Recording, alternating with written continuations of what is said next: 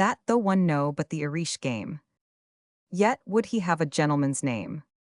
I am like other clerks which so frowardly them gide, that after they are once come unto promotion, they give them to pleasure, their study set aside, their avarice covering with feigned devotion.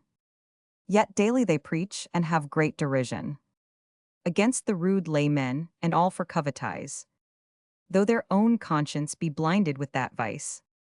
The reign of Henry VIII was distinguished chiefly by satirists, and it says much for the courage of poets that they were almost the only men in that terrible period who dared open their mouths on the crying sins of government. Skelton, Heywood, and Roy were men who amused themselves with the follies and vices of their contemporaries. When the sun of poetry rose in a more glowing form in Surrey, the ferocious king, so ready with the headsman's axe, quenched it in blood. John Skelton, b. 1460-500, was a clergyman educated at Oxford. Erasmus declared him to be Britannicarum literarum lumen et decus, the light and ornament of Britain.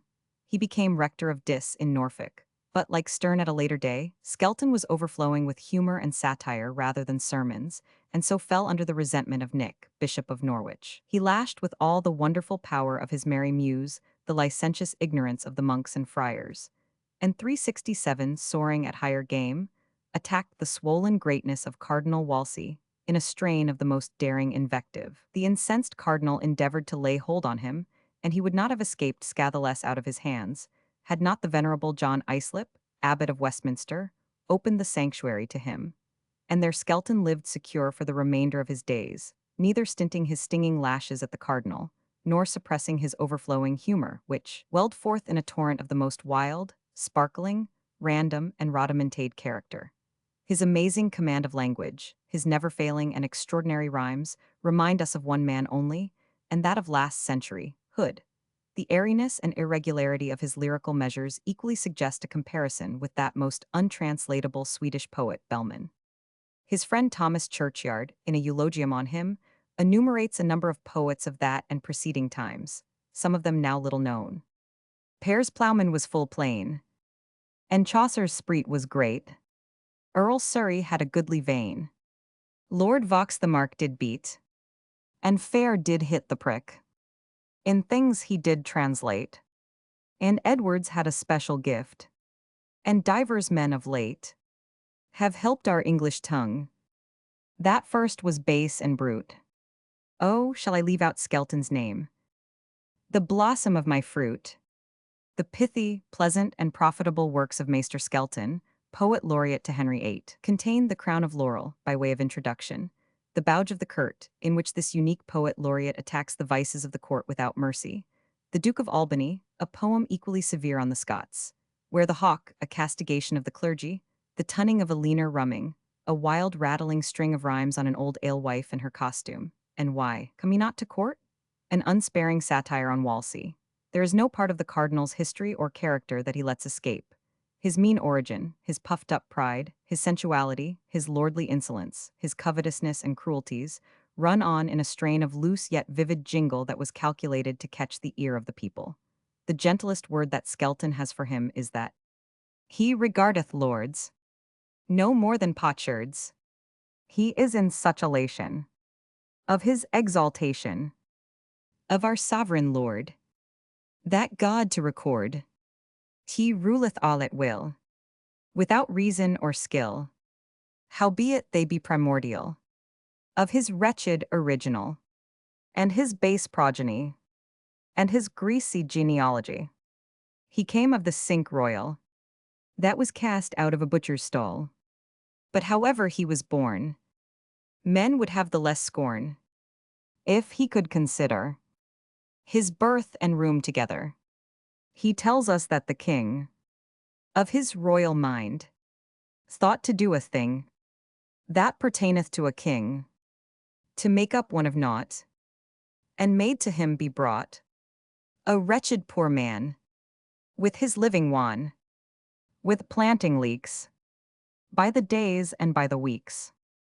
And of this poor vassal, he made a king royal. We cannot afford space for the wild riot of Skelton's description of old Eleanor Rumming. Droopy and drowsy, scurvy and lousy, her face all bossy, comely crinkled, wonderfully wrinkled, like roast pig's ear, bristled with hair. But Skelton has shown that he could praise in strains not unworthy the fair and noble, and buoyant with music of their own. Such is his canzonet too. Mistress Margaret Hussey, Mary Margaret, as midsummer flower, gentle as falcon, or hawk of the tower, with solace and gladness, mirth and no madness, all good and no badness, so joyously, so maidenly, so womanly, her demeanor, in everything, far, far passing, that I can indite, or suffice to write, of Mary Margaret, as midsummer flower, gentle as falcon, or hawk of the tower, etc. A far more grave and not less vengeful satirist of Wolsey and the clergy was William Roy, the coadjutor of Tyndale in the translation of the Bible. He was originally a friar, but joining the reformers, he wrote a poem against Wolsey, who 368 had ordered the burning of Tyndale's New Testament.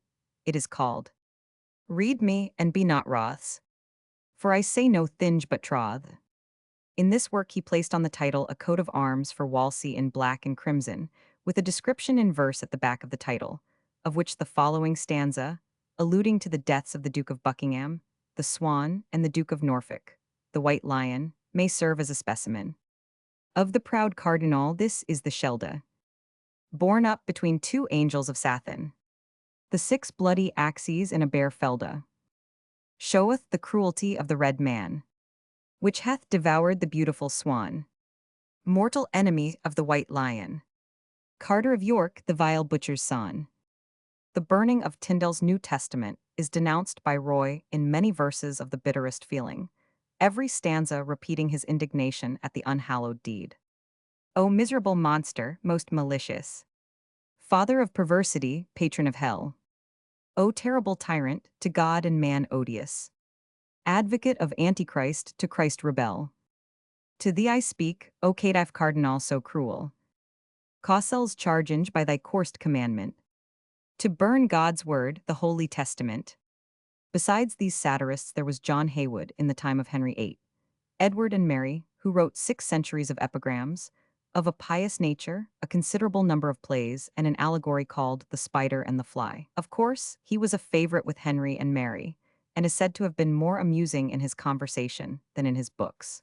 Heywood has the honor commonly assigned him of being the first author of interludes, the stepping stones from the old mysteries and moralities to the regular drama. With the church passed away these grotesque performances called religious, and the drama quickly expanded in all its fair proportions before the eyes of the public. Shakespeare arose, and the dates of the appearance of his plays show us that they were many of them produced before 1603, the close of the reign of Elizabeth. In fact, Shakespeare seems to have retired from the stage in the very year of Elizabeth's death.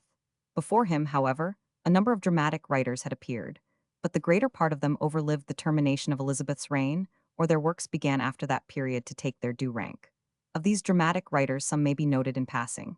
Heywood had been preceded by Skelton in the line of interlude, whose strange Nigromancia was printed by Wynkyn de Worde as early as 1505. Heywood wrote various interludes, but his chief one was the 4 Ps, namely, a palmer, a pardoner, a poticary, and a peddler. On the heels of this appeared the first regular comedy, Gammer Gurton's Needle, written by John Hill and printed in 1551. 10 years after was acted the first English tragedy, Gorboduc, written by Thomas Norton and the celebrated poet Thomas Sackville, afterwards Lord Buckhurst and Earl of Dorset. Passing over the Damon and Pythias of Richard Edwards, the Promos and Cassandra of George Whetstone, which, borrowed from an Italian novel, contains the rude outline of Shakespeare's Measure for Measure. We come to Robert Greene, who with Kidd, Lyly, Peel, Nash, author of Queen Dido, and Marlowe, constituted a remarkable constellation of genius. Greene's chief plays are Friar Bacon and the Friar of Bungay, and A Looking Glass for London, written in conjunction with his friend Thomas Lodge. He also wrote much poetry. The principal dramas of George Peele are David and Bethsabe, with the tragedy of Absalon, written in 1579, which is a real mystery play, and the famous Chronicle of Edward I, The Old Wives' Tales, a comedy, and 100. Lyly, the Euphuist, wrote 9 plays, amongst them Alexander and Campespe, Sappho and Phaon, Midos, Galathea, etc. Lyly was fond of Greek subjects, but he could also enjoy English comedy, as in Mother Bomby, and others which are regular comedies, divided into acts and scenes and interspersed with agreeable songs. Contemporary with the preceding, as well as with Shakespeare, Marlowe, B. 1564, 500, is the greatest name which precedes that of the supreme dramatist.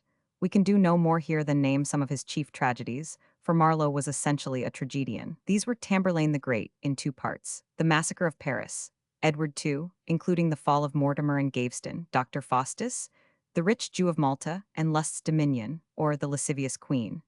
Marlowe was, moreover, a beautiful lyrical poet, as is evident by his charming madrigal, Come Live With Me and Be My Love, given in Walton's Angler. Greene, Peele, Marlowe, Nash, and that whole company were dissipated in their lives, and lived and died in deep poverty. To these we must add, as dramatic poets of this era, whom it is essential to a continuous 369 view of the progress of the drama to mention with the rest, Dekker, Kyd, author of Geronimo and the Spanish Tragedy, Lodge, author of The Wounds of Civil War, and 100. Gascoigne, Chapman, also the celebrated author of the translation of Homer, Jasper Heywood, son of John Heywood, Weston, Marston, and 100.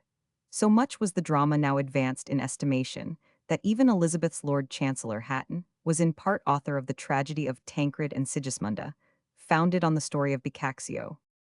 Edmund Spenser, amongst the lyrical poets, the reign of Henry VIII, presents us with a remarkable trio, who were associated as well by their genius as their position and fate. These were Sir Thomas Wyatt, the early lover of Anne Boleyn, her brother George Boleyn, afterwards the unfortunate Earl of Rochford, and the equally unfortunate Henry Howard, Earl of Surrey, the last victim of the sanguinary Henry VIII.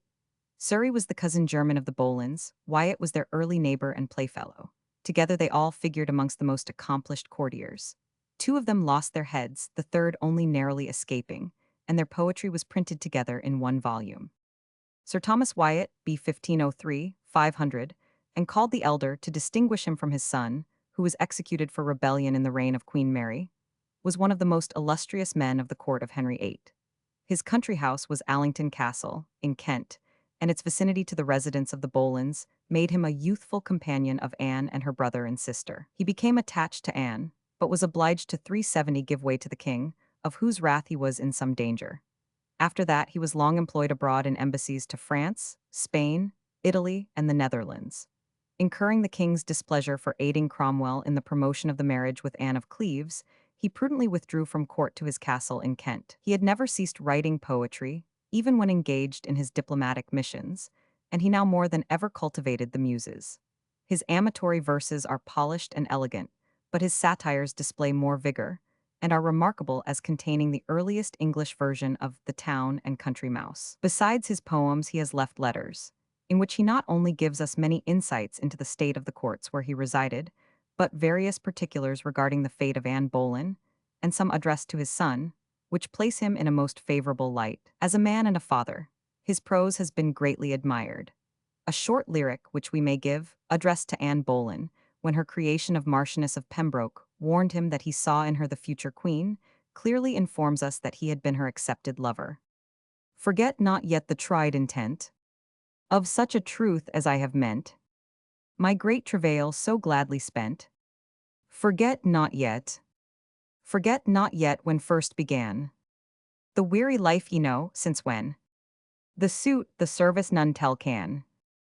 Forget not yet the great assays, the cruel wrongs, the scornful ways, the painful patience and delays.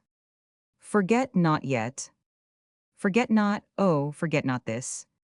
How long ago had been and is the love that never meant amiss. Forget not yet. Forget not now thine own approved, the which so constant hath thee loved, whose steadfast faith hath never moved. Forget not yet. His friend George Boleyn was, perhaps, a more spirited poet than himself, and is said to have sung the night before his execution, May 17, 1536, a lyric which had been printed some time, along with the poems of Wyatt, called Farewell, My Lute, the refrain of which was too strikingly applicable to his situation. Farewell, my lute, this is the last labor that thou and I shall waste, for ended is that we began. Now is the song both sung and past. My lute, be still, for I have done. But the most famous of these was the Earl of Surrey, b. 1516, 500. Like Wyatt, he had traveled in Italy and formed a high admiration of the great Italian poets Dante, Ariosto, and Petrarch, on whose model he formed his taste. Like his ancestor, the conqueror of Flodden, he was brave and high-spirited, but seems to have had a facility for getting into scrapes, both with his own family and the government. As a gay courtier, however, he was much admired by the ladies, and still more by people of taste for his poems, which went through 4 editions in 2 months, and through 7 more in the 30 years after their appearance. They are supposed to have strongly influenced the taste of Spenser and Milton. The theme of his lyrics was the fair Geraldine, but who she was precisely neither critics nor historians have quite determined, though believed to be a lady of the Irish family of Fitzgerald. A single stanza will indicate the spirit with which he proclaimed her beauty. Give place, ye lovers, here before, that spent your boasts and brags in vain. My lady's beauty passeth more. The best of yours I dare well sayn. Then doth the sun the candlelight, or brightest day the darkest night. But the most important fact in Surrey's poetical history is his introduction of blank verse into the English language. A simple but, in its consequences, most eventful innovation, liberating both the heroic and the dramatic muse from the shackles of rhyme, and leading the way to the magnificent works of Shakespeare and Milton in that free form. There has been much dispute among critics as to whether Surrey invented blank verse or merely copied it from some other language. But the only wonder seems that some one of our poets had not attempted it before. What so likely as that Surrey, in translating the first and fourth books of the Need, should adopt the blank verse in which the original was written, not exactly the hexameter, but a measure more suitable to the English language. All the verse of the ancient Greeks and Romans is of this blank species, and it is extraordinary that men well read in these tongues had so long omitted the experiment, especially as the Italians, the French, and the Spaniards had tried it. Gonsalvo Perez, secretary to Charles V, had translated Homer's Odyssey into blank verse, and in 1528 Trissino, in order to root out the terza rima of Dante, had published his Italia Liberata di Godi, Italy delivered from the Goths, in blank 371 verse. In the reign of Francis I, 2 of the most popular poets of France, Jodelle and de Baif, wrote poems in this style. Gawain Douglas, Bishop of Dunkeld, had already translated the Need into Scots metre, and it would seem as if Surrey, in trying his hand on 2 books of the same poem, had been induced to make the essay of blank verse at the same time. Whatever was the immediate cause, nothing could exceed the success of Surrey's experiment. His verse flows with a stately dignity full of music and strength. We take a specimen from the 4th book of the Need, where Dido, who has vowed never to marry again, perceives her new passion for knees and discloses her pain to her sister. Knee to her limbs care granteth quiet rest. The next morrow with ph bus lamp the earth. A lightened clear, and eke the dawning day. The shadow dank gan from the pole remove. When all unsowned her sister of like mind. Thus spoke she to, O sister, and what dreams be these that me tormentin, thus afraid? What newcome jest unto our realm wise come? What one of cheer, how stout of heart in arms? Truly I think, ne vain wise my belief. Of Gadish ray some of Springe should he seem. Cowardy noteth heart swerved out of kind. He driven, Lord, with how hard destiny. What battles eke achieved did he tell? And but my mind was fixed immovably. Never with wight in wedlock for to join. Scythe my first, love me left by death dissevered. If bridal bones and bed me lost not. To this one fault perchance yeet might I yelled. For I will grant sith wretched sitches death. My spouse and hawes with brother slaughter stained. This only man hath made my senses bend. And pricketh forth the mind that gan to slide. Feelingly I taste the steps of mine old flame. But first I wish the earth me swallow down. Or with thunder the mighty Lord me send. To the pale ghosts of hell and darkness to pay. Or I the stain shamefastness or the laws. If we turn to Sackville's Gorboduc, acted before Queen Elizabeth in 1561, we shall see how thoroughly blank verse had asserted its freedom of the language. Even Green, in his Friar Bacon, in 1594, has passages that in their rich and harmonious diction display the wonderful power of blank verse. The true vehicle for the deathless dramas of Shakespeare was established, and already he had taken possession of it with some of his noblest imaginings. For Nash, as early as 1589, alludes to Hamlet. But before coming to Shakespeare, we must add another word regarding Sackville, b. 1527, 500. In 1559, he published The Mirror for Magistrates. The poetical preface to this work, which he called The Induction, and The Complaint of Henry, Duke of Buckingham, displayed the most remarkable powers of poetry, and at once arrested the public attention. The work itself was a mere series of the lives of personages prominent in English history.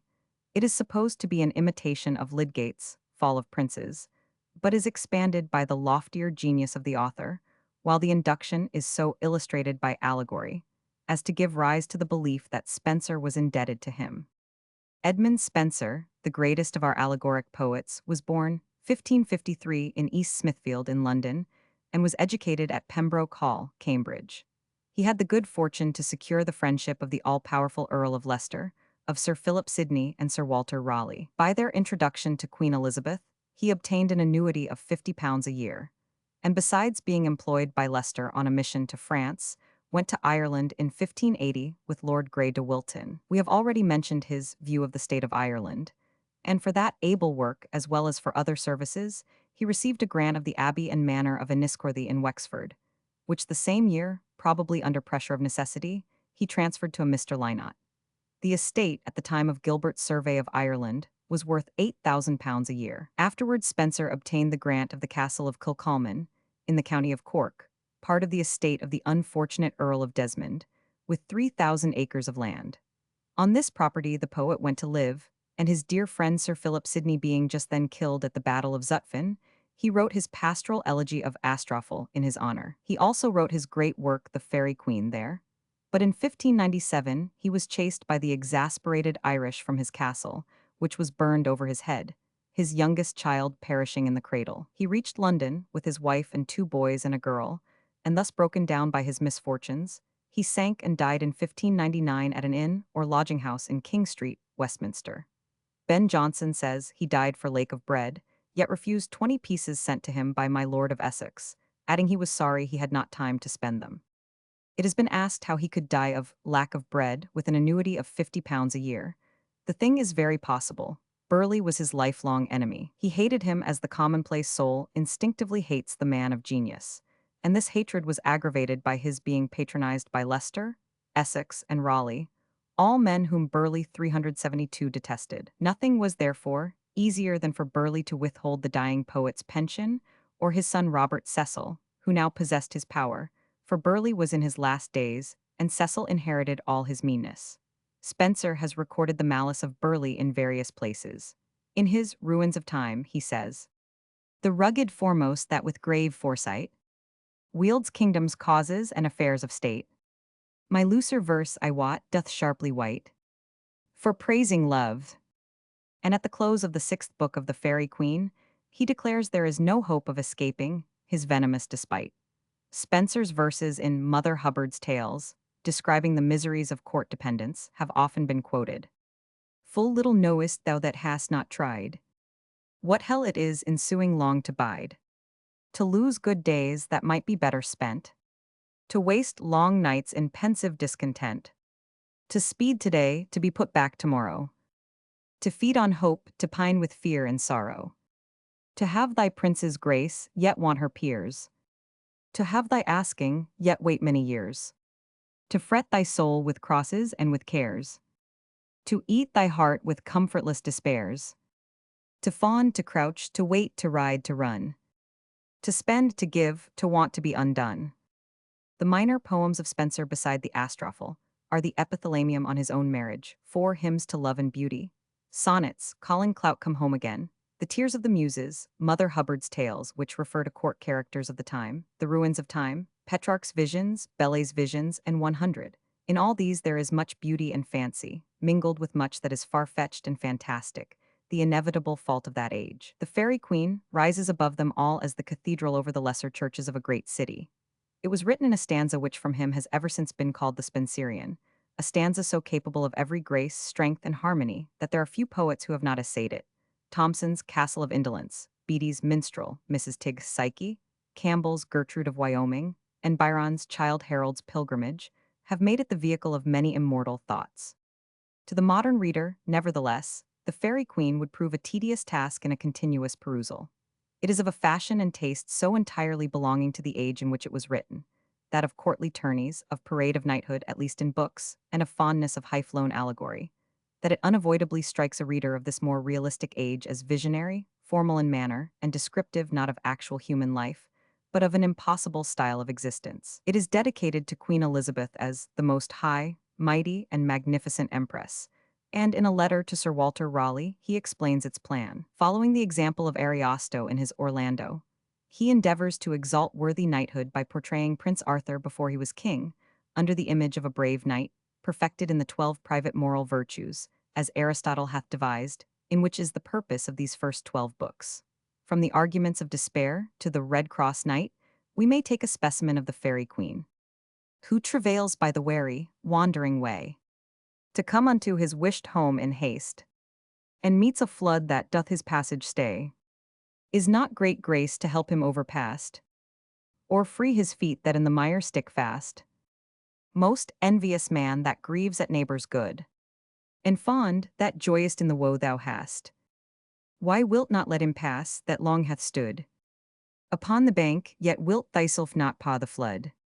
He there does now enjoy eternal rest, and happy ease which thou dost want and crave, and further from it daily wanderest. What if some little pain the passage have, that makes frail flesh to fear the bitter wave? Is that not pain well borne, that brings long ease, and lays the soul to sleep in quiet grave? Sleep after toil, port after stormy seas, ease after war, death after life does greatly please. The knight much wondered at his sudden wit, and say'st, the term of life is limited. Ne may a man prolong, nor shorten it. The soldier may not move from watchful steed, nor leave his stand until his captain bid. Who life did limit by almighty doom, quoth he, knows best the terms established. And he that points the sentinel his room, doth license his depart at sound of morning droom. Is not his deed, whatever thing is done, in heaven and earth did he not all create? To die again, all ends that was begun. Their times in his eternal book of fate are written sure and have their certain date. Who then can strive with strong necessity that holds the world in its still changing state, or shun the death ordained by destiny? When hour of death is come, let none ask whence nor why. The longer life, I wot, the greater sin. The greater sin, the greater punishment. All those great battles which thou boasts to win, through strife and bloodshed and avengement, now praised, hereafter dear thou shalt repent. For life must life, and blood must blood repay. Is not enough thy evil life forspent? For he that once hath missed the right way, the further he doth go, the further he doth stray. The language of Spenser must not be held to be the language of the time.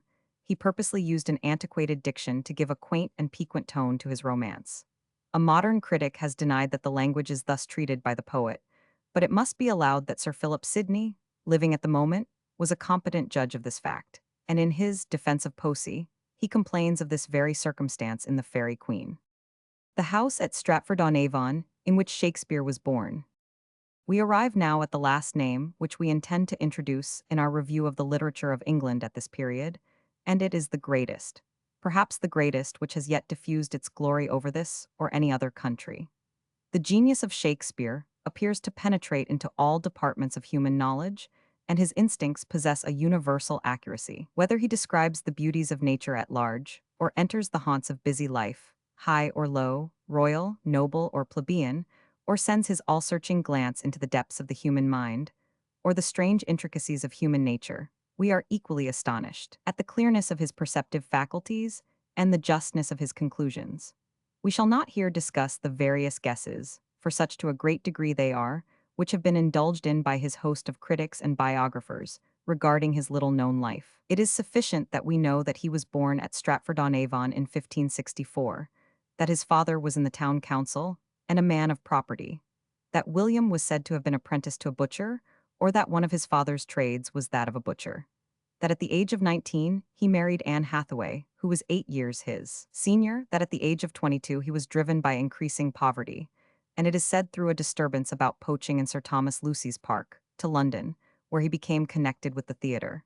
And so early as 1589, we find that he had written Hamlet, if no other of his dramas, though none of them seem to have been published, till 1597, 8 years afterwards. The first of his poems, Venus and Adonis, was printed in 1593, 4 years earlier, and The Rape of Lucrece in the following year. From that time 374 to 1603, the year of the death of Elizabeth, a great number of his dramas was published, but King Lear, Macbeth, Cymbeline, The Winter's Tale, The Tempest, Troilus and Cressida, Henry VIII, Coriolanus, Julius Caesar, and Antony and Cleopatra would appear to have been the glorious products of his 10 or 13 years of leisure in his native town. One of the first labors of his retirement seems to have been the collection of his sonnets, for they were published in 1609. We mention these facts here merely as historical data, because it will be necessary to notice his plays in the next centennial period of our history in connection with the drama at large. But we shall confine our notice of Shakespeare on this occasion solely to his poetical character. The poems of Shakespeare are Venus and Adonis, The Rape of Lucrece, Sonnets, A Lover's Complaint, and The Passionate Pilgrim. The poems, for the most part, if not altogether, The Passionate Pilgrim, and some of the sonnets excepted, would appear to have been his earliest productions. He dedicates Venus and Adonis to Lord Southampton, and styles it the first heir of my invention. This poem, The Rape of Lucrece and The Lover's Complaint, bear marks of youthful passion. They burn with a voluptuous fire, yet they are at the same time equally prodigal of a masterly vigor, imagination, and the faculty of entering into and depicting the souls of others. They as clearly herald the great poet of the age, as a morning sun in July announces what will be its intensity at noon. The language, in its purity and eloquence, is so perfect that it might have been written, not in the days of Elizabeth, but in those of Victoria, and presents a singular contrast to that of Spenser. The Passionate Pilgrim is an extraordinary production. It has no thread, not even the slightest, of story or connection, and seems to be merely a stringing together of various passages of poetry, which he had struck off at different moments of inspiration, and intended to use in his dramas. Some of them, indeed, we find there. It opens with a commencement of the legend of Venus and Adonis, apparently his first rude sketch of the poem he afterwards wrote more to his mind. It then breaks suddenly off with those well-known lines, beginning, "Crabbed age and youth cannot live together," soon after as suddenly changes into, "It was a lording's daughter, the fairest one of three," as abruptly gives us those charming stanzas opening with, "Take, oh, take those lips away, that so sweetly were forsworn," and presents us with a number of disjointed passages which are found in Love's Labours Lost. But the sonnets are the most interesting, because they give us glimpses into his own life and personal feelings. Many of them are plainly written in the characters of others. Some express the sentiments of women towards their lovers, but others are unmistakably the deepest sentiments and feelings of his own life. From these, we learn that Shakespeare was not exempt from the dissipations and aberrations incident on a town life at that time. But his true and noble nature led him to abandon the immoral city as early as possible, and retire to his own domestic roof in his own native place. We may select one specimen of these sonnets, which probably was addressed to his wife, and which at once betrays his dislike of his profession of an actor, and his regret over the influence which it had had on his mind, and the stigma which it had cast on his name. For the profession of a player was then so low as to stamp actors as vagabonds. "Oh, for my sake do you with fortune chide, the guilty goddess of my harmful deeds. That did not better for my life provide than public means which public manners breeds. Thence came it that my name receives a brand, and almost thence my nature is subdued to what it works in, like the dyer's hand. Pity me then, and wish I were renewed. Whilst like a willing patient I will drink potions of Isel A gainst my strong infection. No bitterness that I will bitter think, nor double penance to correct correction. Pity me then, dear friend, and I assure ye, even that your pity is enough to cure me." But if the great dramatist and inimitable poet shrank with disgust from the profession of acting, because of the estimation in which the actor then was held, and the pollutions which surrounded the stage, he held a very different opinion of the vocation of a dramatist. In the peaceful and virtuous retirement of his country residence, he still occupied himself with the composition of the noblest dramas of all time. And whilst he was so free from the petty egotism of a small mind that he left scarcely any record of himself, he boldly avowed his assurance of the immortality of his fame. Now, with the drops of this most balmy time, my love looks fresh and death to me subscribes, B. Since, spite of him, I'll live in this poor rhyme, while he insults o'er dull and speechless tribes. And thou in this shalt find thy monument, when tyrants' crests and tombs of brass are spent. From the painting known as the Shandow's Portrait, William Shakespeare.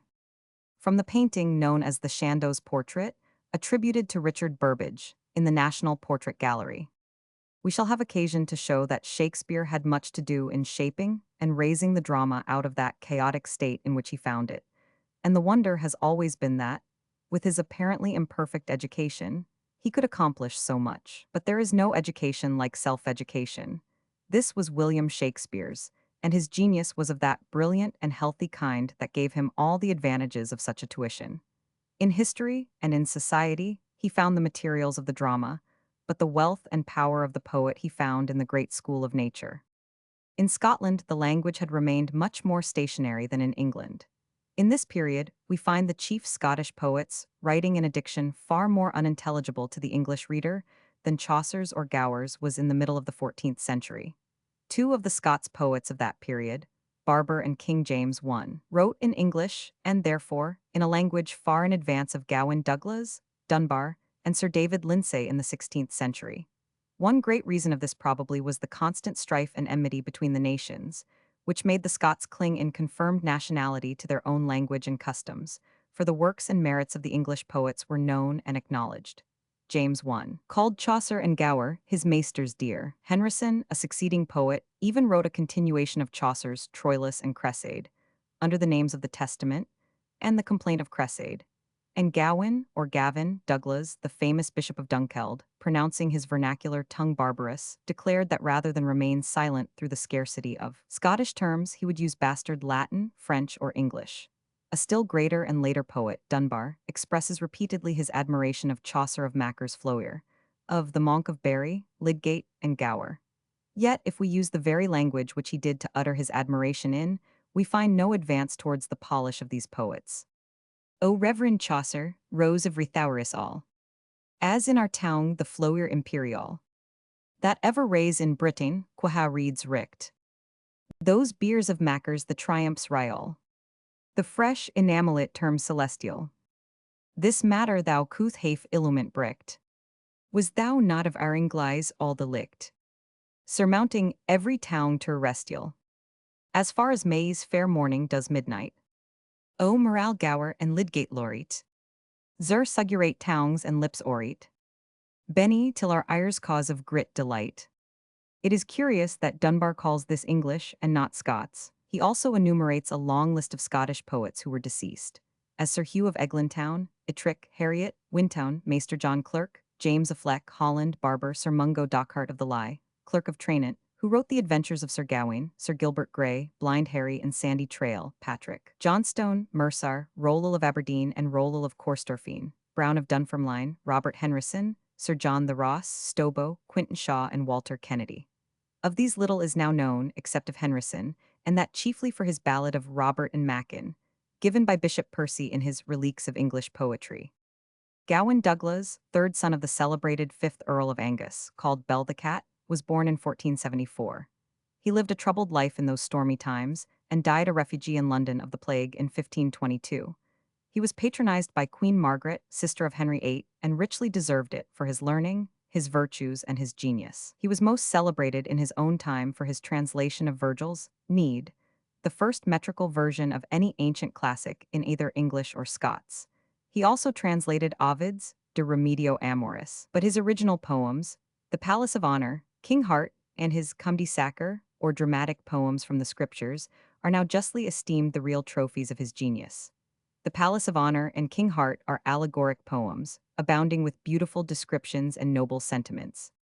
The principal poems of William Dunbar, B. 1465-500, are the Golden Turge, or Target, the Thistle and the Rose, in honor of the marriage of Margaret of England with James IV. Of Scotland, the Feigned Friar, the 376 Lament of the Death of the Makers, or Poets, and a number of other poems, chiefly lyrical, which display versatile genius, comic, satirical, grave, descriptive, and religious, and place him in the first rank of Scotland's poets, notwithstanding the obsolete character of his language, and not the least of his distinctions is the absence of that grossness which disfigured the writings of the poets of those times.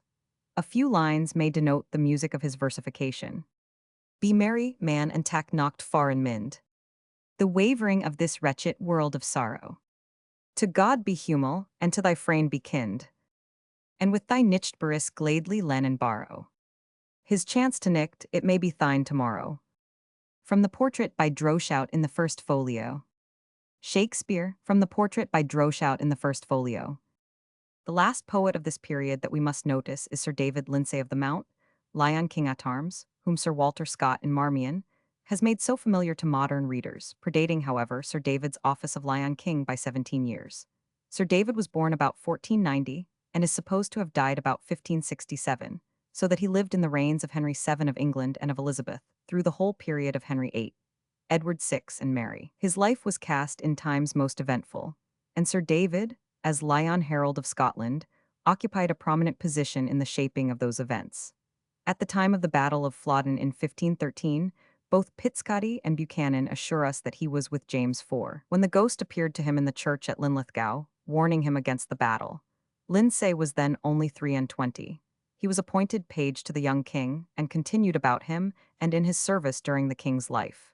In his complaint, addressing the king, he says, "How as our chapman burs his pack?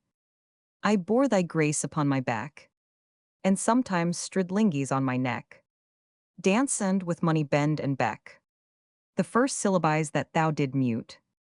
Padalin upon the lute. Padalin upon the lute. For play thou late me never rest. But Gingertown thou luff it I best. And I quehen thou come from the skule. Then I luff it to play the fuel." Lindsay went to France on embassies of royal marriage, and after the king's early death under the Regency, he was again sent to the Low Countries on a mission to the Emperor Charles V. In 1548, he went as Lion King to Denmark, to King Christian, to seek aid against the English, and afterwards lived to see the great struggle between the Old Church and the Reformation, the murder of Cardinal Beaton, the return of Knox, and must have died about the time of the murder of Darnley. The acting of one of Shakespeare's plays in the time of Queen Elizabeth. Sir David, though bred a courtier, was a thorough reformer, and his poems abound with the most unrestrained exposure of the corruptions of courts and of the church. The flagitious lives of monks, nuns, and clergy, he pours forth the most trenchant satire and denunciation, and in this respect he may be styled the Chaucer of Scotland. His poems are the Dream, the Complaint of Papingo, the Complaint of Bagsh, Ain Pleasant Satire of the Three Estates, the Answer to the King's Flighting, Kitty's Confession, the Tragedy of the Cardinal, the History and Testament of Squire Meldrum, Monarchy, and the Epistle Nuncupatory. The Dream reminds one of the dreams of former poets, of Chaucer, William Langlands, the vision of Piers Plowman, and of those of Douglas and Dunbar. Probably the Golden Turge of Dunbar suggested this poem, for just as Dunbar goes out, as the stern of day began to shine, and lying under a rosier or arbor of roses, lulled by the songs of birds and the sound of a river, dreams, so does Lindsay dream, passing with Dame Remembrance as his guide, through earth, hell, purgatory, heaven, paradise, and the planets 7, hearing and seeing all the works of God, and the rewards and punishments of the good and the evil. The Complaint describes the degenerate manners of the court, whilst Lindsay was banished from it, and the grapes were sour. The Complaint of the Papingo, or the King's Parrot, deals out the same 378 measure to the hierarchy as Lindsay had given to the state, and in it Cardinal Beaton, the Pope, and the clergy in general are soundly rated. Next comes the Three Estates, a morality play in which all kinds of emblematical personages, Rex Humanitas, sensuality, chastity, and 100,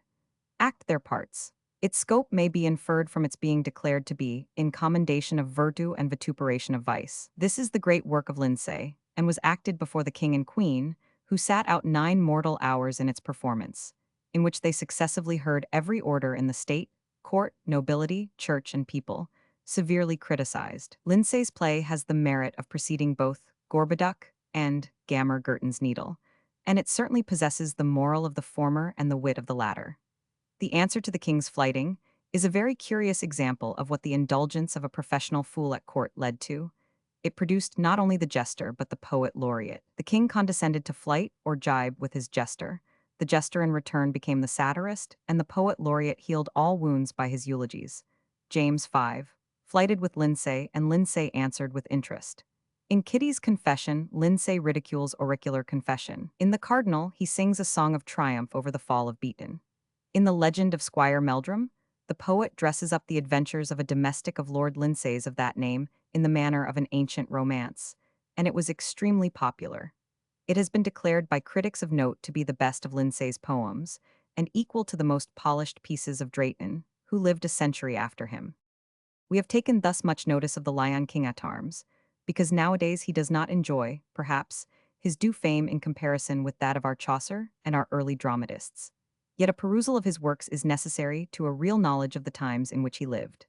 The reader, however, must be warned that in the search after this knowledge he will have to wade through much filth, and language now astonishing for its naked coarseness. On the other hand, he will occasionally find scientific theories of modern pretension quite familiar to our Lion King. For instance, Kirwan in his Elements of Mineralogy, a work published in 1794 and marking a considerable advance in knowledge, claimed the geologic discovery that the currents which broke up the hills in Europe came from the southwest, leaving the diluvial slopes declining to the northeast. But here Lindsay 300 years ago. I read how clergy's doys conclude. Enduring that mayest furious flood. With quihilk the earth was saw oppressed. The wind blew fieth of the southwest. As may be sane it be experience. How, through the water's violence, the hike montanis in every art, are bane fornance the southwest part. As the montanis of Pyrenees, the Alpes and Rochis in the Says. Richt saw the Rochis gret and grey. Quihilk standies into Norway. The hikest hillies in every art. And in Scotland for the mayest part. Throuch weltering of that furious flood. The craiges of earth war mayest denude. Travelling men may consider best. The montanis bear nix the southwest. The 16th century was nearly as distinguished for its music as its poetry. The reproach which has been cast on England in our own time for not being a musical or music-producing nation did not apply then. On the contrary, we stood at the head of Europe in original musical composition. The monarchs of that age, like their most illustrious predecessors from Alfred downwards, were highly educated in music. Henry VIII was himself a composer of church music. It must be recollected that Henry, being but the second son of Henry VII, was originally educated for the church, whose dignities were then princely. And, as a matter of course, he was made familiar with its music, which occupied so prominent a part in its worship. Erasmus bears testimony to the fact of Henry having composed offices for the church, a fact confirmed by Lord Herbert of Cherbury and Bishop Burnet, and Sir John Hawkins in his History of Music, and Boyce in his Cathedral Music of English Masters, have preserved specimens of the royal composition. Boyce gives a fine anthem of Henry's, O Lord, the maker of all things. The king's musical establishment for his chapel, consisting of 114 persons, cost annually upwards of £2,000, and was continued by Edward. Mary and Elizabeth were equally learned in music, though they do not appear to have patronized it as royally. Under these circumstances, great composers, both of sacred and social music, flourished in the 16th century. The names of Tye, Marbeck, Tallis, Bird, Farrant, Dowland, Bennett, Wilby, Ford, and 100 stand in superb array as composers of some of our finest church music, or of madrigals and part songs. Tye was so much esteemed by Henry VIII, 379, that he was made music preceptor to Edward VI, and was afterwards organist to Elizabeth. He composed both anthems and madrigals, and his motet, Laudate Nomen Domini, is still famous. Marbeck composed the notes to the prex and responses, which, with some alterations, are still in use in our cathedrals. He was organist at Windsor, and was very nearly losing his life under the ferocious Henry, being found to be a member of a society for religious reformation. He and his 3 accomplices were condemned to the stake, but Marbeck was saved by his musical genius, Henry observing, on Marbeck's Latin concordance, on which he had been employed, being shown to him, Poor Marbeck, it would be well for thine accusers if they employed their time no worse. His fellows were burnt without mercy, though no more guilty than himself. Queen Elizabeth's Cither and Music Book. Tallis was indebted to Marbeck for the notes just mentioned in his compositions for the church. His entire service, including prayers, responses, litany, and nearly all of a musical kind, are preserved in Boyce's collections. They became the most celebrated of any of that remarkable age. In conjunction, also with his pupil William Byrd, he published in 1575 Cantions Sacre, perfect of their kind. One of them, O Sacrum Convivium, since adapted by Dean Aldrich to the words I call and cry, still continues to be frequently performed in our cathedrals. The cantions are also remarkable as having been the first things of the sort protected by a patent for 21 years, granted by Elizabeth. Byrd was the author of the splendid canon, Non Nobis Domine, which has been claimed by composers of Italy, France, and the Netherlands, but, as sufficiently proved, without any ground. The names of Tallis and Byrd are of themselves an ample guarantee to the claim of musical genius by this country. Richard Farrant and Dr. Bull, the first a chorister in Edward VI's chapel, and the latter organist to Queen Elizabeth, added greatly to the sacred music of the period. Farrant's compositions especially are remarkable for their deep pathos and devotion. His anthem, preserved by Boyce, Lord, for thy tender mercy's sake, is unrivaled. In social music, the poetical Surrey stands conspicuous, having set his own sonnets to music. Madrigals and other part songs, since better known as glees, were carried to a brilliant height in this country.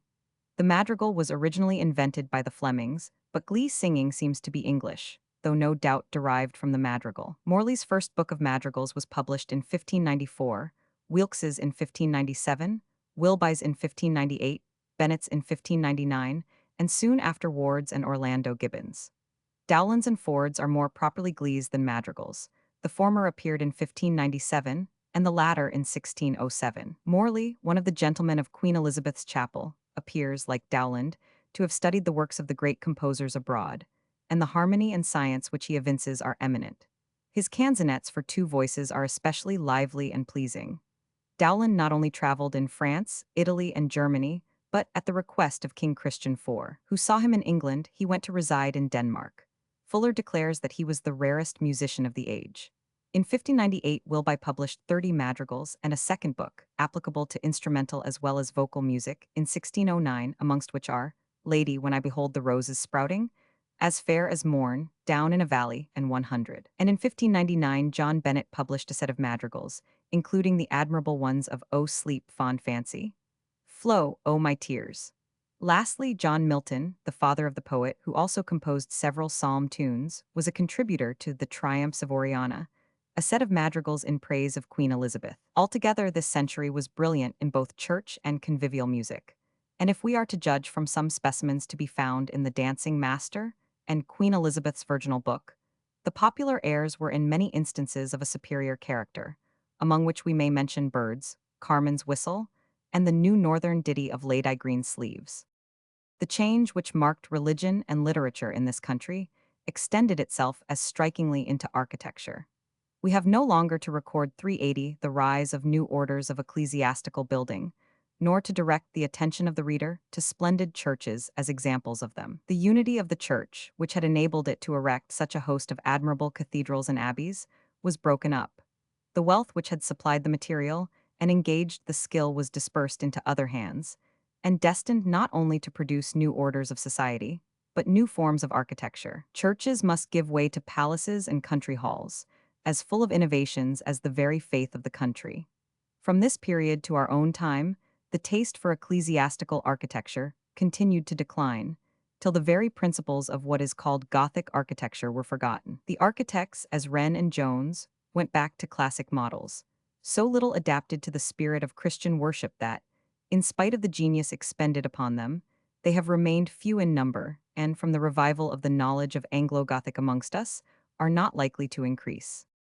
From a photograph by Bedford, Lemire and Co. Holland House, Kensington. From a photograph by Bedford, Lemire and Co. But it is even a question whether the Gothic style had not reached its full development at the period of the Reformation, for we find in most European countries that the noblest buildings of this kind are for the most part anterior to this epoch.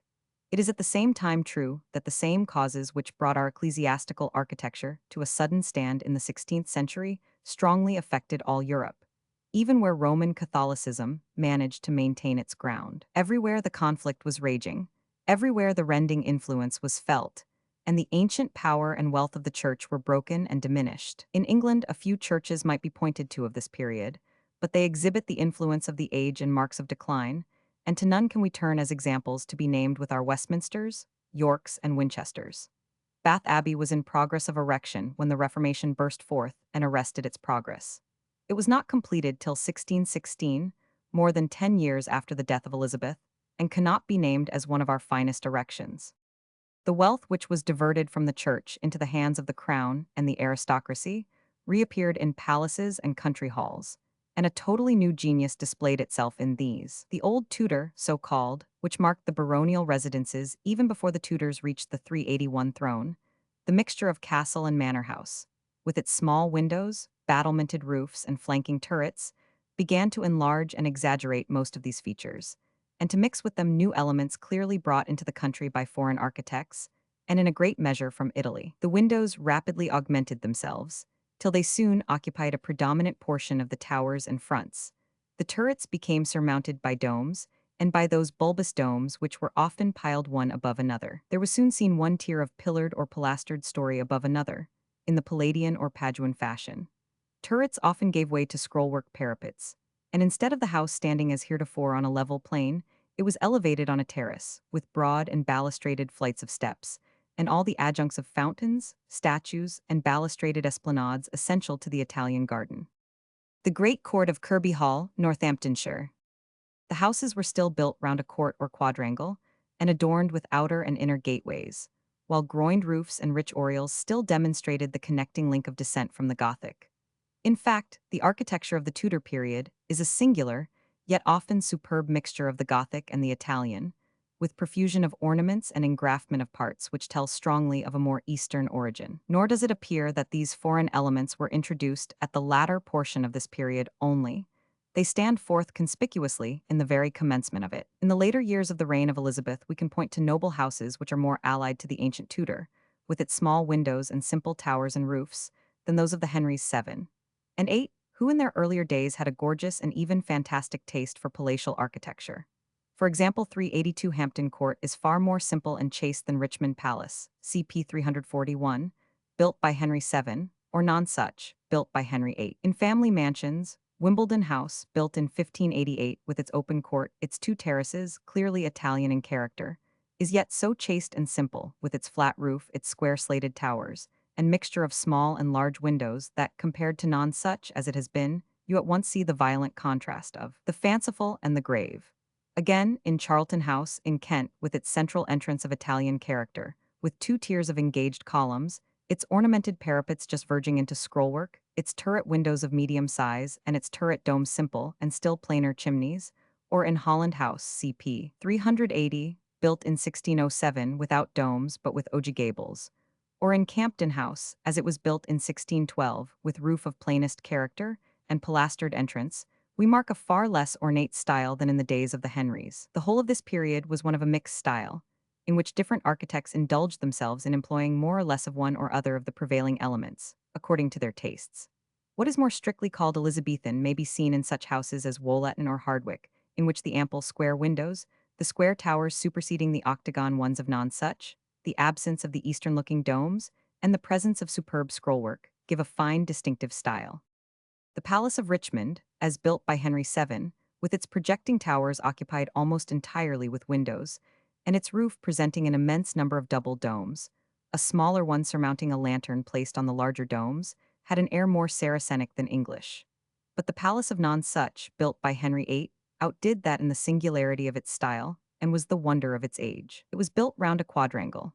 The front was flanked by octagonal towers which, at the height of the ordinary roof, rose, by a demi-arch expanding over the lower one, into 3 more stories, and upon these were lesser towers of 2 stories, surmounted by domes and fanes.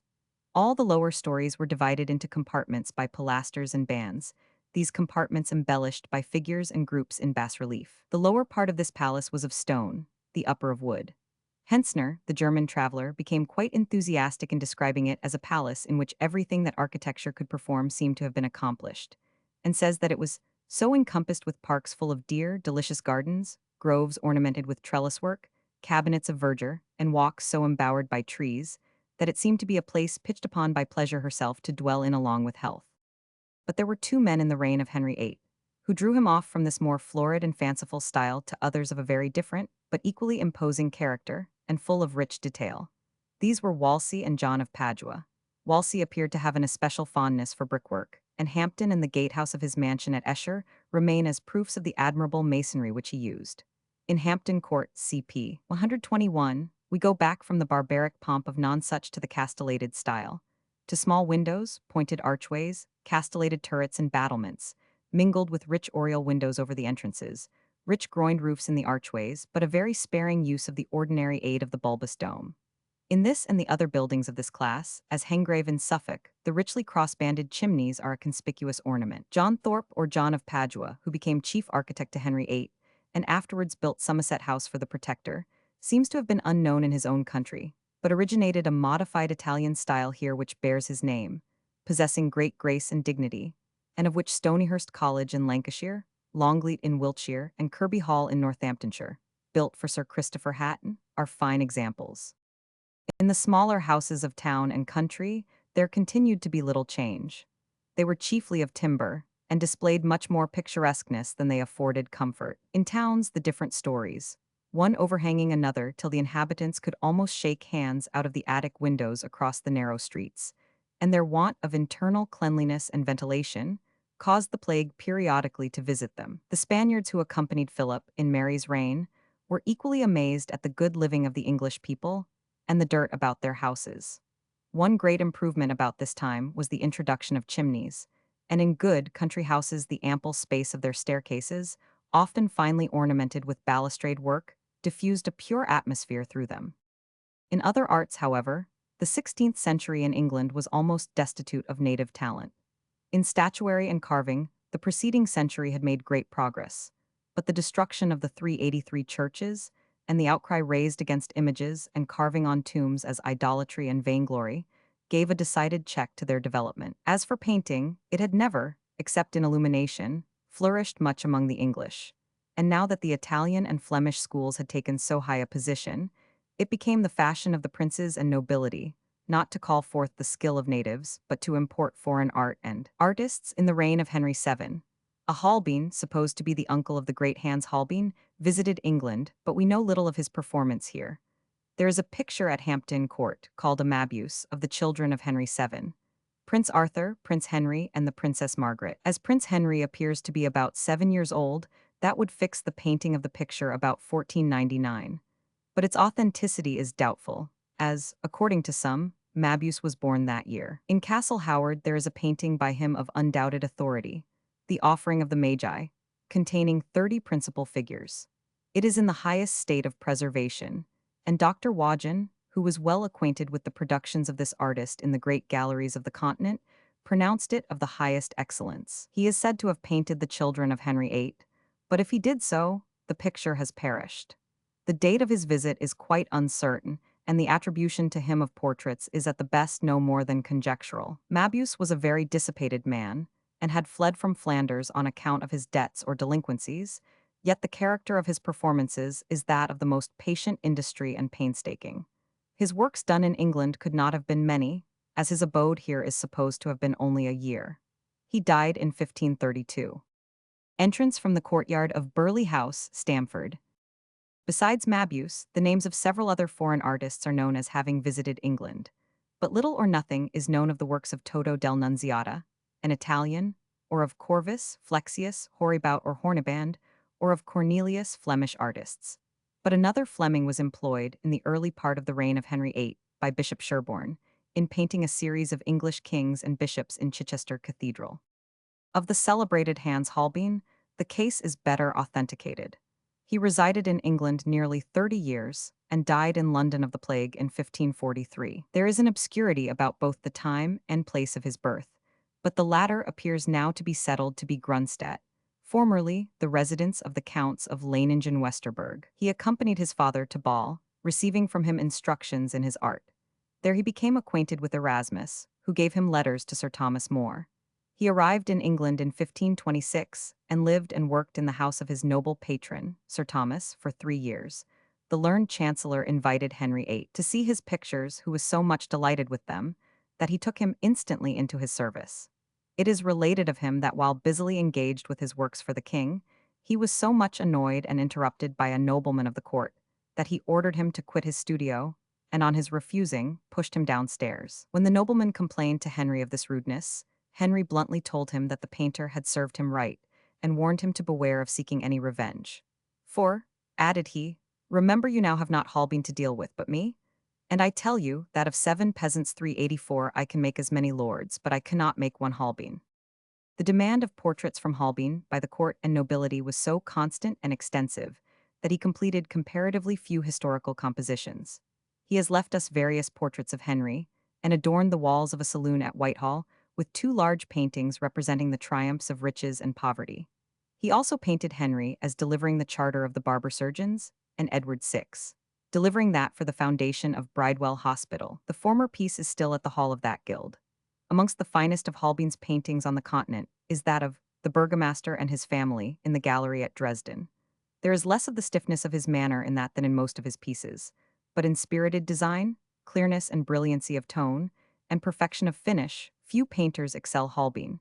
He wanted only a course of study in the Italian school to have placed him among the greatest masters of any age. From a photograph by Carl Norman and Co., Tunbridge Wells. Elizabeth's drawing room, Penshurst Place. From a photograph by Carl Norman and Co., Tunbridge Wells. In the reign of Mary, Sir Antonio More, a Flemish artist, was the great portrait painter. In that of Elizabeth, though she was not more liberal to the arts than to literature, yet her personal vanity led her to have her own portrait repeatedly painted, and the artists, chiefly Flemings, were much employed by the nobility in the same department. Some of the foreign artists also executed historical and other pieces. Among these artists may be named Frederick Zuccaro, an Italian portrait painter, Luc Van Heer, who executed a considerable number of orders here, including a series of representations of national costume for the Earl of Lincoln, and Cornelius Vroom, who designed the defeat of the Spanish Armada for the tapestry which adorned the walls of the House of Lords and which was destroyed by the fire in 1834. In Elizabeth's reign also 2 native artists distinguished themselves, Nicholas Hilliard, a miniature painter, and Isaac Oliver, b. 1556-500. His pupil, who surpassed his master in portraits and also produced historical works of merit. Among the sculptors were Pietro Torrigiano, from Florence, who, assisted by a number of Englishmen, executed the bronze monument of Henry VII, and is supposed also to be the 385 author of the tomb of Henry's mother in his chapel. John Hales, who executed the tomb of the Earl of Derby at Ormskirk, was one of Torrigiano's English assistants. Benedetto Rovzano designed the splendid bronze tomb of Henry VIII, which was to have exhibited himself and Jane Seymour, as large as life, in effigy, an equestrian statue, figures of the saints and prophets, the history of St. George, amounting to 133 statues and 40 bas-reliefs. This monument of Henry's egotism, none of his children or successors respected him enough to complete, and Parliament, in 1646, ordered the portion already executed to be melted down. Soldiers of the Tudor period. In Scotland, during this period, the arts were still less cultivated. The only monarch who had evinced a taste for their patronage was James V, who improved and adorned the royal palaces, by the aid of French architects, painters, and sculptors whom he procured from France, with which he was connected by marriage and alliance. His chief interest and expenditure were, however, devoted to the palace at Linlithgow, which he left by far the noblest palace 386 of Scotland, and worthy of any country in Europe. The furniture of noble houses in the 16th century was still quaint, but in many instances rich and picturesque. The walls retained their hangings of tapestry, on which glowed hunting scenes, with their woodlands, dogs, horsemen, and flying stags, or resisting boars or lions, scenes mythological or historical. In one of the finest preserved houses of that age, Hardwicke in Derbyshire, the stateroom is hung with tapestry representing the story of Ulysses, and above this are figures, rudely executed in plaster, of Diana and her nymphs. The hall is hung with very curious tapestry, of the 15th century, representing a boar hunt and an otter hunt. The chapel in this house gives a very vivid idea of the furniture of domestic chapels of that age, with its brocaded seats and cushions, and its curious altar cloth, 30 feet long, hung round the rails of the altar, with figures of saints under canopies, wrought in needlework. You are greatly struck as you pass along this noble old hall, which has had its internal decorations and furniture carefully retained, with the air of rude abundance, and what looks now to us nakedness and incompleteness, mingled with old baronial state, and rich and precious articles of use and show. There are vast and long passages, simply matted, with huge chests filled with coals, which formerly were filled with wood, and having ample crypts in the walls for chips and firewood. There are none of the modern contrivances to conceal these things.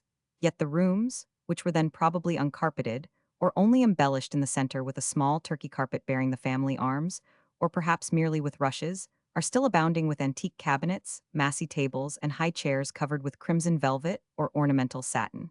You behold the very furniture used by the Queen of Scots, the very bed, the brocade of which she and her maidens worked with their own fingers. In the entrance hall, the old feudal mansion still seems to survive with its huge antlers, its huge escutcheons, and carved arms thrust out of the wall, intended to hold lights. But still more does its picture gallery, extending along the whole front of the house, give you a feeling of the rude and stately grandeur of those times. This gallery is nearly 200 feet long, of remarkable loftiness, and its windows are stupendous, comprising nearly the whole front, rattling and wailing as the wind sweeps along them, whilst the walls are covered with the portraits of the most remarkable personages of that and prior times. You have Henry VIII, Elizabeth, the Queen of Scots, with many of the statesmen and ladies of the age. In such old houses, we find abundance of furniture of the period. The chairs are generally high-backed, richly carved, and stuffed and covered with superb velvet or satin.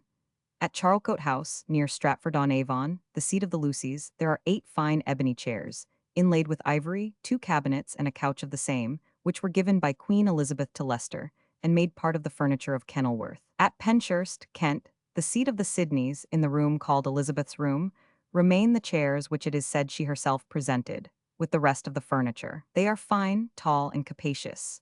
The frames are gilt, the drapery is yellow and crimson satin, richly embroidered, and the walls of each end of the room are covered with the same embroidered satin. In the Elizabethan room at Greenwich Court are chairs as well as other articles of that age. In Winchester Cathedral is yet preserved the chair, a present from the Pope, in which Queen Mary was crowned and married. At Penshurst we have, in the old banqueting hall, the furniture and style which still prevailed in many houses in Sir Philip Sidney's time. The dogs for the fire in the center of the room, from which the smoke ascended through a hole in the roof, the rude tables, the raised dais, and the music gallery, such as Sir Philip Sidney, Spenser, Shakespeare, and Bacon, as well as the Royal Elizabeth, witnessed them.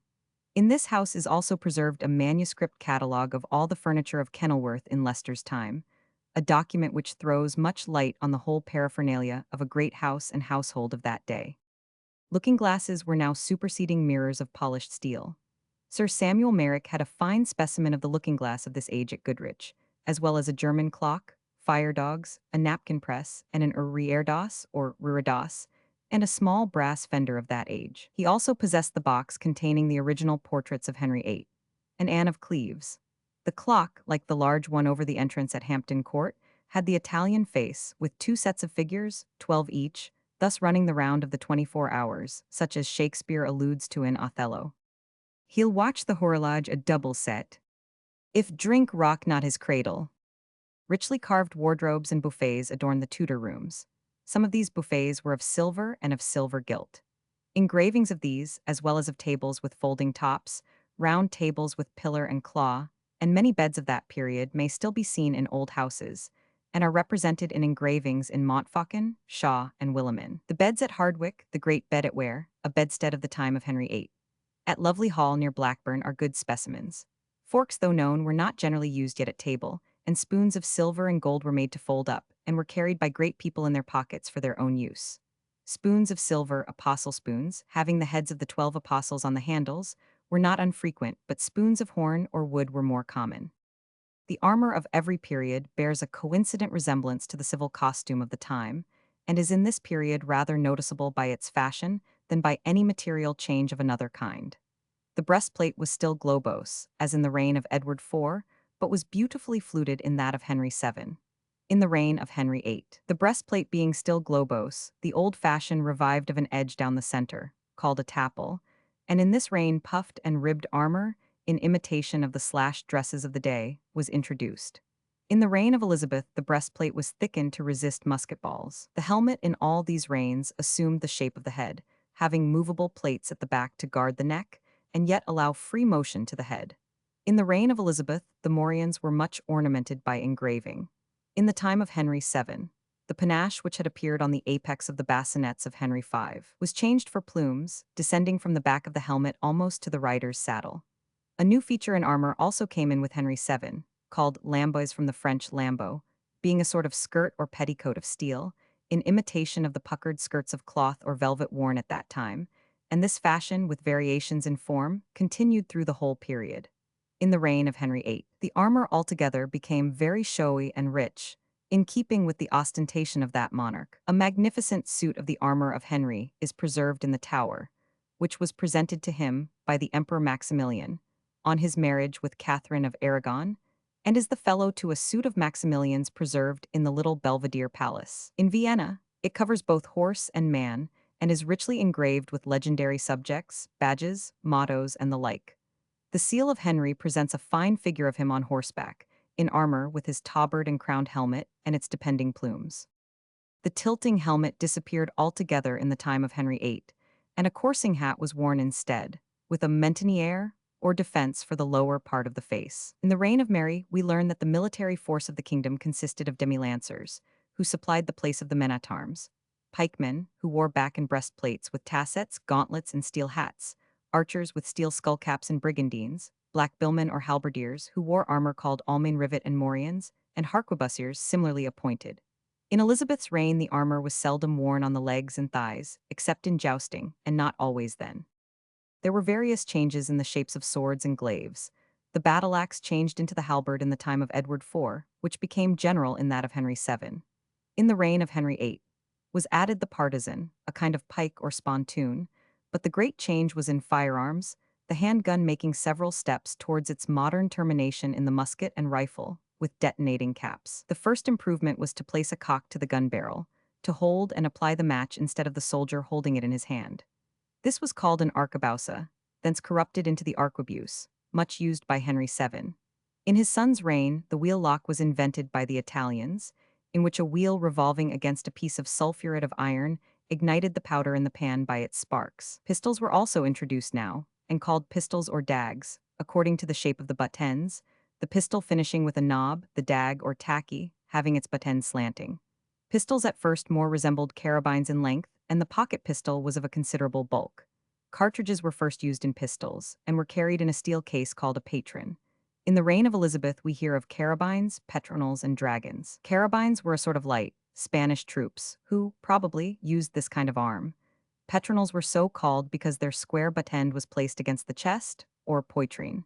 And the dragon received its name from its muzzle being terminated with the head of that fabulous monster, and gave the name of dragoon to the soldiers who fought with them. Bandoliers, or 388 leathern cases, each containing a complete charge of powder for a musket, were used till the end of the 17th century, when they gave way to the cartridge box. With the progress of firearms, it is almost needless to say that the famous art of archery, by which the English had won such fame in the world, was gradually superseded. During the reigns of Henry VII and Henry VIII, bows were much used in their armies as well as firearms, but it was impossible long to maintain the bow and arrow in the presence of the handgun and powder. In vain did Henry VIII pass severe laws against the disuse of the bow. By the end of his reign, it had fallen, for the most part, from the hands of the warrior into that of the sportsman. In vain did Henry forbid the use even of the crossbow to encourage the practice of archery, and Roger Ascham in his Toxophilus endeavor to prolong the date of the bow. By the end of the reign of Elizabeth, the endeavor to protract the existence of archery by statute was abandoned, and its long reign, except as a graceful amusement, was over. The costumes of this age come down to us depicted by great masters, and are displayed to us in their full effect. At least this much can be said for those of the aristocracy. Looking at these ladies and gentlemen, they appear as little like plain, matter-of-fact English people as possible. There is a length and looseness of robes about the men which has more the air of a holiday, gala garb, than the attire of people who had serious affairs to carry through, and you would scarcely credit them to be the ancestors of the present prosaic, buttoned-up, and busy generation.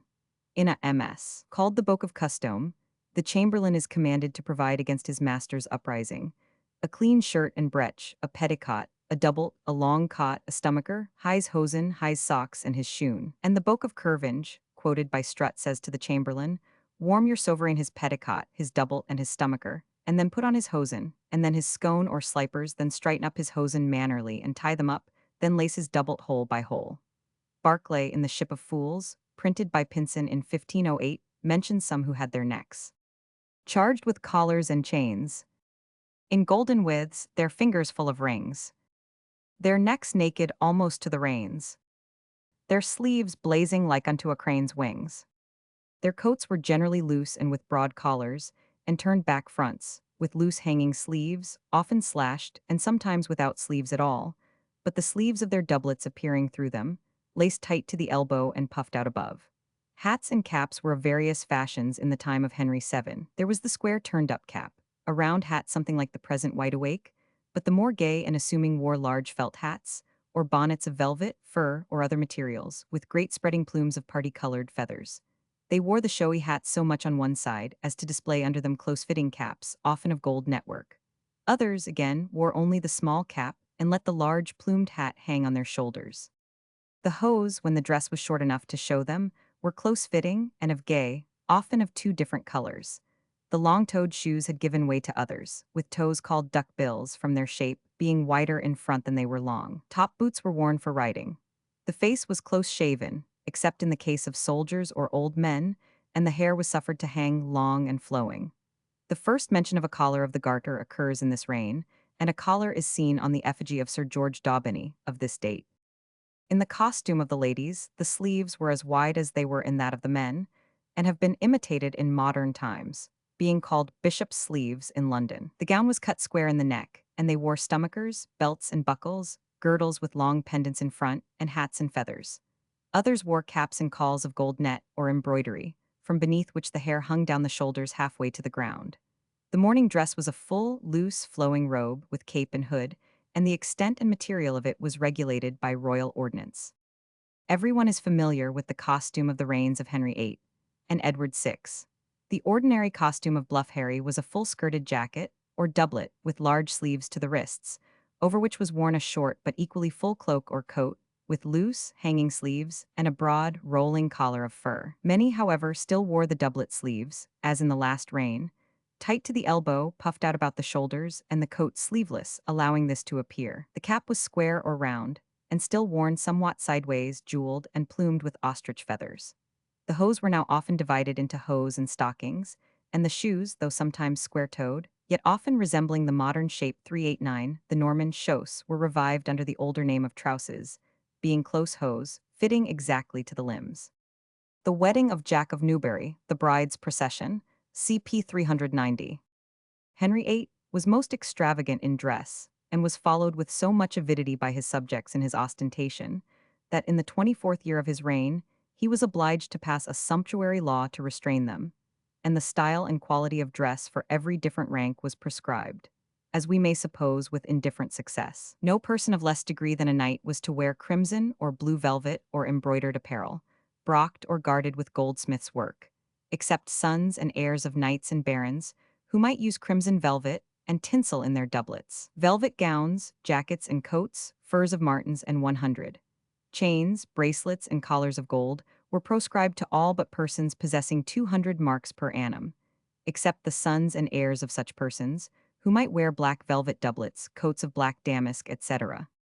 Henry's own dress was of the most gorgeous kind. He is described at a banquet at Westminster as arrayed in a suit of short garments of blue velvet and crimosine, with long sleeves all cut and lined with cloth of gold, and the outer garments powdered with castles and sheaves of arrows, the badges of Queen Catherine, of fine ducat gold, the upper part of the hose of like fashion, the lower parts of scarlet, powdered with timbrels of fine gold. His bonnet was of damask silver, flat, woven in the stall, and therefore wrought with gold and rich feathers on it. When he met Anne of Cleves, he had tricked himself out in a frock of velvet, embroidered all over with flatted gold of damask, mixed with a profusion of lace, the sleeves and breast being cut and lined with cloth of gold, and tied together with great buttons of diamonds, rubies, and orient pearls. The king was deemed to be the best-dressed sovereign in the world, for he put on new clothes every holy day. Henry ordered his subjects to cut off their long hair, Beards and mustaches were now worn at pleasure. The reigns of Edward and Mary did not vary much in the costume of the men. The dress worn now by the boys of Christ's Hospital, familiarly known as the Bluecoat School, founded by Edward, is very much that which was worn by the London apprentices of that period, blue coats and yellow stockings being also common to the citizens generally. The square-toed shoes were banished by proclamation in the reign of Queen Mary. The costume of the ladies of the reign of Henry VIII is extremely familiar from the numerous portraits of his 6 wives, engravings of which are in lodges portraits, with the exception of the bonnet or coif, which, though worn by Catherine of Aragon, came to be called the Anne Boleyn cap. The dress of the ladies of this reign bears a striking resemblance to one of the later Victorian fashions, though differing of course in material. You find the gown fitting close to the bust of the natural length of waist and cut square at the chest, where it is edged with narrow lace.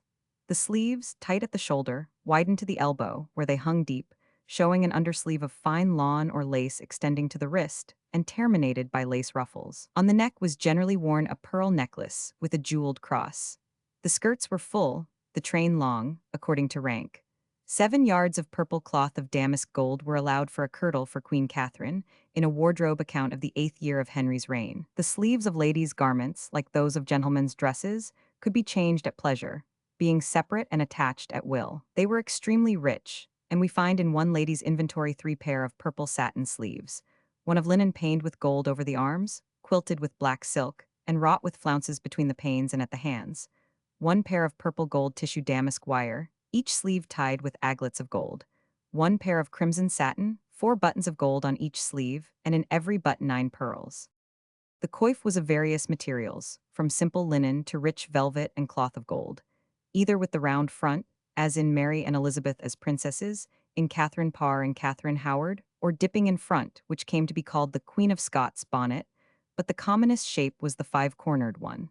This last was indeed the hood of the time of Henry VII, in which we have a portrait of his queen, Elizabeth of York, the lappets of the hood depending on the bosom, embroidered and edged with pearls, the scarf behind hanging on the shoulders. In the portrait of Catherine of Aragon, the front, embroidered and jeweled, had become shorter, touching the neck only, but the scarf behind still spread on the shoulder. In Anne Boleyn's portrait, the coif had reached its extreme of elegance. The frontlet, consisting of the 5-pointed frame, is still shorter, only covering the ears, and is faced with a double row of pearls, CP 165. Her hair is scarcely seen, being concealed by an undercoif, which shows as a band in a slanting direction over the forehead. The back consists of a green velvet hood, with broad scarf lappets, of which one is turned up over the back of the head, and the other hangs on the left shoulder. Of the dress of the ladies of the citizen class, we have a curious account in The Bride of John of Winchcombe, the famous clothier, called Jack of Newbury. She was habited in a gown of sheep's russet, and a kirtle of fine worsted, her head attired with a billement of gold, and her hair, as yellow as gold, hanging down behind her, which was curiously combed and plaited. She was led to church by 2 boys with bride laces and rosemary tied about their silken sleeves. When she in after years came out of her widow's weeds, she appeared in a fair train gown stuck full of silver pins, having a white cap on her head, with cuts of curious needlework under the same, and an apron before her as white as driven snow. With Elizabeth came in a totally new fashion, not only of women's but of men's costumes.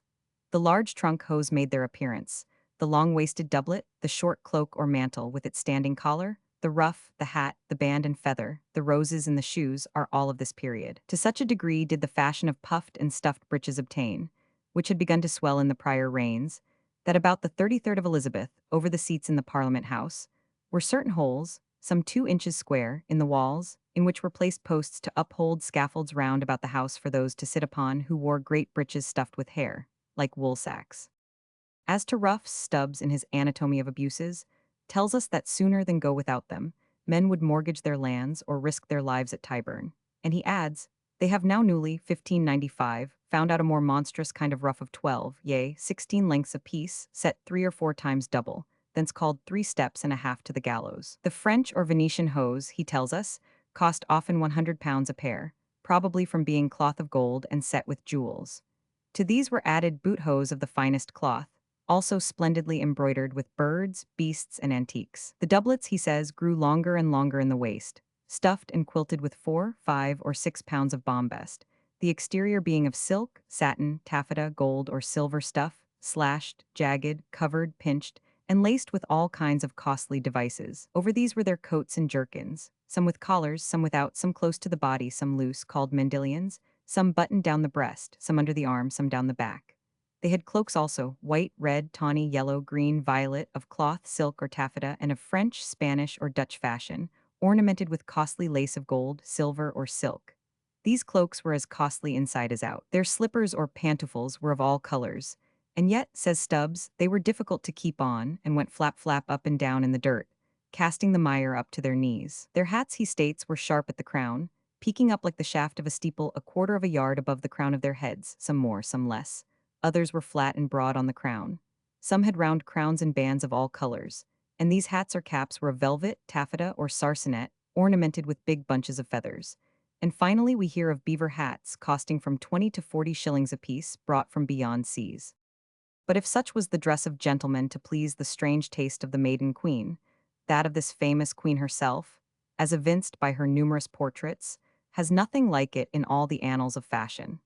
In an early portrait of Elizabeth, we have her dressed in a costume very little different to that of a man. Over her gown or doublet she wore a coat with the enormous shoulder points standing up 6 inches, and with a close upright collar completely enveloping her neck, and surmounted by a ruff. Her coat cut and slashed all over, and on her head a round hat pulled down to a peak in front, and thickly jeweled. Stubbs, alluding to this particular fashion, says, "The women have doublets and jerkins as the men have, buttoned up to the breast, and made with wings, welts, and pinions on the shoulder points, as men's apparel in all respects. Yet they blush not to wear it." But it was about the middle of her reign that Elizabeth introduced that astounding style of dress in which she figures in most of her portraits, and in which the body was imprisoned in whalebone to the hips. The partlet or habit shirt, which had for some time been in use, and covered the whole bosom to the chin, was removed, and an enormous ruff, rising gradually from the front of the shoulders to nearly the height of the head, behind, encircled the wearer like the enormous wings of some nondescript butterfly. In fact, there was ruff beyond ruff. First, a crimp one round the neck like a collar, and then a round one standing up from the shoulders behind the head, and finally, the enormous circular fans towering high and wide. The head of the queen is seen covered with one of her 80 sets of false hair, and hoisted above that a jaunty hat, jeweled and plumed. In order to enable this monstrous expanse of ruff to support itself, it was necessary to resort to starch, and, as Stubbs tells us, also to a machinery of wires, erected for the purpose and whipped all over with gold thread, silver, or silk. This was called a supportes or underpropper. The queen sent to Holland for women skilled in the art of starching, and one Mistress Dingham van der Plas came over and became famous in the mystery of tormenting pride with starch. "The devil," says Stubbs, "hath learned them to wash and dress their ruffs, which, being dry, will then stand inflexible about their necks." From the bosom, now partly left bare, descended 392 an interminable stomacher, and then the farthingale spread out its enormous breadth, like the Victorian crinoline. Stockings of worsted yarn and silk had now become common, and Mistress Montague presented Her Majesty, in the 3rd year of her reign, with a pair of silk stockings knit in England. Thereupon she would never wear any else. A fashion of both ladies and gentlemen of this time was to wear small looking-glasses hanging at their sides or inserted in the fan of ostrich feathers. The history of the coinage from Henry VII to the reign of Elizabeth is one of depreciation and adulteration, as it had been in the preceding century. Not till Elizabeth did it begin to return to a sound and honest standard. Henry VII made several variations in the money of the realm. He preserved the standard of Edward IV, and Richard III, coining 450 pennies from the pound of silver, or 37 nominal shillings and sixpences. He introduced shillings as actual money, being before only nominal and used in accounts. These shillings, struck in 1504, called at first large groats, and then testons from the French test, or teat. A head bore the profile of the king instead of the full face, a thing unknown since the reign of Stephen, but ever after followed except by Henry VIII and Edward VI, who, however, used the profile in their groats. Henry coined also a novel coin, the sovereign or double rose noble, worth 20 shillings, and the rose real, or half-sovereign. These gold coins are now very rare. On the reverse of his coins he for the first time placed the royal arms. The gold coins of Henry VIII were sovereigns, half-sovereigns, or reals, half and quarter reals, angels, angelites, or half-angels and quarter-angels, George nobles, so called from bearing on the reverse St. George and the dragon, crowns and half-crowns. His silver coins were shillings, groats, half-groats, and pennies. Amongst these appeared groats and half-groats coined by Wolsey at York, in accordance with a privilege exercised by the church long before. In his impeachment, it was made a capital charge that he had placed the cardinal's hat on the groats under the king's arms. The groats also bore on each side of the arms his initials, T.W., and the half-groats W.A., Wolsey Archiepiscopus. Not only did Henry adulterate the coin in the most scandalous manner, but he also depreciated the value of the silver coins by coining a much larger number of pennies out of a pound of the base alloy. Before his time, the mixed mint pound had consisted of 11 ounces 2 pennyweights of silver and 18 pennyweights of alloy. But Henry, in 1543, altered it to 10 ounces of silver and 2 ounces of alloy. 2 years later, he added as much alloy as there was silver. And not content with that, in 1546, or 1 year after, he left only 4 ounces of silver in the pound, or 8 ounces of alloy to the 4 ounces of silver. But this even did not satisfy him. He next proceeded to coin his base metal into a larger amount than the good metal had ever produced before. Instead of 37s, 6d, or 450 pennies, into which it had been coined ever since the reign of Edward IV, he made it yield 540 pennies, or 45s.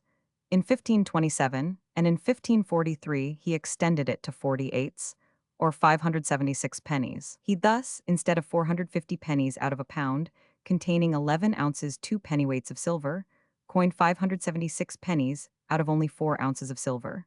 Such were the lawless robberies which Bluff Harry committed on his subjects. Any one of the smallest debasements by a subject would have sent him to the gallows. He certainly was one of the most wholesale issuers of bad money that ever lived. The counselors of his son Edward, a most rapacious set of adventurers, however, even out-harried Harry, for though Edward restored at first the value of the mint mixture in some degree, in 1551 the amount of silver in a pound of that alloy was only 3 ounces, or an ounce less than the worst coin of his father. And still worse, instead of 48s, the largest number coined by his father out of a pound, he coined 72s. Or instead of 450 pennies, out of 4 ounces of silver, 864 pennies were coined out of 3 ounces. The ruin, the confusion of prices, and the public outcry, however, consequent upon this violent public fraud, at length compelled government to restore the amount of silver in the pound to nearly what it was at the beginning of the reign of Henry VIII, and the number of shillings was reduced from 72 to 60. The gold, which was equally debased, was also restored to the same extent. Queen Mary, while she issued a proclamation at the commencement of her reign denouncing the dishonest proceedings of her predecessors, again increased the alloy in a pound of mint silver to an ounce instead of 19 pennyweights, and she added 2 pennyweights more of alloy to the ounce of gold. The coins issued by Philip and Mary bear both their profiles. Elizabeth honorably restored the coinage to its 393 ancient value. She fixed the alloy in a pound of silver at only 18 pennyweights, but she coined 62 shillings out of the pound instead of 60, at which it remained till 1816, when it became 66, as it still remains. The standard mixture of Elizabeth has continued the same to our own day. She called in and melted down the base money of her father and brother to the nominal value of £638,000, but of real value only £244,000. The gold coins of Elizabeth are reals, angels, half-angels, and quarter-angels, crowns and half-crowns, nobles and double nobles. Some of her coins were the first which had milled edges, both of gold and silver. Besides shillings, sixpences, groats, and pence, Elizabeth coined a crown, for the use of the East India Company, called portcullis crowns, in imitation of the Spanish dollar. These were valued at 4 shillings and 6 pence and are now rare. Ships of Elizabeth's time. In Scotland, the alloy of the silver at the mint was not so great as in England during this period, but the number of shillings coined out of 1 pound of silver was astonishingly increased. This kind of depreciation had been going on for 2 centuries before this period, but from 1475, when only 144 shillings were coined out of the pound of silver, the number was rapidly augmented every few years, till in 1601, no less than 720 shillings were coined out of it. Or, in other words, the original value of 1 pound was made to pass for 36 pounds. In tracing the historical events of these reigns, we have had occasion to show the increasing strength of the Royal Navy of England. Both in the reigns of Henry VIII and of Elizabeth, the sea fights were of a character, and attended by results which marked out England as a maritime power growing ever more formidable. In the 4th year of his reign, Henry drove the French fleet from the Channel with 42 ships, royal, and others. He chastised the Scots, who, under James V, had become daring at sea, and on various occasions during his reign he showed his superiority to the French and Spaniards. But it was the victory over the Armada under Elizabeth, and the exploits of Drake, Essex, Raleigh, and others in the Spanish ports, and of Drake, Hawkins, and Frobisher in the Spanish 394 settlements of America, that raised the fame of the British fleet to a pitch which it had never reached before. For, after all, the amount of Henry's fleet never was large. We are told, indeed, that at first he had only one ship of war, the Great Harry, till he took the Lion, a large Scottish ship, with its commander, the celebrated Andrew Barton, but probably this is men of such size as to merit the name of man-o'-war. Parsimonious as was Henry VII, and careful to avoid any collisions with foreign powers, we cannot suppose he left the kingdom totally destitute of a navy. But Henry VIII was not contented with owning merely a mediocre fleet. He had an ambition of building large vessels, and in 1512 he built one of 1,000 tons, called the Regent. This was blown up in a battle with the French fleet off Brest, and instead of it he built another called Grace de Dieu. The rivalry of Henry was excited by the King of Scotland building a much larger ship than his regent, which was said to carry 300 seamen, 120 gunners, and 1,000 soldiers. This ship, like Henry's regent, was unfortunately lost at sea. By the end of Henry's reign, his fleet altogether amounted to 12,500 tons. Besides building of ships, Henry seems to have planned all the necessary offices for a naval system. He established the Navy Office, with a sort of board of admiralty for its management, and he also founded, in the 4th year of his reign, the corporation of the Trinity House at Deptford, for managing everything relating to the education, selection, and appointment of pilots, the putting down of buoys, and erecting beacons and lighthouses. Similar establishments were created by him at Hull and Newcastle. He built at great cost the first pier at Dover, and passed an Act of Parliament for improving the harbours of Plymouth, Dartmouth, Teignmouth, Falmouth, and Fowey, which had been choked up by the refuse of certain tin works, which he prohibited. But perhaps his greatest works of the kind were his establishment of the navy yards and storehouses at Woolwich and Deptford. No monarch, in fact, had hitherto planned so efficiently and exerted himself so earnestly to found an English navy. Great merit is due to him for his advancement of the maritime interests of the nation. The manner in which the different monarchs of the Tudor dynasty advanced or neglected the navy is well shown by the returns of the Navy Office to Parliament in 1791. At the end of the reign of Henry VIII, it amounted to 12,500 tons, at the end of that of Edward VI, to only 11,065 tons, and at the end of Mary's to 7,110 tons, but at the end of Elizabeth's it rose to 17,110. At the time of the Armada, Elizabeth had at sea 150 sail, of which, however, only 40 were the property of the Crown. The rest belonged to the merchants who were liable to be called upon on such emergencies to furnish their largest craft for the public service. 34 of these ships were from 500 to 1,100 tons each, and these larger vessels are said to have carried 300 men and 40 cannon each. Besides the vessels thus called out for war, the mercantile navy at this time amounted to another 150 sail of various capacity, averaging each 150 tons and carrying 40 seamen. This extent of royal and mercantile navy had not been reached without much fostering care on the part of the Queen. With all her parsimony and dread of expense, it was one of the finest parts of her very mixed character that she saw the necessity of a strong power at sea and had all the pride of her father to maintain it. Whilst on land she introduced the manufacture of gunpowder and raised the pay of the soldiers, she extended her care to the fleet, and made it in the end the best equipped navy in Europe. She raised the pay of the sailors as she had done that of the soldiers, and the merchants entered so readily into her service that she had no longer occasion to hire vessels, as her predecessors had done, from the Hanse towns or from Venice and Genoa. She built a fort on the Medway, somewhere near the present Sheerness, to protect her fleet, and justly acquired the name of the Queen of the North Seas. Many circumstances combined to give a new and wonderful development in her time to commerce, the discovery and partial settlement of the New World, the way opened by the Cape to India, the extension of commercial inquiry and enterprise into the north of Europe and to the banks of Newfoundland. But ere this stirring period arrived, commerce had had to struggle with many severe restrictions, the fruit of the ignorance of political economy. To the world, Henry VII is praised by Hall, the chronicler, as a prince who, by his high policy, marvelously enriched his realm and himself, and left his subjects in high wealth and prosperity. As is apparent by the great abundance of gold and silver yearly brought into the kingdom, in plate, money, and bullion, by merchants passing and repassing. But the true reason of the rapid advance of commerce under Henry VII was, undoubtedly, the quietness and stability of affairs which he introduced, for Henry was too fond of hoarding to be a very munificent patron of trade. Amongst the very first measures which he passed was one against usury, totally forbidding the loan of money on interest, which, if it could have been really carried out, would have nearly extinguished commerce altogether.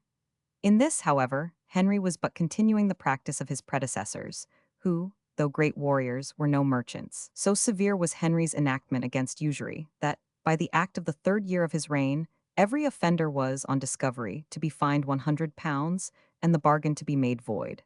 Henry VIII abrogated this law and allowed usury under 10%. It was again put in force by Edward VI, in terms of the utmost severity, declaring it to be a vice most odious and detestable, and utterly prohibited by the word of God. Elizabeth, however, again restored the law of her father in 1571, permitting interest under 10%. Whilst Henry VII endeavored to extinguish usury, he was equally jealous of foreign merchants, of their bringing their foreign manufactures and carrying out English goods, lest our wealth should be drained away by them. The careful old king could not see that it mattered little by whom the exchanges of commerce were made, so that merchants were left to make their own bargains, whence the result would be that they would only purchase such things as they wanted, and sell such as they did not want, with benefit to everybody. It accorded, however, with Henry's ideas, and was so far beneficial as to induce the settling of English merchants in foreign countries, with the object of endeavoring to drain them of their wealth. Therefore, he was careful to heal the breach with the Netherlands, which the patronage of Perkin Warbeck, by the Duchess of Burgundy, had made, and the Company of Merchant Adventurers was again established in Antwerp. The treaty on this occasion was termed by the rejoicing Flemings the Intercursus Magnus, or Great Treaty of Intercourse. But Henry, in 1506, on intercepting the Archduke Philip at Weymouth, forced from him a less liberal treaty, which the Flemings branded as the Intercursus Malus, or Evil Treaty. In the same one-sided spirit of trade, Henry, in 1489, concluded a treaty with Denmark, by which English companies were authorized to purchase lands in Bergen in Norway, Lund and Landskrona in Sweden, and Loisa in Finland, on which to erect factories and warehouses, to remain theirs in perpetuity for the purposes of trade. He also renewed a similar treaty at the same time with the Great Trading Republic of Venice, by which the English companies were to enjoy all the privileges of the citizens of Florence and Pisa, where they were established, and were privileged to export English wool, and reship the spices and valuable articles which were brought by the Venetians overland from India. It was not long, however, before Henry was called on to check the effects of monopoly in his English companies. The merchant adventurers of London soon showed so strongly these effects that they compelled the king to interfere with a view to counteract them. The markets of Europe were now fast growing in importance and demand. The wealth of South America was flowing into Spain, in the shape of gold, to the amount of £1,000,000 annually, and the spices and riches of the East Indies into Portugal, since the discovery of the way round the Cape. Amsterdam became the great mercantile depot of these commodities in Europe, and the benefit of it was felt nowhere more sensibly than in England. Henry VII, who had let slip the opportunity of securing South America and the West Indies by neglecting the offers of Columbus, now endeavored to repair the mischief by granting patents to the Cabots and others for the discovery of new lands. He could not open his heart or his coffers sufficiently to assist the adventurers with funds, but he was ready to reap his share of the benefit, which was to consist of all the countries discovered and a fifth of the immediate proceeds. Under such patents, the Cabots, father and son, in the course of several voyages, discovered Labrador in 1497, and afterwards ran along the whole coast of North America to the Gulf of Mexico. From this moment, the spirit of mercantile enterprise rapidly developed itself.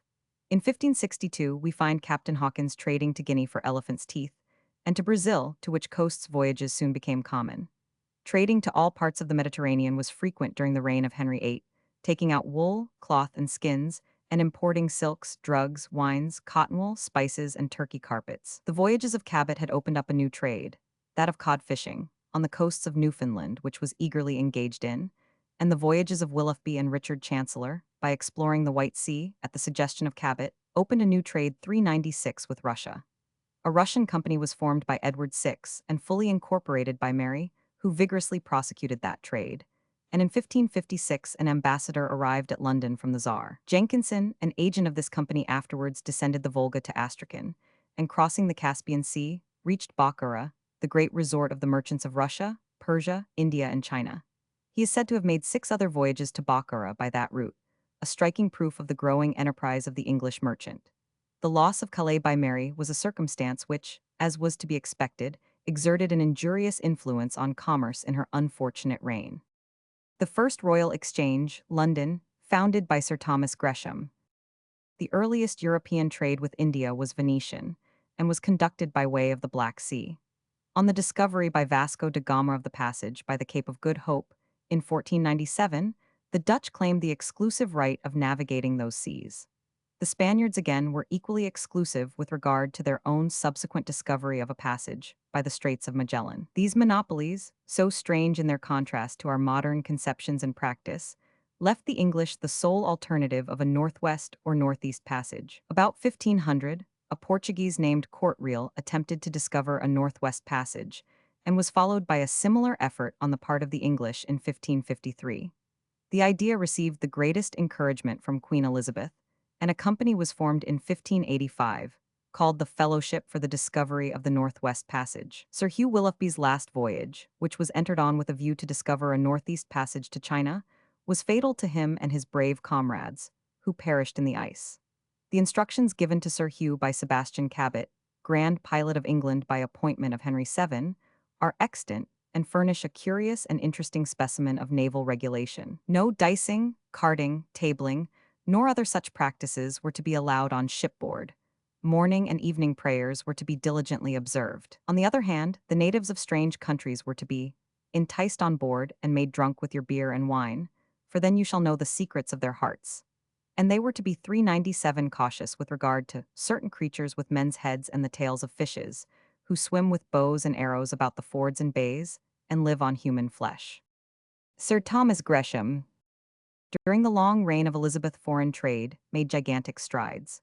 Among the very first acts of this queen was one to abolish the restriction of English merchants to English ships in the transport of goods. The act states that this restriction had provoked the natural adoption of like restrictions by foreign princes. This was the first acknowledgement of the mischief of meddling with the freedom of trade, and our foreign trade had now acquired an importance which demanded respect. With the Netherlands alone, our trade was extraordinary, its value amounting to nearly 2,500,000 sterling annually. And we find at this time the first mention of insurance of goods on their voyage. In 1562, we hear also of that detestable commerce, the slave trade, which was introduced by John Hawkins, so well known afterwards as the daring compeer of Drake and Frobisher, and one of the heroic conquerors of the Armada. Hawkins carried out English goods, called at the Guinea coast, and took in slaves, sailed to Hispaniola, and brought thence sugar, ginger, hides, and pearls. During the reign of Elizabeth, the many voyages which were made in order to discover a northwest passage to India led to a more intimate knowledge of the North American coasts. In these Frobisher, Cavendish, and Davis distinguished themselves. From 1576 to the end of Elizabeth's reign, Raleigh and his stepbrother, Sir Humphrey Gilbert, made repeated attempts to colonize North America, and particularly Virginia, so called in honor of 398 Elizabeth, but in vain. Equally strenuous and unsuccessful efforts were made to open a direct sea communication with India by the English, and it was not till the close of Elizabeth's reign that the incorporation of an East India Company, destined to establish that trade, was effected. The charter was granted by Elizabeth in 1600.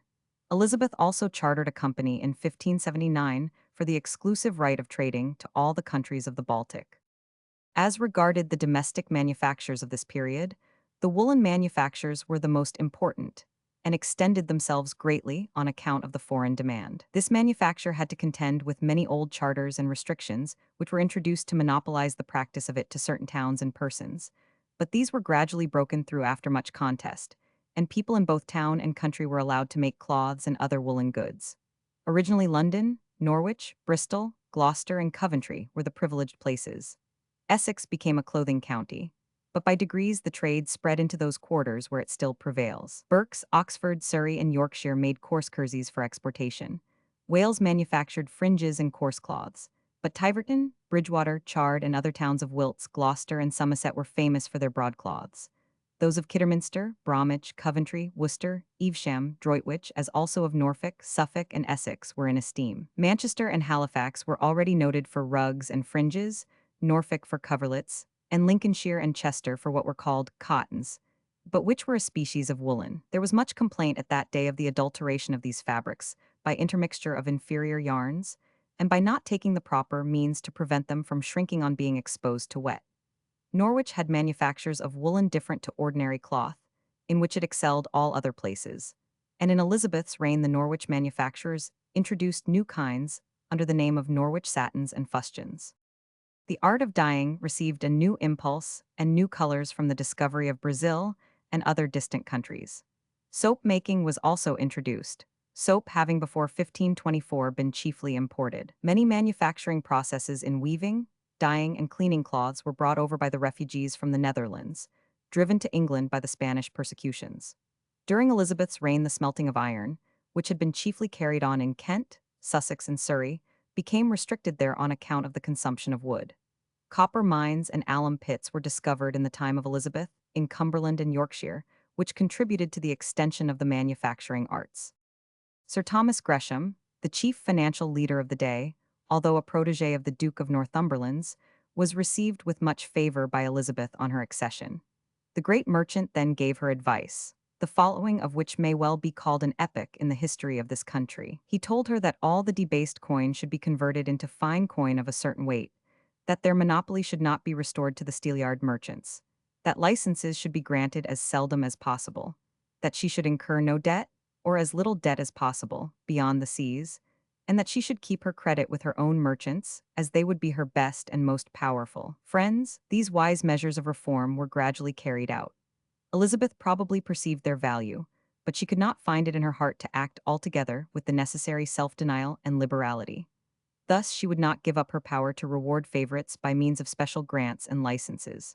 The monopoly of sweet wines which Essex enjoyed is an instance of her influence in this respect. Gresham himself superintended the restoration of the coinage, and his advice with regard to the steelyard merchants was also carried into practice. It was to him that the merchants of that day owed their first place of meeting for the transaction of business. Before that they had been constrained either to endure all extremities of weather, namely, heat and cold, snow and rain, or else to shelter themselves in shops. Gresham therefore built a house for them, which the Queen visited in 1570 and called the Royal Exchange. This building, like many others belonging to the city companies, was destroyed in the Great Fire. It was designed after the model of the Bourse of Antwerp, and was Flemish also in its architect, its workmen, and its materials. The commerce of Scotland during this century was affected by precisely the same circumstances as that of England. During this century, much progress was made in the improvement of London. Henry VIII passed various acts for the paving of the thoroughfares, which before were horrible sloughs, very foul and full of pits. The public amusements of the nation underwent as great a revolution during this century as its 399 religion or its literature. The fall of the church and the introduction of firearms were fatal to the spirit of chivalry and the whole host of religious pageants and plays. Henry VIII and Elizabeth exerted themselves to prolong the exercises of chivalry, but they had lost their spirit and fell lifeless to the ground. In vain was the tournament of the cloth of gold, or the jousts at which Elizabeth presided at Greenwich.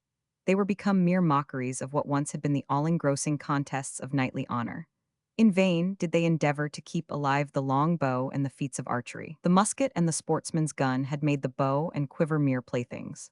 The tournament made way for the joust, in which the contest was conducted with headless lances and fighting at the barriers with blunted axes, and that gave way to riding at the ring, in which the gentlemen did not run their lances through their antagonists, but through a ring suspended for the purpose. The last of the ancient exercises was the contest with the sword and buckler, but the sword was deprived of both edge and point, and as the combatants were not allowed to lunge, but only to strike, the practice was perfectly harmless. In the time of Henry VIII, however, the art of fencing was introduced, and in the time of Elizabeth, the use of the rapier and the deadly thrust rendered the acquirement of the art of fence a matter of the first importance. But though the chivalric exercises went out in this age, never was the love of pageant and display more alive. The revival of the Greek literature brought forward a crowd of gods and goddesses, who figured in public processions and galas, and the strangest allegoric absurdities were gazed upon by grave princes and their counselors, as well as by the ladies, with all the enthusiasm of country lads and lasses gaping at a strolling theatre or a puppet show. Strange masquerades and allegoric pageants were got up in London for Mary and Elizabeth, and readers of Worthy Laneham's description of the 19 days in which Queen Bess was entertained at Kenilworth by Leicester will find plenty of giants, distressed ladies of the lake, salvage men, presents from Bacchus, Pomona, Ceres, floating islands, and sham Aryans riding on sham dolphins. More healthy but little less romantic were the holiday sports which had survived the church, and were mingled in by both princes, nobles, and people. The old mystery did not for some time disappear before the secular drama, and the Coventry play was played before Elizabeth at Kenilworth. May Day had its grand maypole still, and Henry VIII did not disdain, on May Day, 1515, to go a-maying to Shooter's Hill with his queen and his sister, the Queen Dowager of France. May Day was also the great day of the milkmaids, who danced from door to door with a pyramid of plates on their heads. Stubbs, who, Puritan as he was, seems to have enjoyed what he describes so well, gives us the following description of the amusements of the merry gentlemen of the Temple in those days. First, all the wild heads of the parish covening together, choose them a grand captain of mischief, whom they ennoble with the title of my lord of misrule, and him they crown with great solemnity and adopt for their king. This king anointed choose for him 20, 40, threescore, or 100 lusty guts like to himself to wait upon his lordly majesty, and to guard his noble person. Then every one of these his men he investeth with his liveries of green, yellow, or some other wanton color. And, as though they were not gaudy enough, they bedecked themselves with scarfs, ribbons, and laces, hanged all over with gold rings, precious stones, and other jewels. This done, they tie about either leg 20 or 40 bells, with rich handkerchiefs in their hands, and sometimes laid across over their shoulders and necks, borrowed for the most part of their pretty mopsies and loving bessies. Thus all things set in order, then have they their hobby horses, dragons, and other antics, together with their pipers and thundering drummers to strike up the devil's dance withal.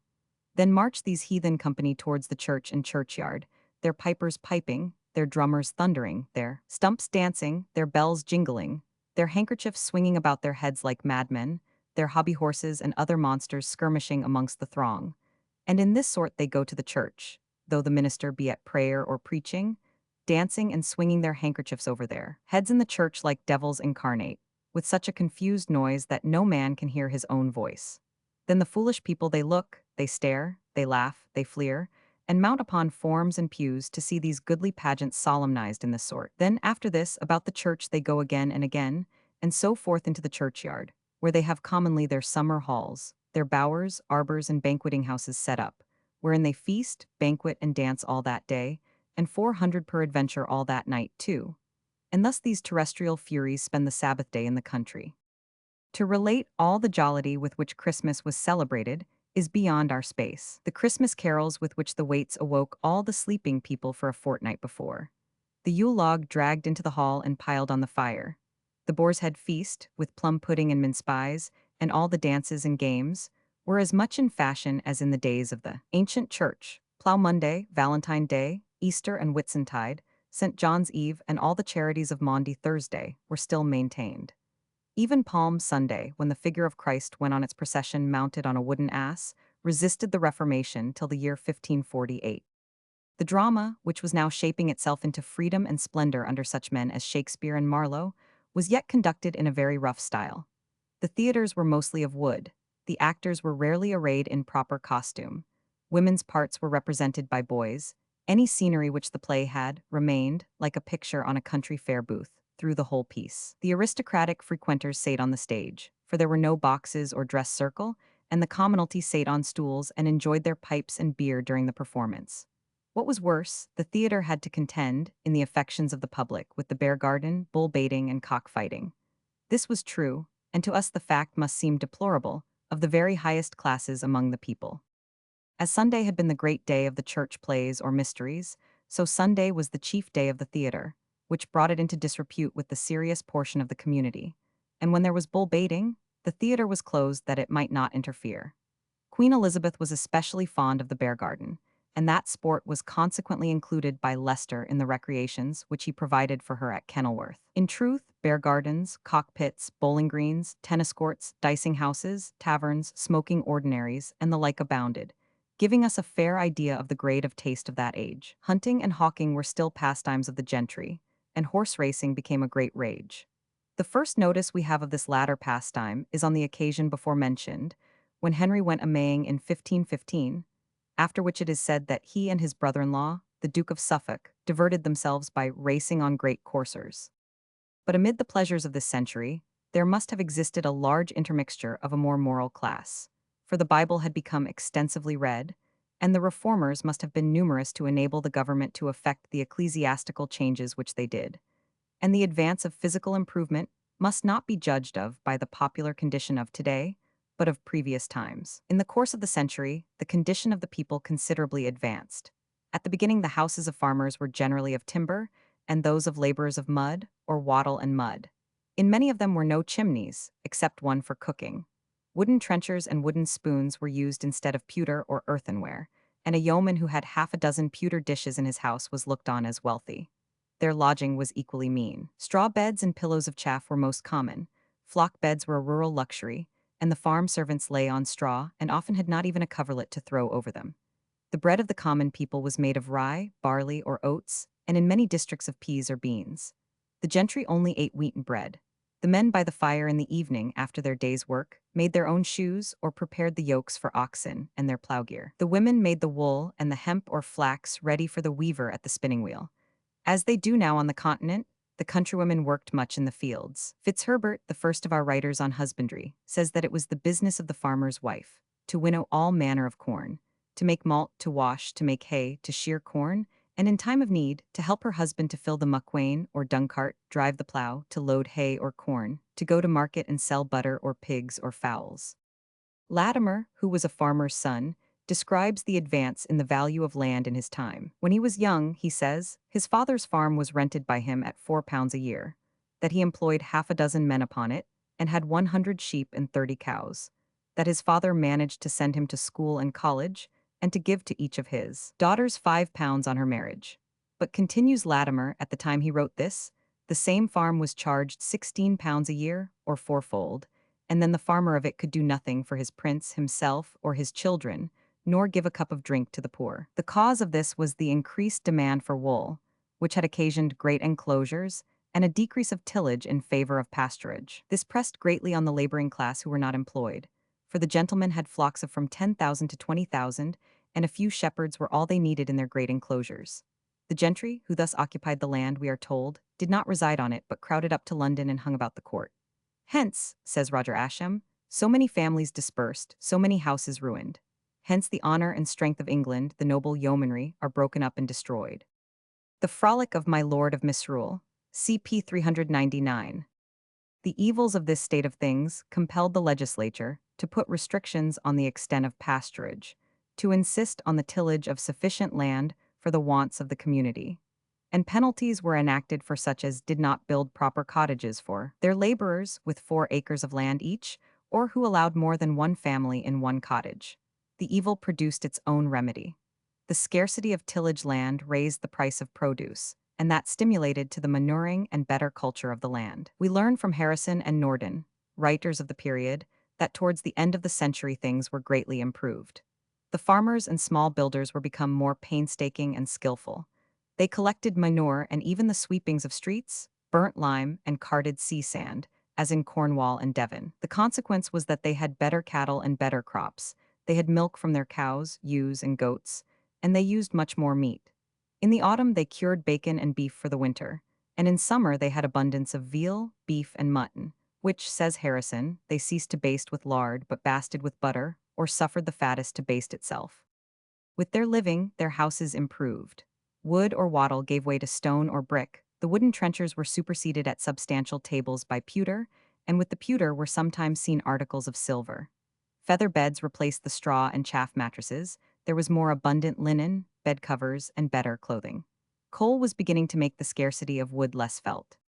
The vast increase of foreign trade and of manufactures which has been described must have proved the most effectual means, far more than enactments, for encouraging tillage from the augmented demand of provisions and luxuries, and the same causes would provide employment and good wages for increased numbers.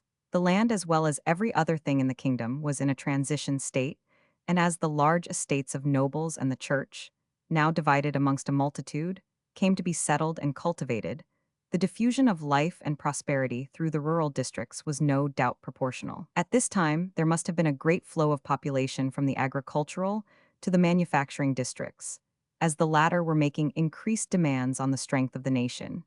Yet it appears that the produce both of the tilled ground and of pasturage grew steadily. The small cottagers, who had probably been but poor farmers, being now gradually absorbed into the growing artisan population, gave place to greater and wealthier men, who laid out the ground in large grazing farms. This gave rise to the false impression that the population was decreasing, and the statistics of the period give frequent evidence of the alarm thus occasioned. The evidence, however, for the increase of the population is incontestable, and the wage for ordinary labor seems to have been quite double its old amount in this century.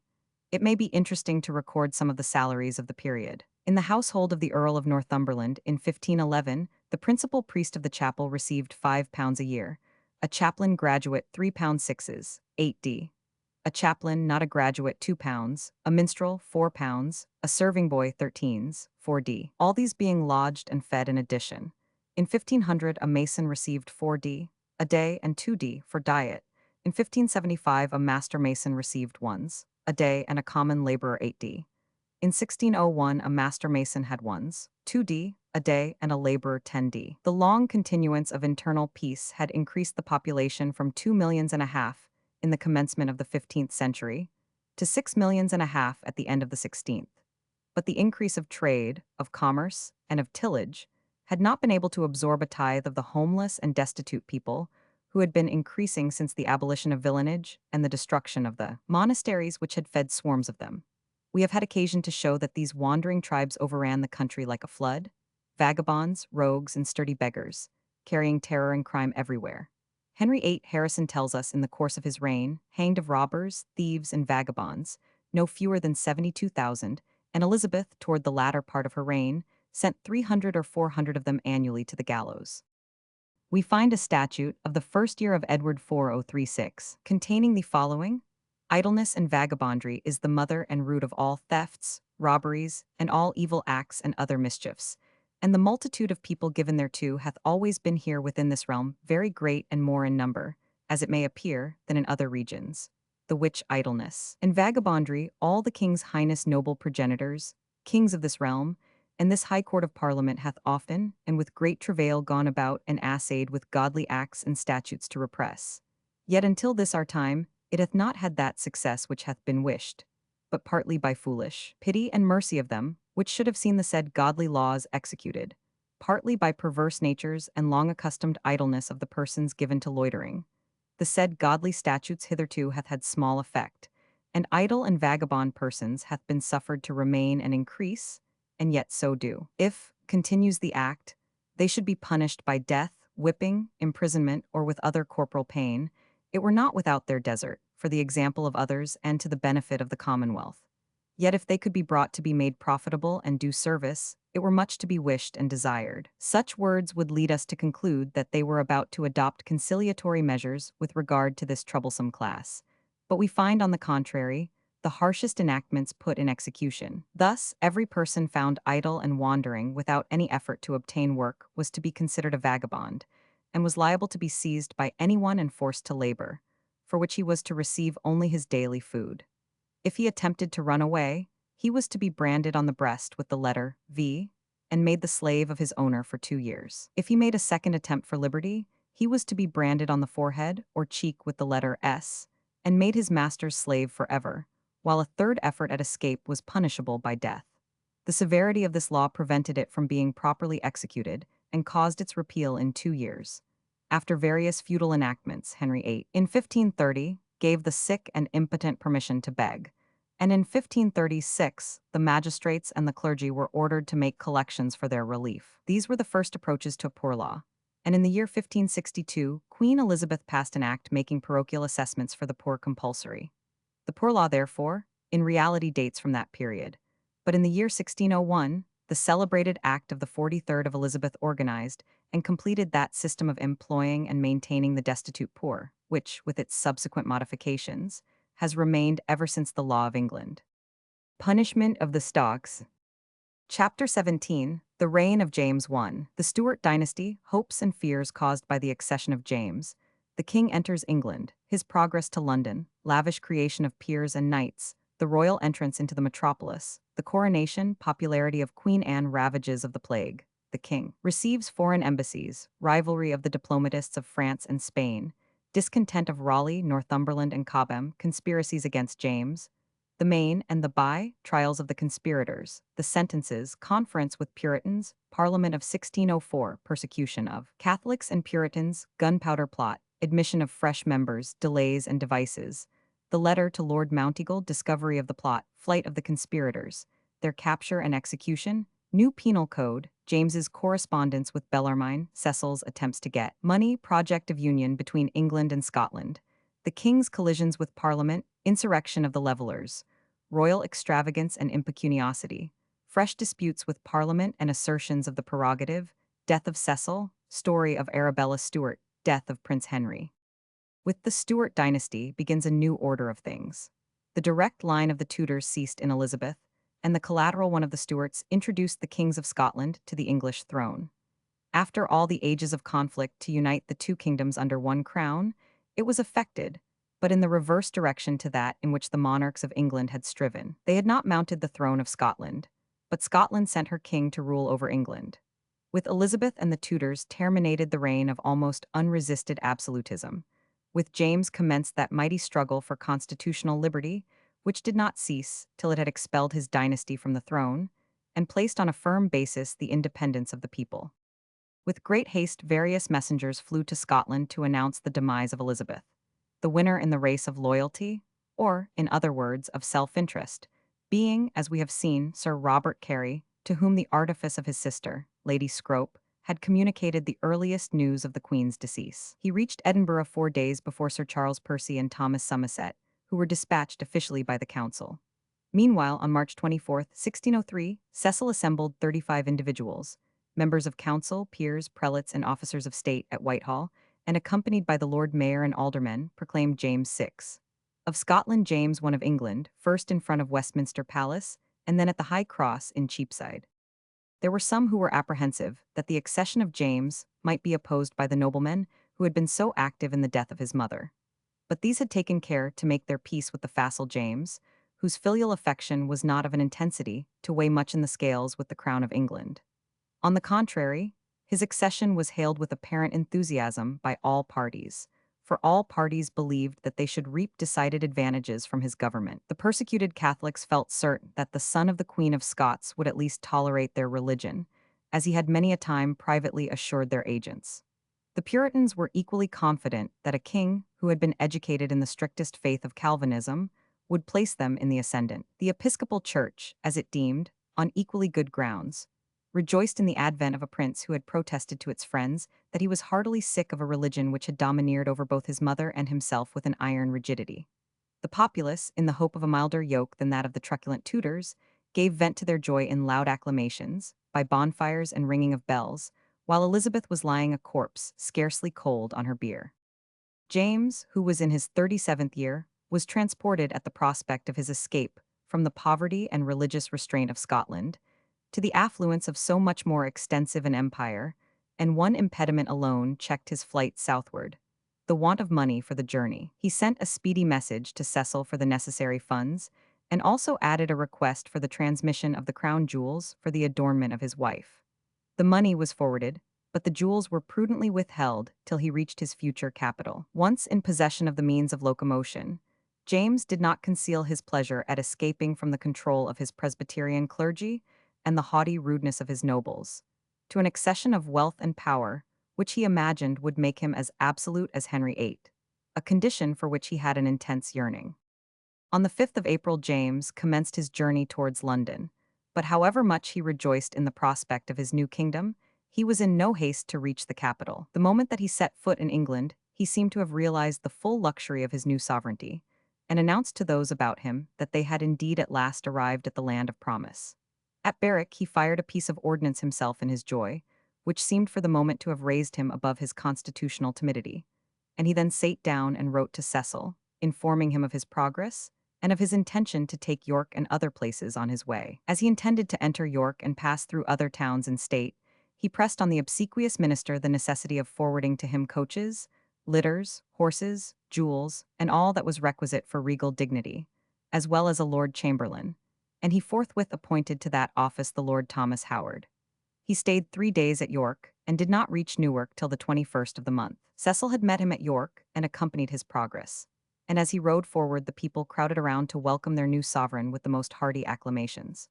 To express his satisfaction to the gentry, he made almost every man of any standing who approached him a knight, so that by the time he reached London he is said to have created 250, and before he had been in England 3 months, 700 knights, a profusion which much diminished the value of the gift. James I.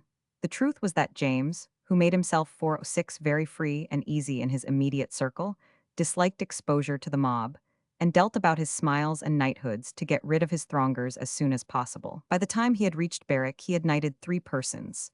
At Widrington he knighted 11, at York 31, at Worksop in Nottinghamshire 18, at Newark 8, on the road thence to Belvoir Castle 4, at Belvoir 45. Yet gracious as he was and agreeable as he wanted to make himself, his new subjects did not behold his person and manner without considerable astonishment.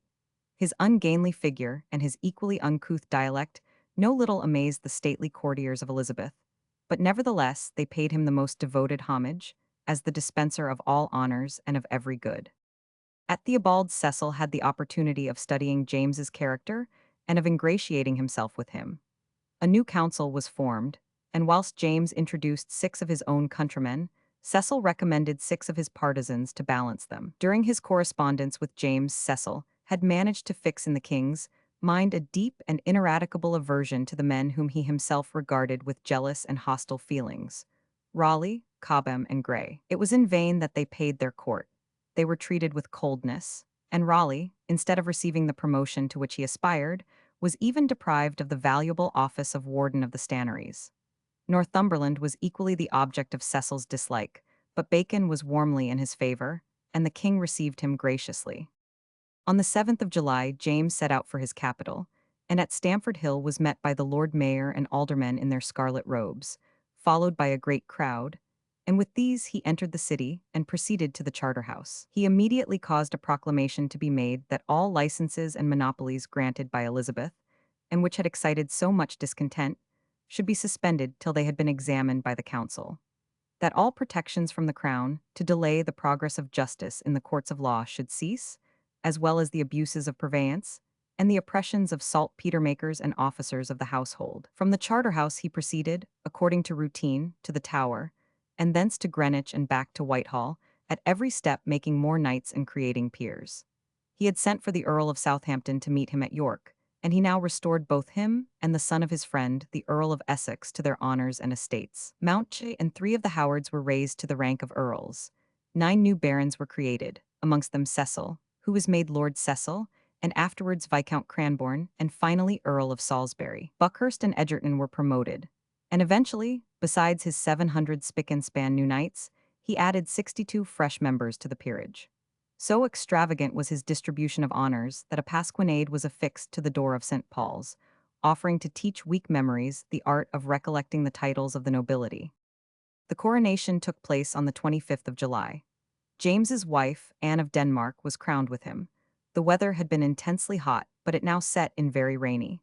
To spoil the pleasure of the people, the plague was raging in the city, and the inhabitants were by proclamation forbidden to enter Westminster. No queen consort had been crowned since Anne Boleyn, nor had any king and queen been crowned together since Henry VIII, and Catherine of Aragon, and therefore the restriction was the more mortifying. Queen Anne went to the coronation, with her seemly hair down hanging on her princely shoulders, and on her head a coronet of gold. She so mildly saluted her new subjects that the women, weeping, cried out with one voice, "God bless the royal queen. Welcome to England, long to live and continue." That week there died in London and the suburbs 857 persons of the plague. On the 5th of August, James ordered morning and evening prayers and sermons, with bonfires all night to drive away the pestilence, not forgetting to order that all men should praise God for his Majesty's escape that day 3 years before, from the Gary conspiracy. And on the 10th of August, he commanded that a fast, with sermons of repentance, should be held, and repeated every week on Wednesday so long as the plague continued. James's pride was soon gratified by the flocking in of ambassadors from all the great nations of Europe, soliciting his alliance. And on the first intimation of their approach, he appointed Sir Louis Leuchner master of the ceremonies to receive and entertain these distinguished persons. This was the first establishment of such an office in England. First arrived from Holland and the United Provinces, Prince Frederick of Nassau, son of the Prince of Orange, attended by the three able diplomatists Valk, Barnevelt, and 407 Brederode. James, with equally high notions of the royal prerogative, had not the sympathy of Elizabeth with the struggles of Protestantism abroad, and therefore regarded the revolted Netherlanders as rebels and traitors, and did not fail amongst his courtiers to pronounce them so, the more particularly as they owed the English crown large sums for past assistance, which they were in no hurry to pay. He, therefore, framed various excuses to defer their audiences till the arrival of the envoy of the King of Spain, Count Aremberg, who was not long in appearing, bringing the agreeable news that the Archduke had liberated all English prisoners, as the subjects of a friendly power. 2 days after Aremberg's arrival, Henry IV's great minister, the Duke of Sully, reached London. Aremberg was in no condition to negotiate on any positive terms till he received instructions from Spain, and Sully seized time by the forelock by distributing amongst the courtiers 60,000 crowns, a considerable part of which found its way into the Queen's purse. He prevailed on James to make a treaty with Henry IV, in which he engaged to send money to the States in aid against the Spaniards, and join France in open hostilities should Philip attempt to invade that country. Sully, delighted with his success, for Henry feared nothing more than James's making peace with Spain, and leaving him to assist Holland alone, returned to France. But a little time convinced the French court that nothing in reality had been secured by it, for James had no money to send to Holland had he been really so disposed, which is doubtful, and that he merely temporized with them as he had done with different states before. Meantime, the court of Spain, notwithstanding the activity of France, was slow in deciding the course of policy to be adopted towards England under the new king. After the decided hostility towards it under Elizabeth, and the signal defeats experienced, pride forbade Philip to solicit a peace, lest it should look like weakness. And, indeed, Spain had never recovered from the severe blow received in the loss of its armada, and the other ravages of its ports and colonies by the English, added to the loss of a great portion of the Low Countries, and this consciousness made it more tardy in its proceedings. But while engaged in prolonged discussions on this head, 2 Englishmen arrived at the court of Spain, whose mission was of a nature to bring it to a decision. These were Wright and Fawkes, who were soon to assume a conspicuous position in the strife between the Catholics and Protestants of England. Previous to the death of Elizabeth, Thomas Winter had negotiated with the Spanish court a plan for the invasion of England, which had been abandoned on her decease. Now, however, the scheme was revived, and these 2 emissaries were dispatched to sound the present disposition of the court of Madrid. This direct appeal from the conspirators seems to have startled the Spanish government from its wavering policy. It was not prepared for anything so desperate, and replied that it had no cause of complaint against James, but on the contrary, regarded him as a friend and ally, and had appointed the Conde de Villamediana as ambassador to his court. This was decisive, and the way now seemed open towards a more friendly tone between Spain and England. But at the same moment, a secret and mysterious correspondence seems to have been going on between Aremberg, the agent of the King of Spain, and a discontented party in England. Northumberland, Cobham, and Raleigh were ill at ease under the disappointment which they had met with in their hopes of favor at James's court. Northumberland had been to a certain degree graciously received, and even entertained with promises by James. But he felt that, while Cecil was so completely in the ascendant, there was little hope of a cordial feeling towards him in the monarch's heart. Cobham and Raleigh were undisguisedly in disgrace, and were shunned by the courtiers as fallen men. The 3 friends, therefore, entered into intrigues with the court of France through the resident minister Beaumont, and Sully the envoy extraordinary. For a time their suggestions were listened to, but the apparent success of Sully with James put an end to further overtures, and their Northumberland was prudent enough to desist. But Cobham and Raleigh, disappointed of court favor and burning with resentment against Cecil, whom they felt to be the cause of their disgrace, plotted for the overthrow of the crafty minister. Sully, the French envoy, had, while in London, done his best to inspire James with distrust of Cecil, and there is little doubt that this was at the suggestion, or with the cooperation of Cobham, Northumberland, and Raleigh. When Northumberland drew back, these 2 held communication with Aremberg, to whom they offered their services in promoting the objects he sought on behalf of Spain and the Netherlands. Aremberg, who did not know what was going on at the 408 Spanish court, communicated the proposal to his master, who instructed him to give a favorable answer. What the scheme proposed by Cobham and Raleigh precisely seems never to have been known, but we may suppose that in return for aid from the continent, these ambitious men were to attempt the removal of Cecil by some means, and on their succeeding to power, their influence was to be exerted with the king on behalf of Spain. This was designated by those in the secret as the main conspiracy, but there was also another going on simultaneously, of which these gentlemen are supposed to have been cognizant but not mixed up with. This was called the By Conspiracy, and was composed of an extraordinary medley of the discontented, the most determined of whom aimed at nothing less than the seizure of the king and the government of the country in his name, for their own party purposes. The grand cause of discontent was the disappointment of both Catholics and Puritans in James. Before his coming to the English crown, he had held out the most flattering expectations to the Catholics that he would grant them toleration, whilst the Puritans calculated on his Presbyterian education for a decided adhesion to their views. But no sooner did he reach England than he threw himself into the arms of the High Church party, declaring that it was the only religion fit for a king. To the Catholics he declared he would grant no toleration, rather would he fight to the death against it, and he took no pains to conceal his disgust at the Presbyterian clergy amongst whom he had spent his youth. The antagonism of Catholic and Puritan was forgotten in the resentment against this disclosure of the king's disposition. Instantly plans were cogitated to avenge themselves of the royal perfidy, as it was termed, and to secure themselves against the threatened storm. Sir Griffin Markham, a Catholic gentleman of no great property or influence, concerted with two priests, Watson and Clark, the means of raising the Catholics against the government. Watson had been sent into Scotland, to James, on behalf of the Catholics, before the death of Elizabeth, and he indignantly represented that James had given them, through him, the most solemn promises of toleration, which he had now broken. He, therefore, threw himself with the greatest heat into the conspiracy. He drew up an awful oath of secrecy, and he and Clark travelled far and wide amongst the Catholic families, calling upon them to come forward in the name of their religion and their property. But their success was trivial. Few or none of the Catholics of weight and station would engage in the enterprise. Failing there, Watson turned his attention to the Puritans, and with them he was more successful, by artfully concealing from them the paucity of the Catholics who had joined the conspiracy, and the full extent of his own intentions. Lord Grey de Wilton, who was a leading Puritan, and had his discontent from the same causes as Cobham and Raleigh, was induced by Watson to join the conspiracy, under the impression that a strong Catholic body was engaged in it.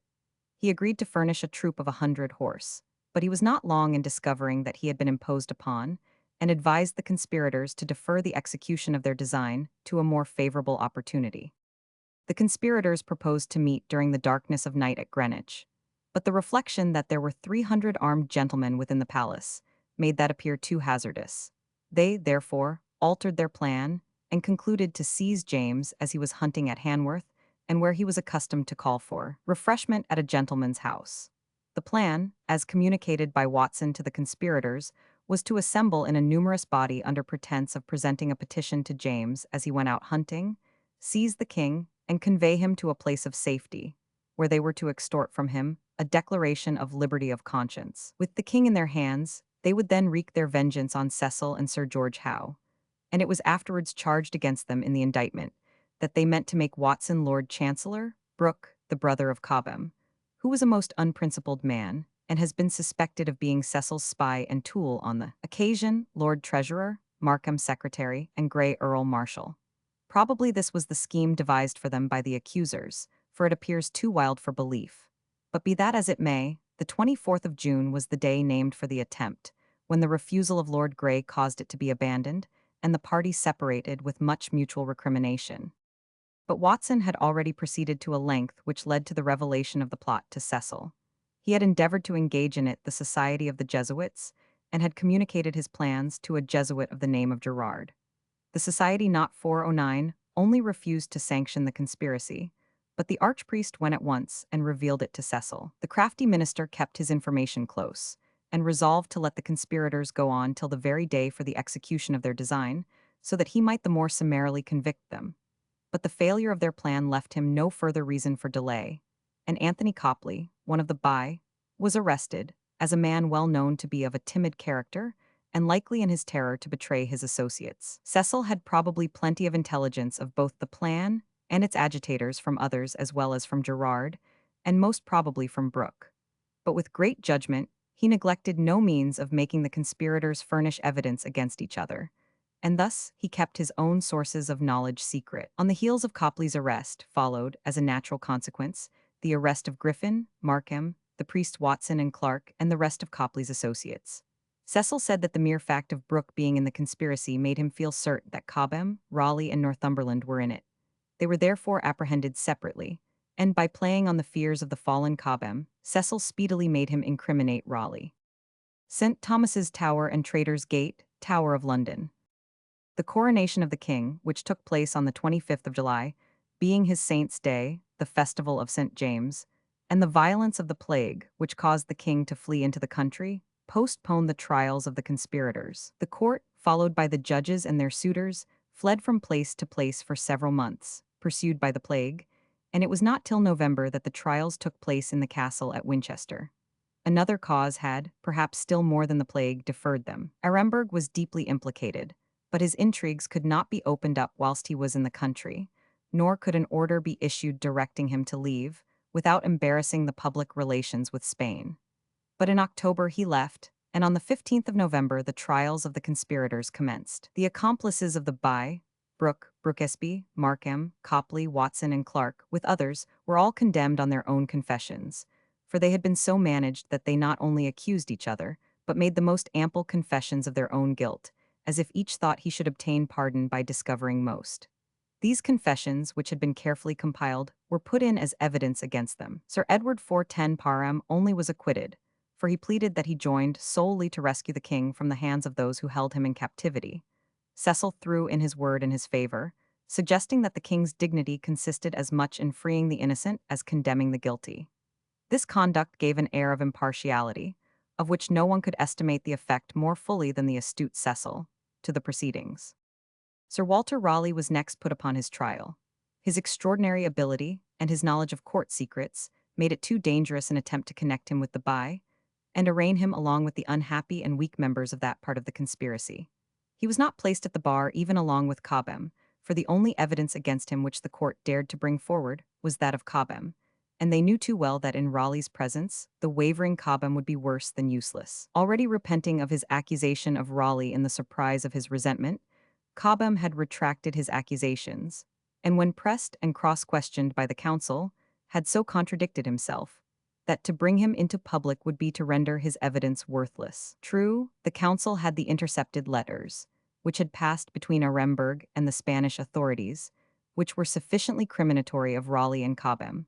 But these could not be produced without an exposure of the fact that the correspondence of ambassadors and their principals was not safe in England. Indeed, Coke, who was of course duly instructed in the particulars of this correspondence, having made some too intelligible reference to Aremberg, Cecil compelled him to apologize to the ambassador, and hastened to assure the other ambassadors of foreign courts that Aremberg had no notion of the purpose for which Cobham and Raleigh had solicited money from Spain.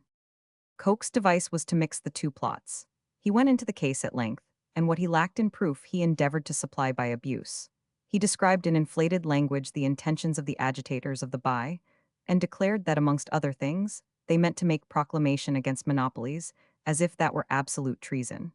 Raleigh calmly reminded him that he was not charged with the "You are not," replied Coke, "but it will be seen that all these treasons, though they consisted of several parts, closed in together like Samson's foxes, which were joined in their tails, though their heads were separated." Raleigh still insisted that the was the treason of the priests, and said, "What is the treason of the priest to me?" "I will then come close to you," said Coke. "I will prove you to be the most notorious traitor that ever came to the bar. You are, indeed, upon the main, but you have followed them upon the in imitation." Raleigh, in reply, demanded that his accuser should be brought face to face with him. He demanded it on the authority of the statute law and the law of God, both of which required that this should be done to prove an offense. But Lord Chief Justice Popham told him that the statutes of Edward VI, to which he appealed, were cancelled by Philip and Mary, that he must take his trial by the common law, as settled by Edward III, under which a trial by jury and written evidence was as valid as a trial by jury and witnesses, and that at most one witness was sufficient. But Raleigh replied that his case was peculiar, and that there was not a single witness against him, for even the man who had borne testimony against him had retracted his assertions. He, therefore, reiterated his demand for the production of Cobham, declaring that if Cobham dared in his presence to reaffirm a single charge, he would submit to his doom and would not add another word. When this challenge was passed over without any notice, he produced a letter which Cobham had written to him about a fortnight before, in which he said, "To free myself from the cry of blood, I protest, upon my soul and before God and his angels, I never had conference with you in any treason, nor was ever moved by you to the things I heretofore accused you of. And, for anything I know, you are as innocent and as clear from any treasons against the king as is subject living. And God so deal with me and have mercy on my soul, as this is true." This appeared a strong avowal, but Cecil was prepared for this, having, no doubt, already seen this letter on its passage, and Coke produced in defeat of it another letter written by Cobham to the council but the day before. In this letter, Cobham stated that Raleigh had twice sent letters to him in the Tower, which had been thrown into his window sash in an apple, and that, in these letters, he entreated him to do him right by denying what he had said as to his wishing him to come from the continent by Jersey, and in other particulars. Cobham replied that he retracted the assertion about Jersey, but went on to state 411 that Raleigh had been the original cause of his ruin, for that he had no dealings with Aremberg, but at Sir Walter's instigation. He added that at Aremberg's coming Raleigh was to receive a pension of £1,500 a year, for which he was to keep the King of Spain informed of all designs against the Indies, the Netherlands, or Spain, that he, Cobham, also counselled him, Raleigh, not to be overtaken by preachers as Essex was, and that the king would better allow of a constant denial than of the accusation of anyone. During the reading of this letter, Raleigh could not conceal his astonishment and confusion. When it was finished, he admitted that there had been some talk of a pension, but mere talk and nothing more. But the fact made a deep impression on the minds of the jury, and the prisoner, probably being conscious of it, repeated his demand for the production of Cobham himself. "My lords," he exclaimed, "let Cobham be sent for. I know he is in this very house. I beseech you let him be confronted with me. Let him be here openly charged, upon his soul, upon his allegiance to the king, and if he will then maintain his accusations to my face, I will confess myself guilty." But no notice was taken of this appeal. Coke still strove to bear him down by the coarsest browbeating, shouting fiercely, "I will have the last word for the king." "Nay," retorted Raleigh, "I will have the last word for my life." "Go to," said the insolent lawyer. "I will lay thee upon thy back for the confidentest traitor that ever came to the bar." Cecil here interposed, telling Coke that he was too impatient and severe, but Coke cried, "I am the king's sworn servant and must speak. You discourage the king's counsel, my lord, and encourage traitors." The jury, but with evident reluctance, returned a verdict of guilty. On being asked, in the usual form, whether he had anything to say why judgment should not be pronounced against him, he replied that he was perfectly innocent of the charges of Cobham, but that he submitted himself to the king's mercy, and recommended to the compassion of his majesty his wife and his son of tender years. After the sentence of high treason, with all its disgusting details, had been pronounced, Raleigh asked to speak privately with Cecil, Lord Henry Howard, and the Earls of Suffolk and Devonshire, entreating them that, in consideration of the position which he had held under the crown, his death might not be so ignominious as the strict sentence required. They promised to use their influence, and he was taken back to his quarters. The charges of complicity which were made against Arabella Stuart, in the indictment against Raleigh, were of a nature which called for denial on her part. She was present at the trial in a gallery, and Charles Howard, Earl of Nottingham, who was sitting by her, arose, and in her name protested, on her salvation, that she had never meddled in any such matters. There appeared, indeed, no disposition at this moment to implicate the Lady Arabella, though her relation to the crown made her an object of anxiety to James, as we shall soon have occasion to see. Cecil himself acquitted her of any concern in this treason, admitting that though she had received a letter from Cobham, entreating her to countenance it, she only laughed at it and at once sent it to the king. Of the actual extent of Raleigh's participation, and what was his real object, we have no means of judging, for though James was in possession of the letters between the accused parties and Aremberg, they could not, as already stated, be produced. Cobham and Grey were arraigned before a tribunal of their peers, consisting of 11 earls and 19 barons. Nothing could be more striking than the cowardice and meanness of Cobham and the noble dignity of Grey. They were both condemned. The two priests were first conducted to execution. They suffered all the bloody horrors of the law at Winchester, on the 29th of November. It was surmised that James was glad to be rid of Watson as one of the individuals to whom, before coming to the English throne, he had promised toleration to the Catholics. There was an attempt to prove the non-existence of such a promise, but it was crude and convinced nobody. At the gallows, both Watson and Clark declared that they were convinced they owed their death to their priesthood. They were cut down alive and their bowels torn out, a revolting practice which but too well illustrates the vindictive spirit of the age. The next execution was that of Brooke. He was simply beheaded, also at Winchester, on the 5th of December.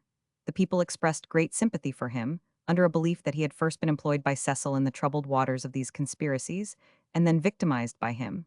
Markham, Gray, and Cobham were brought to the scaffold, induced to confess, and after an interval of suspense, reprieved. Raleigh was imprisoned in the Tower of London for many years. The effect of this conspiracy was to deepen James's suspicion of the Catholics and his dislike for 12 of the Puritans. The Catholics, since his coming to the English throne, had conducted themselves with more policy than their robustious rivals, the Puritans. They had claimed, indeed, the fulfillment of his promises whilst merely King of Scotland, to favor them as the staunch friends of his mother and serious sufferers on her account, but they had preferred their claims with a degree of courtesy and moderation to which the brusque reformers were strangers. The Pope, Clement VIII, probably led by the same expectations, had by two breves addressed to the archpriest and provincial of the Jesuits, strictly enjoined the missionaries to confine themselves to their spiritual duties, and on no account to mix themselves up with the agitators for political change. He condemned unequivocally the conduct of Watson and Clark, and sent a secret envoy to the English court, expressing his abhorrence of all acts of disloyalty, and offering to withdraw any missionary from the kingdom who was in any way obnoxious to the king and council. James appeared so far influenced by this moderation, that though he stoutly refused all application for a free exercise of the Catholic worship, and even committed individuals to the Tower who offended in this respect, yet he invited the Catholics to frequent his court, he conferred knighthood on some of them, and assured them generally that they should not suffer for recusancy so long as they abstained from a breach of the laws as regarded religion, and from all acts of political insubordination. From the Portrait by Zucchero. Sir Walter Raleigh, from the Portrait by Zucchero. But towards the Puritans he was by no means so courteous. He could never forget that they had kept him in restraint in his infancy and youth, that they had been the defamers and 413 persecutors of his mother, and that to the very hour in which he escaped into the larger field of English power, they had goaded him with their demands and defied his authority. As he drew nearer to the English throne, the charms of the English church increased in his imagination. A church which set up the king as its head was a church as much after James's own heart as after that of Henry VIII. Like that monarch, he dearly loved to shine in polemics, and long before he arrived in England, it required no great shrewdness to perceive where his affections lay. The dissenting divines presenting their petition to James, CP 416. No sooner was he in England than he spoke his mind roundly as to his real feelings towards the Puritans. He said to the bishops and courtiers, "I will tell you, I have lived amongst this sect of men ever since I was 10 years old, but I may say of myself as Christ said of himself, though I lived amongst them, yet since I had ability to judge, I was never of them." And this was at least sincere. He had grown more undisguisedly Episcopalian as he saw Elizabeth sinking, and felt his hold on the throne through her own ministers. He had given seats in Parliament to a certain number of clergymen, thus making them bishops without the name. But it was in his Basilican Doron, a manual for the instruction of his son, published in 1779, that he had let loose his deep dislike of the Presbyterians. He tells his son to take heed to such Puritans, very pests in the church and commonwealth, whom no deserts can oblige, neither oaths nor promises bind, breathing nothing but sedition and calumnies, aspiring without measure, ruling without reason, making their own imaginations, without any warrant of the word, the square of their conscience. I protest, he added, before the great God, and since I am here upon my testament, it is no place for me to lie in, that you shall never find with any Highland or border thieves greater ingratitude, and more lies and perjuries than with these fanatic spirits. And suffer not the principal of them to brook your land, if he list to sit at rest, except you would keep them for trying your patience, as Socrates did an evil wife. But whilst the royal Solomon thus plainly 414 enunciated his hatred of Puritanism, He was cautious not to let the English bishops too early into his fixed intention to patronize them. He liked to feel himself the undoubted head of that church, and to see those dignitaries in fear and trembling prostrate at his feet. And it was not till they had sufficiently humbled themselves before him that he revived their spirits with the declaration of his real sentiments. The Puritans precipitated this avowal by urging on James a further reform of the church and its purgation from ceremonies. In their millenary petition, so called because it was expected it would have 1,000 signatures, but in reality it had only about 800, they demanded a conference, in which to settle the form and doctrines of the church. This, of all things, delighted James. It was the very arena in which to display his theological knowledge. He gladly consented to it, and appointed it to take place at Hampton Court early in January, 1604. On the 14th of that month, the first assembly took place, and the bishops, who were first admitted to the royal presence alone, were so alarmed at the prospect of a conference which had been demanded by dissenters, that they threw themselves on their knees, and earnestly entreated the king not to alter the constitution of the church, nor to give the Puritans the triumph in the coming debate, lest the popish recusants should rejoice over and declare them justly punished for their repulsion and persecution of them. Then James condescended to lift the weight of fear from their hearts. He avowed to them that he was a sincere convert to the Church of England, and thanked God, who had brought him to the promised land, to a country where religion was purely professed, and where he sate among grave, reverend, and learned men, not as before elsewhere, a king without state, without honor, and without order, and braved to his face by beardless boys under the garb of ministers. The delight of the bishops and dignitaries at this gracious confession may be imagined. They were nearly 20 in number, whilst the reformers summoned numbered only 4, namely, Doctors Reynolds and Sparks, divinity professors of Oxford, and Doctors Newstub and Chatterton of Cambridge. James somewhat cooled the raptures of the churchmen, by adding that he knew all things were not perfect, and that, as some modifications of the ritual and the ecclesiastical courts were, in his opinion, needed, he had called them together in the first instance, in order that they might settle what concessions should be made to the Puritans. It was necessary to show some compliance, and after the day's discussion, it was agreed that some explanatory words should be added in the Book of Common Prayer to the forms of general absolution and of confirmation, that the Chancellor and the Chief Justice should reform the practice of the Commissary Court, that excommunication should only be inflicted for particularly serious offenses, that the bishops should neither confer ordinations nor pronounce censures without the assistance and concurrence of other eminent divines, that baptism should not be administered by women or by laymen. These points being determined, on the 16th the 4 Puritan divines were admitted and instructed to state their demands.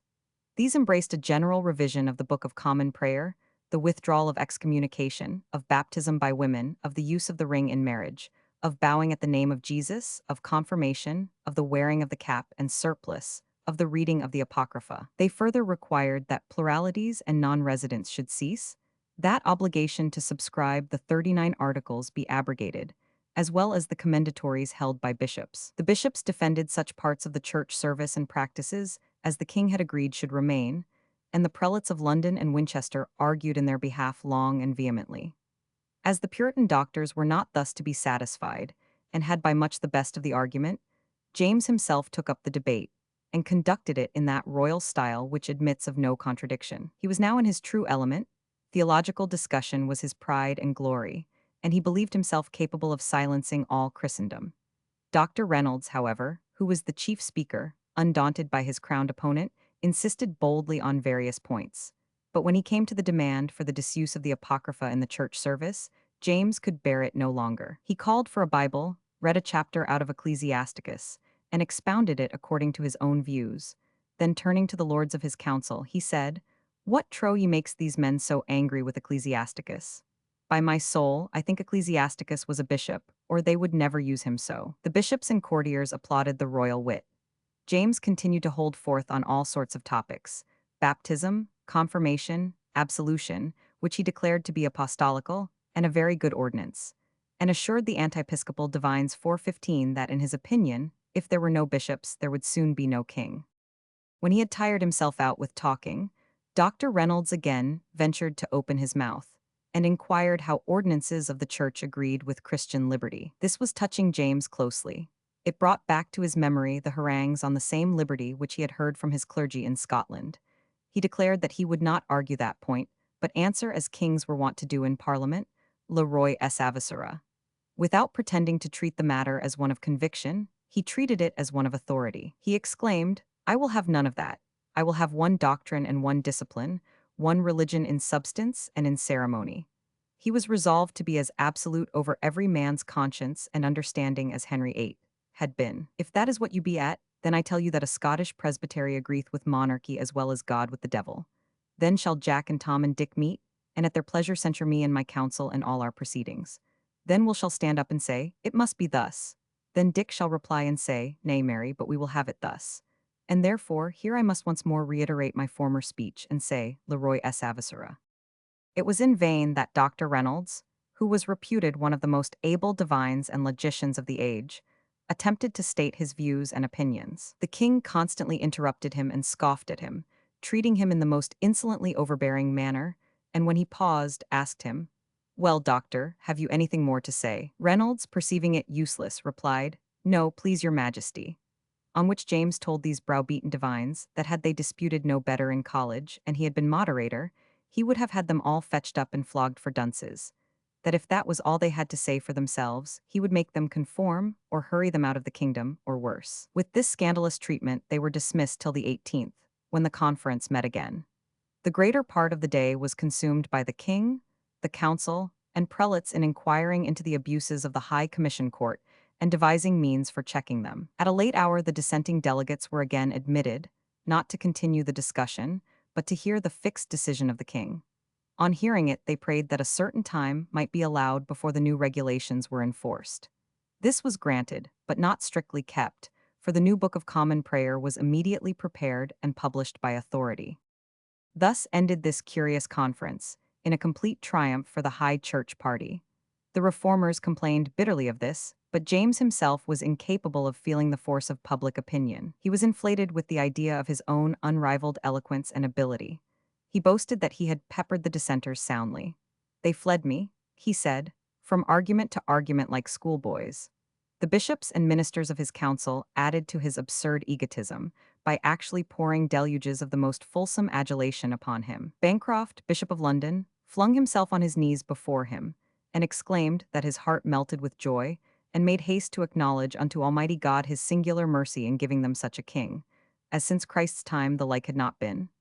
And Whitgift, the primate, protested that his majesty spake by the special assistance of God's Spirit. The Lord Chancellor Ellesmere, emulating the sycophants of the church, said that the king and the priest had never been so wonderfully united in the same person, and the peers echoed the plaudits, declaring that his majesty's speeches proceeded from the Spirit of God operating on an understanding heart. "I wist not what they mean," wrote Harrington in Nug Antique, but the spirit was rather foul-mouthed. All parties connected with the church having thus admitted that the king was acting under the most luminous effusion of the divine spirit, ought not, therefore, to have murmured when soon afterwards, without waiting for ecclesiastical sanction, he made his own alterations in the Book of Common Prayer, and then issued a proclamation, warning all men neither to attempt nor expect any further alterations in the church, and commanding all ecclesiastical and civil authorities to enforce the strictest conformity. Whitgift soon after died, 1604, and many attributed the acceleration of his death to his mortification at the king's ordering the affairs of the church by his own will and wisdom, which Whitgift had been one of the first to extol as infallible. Bancroft succeeded him in the primacy, and showed himself a capable instrument of James's bigotry, and ready to enforce whatever cruelty he would attempt.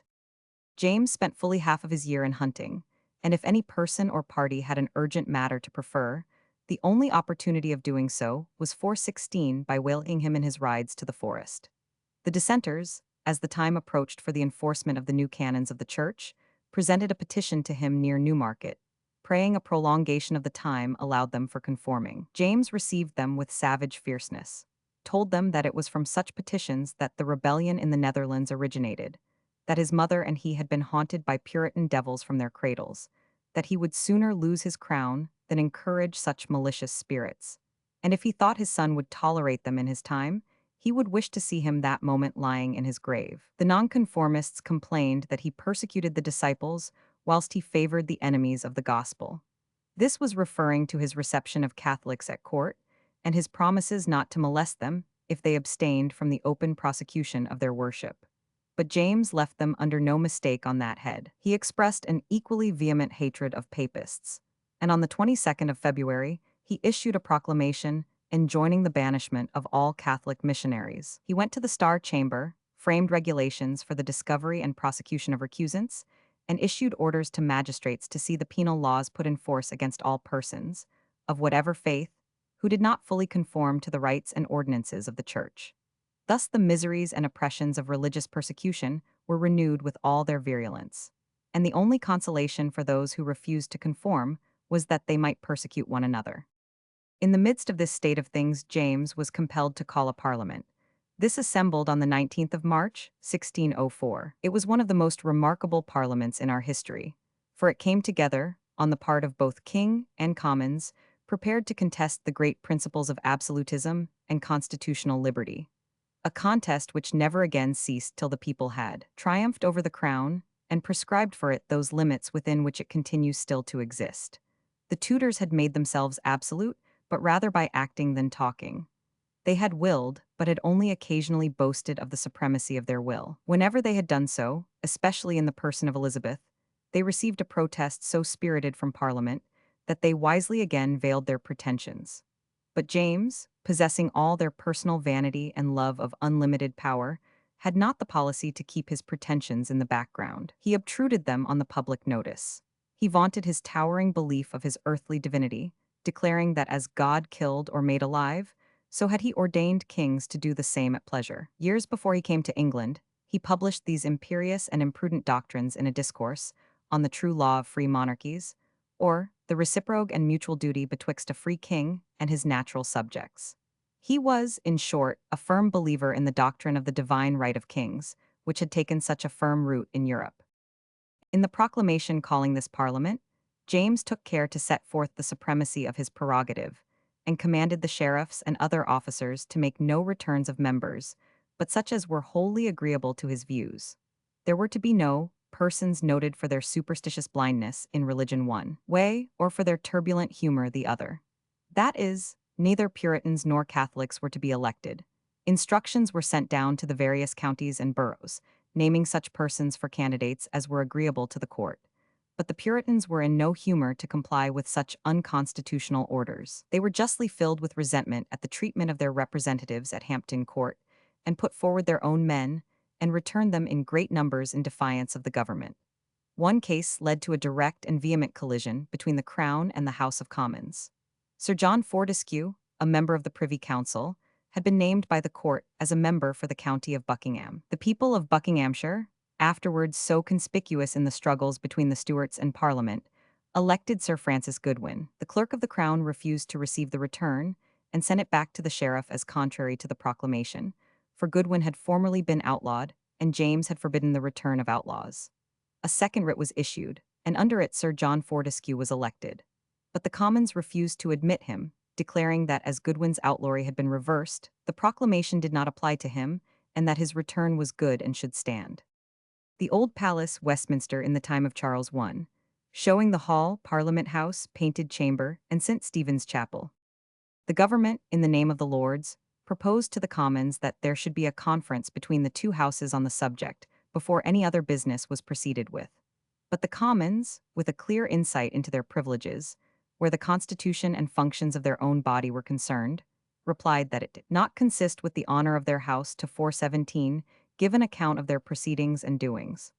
On this they received a second message, in which they were informed, through Coke, that his Majesty being apprised of their objection, conceived that his honor was touched, and desired that there should be some conference between the houses. On this the Commons sent a deputation of their members, headed by the Speaker, to represent to the king why they could not confer with the lords on any subject. The king was exceedingly high, and let them know that they held all their privileges by the royal favor.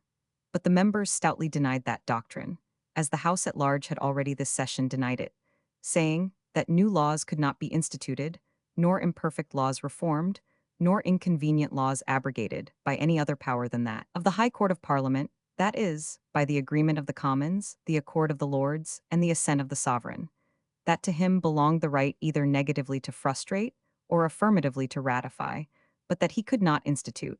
Every Bill 418 must pass through the two houses before it could be submitted to his pleasure. This was a doctrine that clashed disagreeably with James's absolute notions, and he upbraided the Commons with their presumption. But they stood firmly to their position, and, what was extremely humiliating to the new monarch, excused his unconstitutional ideas through ignorance or misinformation of the custom and laws of England. The privileges of their house, they said, were the birthright of Englishmen and could not be surrendered. James claimed that all disputed matters should be referred to his Court of Chancery, but they claimed to settle all such themselves, as the essential to the government of their estate.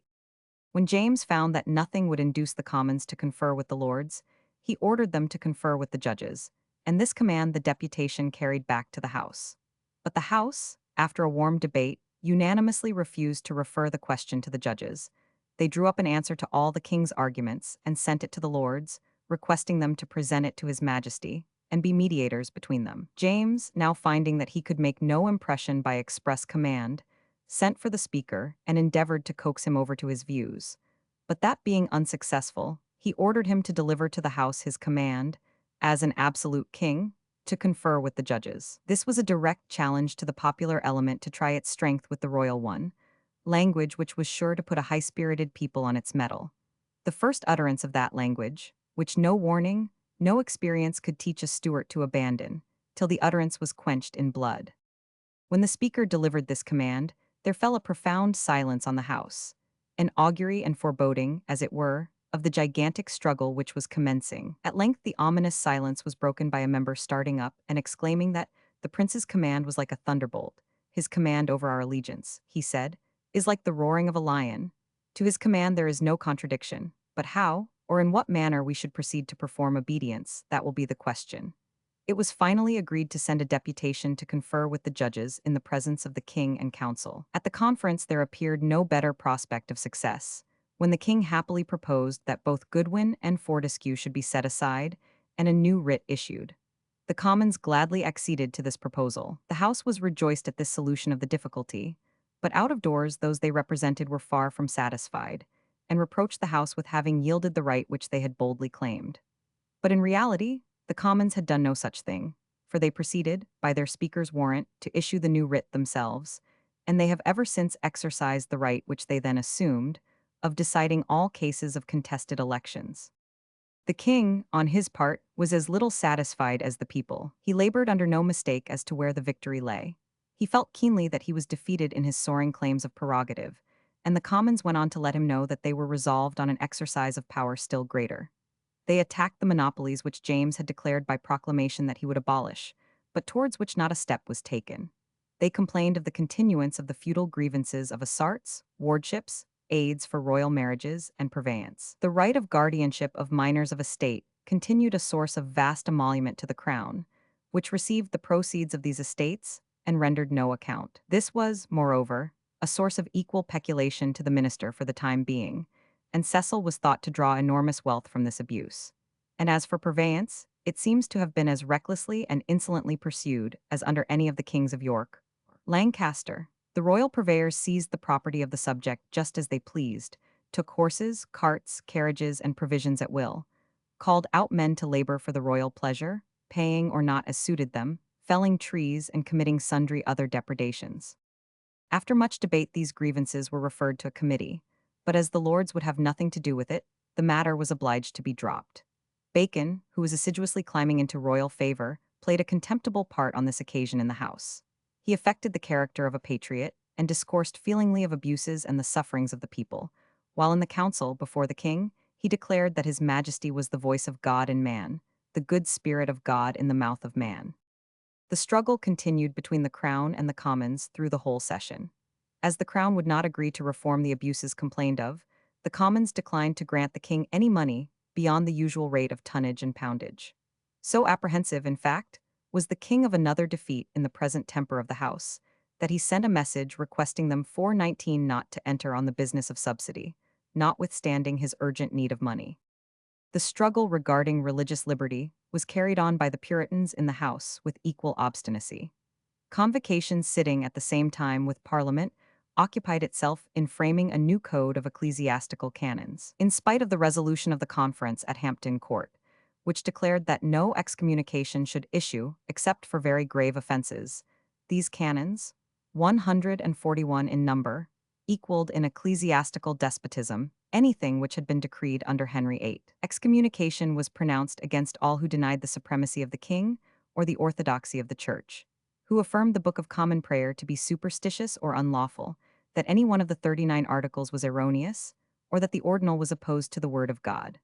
All who should separate from the established church or established conventicles were equally denounced, and this bigoted code James ratified by letters patent under the Great Seal. But it did not pass without severe comment from the Puritan members of the House, in the midst of which the king prorogued Parliament, and so remained the question of the canon law of England, which in reality was and is a law binding only on the clergy, having received their own sanction and that of their head the king, but not that of the legislature. For which reason the judges have always held that it binds the clergy who framed, but not the people whose representatives refused it. No sooner was the canon law promulgated and Parliament prorogued than Bancroft, the new archbishop, let loose the fury of the Church against nonconformists, whether Catholic or Protestant. All were called on to conform to the new regulations, and no less than 300 clergymen were forced from their livings. The Catholics, on their part, were equally harassed, fined, and insulted. The legal penalty of £20 a month for recusancy was again enforced, notwithstanding James had promised to overlook this, and it was executed with a new rigor of barbarity, the fines for the whole period during which James had been professing leniency being levied. Thus the sufferers were called on to make 13 payments at one time, which at once reduced a vast number of families to absolute beggary. The Puritans did not submit to the outrages perpetrated on them without sturdy resistance and remonstrance. The Catholics, or at least a section of them, proceeded to something more dangerous. Smarting under their renewed persecution, they felt it useless to remonstrate like the Puritans, for both the church party and nonconformists were against them. They, therefore, as a body, brooded in silence over their sufferings, but there were amongst the oppressed spirits those who could not thus endure in patience, but planned a desperate revenge. Amongst these was Robert Catesby, the descendant of an ancient Catholic family, seated for centuries at Ashby St. Ledgers in Northamptonshire, and also possessing considerable property in Warwickshire. Catesby's father had been a great sufferer for recusancy, having several times been imprisoned, in addition to the plundering of his substance. In his youth, the younger Catesby, who was wild and extravagant, was not disposed to sacrifice his jollity for the maintenance of a persecuted faith. He embraced Protestantism, but in 1598 he returned to his original belief, and, feeling the bitter force of persecution, he became stimulated to an active hatred of the government. He aided the insurrection of Essex on condition that he should enjoy full religious freedom, and escaping the fate of his leader by the forfeiture of £3,000, he then secretly joined himself to the Spanish party amongst the Catholics, in order to prevent the succession of the Scottish prince. This hope being defeated, and the Catholics not only seeing James prepared to falsify his promises of Catholic indulgence, but all the heads of the Catholic world abroad, the kings of France and Spain, and the Pope himself, seeking the friendship of the king, Catesby conceived the gloomy idea that deliverance could only proceed from the English Catholics themselves. In following out this desperate idea, he gradually evolved a scheme of vengeance and annihilation of all the persecutors of his faith. This was no other than to blow up the king and Parliament with gunpowder. Catesby first made a confidant in his terrible project of Thomas Winter, the younger brother of Robert Winter, of Huddington, in Worcestershire. Winter was the intimate friend of Catesby, and had been long associated with him in the plans for the relief of the Catholics. He had been a volunteer in the wars of the Netherlands, and then was sent to Madrid as the secret agent of the Spanish party in England, amongst whom his friend Catesby was an active partisan. But familiar as Winter was with the sufferings and projects of the Catholics, this bloody revelation struck him with horror, and he denounced it vehemently as most criminal and inhuman. But Catesby spared no labor to reconcile his mind to the idea. He painted in vivid 420 colors the long, the pitiless, and the unmerited cruelties inflicted on the Catholics. He enumerated the numbers who had been exterminated by the axe and the rope of the executioner, who had perished in their prisons, or who had been reduced from affluence and honor to beggary by the relentless bigotry of the government. He demanded whence relief was to come, what hope there was left of effectual intercession from abroad, or of resolute resistance from the dispirited Catholics at home. He appealed to him whether God had not given to every man the right to repel force by force, and whether the whole world besides afforded them any other chance. Great Seal of James I. Winter was staggered but not convinced, and declared that he would not consent to any such frightful measure until fresh attempts had been made to procure a mitigation of their sufferings by milder means. He, therefore, hastened over to the Netherlands, where the Spanish ambassador, Velasco, had arrived, in order to conclude a peace between England and Spain.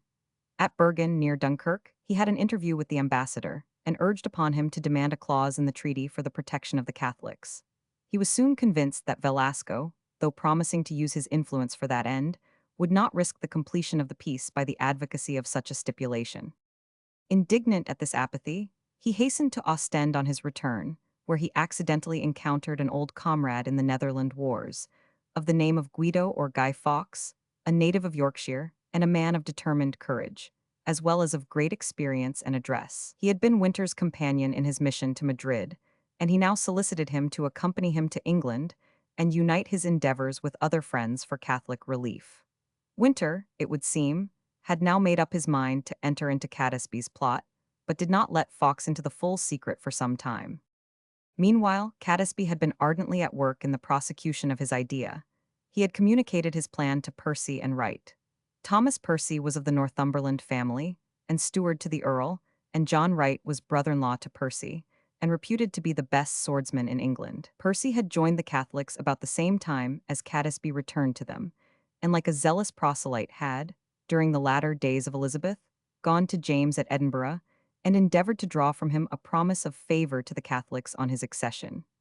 James is reported to have assured Percy that he would at least tolerate the Mass in a corner. This James afterwards denied, but his denial can go for very little, for it was perfectly in keeping with his kingcraft to promise what served to secure his ends for the time, and almost every monarch in Europe had to make that complaint against him. Percy, on the breaking out of the persecution under James, felt that he had been made the dupe of James's duplicity. 421, he presented a remonstrance to the king, to which no answer was deigned, and Catesby found him in a mood of great resentment against the king, and in a favorable temper for his views. He not only agreed to cooperate but brought in his brother-in-law Wright, who was also a recent proselyte to Catholicism. Guy Fawkes's cellar under Parliament House. Percy appears to have been of a very excitable nature. The embryo conspirators assembled at Catesby's lodging, and Percy demanded whether they were merely to talk and never to act. Catesby said that before he would open his plan to them, he must demand from every one an oath of secrecy. This was assented to, and a few days afterwards, as appears by the confession of Winter, the five, that is, Catesby, Winter, Percy, Wright, and Fawkes, met at a house in the fields beyond St. Clement's Inn, where they did confer and agree upon the plot, and there they took a solemn oath and vows by all their force and power to execute the same, and of secrecy not to reveal it to any of their fellows, but of such as should be thought fit persons to enter into that action. When they had all sworn and perfectly understood what was proposed, Catesby led them into an upper chamber of the house, where they received 422 the sacrament from Gerard, the Jesuit missionary, but who, according to Winter's confession, was not let into the secret. This dreadful oath was taken on the 1st of May, 1604, but the conspirators resolved to wait for the remotest chance of any good arising out of the negotiations between England and Spain. But the treaty was concluded on the 18th of August, without any clause protective of the Catholics. Peace and commercial relations were restored between the two countries, and James was left at liberty to do as he pleased with the cautionary towns if the states did not redeem them. After the ratification of the treaty, the Spanish ambassador solicited in the name of his sovereign the goodwill of James towards his Catholic subjects.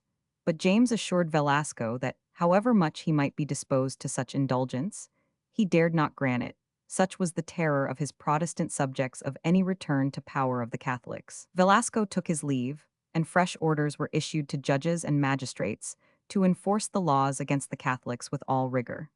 This put an end to the patience of the conspirators, and they protested that it was but a fitting retribution to bury the authors of their oppressions under the ruins of the edifice in which they enacted such diabolical laws. They now sought for a proper place to commence their operations, and they soon found a house adjoining the Parliament House in the possession of one Ferris, the tenant of Wynyard, the keeper of the king's wardrobe. This Percy hired, in his own name, of Ferris, on pretense that his office of gentleman pensioner compelled him to reside part of the year in the vicinity of the court. But the conspirators were debarred from immediate operations, by the commissioners appointed by James to consider a scheme for the union of the two kingdoms, taking possession of this house, where they sate for several months. Not wholly, however, to lose time, the conspirators hired another house in Lambeth, on the banks of the river, where they stored up wood, gunpowder, and other combustibles, which they could easily remove by night in boats, as occasion served, to their house in Westminster, as soon as it was in their hands. They confided the charge of this house in Lambeth to Thomas Kay, a Catholic gentleman of reduced means, who took the oath and entered into the plot. On the 11th of December, the conspirators obtained possession of their house, when they again swore to be faithful to each other, and they began their preparations by night. Behind the house, in a garden and adjoining the Parliament House, stood an old building. Within this they began to perforate the wall, one keeping watch while the others labored. The watching was allotted to Fawkes, whose person was unknown, and who assumed the name of Johnson and appeared as the servant of Percy. 3 of the others worked whilst the fourth rested. During the day they toiled at undermining the wall, and during the night they buried the rubbish under the earth in the garden. They had laid in a store of eggs, dried meats, and the like, so that no suspicion should be excited in the neighborhood by their going in and out, or by their being brought in provisions for so many persons. They thus labored indefatigably for a fortnight, when Fawkes brought them the intelligence that Parliament was prorogued from the 7th of February to the 3rd of October. On this, they resolved to suspend their work till after the Christmas holidays, and to retire to their respective residences, agreeing neither to meet in the interim, nor to correspond or send messages to each other regarding the plot.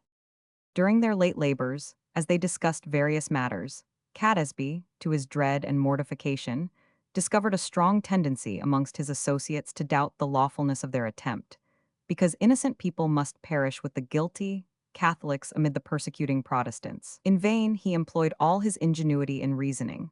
He saw the feeling remain, and he endeavored to secure a plausible argument before their coming together again. He therefore consulted Garnet, the provincial of the Jesuits, on this point. Catesby had accepted a commission as captain in a regiment of cavalry, to be commanded by Sir Charles Percy, in the service of Spain. He now observed to Garnet in a large company that he had no doubt about the justice of the war on the side of Spain, but as he might be called on to make attacks in which the innocent might fall with the guilty, women and children with armed soldiers, could he do that lawfully in the sight of the Almighty? Garnet replied certainly, otherwise an aggressor could always defeat the object of the party invaded by placing innocent persons amongst guilty ones in his ranks. This was enough for Catesby. The principle was admitted, and on the meeting of the conspirators after the recess, he was prepared to banish their scruple by assuring them that it was decided to be groundless by competent ecclesiastical authority. On the 30th of January, 1605, they resumed their operations. They found the wall through which they had to dig was no less than 3 yards thick, and composed of huge stones, so that the labor was intense, and the danger of their blows being heard began to alarm them. They had an accession of force to their numbers, the brothers of Wright and Winter, and one John Grant, of Norbrook in Warwickshire, who had married a sister of the Winters. He had suffered much from persecution under Elizabeth, and his house was large and strongly fortified, offering a good depot for horses and ammunition. Besides these, Catesby had admitted Bates, his confidential servant, into the secret, believing he had more than half guessed it, and sent him with arms and ammunition to Grant's house in Worcestershire. But at this point, the operations of the conspirators received a severe check. There arose a difficulty which seemed to be insurmountable, which so disheartened some of the band that they were in favor of abandoning their project altogether, or at least for a time. This formidable obstacle appeared in the shape of ordinary water, which now began to ooze in from the river and put a stop to all hope of making the passage. Fortune came to their aid, however. Whilst they were in this state of dejection, they were extremely alarmed by a loud noise, which appeared to come from a room just over their heads. Fawkes went to endeavor to learn the cause of it, and returned with the intelligence that it proceeded from the selling of the stock in trade of Bright, a coal merchant, who was evacuating the cellar, which would be in a few days unoccupied. At this joyful news, the mining of the foundation was abandoned. The cellar, which lay directly under the House of Lords, was immediately taken by Fawkes in the name of his pretended master, Percy. In a short time, they had removed 36 barrels of gunpowder from the house in Lambeth, in the darkness of night, and had covered them over in the cellar with faggots and billets of wood. All being prepared, they once more separated till September, a few days before the assembling of Parliament. They dispersed themselves to avoid all suspicion, and Fawkes went over to Flanders to endeavour to procure a supply of military stores, and to win over Sir William Stanley, Captain Owen, and other officers of the regiment in the pay of the Archduke. Catesby was an officer of this regiment. Most of these officers were Catholics and his personal friends, and he informed them through Fawkes that things were come to that pass that it was reported that the Catholics were to be utterly exterminated throughout England, and that if they could not defend themselves by peaceable means, they must do it by the sword. And he enjoined them to engage as many of their brethren as possible to aid them in their deliverance. Sir William Stanley was absent in Spain, and Owen promised that he would communicate with him. But little effect appears to have been produced by Fawkes's mission, except that of exciting the attention of Cecil, who received repeated intimations from Flanders that the English exiles had some secret enterprise in agitation, though what it was the informants could not discover. Catesby at home was in constant activity. He had obtained a fresh accomplice in Keyes, an intimate friend of his, who had been stripped of his property and was prepared for the worst, being a man of determined disposition, and he had his eye on others who appeared in a mood for it. At the same time, the growing excitement of Catesby endangered the secret. There was a tone and a restlessness about him which attracted the notice of his friends. He still delayed joining his regiment in Flanders, and Garnet, the Jesuit, came to suspect that he was engaged in some plot and warned him against such attempts. This only excited the anger of Catesby, and Garnet wrote to Rome and obtained letters from the Pope and the generals of his order, strongly enjoining on the Catholics' submission to the government. Catesby, uneasy in his conscience, at length confessed to Garnet the existence of some plot. The Jesuit refused to hear anything of it, but endeavored to impress on the conspirator the necessity of obedience to the breves from Rome. At length he prevailed on him to promise that nothing should be done till they had sent a messenger to the Pope, fully detailing the condition of the Catholics in England, and had received an answer. But Catesby had no intention of deferring his enterprise on such grounds. Fawkes returned to England in September, and they resolved to proceed. A second prorogation of Parliament, however, from October to the 5th of November, disconcerted the conspirators, and induced them to fear that their designs had become known to government. To ascertain this, if possible, Thomas Winter was deputed to attend in the House of Lords and watch the countenances and behavior of the commissioners during the ceremony of prorogation. He returned, assuring them that their secret was still safe. For 424 the commissioners walked about and conversed in the utmost unconsciousness of danger on the very surface of the prepared volcano, the 36 barrels of gunpowder. These repeated delays, however, ensured the defeat of the plot. All the conspirators except Catesby were now ruined by fines, exactions, and persecutions on account of their faith. They had depended for support for the last 12 months on the assistance of relations and friends. Catesby had purchased the military stores and other requisites. His means were now exhausted, and yet more money must be in hand against the day of explosion if they meant to take full advantage of it. This induced them to extend the number of their accomplices, a perilous proceeding in anything demanding secrecy. And yet Catesby ventured on divulging the scheme to no less than 3 fresh associates, men of family and fortune. The first was Sir Everard Digby, of Dristoke in Rutlandshire, Goathurst in Buckinghamshire, and of other large estates. Digby had been left as a boy a ward of Queen Elizabeth's, and had been educated at her court as a Protestant. But a little before the death of the Queen, he embraced the Catholic faith, and thus abandoning the brilliant prospects before him, retired to his estates in the country. At the time of the conspiracy, he had a young wife and 2 children, was only 25 himself, and thus had every imaginable earthly good within his reach. Subtle must have been the persuasion which could have induced such a man to risk all this in a desperate enterprise, and bold the spirit of Catesby, who could venture to tempt him to do it. It was not effected without difficulty. Digby could not avoid seeing the hazard and doubting the innocence of such a proceeding, but eventually he gave way, and promised to assemble his Catholic friends on the opening of Parliament to hunt with him on Dunsmore in Warwickshire, and to advance £1,500. The next was Ambrose Rookwood of Coldham Hall, Suffolk, the head of an ancient and wealthy family, who had suffered like his neighbors, but was still affluent. He had a fine stud of horses, which made him a very desirable coadjutor, independent of other considerations. He seems to have had as little ambition as he had motive for conspiracy, being, despite his share of persecutions, able to enjoy a quiet life. But his attachment to Catesby was his snare. Like the rest, he at first recoiled from the prospect of so much bloodshed, but Catesby managed to reconcile him to the idea, and he removed his family to Clopton Hall, near Stratford-on-Avon, in order to be near the Catholic rendezvous at Dunsmore. The third new accomplice was Sir Francis Tresham. His father, Sir Thomas Tresham, had long been severely handled on account of his religion in Elizabeth's reign, and his son Francis, who succeeded him, had been engaged in several plots. He was in that of Essex in conjunction with Catesby and Percy, and escaped by a prompt distribution of £3,000 amongst the Queen's favourites. His chief seat was at Rushton, in Northamptonshire. The selection of Tresham was especially imprudent, for he had the character of being selfish, reserved, and fickle, but he had money, which induced Catesby to trust him. From the moment, however, that he did so, he had no more peace of mind. Terrible fears and suspicions seized him, dreams as terrible haunted him at night. His comrades had no confidence in Tresham, whose character was well known, but the thing was done, and there was no retracing the step which was to bring destruction upon them. Tresham promised a contribution of £2,000, and Percy also engaging to advance £4,000 from the rents of the Earl of Northumberland, whose steward he was. The pecuniary provision appeared ample, and they proceeded to organize their plan of operations. A list of all the peers and commons who were Catholics, or who had opposed the penal statutes and other harsh measures against the Catholics, was made out, and these were at the last moment on the fatal morning to be called away from the house by some urgent message. Guy Fawkes was appointed to fire the train with a slow-burning match, which should allow of his escape before the explosion. And a ship was to lie ready in the river to carry him over to Flanders, where he was to publish a manifesto justifying the deed and calling on the Catholic powers for aid. Percy, as a gentleman pensioner, was to enter the palace and secure the person of the young Prince Charles.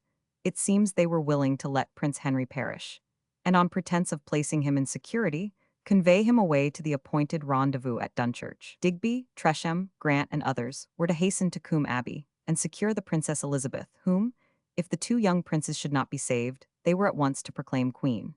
Catesby was to proclaim the heir apparent, whoever it was, at Charing Cross, and on reaching Warwickshire a declaration was to be issued abolishing monopolies, purveyance, and wardships 425. A protector was to be appointed to conduct the government during the minority of the sovereign. Lord Monteagle and the warning letter about the gunpowder plot, CP 426. There were circumstances enough in these regulations to have alarmed all but fanatics in the cause. Messages at the last moment to so many members of the two houses must have created suspicion, and the endeavor to secure the royal children was full of hazard. But there were greater dangers than these. As the time drew nigh, almost everyone had friends amongst the members of Parliament, and they were not contented with the general plan of drawing them away at the critical moment. Each wished to convey a particular warning to his own friends or relatives, which should make their safety certain. Every such warning, however, menaced the discovery of the whole scheme. Tresham was excessively anxious to rescue the Lords Mordaunt and Monteagle, who had married two of his sisters. Percy was equally desirous to save his relative, the Earl of Northumberland. Keyes, the old gentleman who had the custody of the house at Lambeth, was importunate to save Lord Mordaunt, who sheltered and maintained his wife and children after his own ruin, and all were eager to warn the young Earl of Arundel. Catesby, extremely alarmed by these proposals, declared that means enough were in operation to keep those that they wished to save away, but that rather than endanger the result, he would have all blown up, though they were as dear to him as his own son. He and Fawkes, as the day drew near, retired to a solitary house in Enfield Chase, called White Webb's, where, as they were in consultation with Thomas Winter, Tresham suddenly made his appearance. He appeared excited and embarrassed, and demanded that he should be allowed to put Lord Monteagle on his guard.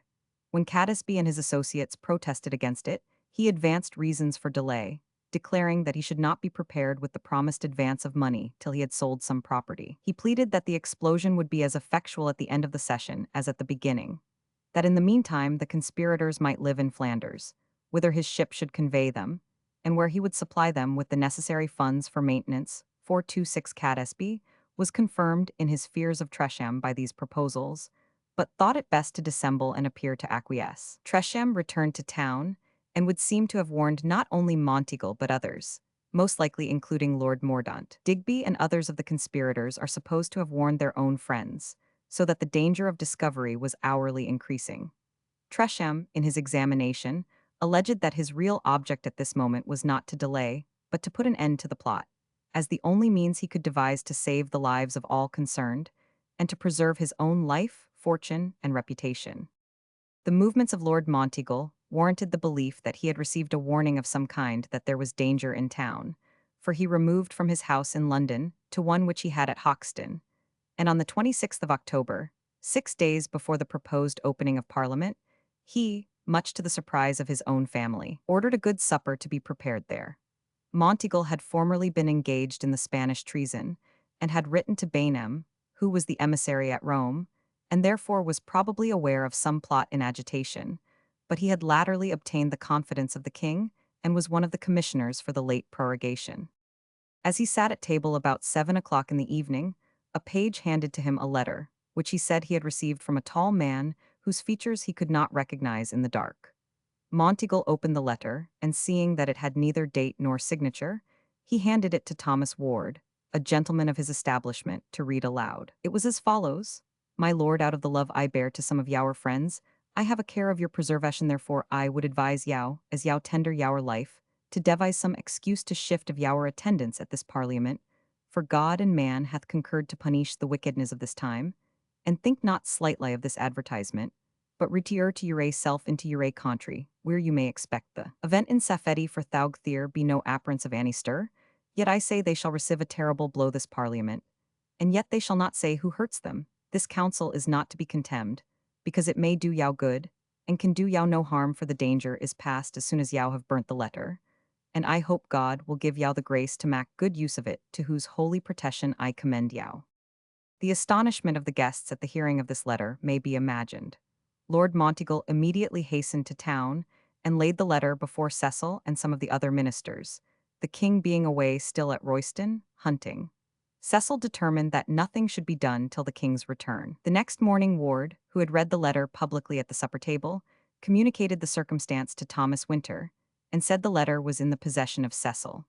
Winter was thunderstruck, but put the best face upon the matter that he could, and pretended to laugh at the whole affair as a hoax on the credulity of Lord Monteagle. But no sooner was Ward gone than he flew to White Webb's and imparted the news to Catesby. Catesby at once attributed the letter to Tresham, and the more so as he had absented himself for several days on the pretence of having business in Northamptonshire. The question was whether he had revealed the particulars of the plot and the names of the conspirators. To ascertain the extent of the mischief and of the guilt of Tresham, he sent him an imperative message to come to White Webb's. Tresham obeyed the summons on the 30th of October and met Catesby and Winter at this lonely house in Enfield Chase. They had made up their minds, if they found him guilty, to shoot him on the spot. They charged him point blank with the discovery of the plot, and kept a searching gaze upon his countenance as he received their declaration. Had he faltered or shown any confusion, his doom would have been instant. But he exhibited the utmost calmness and firmness of expression, protesting most solemnly that he was innocent of the charge, that Tresham was the writer of the letter, and that he had entered into a confidential understanding with Monteagle for the defeat of the plot. There appears every reason to conclude. His own avowal on the examination that such was his intention is borne out by all the examinations. The delivery of the letter whilst Monteagle was at supper with his friends, if it was done by Tresham, shows an intention that it should thus be made irrevocably public. The instant communication of Lord Monteagle's servant with Winter the conspirator, in order to warn them, confirms the idea that all this was planned between Tresham and Monteagle, but there is no reason to believe that Tresham had betrayed the names of his accomplices.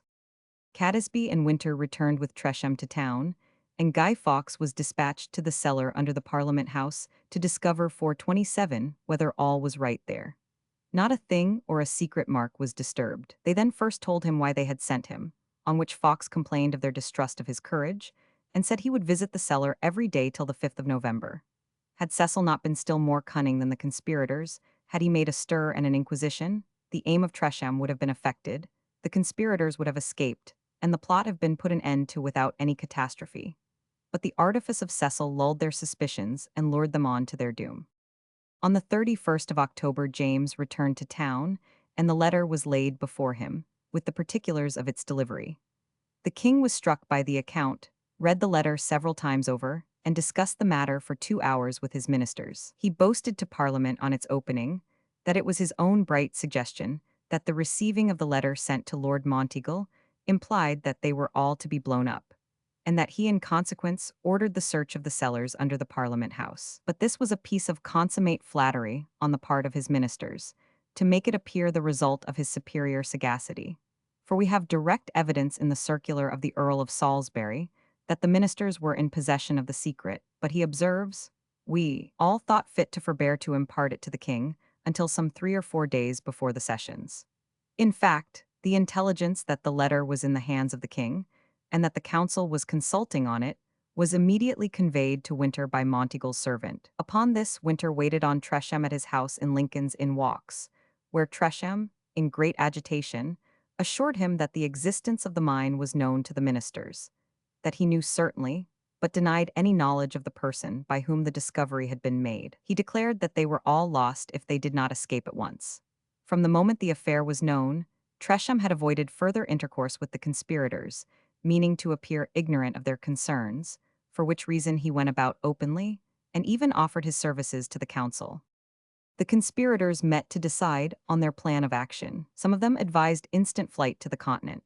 Catesby, Winter, and others were perfectly convinced that Tresham was in communication with Monteagle and perhaps with Cassell, but some of them would not believe such treason, and the arguments of Percy finally nailed them to their fate. This discussion took place on the 3rd of November. Percy conjured them to wait and see what the next day would bring forth, the very last day before the grand crisis. He represented all the labor, the anxieties, the plannings they had gone through, the costs they had incurred, the difficulties they had overcome, and he demanded whether, on the very point of complete success, they were to abandon their enterprise through the fears of a recreant colleague who probably described what only his affrighted fancy pictured to him. He reminded them that his vessel still lay in the Thames at their service, and on the first positive proof of danger, they had only to hasten on board and drop down the river out of reach of their enemies. These arguments prevailed, but they changed their plan of operations. Fawkes was still to keep guard in the cellar, Percy and Winter to superintend the necessary operations in London, but Catesby and John Wright were to hasten to Dunchurch and put Sir Everard Digby and the party on their guard. On the evening of Monday the 4th of November, the Earl of Suffolk, in prosecution of his duty as Lord Chamberlain, to see all necessary preparations made for the opening of Parliament, went down to the House accompanied by Lord Monteagle. After they had been some time in the Parliament chamber, on pretence that some necessary articles were missing, they went down to the cellars to make a search. They entered the vault where the mine was prepared and where Fawkes was at his post.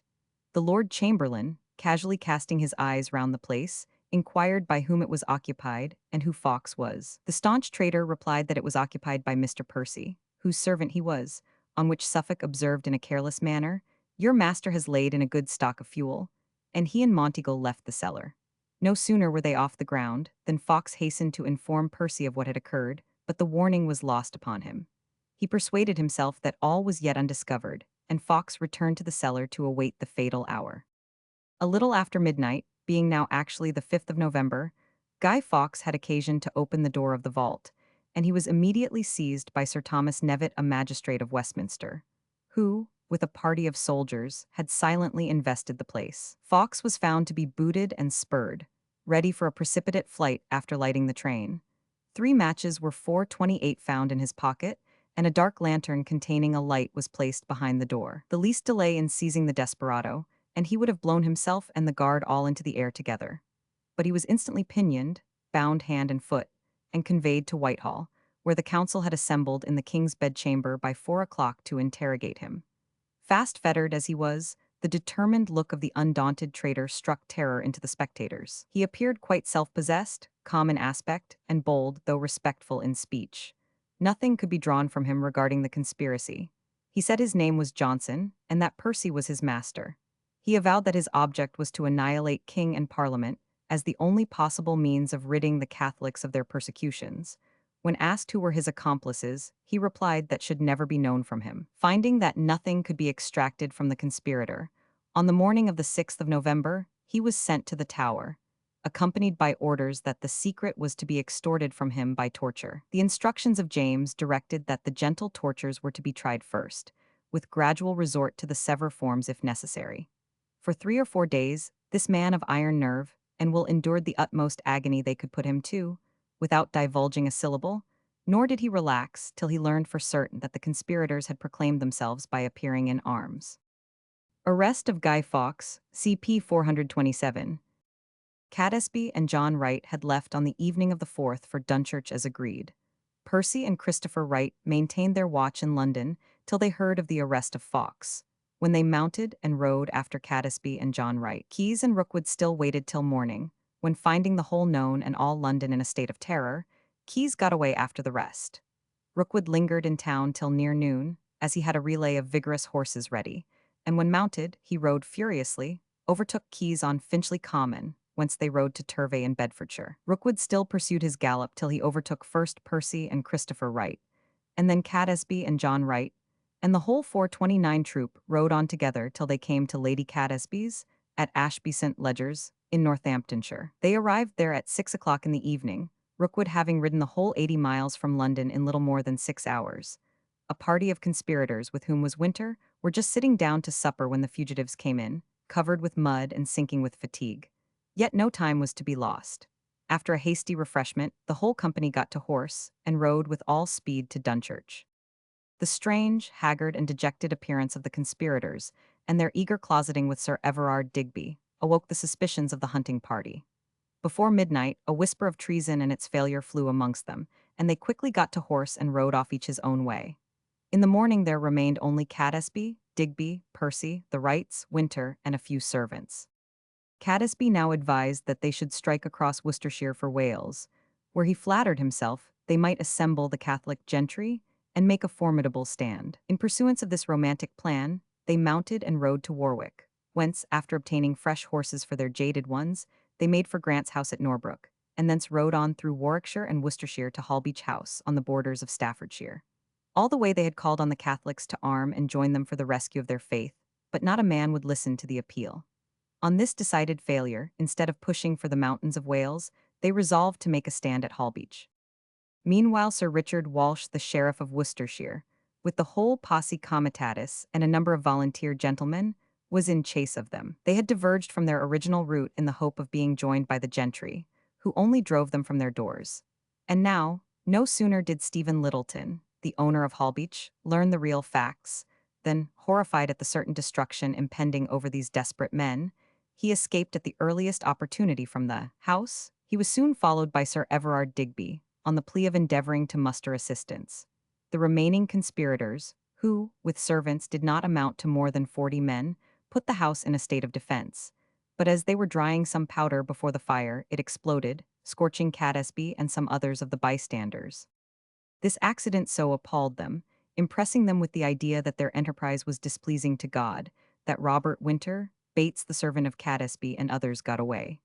About noon Sir Richard Walsh came up with his troop, surrounded the house, and summoned them to surrender. But preferring death in arms to the gallows, they defied their assailants and resolved to fight to the last. On this the sheriff ordered one part of his followers to set fire to the house, and the other to batter in the gates. Catesby, blackened and nearly blinded by the powder, called on the rest to make a rush and die hand to hand with their assailants. In the courtyard, Catesby, the two Wrights, and Percy were mortally wounded. Catesby crawled on hands and knees into the house to a crucifix, which he seized in his hands and expired. Rookwood, dreadfully burnt and wounded, was seized as well as Winter, whose arm was broken. Percy died the next day. The rest of them were soon taken. Robert Winter had overtaken Stephen Littleton in a wood, and together they made their way to the house of a Mrs. Littleton, near Hagley, where they were secreted, without her knowledge, by her cousin Humphrey Littleton, but were betrayed by a servant of Mrs. Littleton. Sir Everard Digby was pursued and taken in a wood near Dudley. They were all captured, with Keyes and Bates, Catesby's servant, who was taken in Staffordshire. 4 days after the seizure of the captives at Holbeach, Tresham was arrested in London, notwithstanding his affected innocence and his offers of assistance to the council, and thus were the authors of this conspiracy destroyed or safe in the hands of government. Soon afterwards Garnet was discovered hiding at Hendip in a secret chamber. The trials, of course, excited intense interest, and the king, queen, and prince were said to be present, where they could see and hear without attracting public notice. The prisoners were 8: Sir Everard Digby, Robert and Thomas Winter, Rookwood, Grant, Guido Fawkes, Keyes, and Bates. Sir Everard Digby pleaded guilty, all the rest not guilty, on the ground that many things were included in the indictments which were not true. There were no witnesses called, but the written depositions of the prisoners and of a servant of Sir Everard's were taken as sufficient proof. The accused, for the most part, denied that the 3 Jesuits, Garnet, and 2 others who had been implicated, had any part in the plot, though they might more or less be aware of it. nor was there any proof brought forward or admission 430 made which affected the Catholic body generally. On the contrary, it was too notorious that the Catholics had everywhere shrunk from the conspirators with horror. And Sir Everard Digby, in his letters to his wife, written from the Tower, pathetically laments that the Catholics, so far from supporting the conspiracy, shunned and condemned them, and adds that he would never have engaged in it if he had not thought it lawful. The prisoners who pleaded not guilty excused their conduct by the cruelty of the persecutions which they were enduring, the ruin and sufferings of their families, the violated promises of the king, and their consequent despair of any other termination of their oppressions, as well as their natural desire to effect the restoration of what they deemed the only true church. The Earls of Salisbury and Northampton denied, on the part of the king, the breach of any promises, and the prisoners were condemned to the death of traitors, which they endured in all its revolting severity at the west end of St. Paul's churchyard. Digby, Robert Winter, Grant, and Bates on the 31st of January, and Thomas Winter, Fox, Rookwood, and Keyes next day. The Jesuits Garnet and Oldcorn and their two servants, Owen and Chambers, who had been captured in Worcestershire, were lodged in the Tower, and there underwent the strictest examination, and Oldcorn, Owen, and Chambers were placed upon the rack. Garnet was not racked, but was threatened with it, to which he replied, Minate iste puris? Threats are only for boys. As it was probably thought that nothing was to be hoped from Garnet through torture, a stratagem worthy of the Inquisition was resolved on. The warder in whose custody the Jesuits lay received an order from the lieutenant of the Tower to assume a friendly demeanor towards them, to express his sympathy for their sufferings and his respect for their undaunted maintenance of their faith. Having made a favorable impression, he proceeded to offer them all the indulgence in his power, consistent with their safe custody. The Jesuits fell into the snare. The warder offered to take charge of any letters that they wished to convey to their friends. His sincerity seemed so genuine that the offer was accepted. A correspondence with several Catholics was commenced, and the letters each way were regularly carried to the commissioners, opened, and copied before delivery. Many of the letters being found to have secret notes appended in lemon juice, which only became visible when heated, were retained, and exact copies sent. Some of these letters still remain in the Public Record Office. But this correspondence, notwithstanding the sympathetic ink, was so guarded that it furnished no new facts, and another plan was adopted. The warder, as if growing more willing to serve them by longer acquaintance, showed them that by leaving an intermediate door unlocked between their cells, the two Jesuits could meet and converse at freedom, still confiding entirely in their apparent friend the warder, who recommended extreme caution. Garnet and Oldcorn gladly embraced this opportunity of intercourse. But in secret recesses in the passage were placed Lockerson, the private secretary of Cassell, and Forset, a magistrate of the Tower, who heard and noted down the conversations of the prisoners. 5 times were these treacherous interviews permitted, and the reported conversations of 4 of them are still preserved. As might be expected, the conversations chiefly turned on the best mode of conducting their defense.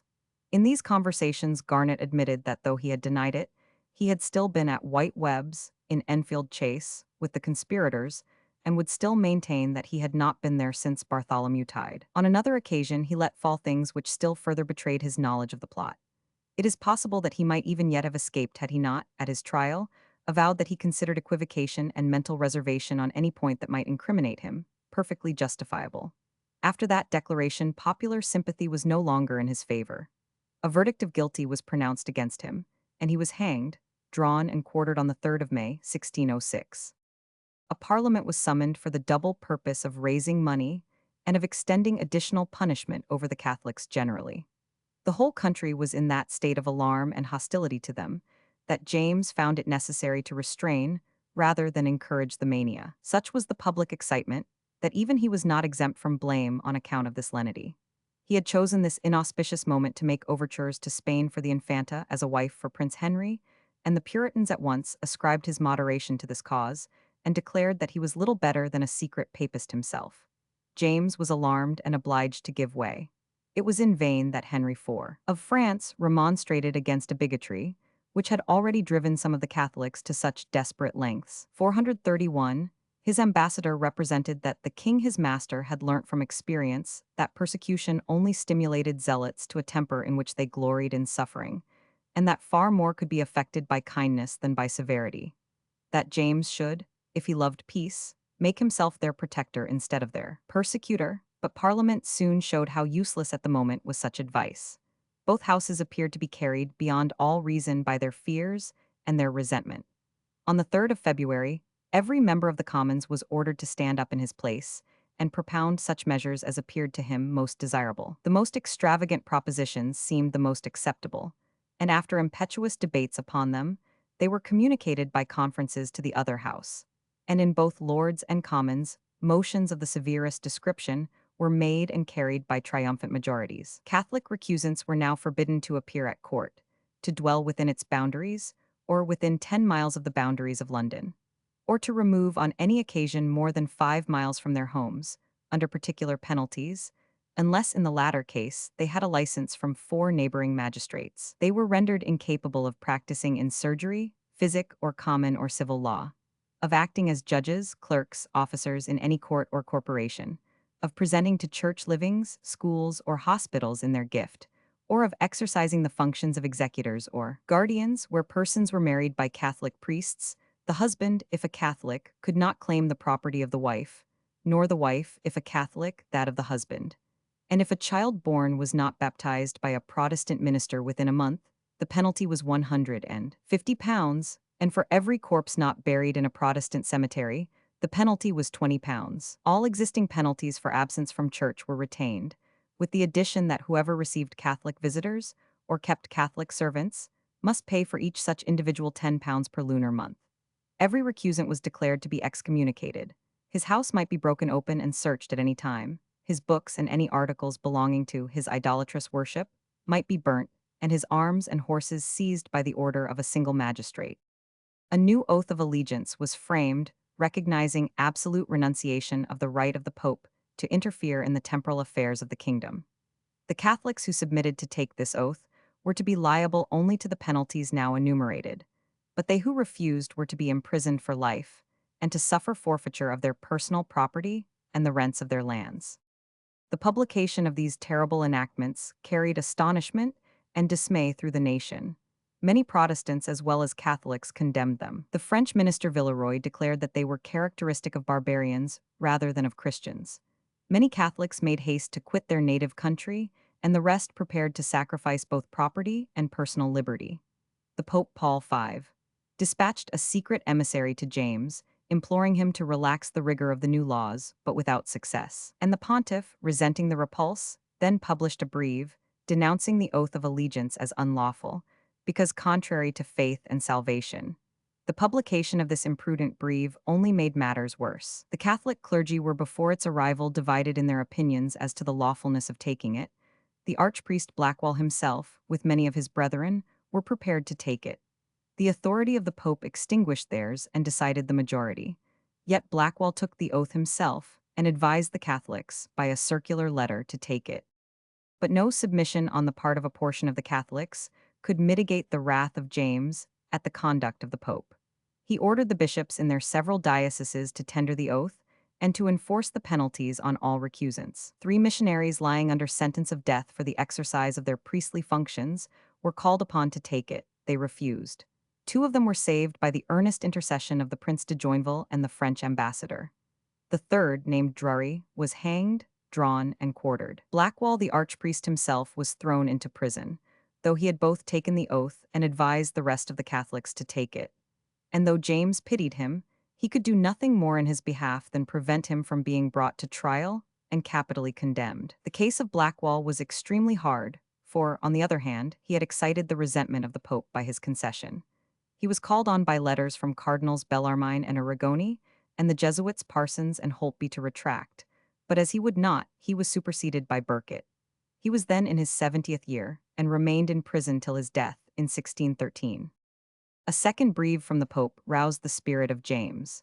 He determined to try whether he could 432 not silence the clamor of the papal party by his pen. He abandoned even the pleasures of the chase, refused to listen to his ministers, and calling his favorite divines around him, he shut himself up with them, and produced a tract called An Apology for the Oath of Allegiance, which was immediately translated into French and Latin. But as the royal brochure did not convince the Catholics, 6 priests were condemned for refusing the oath, and 3 of them were executed, 1 at York and 2 at Tyburn. Morrow, Bellarmine, and Parsons published replies to the royal treatise, and again James closeted himself with his divines, revised his publication, and prefaced it with a premonition to all Christian princes. It was in vain that the kings of Denmark and France counseled him to desist from a contest so unworthy of a great monarch. In vain that the queen urged the same advice. He condescended to declare that the fittest answer to Parsons would be a rope. And as for Bellarmine, who had written under a feigned name, he dubbed him a most obscure author, a very desperate fellow in beginning his apprenticage, not only to refute but to rail at a king. The flatterers of the king applauded his immortal labors, as they were pleased to call them, and James continued to toil at them, revise, and remodel his arguments till 1609.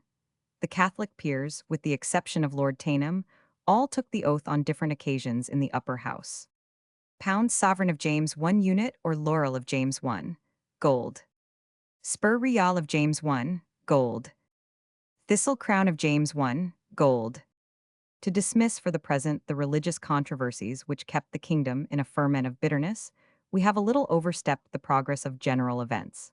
In the spring of 1606 James called together Parliament, for he was in much distress for money. As usual, the Commons had their list of complaints to set off against his demands, and as James showed no eagerness to redress no less than 16 subjects of grievance, the Commons made no haste with the supplies. At length, in the month of May, whilst the question of the subsidy was dragging its slow length along, and Cassell was endeavoring in vain to quicken the motion of the House, by making promises which meant nothing beyond inducing the members to vote, a sudden rumor ran through the court that the king was assassinated at Oaking in Berkshire, where he was hunting along with his favorites, the Earl of Montgomery, Sir John Ramsay, and Sir James Hay. The mode of his death was variously reported. One version was that he had been stabbed with a poisoned knife, and another that he had been shot with a pistol, and a third that he was smothered in his bed. The murderers were differently represented to be the Jesuits, Scotsmen in women's clothes, Frenchmen, and Spaniards. There was great consternation both in the city and the Parliament. The Lords displayed the utmost loyalty, and the Commons suddenly closed their money debate by 433, voting 3 subsidies and 6/15. In the midst of the panic, James arrived safe and sound in London, and was received with proportionate enthusiasm. As the sensation went off, many began to suspect that Cecil, and perhaps the king himself, could have explained the origin of the ruse, that it was but a spur to the tardy liberality of the Commons. At all events, James, having obtained his supplies, prorogued Parliament to the 18th of November. From the portrait by Zucchero. Sir Robert Cecil, afterwards Earl of Salisbury, from the portrait by Zucchero. The great business of Parliament now for several sessions, that is, from 1604 to 1607, was that of discussing James's suggestion for the union of the two kingdoms. This very suggestion, so immediately brought forward, was a glaring proof of James's want of solid judgment. The least reflection might have satisfied the least reflecting mind, that two nations which had for so many ages been inflamed against each other by wars, injustice, mutual cruelties, political jealousies, and the taunts which embittered passions had caused them to fling at each other, would require a long time to reconcile them to the idea of entire amalgamation. The centuries of attempted usurpation on the part of the English, and the determined resistance, even to death, of the Scots, made the latter sensitively apprehensive of the union. They saw in it only the accomplishment of the same end by different means. They were the less disposed to it in consequence of the foolish boastings of James of his absolute power. His high notions of prerogative appeared to have grown wonderfully since his accession to the English throne. He compared himself to a god upon earth, and had 434 already given out his style and title as King of Great Britain. The Scots were, therefore, naturally suspicious of a union which would very largely augment his powers. Still more, his new and excessive leaning towards episcopacy alarmed the Scots. They saw nothing but its attempted imposition on them in the union of the kingdoms, and they were not inclined thus easily to give up their freedom of conscience, which they had fought out at so much cost. On the other hand, James's imprudent bestowal of posts and honors on Scotsmen in England offended and disgusted the English. They asked whether they were to be overrun by a regular inundation of proud and hungry adventurers from the north. In the Commons, the expressions of contempt and aversion to the Scottish race grew to the height of insolence and insult, and were sure to excite the most indignant feeling in that people.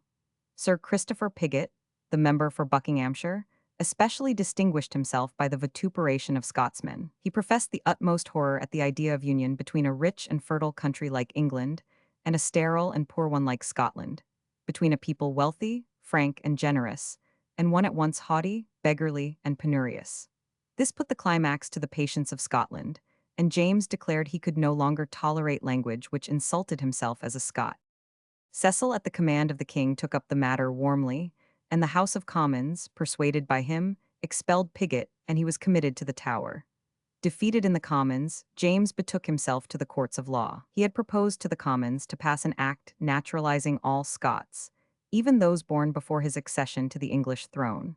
But when they rejected this, he obtained a decision from the judges sanctioning the admission of the inhabitants of each kingdom to all the rights of subjects in both. This would in a few years have made the Scots as much subjects of the English crown as the English themselves, but James was not content with this. He used very angry and impudent language, threatening to leave London and fix his court at York or Berwick, telling his English subjects to remember that he was a king who had to govern them and to answer for their errors, who was made of flesh and blood like themselves, and might be tempted to do what they would not like. The Commons resented this language. They sent their speaker to desire that the king would receive no reports of their proceedings except from themselves, and that they might be permitted to feel that they were at liberty to deliver their opinions in their own house without restraint or fear. James, who was easily alarmed, professed to have no desire to encroach on their liberty of speech, but no sooner did they put him to the test than he renewed his interference. A petition being presented to the House complaining of the oppressions upon the Puritans and the abuses of the Church, James sent an order to the Speaker to inform the House that they were meddling with what belonged alone to him. The members declared this to be a violation of their privileges, but the Speaker informed them that there were plenty of precedents for such restraint on the House by the Crown. The House on this proposed to appoint a committee to inquire into these precedents and how far they were founded in constitutional right. But here again, James, fearing he had gone too far, sent them word that although the matter in question properly belonged to him, he should not object to their reading the petition. But the Crown and the House very soon came into collision on the subject of the powers of the Commons. A petition was presented from the merchants, representing the injuries their ships and commerce received from Spain, particularly on the coasts of South America, the ports of which the Spanish were endeavoring to close against all other nations. The Commons thought it a subject of that national character that they should have the cooperation of the peers with them, and therefore sent to the upper house proposing a conference. But the Lords demurred, thinking it a subject which the Commons were scarcely authorized to enter upon. The difficulty, however, was mutually obviated. The Lords agreed to the conference, but it proved only an occasion for the Crown to deliver a lecture to the Commons on their aspiring to deal with subjects too high for them. James was, in fact, contemplating an alliance with Spain, and was by no means disposed to offend its rulers. Cecil, therefore, and Lord Henry Howard, now Earl of Northampton, read the Commons a very plain lecture, instructing them that all matters appertaining to peace or war, and all such topics as led to these results, belonged especially to the Crown, which indeed occasionally consulted the Commons, not out of right or necessity, but as a matter of favor and also of policy, when it was advisable to have the sympathy and active support of the 435 representatives of the people. But the declaration of war or concession of peace was the absolute prerogative of the Crown. The business of the Commons was more private and local, such as the furnishing of funds, and when money was wanted, they never failed to hear of it. The Commons allowed the petition of the merchants to stand over for the time, but out of doors the spirit of dissatisfaction rose high, and the leaning of James towards Spain was narrowly watched and commented upon. While the government and the Commons were engaged in this discussion, a serious insurrection called the attention of the council another way. The lucky courtiers who had obtained amongst them the estates of the gentlemen who had forfeited them for their share in the gunpowder plot, whilst dividing and enclosing, like their predecessors who had obtained the estates of the church, cast greedy eyes on the adjacent common lands, and enclosed as much as they could of them with the rest. The people, deprived of their right of pasturage, rose in resistance, as they had done in the reign of Edward VI. They had the statutes regarding enclosures in their favor, and assembling in numbers from 1 to 5,000, they broke down the new fences, filled up the ditches, and restored the usurped fields to their ancient state as common. Like the agrarian reformer, Ket of Norfolk, they confined themselves strictly to their legitimate object. They conducted themselves with perfect order, committed no depredations on really private property, nor perpetrated any excesses to which their numbers might have tempted them. They appeared in great force at Hill Morton, in Warwickshire, an estate of Tresham's, and in their largest force of 5,000 at Coleshill. Their leaders, whoever they were, appeared in masks, except one man of the name of Reynolds, who was an enthusiast and set all danger at defiance, declaring that he was sent of God to satisfy men of all degrees, and had, moreover, authority from the king to level all the new fences.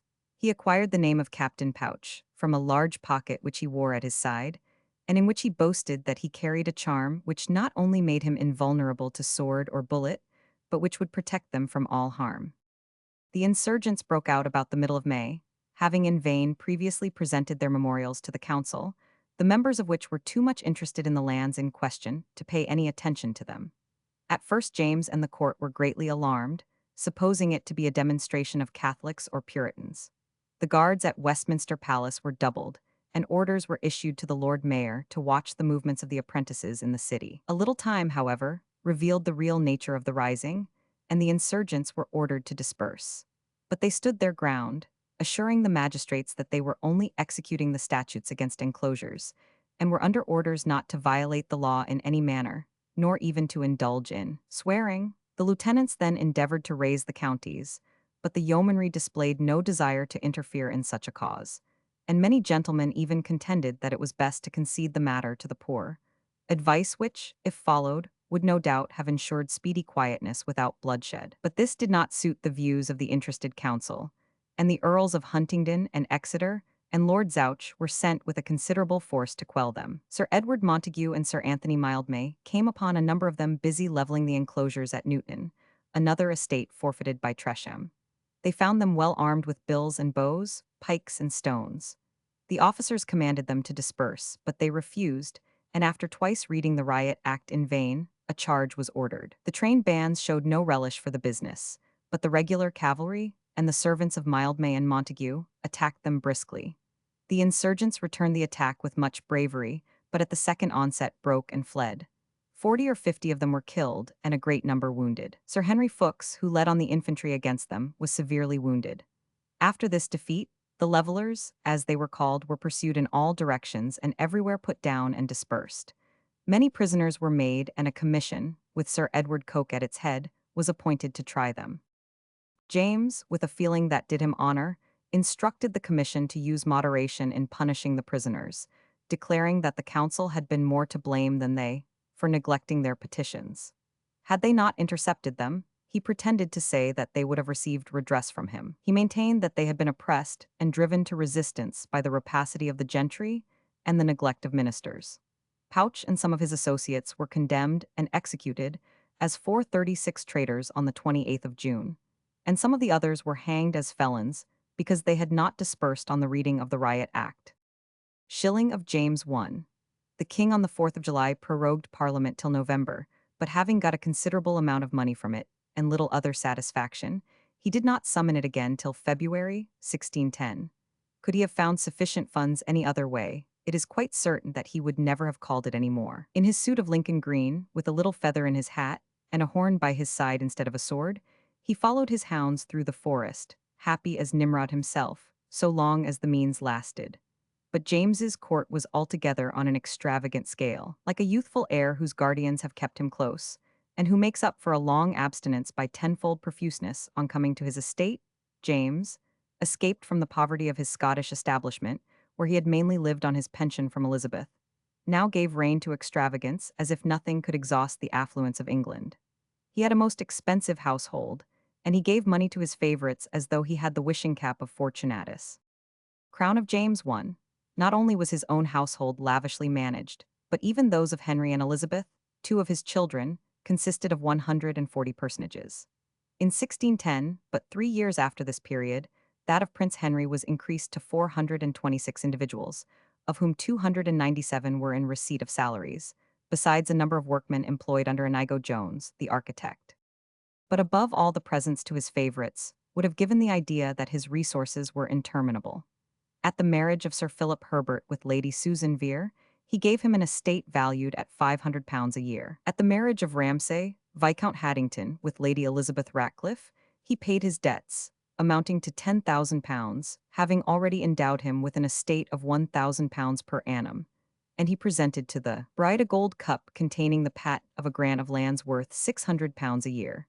His gifts at different times to Lord Dunbar amounted to £15,262, to the Earl of Mar to £15,500, and to Viscount Haddington to £31,000.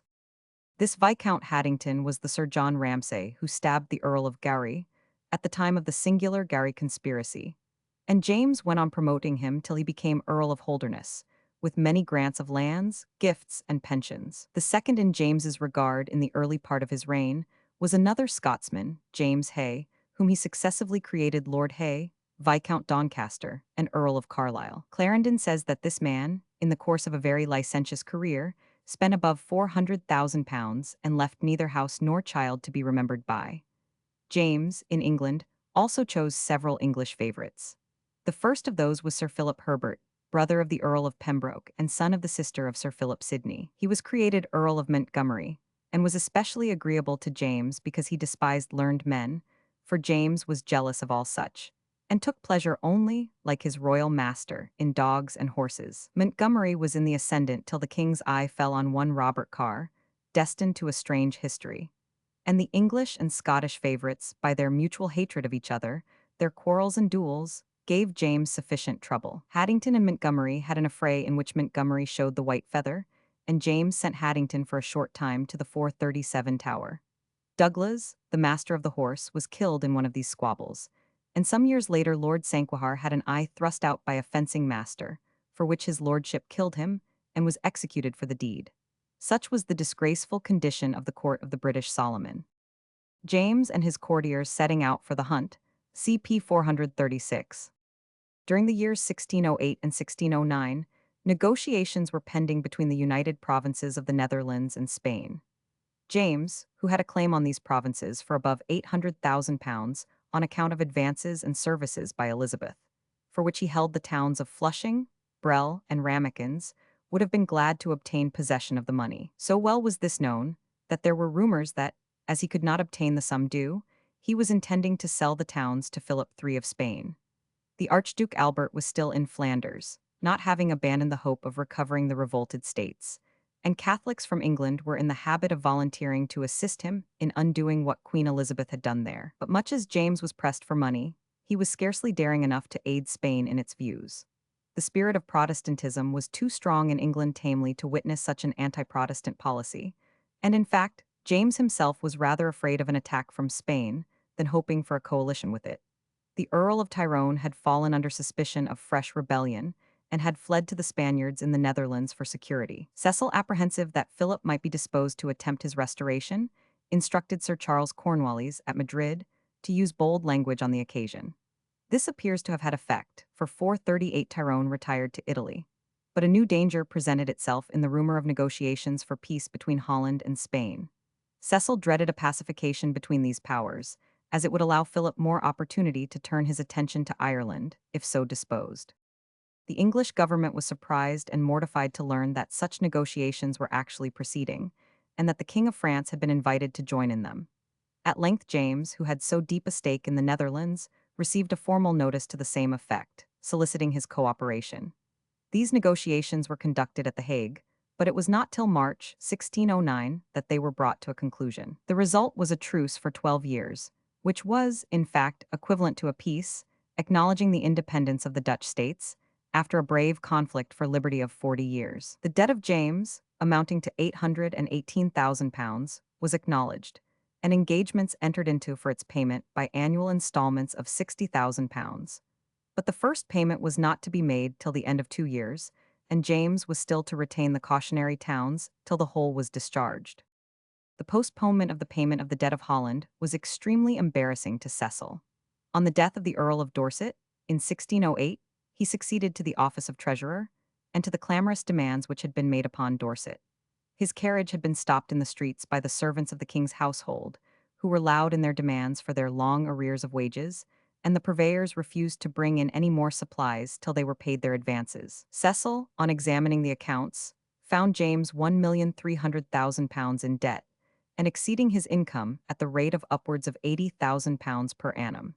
He set to work resolutely to curtail this expenditure and to devise means of raising money. James always claimed an authority paramount to all laws, and Cassell ventured to put in practice the idea of prerogative in raising the necessary funds. He called in rigorously the unpaid remains of the last voted subsidies, and then proceeded to lay on duties and impose monopolies of the most odious nature, without any sanction of Parliament. His predecessor Dorset had set him the example by levying an import duty on currants by letters pat. This illegal demand had been resisted, and Bates, a Turkey merchant, was proceeded against for refusal to pay in the Court of Exchequer. This court was base enough to decide in favor of this unconstitutional stretch of power, and James was delighted at so auspicious a concession of the justice of his doctrine of prerogative. Cecil pressed on in the path thus opened, and laid on import and export duties on various articles by orders under the Great Seal. He imposed a feudal aid towards the knighting of the Prince Henry, of 20 shillings on each knight's fee, but this produced only £28,000. He then extended his duties to almost every species of imported and exported goods, at the rate of £5 per cent. On the value of the goods, which he calculated would produce £300,000 per annum, and he sold to the Dutch a right of fishing on the coasts of England and Scotland. Cecil himself was the farmer of these duties. They were, however, of a character to excite the utmost dissatisfaction. Trade fell off under their influence, fewer ships came into the English ports, and there was at length no alternative but to summon a parliament, which met on the 24th of February, 1610. The great topics which occupied this parliament were, of course, the king's want of money and his continual violations of Magna Charta. Cecil, seeing the desperate state of the royal finances, made a bold demand that £600,000 should be at once voted to liquidate his debts, and that an annual addition of £200,000 should be consented to as a permanent pension, to prevent him from getting into debt again. But Cecil committed a great blunder both in routine and in sound policy, by proposing this money measure to the Lords instead of to the Commons, whose proper business it was. The Commons resented this course, and were more determined than ever in demanding an abandonment of the unconstitutional practice of imposing duties without their consent. They declared that the imprisonment of Bates for opposing this practice, though sanctioned by the Exchequer, was nevertheless illegal. Francis Bacon and Sir John Davis, endeavoring to justify the despotic proceeding, only increased the exasperation of the House. It was declared that if the taxing of merchandise by prerogative was permitted, the taxing of their lands would soon follow. James sent them word to desist from such discussions, but the Commons were not to be thus silenced, whereupon James sent for both houses to Whitehall, and delivered a most blasphemous speech in vindication of his inflated 439 notions of kingly authority. Kings, said he, are justly called gods, for they exercise a manner or resemblance of divine power upon earth. For if you will consider the attributes of God, you shall see how they agree in the person of a king. God hath power to create or destroy, to make or unmake at his pleasure, to give life or send death, to judge all, and to be judged of nor accountable to none, to raise low things and to make high things low at his pleasure, and to God both body and soul are due. And the like power have kings. They make and unmake their subjects, they have power of raising and casting down, of life and of death, judges over all their subjects, and in all cases, and yet accountable to none but God only. They have power to exalt low things and abase high things, and make of their subjects like men of chess, a pawn to take a bishop or a knight, and to cry up or down any of their subjects as they do their money. And to the king is due both the affection of the soul and the service of the body of his subjects. To resist the king in any of his acts or impositions, he declared was sedition, for the king was above all law, and laws were, in fact, but granted by kings to the people as a matter of favor. The Commons would not listen to such insane language. They told the king that in extolling the power of kings, he forgot the existence of Magna Charta, which set eternal and impassable bounds to that power, and they appointed a committee to search for the legality or illegality of all the practices complained of. The crown lawyers in committee argued that the reverence of past ages and the possession of present times sanctioned the king's doctrine, and that the right of imposing duties had been exercised by the three first Edwards by their own will and independent of Parliament, and that if it had been interrupted from Richard II to marry, yet that princess had reassumed the royal privilege, and that it was continued by Elizabeth. But the Commons replied that in all these cases the monarchs had violated Magna Charta, the Statute de Tellagio non concedendo, and 12 other parliamentary enactments, that no time or practice could establish a right against those great bulwarks of popular liberty, and the Commons therefore demanded that a law should be made during the session, declaring that all such impositions of duties or taxes, without consent of Parliament, should be pronounced forever void. And they accordingly passed such a bill, which, however, was rejected by the more subservient lords. James writhed under this plain and direct denial of his assumed authority and refused to surrender the question. He found in the bishops a body, on the whole, ready to cooperate with him in his attempt to destroy the Constitution, and Bancroft, the primate, led the way with unblushing baseness. Under his leadership, the whole High Church party echoed the king's most absolute dogmas and claimed for him all the divinity which he professed to possess. The king, according to their creed, being divine, so were the bishops who were appointed by him, and therefore this divine crown and church were above all law. The ecclesiastical courts carried this theory into daily practice and encroached on the temporal courts as pertinaciously as the king did on Parliament. There was a grand struggle between the common and the civil law. The judges, who saw this arrogance of the clergy with jealousy and disgust, began to relax their enmity against the Puritans and to regard them as the natural allies of law against absolutism. On the other hand, the king and bishops sought out fresh means in support of their doctrine, and one of these was to bring forward Dr. Cassell, who, in his Interpreter or Law Dictionary, broached unmitigated maxims of despotism. He declared that the king inherited all the powers which had been exercised by the emperors of Rome, as if the empire of the Romans had never ceased in England, or as if the civil law being still used by the Church, it became in all its forms imperative on the nation. This work was dedicated to Bancroft, and he and the king eulogized it as maintaining all the rampant maxims of absolutism which James had ever uttered. The king, Cassell declared, was salutis illegibus, freed from all restraint of laws, and though he took an oath at his coronation to maintain all the laws unchanged, yet he was at full liberty to quash any laws that he pleased, and, in a word, he contended that the King of England is an absolute king.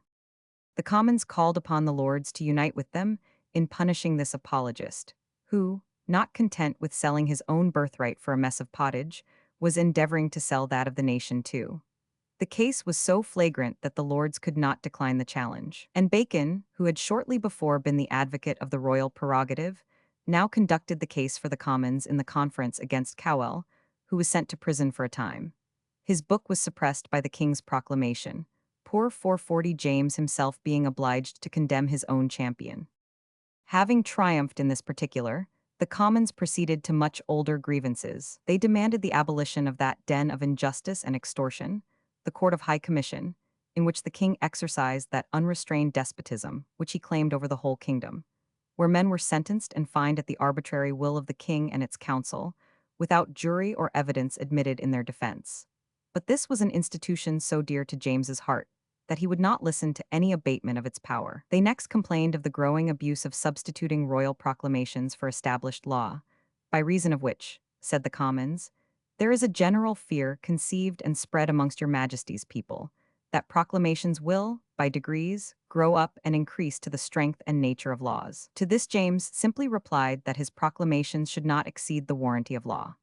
They further complained of the delay of the courts in granting writs of habeas corpus and prohibition, and of the encroachment of the Council of Wales, which extended its jurisdiction over neighboring counties where it had no real authority, as well as of various monopolies, taxes on public houses, and on sea coal.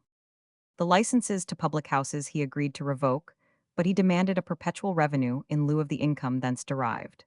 This the Commons refused, alleging that he had no right to impose that tax in the first instance, and they further demanded that the feudal burthens of tenure by knights' service, wardships, and purveyance should cease. As to the first, James absolutely refused compliance, on the plea that he would not reduce all his subjects, rich and poor, noble and base, to hold their lands in the same ignoble manner. But as to wardships, the marriages of infants and widows, and other odious services, including purveyance, he was willing to barter them for a sum of money. The sum which he demanded was £300,000 per annum. The Commons only offered £100,000, but after a long course of haggling, like chapmen in a fair, the king descended to £220,000, and the Commons rose to £180,000.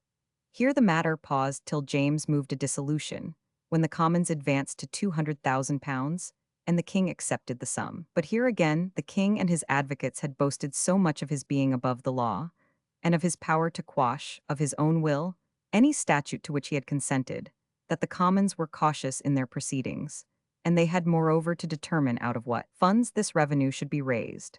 These discussions had now driven on the session to the middle of July, and it was agreed that they should vote one subsidy, and 1/10 and 15th for the present session, and defer the final settlement of the other grant till the next.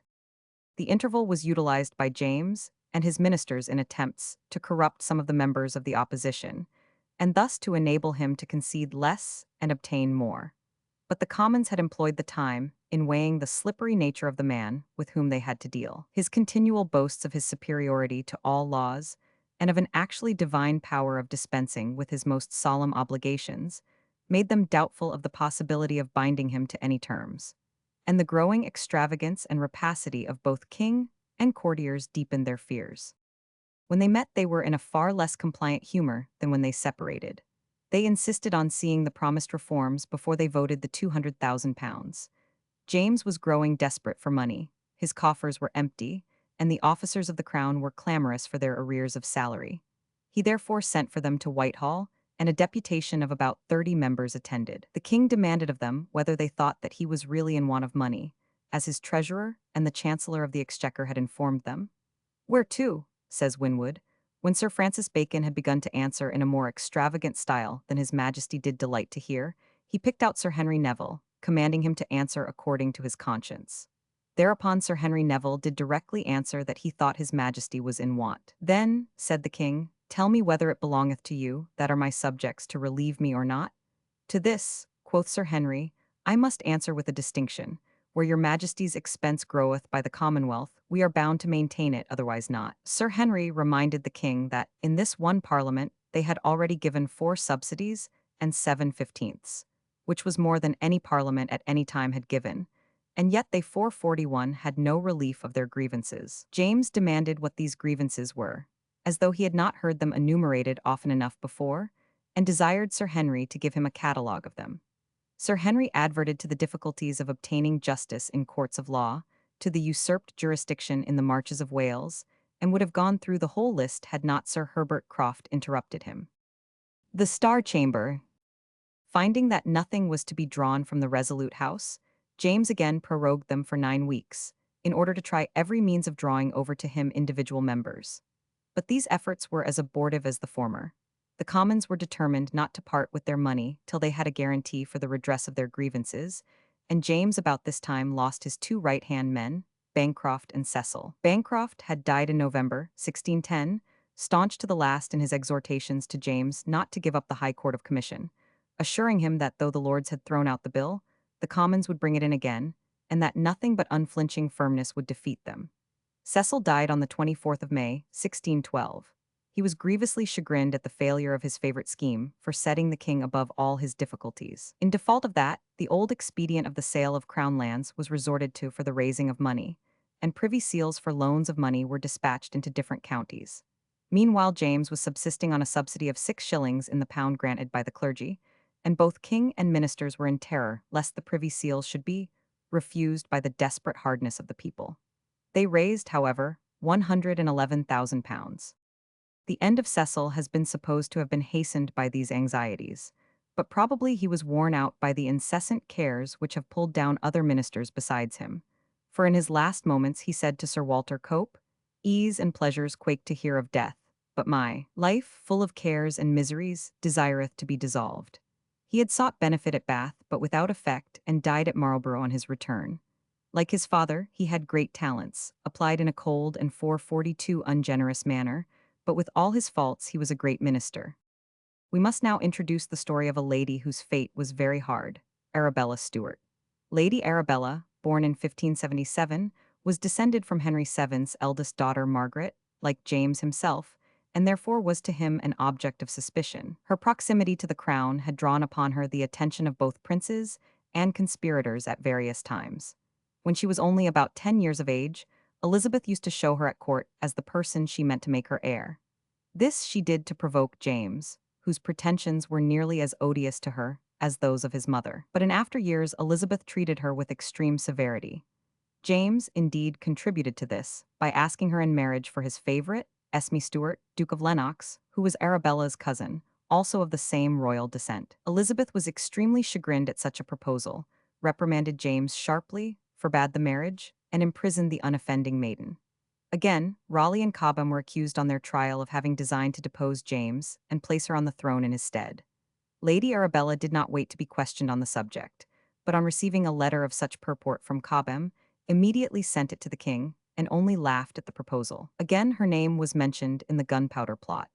James does not seem to have had any fear of her on these occasions, but he was more afraid of aspirants to her hand than of conspirators, and had, no doubt, settled in his mind that she should never marry. Like Elizabeth, he repulsed all offers of the kind, both from subjects and foreign princes, lest from the marriage should issue claimants to his throne. Cecil took care, on the death of Elizabeth, to secure the person of Arabella till James had been proclaimed and had taken possession of the throne. The king himself appeared disposed to act liberally towards her, except in not permitting her to marry. He settled a pension upon her, allowed her apartments in the palace, and she was recognized while the Princess Elizabeth was in her tutelage as First Lady of the court. The year after James's accession, the King of Poland sent an ambassador to demand her in marriage, but even Poland was not distant enough for royal fears. Next came a proposal from Count Maurice, titular Duke of Guelders, but James would not listen to it, and Lady Arabella, who was a clever woman, made it her policy, both under Elizabeth and James, to appear averse from any marriage whatever. She devoted herself to literature, poetry, and even theology, which became fashionable at court from the predilections of James. Queen Anne appears to have had a great regard for the Lady Arabella, who was handsome, of a lively and affectionate disposition, and ready to enter into all the taste for masks and pageants which distinguished her royal mistress. She was, in fact, the great ornament of the court of James, but her attractions were only the more dangerous to her safety, considering her descent. The feeling that she excited increased James's alarm, and she was kept under the close surveillance of Elizabeth Cavendish, the Countess of Shrewsbury, who was her aunt. The Countess appears to have treated her with much harshness, and James to have paid her salary very badly. On the whole, no situation, with all its splendor, could be more miserable than that of Lady Arabella. No wonder, then, that she sought to escape from it. In her childhood she had been acquainted with Sir William Seymour, the son of Lord Beauchamp. They met again at court, and their early attachment was renewed and rapidly grew into love. The Lady Arabella was now watched and harassed more than ever by her shrewish guardian, Lady Shrewsbury, and matters came to such a pass between them that James was obliged to interfere.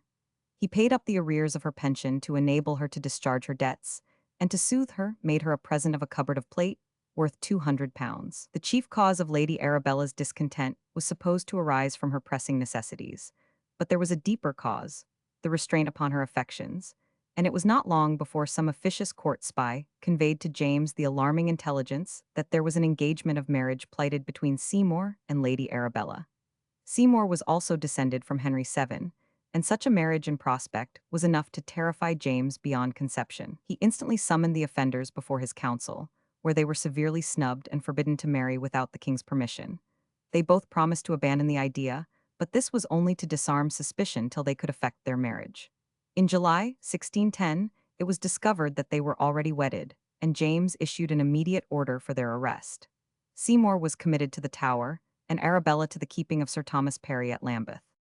The youthful couple were so much pitied that 443 they did not find it difficult to meet. Seymour bribed his keeper so effectually that he suffered him frequently to go out of the Tower, and he met Lady Arabella in the garden at Lambeth, and even in the house, unknown to Sir Thomas Parry.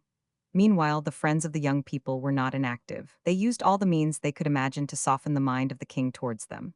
And the queen, who loved Arabella and received the most eloquent letters from her, praying her to exert her influence in her behalf, did her utmost to procure the liberation of her and her husband. Unfortunately, whispers of their stolen interviews reached James, and he sent instant orders to guard Seymour better, and to remove Lady Arabella to Durham, where she was to be in the keeping of the bishop. When the order reached Lady Arabella, she positively refused to go, but the officers carried her forcibly out in her bed, placed her in a boat, and rowed her up the river. In spite of her resistance, her keepers set forward on their journey, but by the time that they reached Barnet, her agitation of mind had thrown her into a fever, and the doctor declared that nothing but the discontinuance of the journey could save her life. He waited on the king himself and assured him of this. But though James confessed that carrying her away in her bed was enough to make her ill if she had been well, he was peremptory in his commands that she should proceed. To Durham she should go, he said, if he were king. To this the physician replied that the lady would obey if the king required it. Obedience, repeated James, is that required? But when his first anger was over he relented, and allowed her to remain for a month at Highgate in the house of the Earl of Essex. There she was closely watched. But on the 3rd of June, 1611, the very day that the Bishop of Durham set out northward to prepare for her reception, she effected her escape. The plan of flight to the continent had been carefully concerted between herself and her husband in the Tower, through the medium of two of Seymour's friends. It was arranged that Arabella should get away in male attire, and Seymour in the garb of a physician. A French vessel was engaged to lie off Gravesend to receive the fugitives and carry them to the continent. All was in readiness, and Arabella, says Winwood, disguising herself by drawing a great pair of French-fashioned hose over her petticoats, putting on a man's doublet, a man-like peruke, with long locks over her hair, a black hat, black cloak, russet boots with red tops, and a rapier by her side, walked forth between 3 and 4 o'clock with Mr. Markham. After they had gone on foot a mile and a half to Surrey and Knee, where Crompton attended with their horses, she grew very sick and faint. So as the ostler that held the stirrup said that gentleman would hardly hold out to London. Yet being set on a good gelding astride in an unwonted fashion, the stirring of the horse brought blood enough into her face, and so she rode on towards Blackwall. Lady Arabella found boats and attendants ready to row her down to Gravesend, where she expected to find her husband. But Seymour had not been quite so expeditious in making his way out of the Tower. He had indeed effected it, and was on his way, but Lady Arabella, on getting on board, found that he had not arrived. And the French captain, aware of the serious nature of his commission, grew afraid, and in spite of Arabella's entreaties dropped down the river towards its mouth. Seymour, on finding that the vessel had sailed without him, engaged the captain of a collier for £40 to land him in Flanders. No sooner was the news of Arabella's flight from Highgate conveyed to court than the utmost consternation prevailed. A messenger was dispatched to the Tower to order the strictest surveillance of Seymour, but the man brought back the appalling tidings that he also had escaped. The terrors of a new conspiracy seized James and the courtiers. It was soon asserted that it was a design of the King of Spain and the Papists, that the fugitives were to be received in the Netherlands by the Spanish commander, and were to be brought to London at the head of a Catholic host. Couriers were hurried off in all likely directions to intercept the culprits, and the Thames was astir with ships and boats to discover them on board any vessel there. In spite of this sharp pursuit, the collier put Seymour safe on shore in Flanders, but Lady Arabella was not so fortunate. The French vessel was chased and brought to in mid-channel. After some resistance, it was boarded, and the unhappy princess seized, brought back, and secured in the Tower. Meanwhile, James had written very angry letters to the Archduke of Austria and the authorities of the Netherlands, as well as to the King and Queen Regent of France, accusing them roundly of being accessory to the plot, and demanding them to send the fugitives back. For a time, Lady Arabella bore imprisonment 444 better than could have been expected. She declared that she did not mind captivity for herself, so that her husband had escaped. Yet not the less did she appeal to the generosity of James for her liberty, nor relax her efforts to that end through the kind offices of the Queen. But all such endeavors were useless. James had had too great a fright to risk anything more. He sent the lady word that as she had eaten of the forbidden fruit, she must now pay the penalty of it. All hope of moving the relentless soul of the royal pedant gradually forsook her, and then her splendidly sensitive mind gave way. She became a pitiable lunatic, and died in her prison on the 27th of September, 1615. James had thrown the Countess of Shrewsbury into the Tower at the same time with the Lady Arabella, on suspicion of being a party to the scheme. But that high-spirited lady refused to give an answer to any interrogatories put to her, notwithstanding menaces of the Star Chamber and heavy fines. On the death of Lady Arabella, she was set at liberty. Flight of the Lady Arabella Stuart, CP 443. In pursuing the fate of this ill-used lady to its close, we have passed over another tragedy, that of the popular but dissipated King Henry IV of France. Notwithstanding his adoption of Catholicism, from motives of policy, it was believed that his heart was still with the Protestant cause, and the death of John, Duke of Cleves, Juliers, and Berg, which occurred in 1609, gave him an opportunity of serving that interest under the plea of political necessity.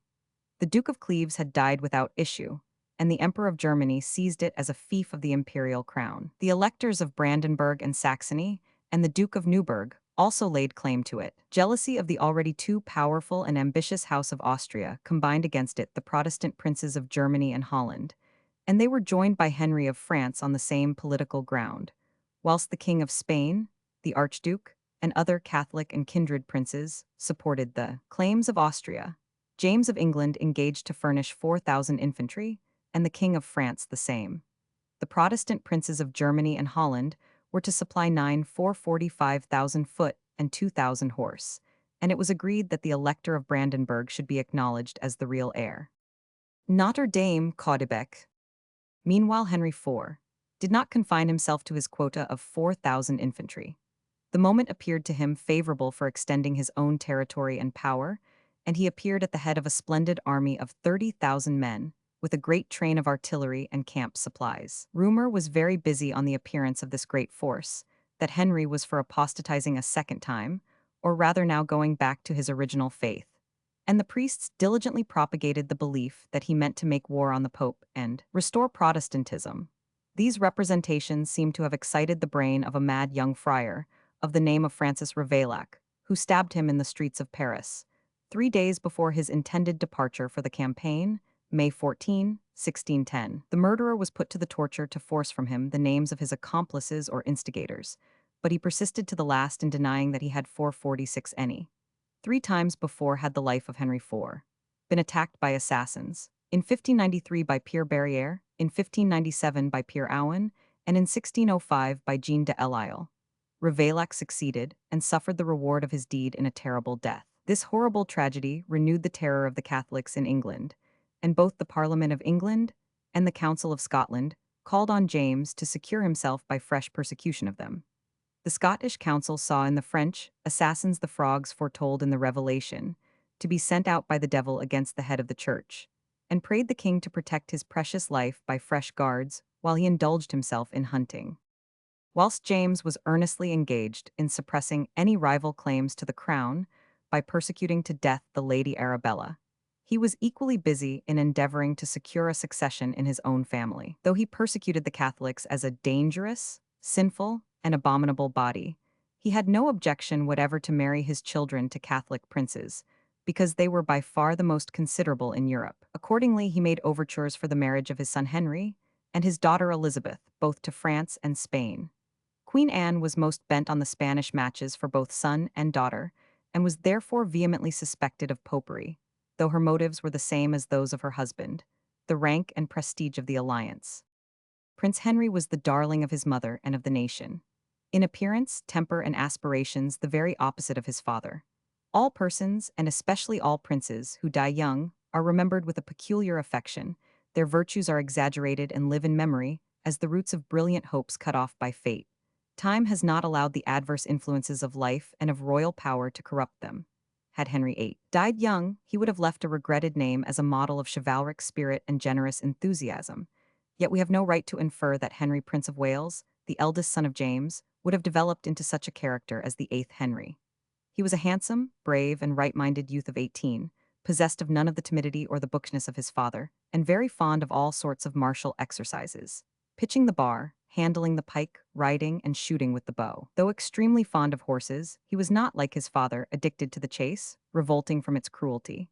He seemed to have set before him as models Henry V and the Black Prince, models which might have led him to inflict serious evils on his country had he lived, by the spirit of conquest. Young as he was, he displayed all the tastes of such a hero. He fired off cannon with his own hands and had new pieces cast on improved models. He conversed with unceasing pleasure with engineers and men who had seen distinguished service, and he imported the finest horses from the continent that could be procured. In his private character, he was serious, modest, and devout. He attended the best preachers, and listened with a quiet sobriety in striking contrast to his father, who was always excited when listening to a preacher and wanting to preach himself. Henry abhorred profanity and swearing, and had a box in each of his houses at Richmond, Nonsuch, and St. James's to receive the fines for swearing from his household, which were rigorously levied, the money being given to the poor. As these traits became known, the people flocked after the prince in a manner which much piqued his father, who could not help exclaiming, "Will he bury me alive?" The reformers conceived great hopes of him, and there was a prophecy regarding him in everyone's mouth. Henry VIII pulled down abbeys and cells, but Henry IX shall pull down bishops and bells. Had James succeeded in obtaining the Spanish Infanta for Henry, he would have effectually neutralized this popularity. But though Henry did not stubbornly oppose his father's plans, he is said to have declared amongst his own friends that he had made up his mind never to marry a popish princess, and the Puritans had the firmest faith that he never would. It was regarded as a good sign that the young prince was extremely averse from his father's favorites, and especially from Carr, who was rapidly rising, and had now been created Viscount Rochester. The Queen, who shared this aversion, strengthened him in it with all her influence. But he was not destined to wear the crown of England. He was now attacked with symptoms of premature decay. It was supposed that he had grown too fast for his strength, having reached the stature of 6 feet at 17, and his chivalrous exercises had been too violent and imprudent for such rapid growth. He was accustomed to take his exercises in the greatest heat of 447 summer, to expose himself to all sorts of weather, and to bathe for a long time together after supper. While James was planning marriages for him, the prince was fast hastening out of the world. The Spanish match still lingering after years of negotiation, James listened to a proposal of Mary de' Medici, the widow of Henry IV, and now Queen Regent of France, for a wedding between Prince Henry and the Princess Christine, the second daughter of France, on the understanding that she should be educated as a Protestant. About the same time, James agreed to a marriage between his daughter Elizabeth and the Protestant Elector Palatine. These marriages had been in accordance with the policy of Cassell, who wished to make them the basis of a Protestant alliance against the Catholic powers, but the first of them was never to take place. In the spring of 1612, the health of Prince Henry began to fail. In the October of that year, the Elector Palatine arrived in England to complete his marriage with Elizabeth, who was still only 16. Henry roused himself to receive his proposed brother-in-law. He rode to town from Richmond, and most imprudently, in his infirm state of health, engaged in the sports and pastimes of the occasion. On the 24th of October, he played a great match at tennis with the Count Henry of Nassau in his shirt. He had been suffering from typhus already, and this brought it to a crisis. He was seized in the night with a violent pain in his head and an oppressive languor. Yet the next day, being Sunday, he would rise and attend 2 services, one in his own chapel at St. James's and another at the King's in Whitehall. The text of the preacher at St. James's was remarkable. Man, that is born of a woman, is of short continuance and full of trouble. In the afternoon, after dinner, he was compelled to yield to the complaint and hastened home to bed. By the 29th, he was so ill that there was great dismay amongst the people, and this was immensely aggravated by a lunar rainbow, which appeared to span that part of the palace of St. James's where the sick prince lay. The most fatal auguries were drawn from this phenomenon. The fever now assumed a putrid form and was declared by the medical men highly infectious, and his parents and sister were debarred from entering his room. He grew daily worse, was highly delirious, calling for his clothes and his arms, and saying he must be gone. On the 5th of November, the anniversary of the gunpowder plot, James was informed that all hope was extinct. Unable to bear his feelings so near the scene of sorrow, the king hastened away to Theobald's, but the queen would only retire to Somerset House, whence she sent continual messengers to inquire after her son's symptoms. The prince had entertained a romantic admiration of Sir Walter Raleigh, declaring that no prince but his father would keep such a bird in a cage, and he had joined with his mother in entreating for his liberty. To Sir Walter, the life or death of the prince was life or death to himself. The agonized mother was now seized with a desperate desire to obtain from Raleigh a nostrum which he possessed, and which she had herself formerly taken in a fit of ague. Sir Walter sent it, with the assurance that it would cure any mortal malady except poison. After taking Raleigh's nostrum, he seemed to revive for a time, but again became worse, and expired at 8 o'clock on Friday night, the 6th of November. Perhaps a more extraordinary 5th of November was never passed than the one preceding Henry's death. The people were assembled in dense crowds around the palace, eagerly listening for news of the prince's condition, while all around them were the noises, the firing, and the bonfires of the celebration of the gunpowder plot. They were still remaining there the following day, and when the cry of the prince's servants was heard in the palace on beholding him dead, the people groaned and wept in agony. The Catholics, on their part, regarded the death of the firstborn of the royal house as a manifest judgment for the persecution of their church. Chapter 18, James 1, concluded. Reign of favorites Robert Carr. His marriage, death of Overbury, venality at court, the addled parliament, George Villiers, fall of Somerset, disgrace of Coke, Bacon becomes Lord Chancellor, position of England abroad, the Scottish Church, introduction of episcopacy, Andrew Melville, visit of James to Scotland, the Book of Sports, persecution of the Irish Catholics, examination into titles, rebellion of the chiefs, plantation of Ulster, fresh confiscations, quarrel between Bacon and Coke, prosperity of Buckingham, Raleigh's last voyage, his execution, beginnings of the 30 Years' War, indecision of James, dispatch of troops to the Palatinate, Parliament of 1621, impeachment of Bacon, his fall, Floyd's case, James's proceedings during the recess, dissolution of Parliament, reasons for the Spanish match, Charles and Buckingham go to Spain, The match is broken off: punishment of Bristol, popularity of Buckingham, change of foreign policy, marriage of Charles and Henrietta Maria, death of James. From the death of Cecil, we may date the reign of favorites, which continued as long as the king lived. That cautious and able minister was too fond of power himself to allow it to pass into the hands of much weaker men. James, while Cecil lived, had indeed no lack of favorites on whom he lavished affluence and honors, but his cunning minister had the address to prevent him from giving them places of real power and responsibility. James, therefore, so long as Cecil remained, was content to make his favorites his companions and left Cecil to conduct public affairs. But no sooner was Salisbury in his grave than James became the slave of his favorites, who ruled both him and the kingdom. The first of these was Robert Kerr, or Kerr, a young border Scot of the Kerrs of Ferniehurst. He had been some years in France, and being a handsome youth, straight-limbed, well-formed, strong-shouldered, and smooth-faced, he had been led to believe that if he cultivated his personal appearance and a gaiety and courtliness of address, he was sure of making his fortune at the court of James. Accordingly, he managed to appear as page to Lord Dingwall at a grand tilting match at Westminster in 1606. According to chivalric usage, it became his duty to present his lord's shield to his majesty, but in maneuvering his horse on the occasion, it fell and broke his leg. That fall was his rise. James was immediately struck with the beauty of the youth who lay disabled at his feet, and had him straightway carried into a house near Charing Cross, and sent his own surgeon to him. As soon as he could get away from the tilt-yard, he hastened to him himself. He renewed his visits daily, waiting upon him himself, and displaying to the whole court the intensity of his sudden regard for him. "Lord," says Weldon, "how the great men flocked then to see him, and to offer to his shrine in such abundance that the king was forced to lay a restraint, lest it might retard his recovery." The lad's fortune was made, and though James, in conversing with him, found that he was very ignorant, the whole of his education having been directed to his outside, this did not abate his regard, for he condescended to be at once his nurse and schoolmaster. "The prince," says Harrington, "leaneth on his arm, pinches his cheek, smooths his ruffled garments. The young man doth study much art and device. He hath changed his tailors and tiremen many times, and all to please the prince. The king teaches him Latin every morning, and I think someone should teach him English too, for he is a Scotch lad, and hath much need of better language." From the portrait by Van Summer. Sir Francis Bacon, Viscount St. Albans. From the portrait by Van Summer. James found that Kerr had been his page in Scotland, and that his father had suffered much in the cause of the unhappy Mary Stuart. These were additional causes of favor. On Christmas Day, 1607, James knighted him and made him a gentleman of the bedchamber, so as to have him constantly about his person. Such was his favor that every one pressed around him to obtain their suits with the king.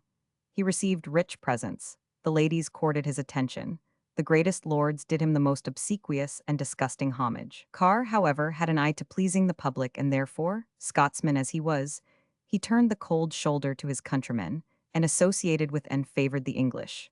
Probably, too, finding this the most profitable. Those about him were almost wholly English, and his affairs were in the hands of one Sir Thomas Overbury, a man of an evil look, and with a countenance said to be shaped like that of a horse. The dark ability of this man supplied 449 the lack of talent in his patron, and became a mine of wealth to Overbury himself. Even Cecil and the Earl of Suffolk strove to avail themselves of his services, and when Cecil quitted the scene, Kerr, through Overbury's management, carried all before him. In March 1611, he had been created Viscount Rochester. In April 1612, he became a member of the Privy Council, and was invested with the Order of the Garter. The Earl of Suffolk succeeding to Cecil's post of Lord Treasurer, Kerr stepped into Suffolk's office of Lord Chamberlain, at the same time discharging the duties of the post of secretary, by the aid of Sir Thomas Overbury. The favorite's favorite, however, was no favorite of the king, who was jealous of having so much of the time and confidence of Kerr occupied by Overbury, and this feeling was probably much heightened by the queen, who had an instinctive aversion to the man. On one occasion, the queen succeeded in obtaining his expulsion from court, for alleged discourtesy to her, but he soon returned. And though the king appointed Sir Ralph Winwood and Sir Thomas Lake to occupy jointly the office of Secretary of State, yet Kerr, by the king's favor and Overbury's ability, remained Lord Paramount in the court, Overbury himself being the avenue to every favor. On April 21, 1613, Overbury boasted to Sir Henry Wotton of his good fortune and his flattering prospects, yet that very day saw him committed close prisoner to the Tower. Adept as he was in all court intrigues, he had yet committed an irremediable blunder, and aroused a spirit of vengeance which nothing but his blood could quench. 450. This spirit lived in the bosom of a beautiful girl, not yet 20 years of age. Lady Frances Howard, the daughter of the Earl of Suffolk, had been married at the age of 13 to the Earl of Essex, the son of Elizabeth's unfortunate favorite, who was only a year older. It was a match promoted by the king out of regard, as he said, for the memory of the young earl's father. The ceremony being performed, the bride returned to the care of her mother, and the boy bridegroom proceeded, under care of a tutor, on his travels. At the end of 4 years he returned, and claimed his wife, whom he found the beauty and pride of the court. But whilst he was enraptured with her loveliness, he was mortified to find that she treated him with every mark of aversion. It was only by the stern command of her father that she consented to live with him at all, and he soon discovered that in his absence, her affections had been stolen away by the profligate favorite Rochester, who had won her even from another and a royal suitor, Prince Henry. This discovery, and the constant bickerings which took place between the Earl and Countess, made Essex willing that a divorce should be obtained. There were others who were glad of this expedient. Lady Howard's father, Lord Suffolk, and the Earl of Northampton, Lord Privy Seal, saw in her marriage with Rochester a mode of putting an end to the rivalry which existed between them, and the king was equally eager for this result. But to Overbury the scheme boded the destruction of his power, which would be at an end if his patron coalesced with his enemies. He therefore commenced a determined opposition to the match. He it was who had written the glowing and eloquent love letters of Rochester, and had promoted the liaison to the utmost of his power. But he had never dreamt of its leading to a marriage which must work his own ruin. He therefore represented to Rochester the odium of such a marriage, the base and abandoned character of the woman, who might do for his mistress, but was not to be thought of as a wife. When he found that his arguments did not produce the effect which he wished, he took the dangerous step of menaces, and declared that he could and would throw an insuperable bar in the way of the divorce from Essex, without which there could be no marriage. This bar was undoubtedly Overbury's knowledge of the adulterous connection which had existed between the parties, and which would certainly ruin the Countess's demand of a separation. The master of deep policy could not see the rock upon which he was running, and which would have been very clear to him in another person's case. Rochester repeated to the Countess all that he said, and the rage of a sinful woman, proverbially fierce as hell, seized upon her. She vowed that she would have his life. In her first fury, she offered £1,000 to Sir John Wood to kill him in a duel, but her friends interposed, and suggested a less hazardous and less criminal method of getting Overbury out of the way, which was to send him on an embassy to France or Russia. If he accepted the office, he would be detained abroad till the divorce was effected. If he refused, it would be easy to construe his conduct into a contempt of the king's service. Overbury was sounded on the subject of a mission to Russia, and listened to it with apparent pleasure. But the young beauty could not thus satisfy her revenge, and at her instigation, Rochester affected to feel his projected absence intolerable. He declared his presence and counsel were indispensable to him, and he promised to satisfy the king if he agreed to decline the offer. No sooner did Overbury consent than Rochester, so far from excusing him to the king, represented his conduct as not only disobedient to his majesty, but as insolent and intolerable to himself. James was only too glad to clear the court of the hated man. A warrant was immediately issued, and Overbury was committed to the Tower. By the arrangement of Rochester and the Earl of Northampton, the lieutenant of the Tower, Sir William Wade, was removed, and a creature of theirs, Sir Gervas Elwes, was installed in his place. Under the care of Elwes, Sir Thomas Overbury was at once cut off from all communication with the outer world. Neither servant nor relative was permitted to see him. He was already dead to the world, and the world was soon to be dead to him. The dangerous man secured, the measures for the divorce commenced. The Countess petitioned for it, alleging serious grounds, and her father signed the petition. But no one was more forward and determined in carrying this disgraceful transaction through than the king. He appointed without delay a commission to try the cause. The commissioners were Abbot the Archbishop of Canterbury, the bishops of London, Winchester, Rochester, Ely, Lichfield, and Coventry, Sir Julius Caesar, Sir John Barry, Sir Daniel Dunn, Sir John Bennet, Francis James, and Thomas Edwards, doctors of civil law. The Earl of Essex was only too glad to be rid 451 of his virago, and consented to anything, even to the most humiliating imputations on his manhood. The real causes of the vile business were sufficiently notorious, and the primate, though at the head of the commission, revolting at being made a tool for the accommodation of aristocratic licentiousness, strongly opposed the divorce.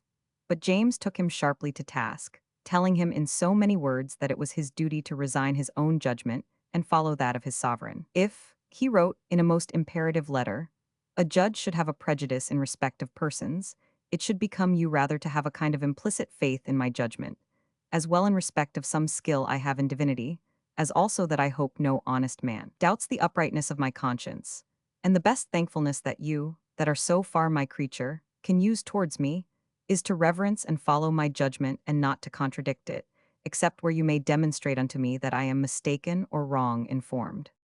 But James did not content himself with recommending implicit obedience. He influenced and controlled the proceedings, and intimidated the judges by all means in his power. His zeal was quickened by the receipt of £25,000 from Rochester, at a moment when his officers were at their wits' end for money.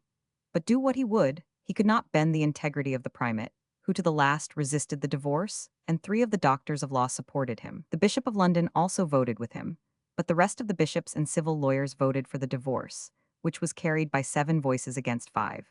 The Bishop of Winchester showed himself so servile on the occasion that the king knighted his son, who was ever afterwards dubbed by the people Sir Nullity Bilson. The other judges and bishops who voted according to his wish were also rewarded by James, and the sentence of divorce was pronounced on the 25th of September.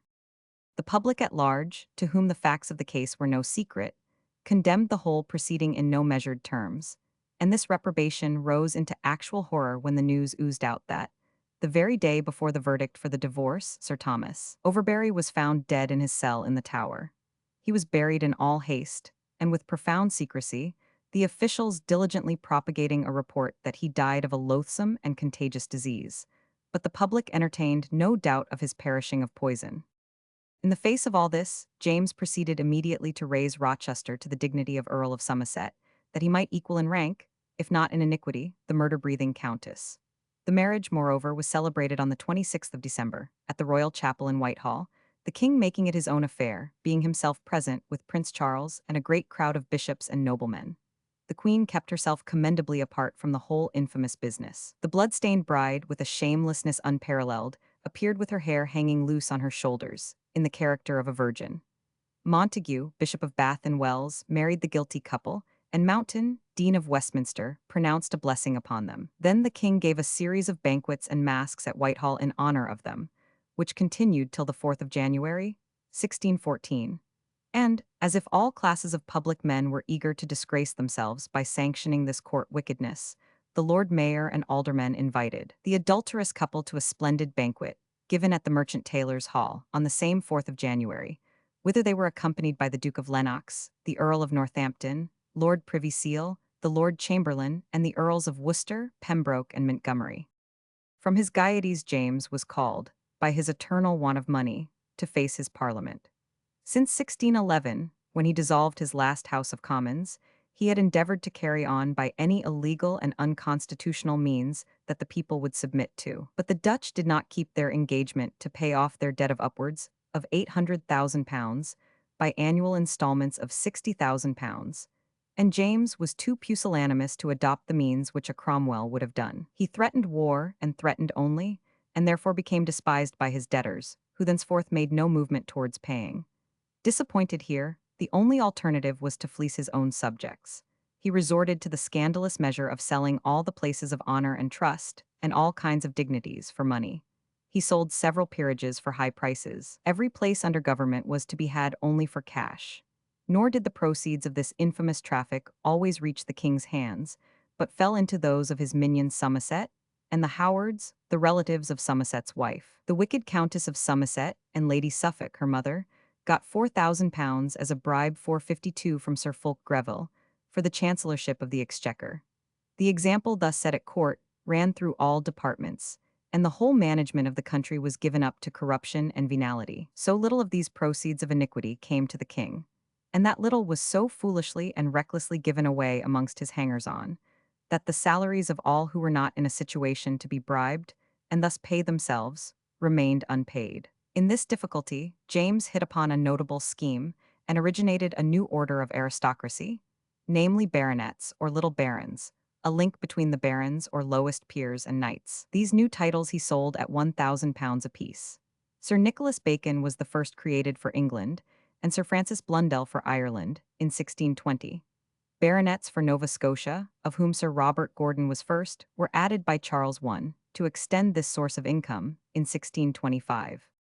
The banqueting house, Whitehall. James was now compelled to summon a parliament, and Sir Francis Bacon concocted a scheme for managing the House of Commons. Bacon's plan was this, and he had regularly weighed it and drawn it up for the king's consideration, that, according to a principle afterwards made a maxim by Sir Robert Walpole, everyone had his price, that the leaders of the late opposition, Neville, Yelverton, Hyde, Crewe, and Sir Dudley Digges, were chiefly lawyers, and there were plenty of means, by prospects of promotion skillfully applied, to bring them zealously to the king's side, that they being once brought over, he had the talking, persuasive power of the house, and that much might be done beforehand also with the city men and country gentlemen, and where any obstinate man appeared, means might be used to keep him out. At the same time, Bacon assured James that it was necessary to make a show of some concession. It was suggested that, as he had promised to abolish abuses, he should at least give up some of the lesser ones.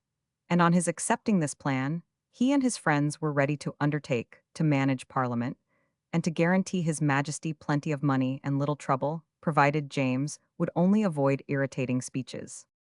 James's Parliament met on the 5th of April 453 1614, and he endeavored to put in practice the Machiavellian instructions of Bacon by delivering a very popular speech. Popular because it promised plentiful persecution for religion, which was the spirit of the day, and a liberal removal of grievances. But, as usual, first of all he placed the supply of his necessities. But the undertakers had not succeeded in their first out-of-door efforts.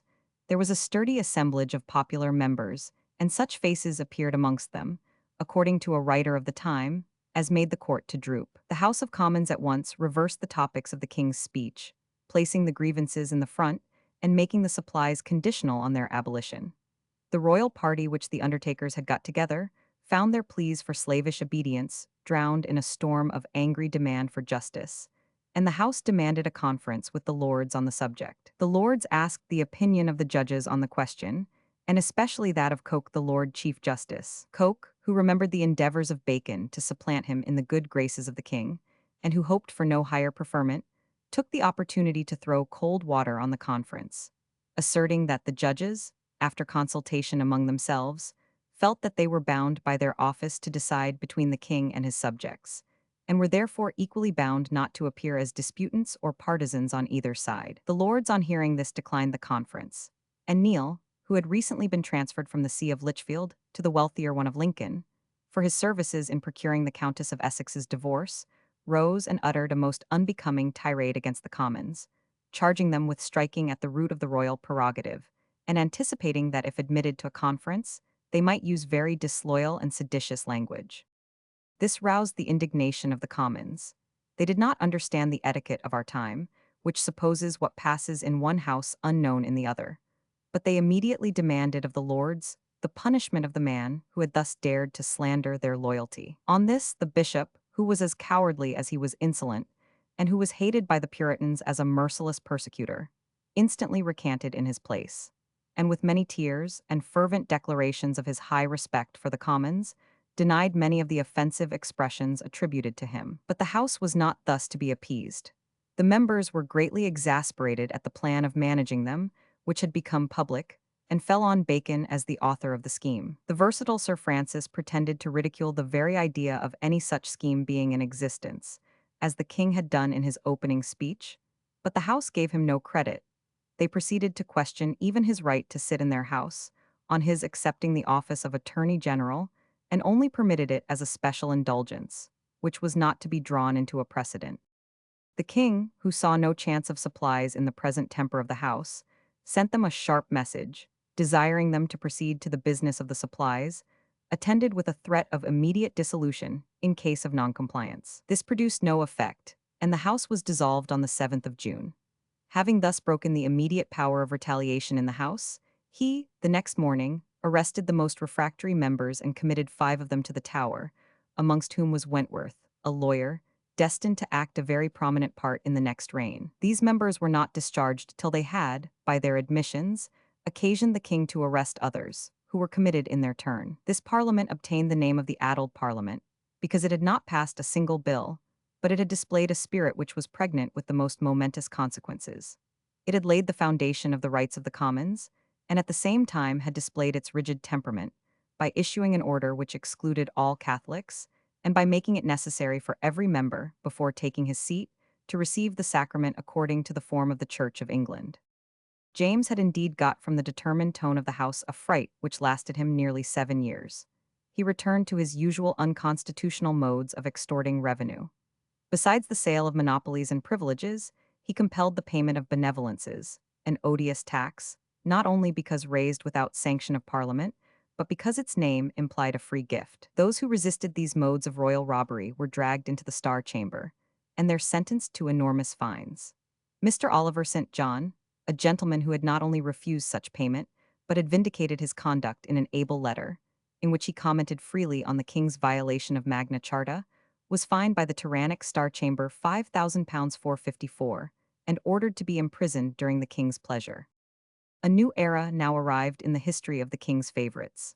Though the Countess of Somerset was hardened enough to stalk through adultery and poison to the gratification of her desires, and show no remorse, it appears that her new husband was not altogether of so callous a nature. From the moment of the death of Overbury, he was a totally changed man. All pleasure in life had deserted him. He had lost all his gaiety and went about moody and morose. His person became neglected, his dress disorderly, and even in the king's company he was absent of mind and took no pains to please him.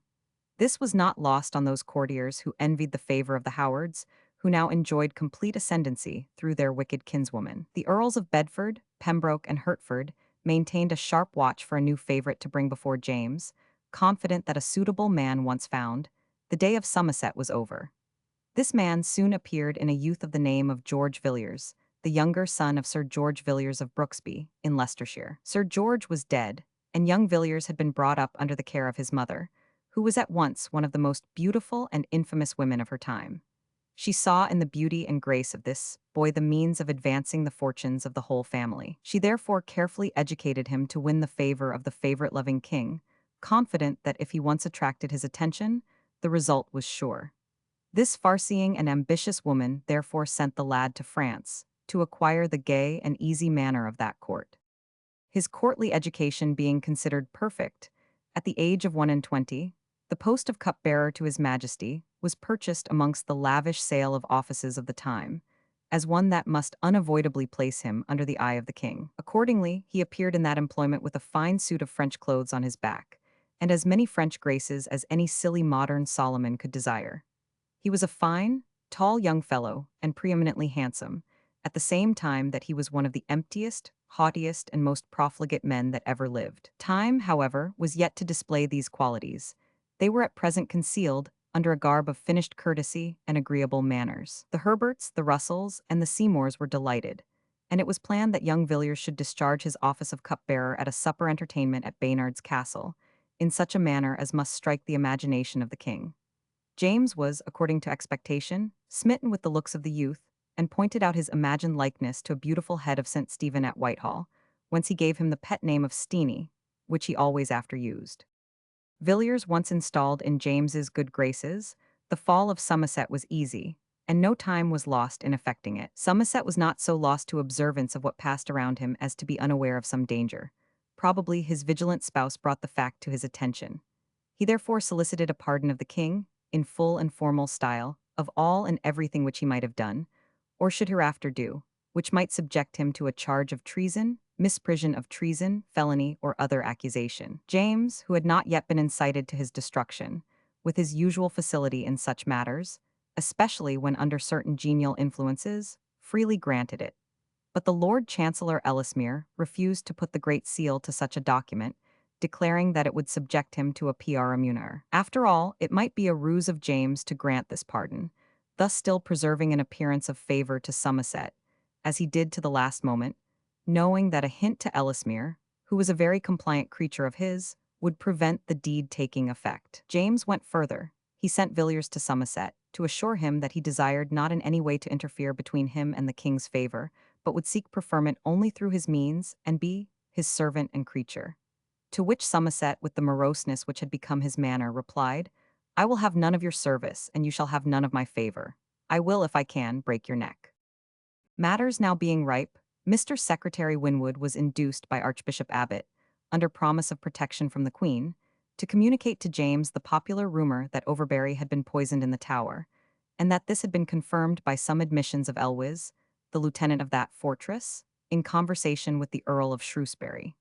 That the old favorite had lost his place in James's heart was immediately evident. He took up the matter with his usual avidity, where a mystery was to be probed. He put a number of questions to Elwes in writing, and demanded, on pain of his life, a faithful answer. The answer satisfied James that Somerset and his wife were guilty of this foul murder. He 455 immediately sent for the Lord Chief Justice Coke and ordered him to arrest them. Coke demurred till the king had named several others in commission with him. This being settled, this extraordinary royal dissembler set out to Royston to hunt, and took Somerset with him, showing him all his old marks of fondness. In the days of his real favour, he had refused him not the most iniquitous request. Even when the wife of Sir Walter Raleigh, on his first condemnation for treason, had gone down on her knees to him, to implore him to spare his castle and estate at Sherborne in Dorsetshire for his children, James had ruthlessly replied, "Nah, I maun hae the land, I maun hae it for Carr." And at this moment, when he was dooming the same Carr to destruction, he was pretending the same infatuated regard.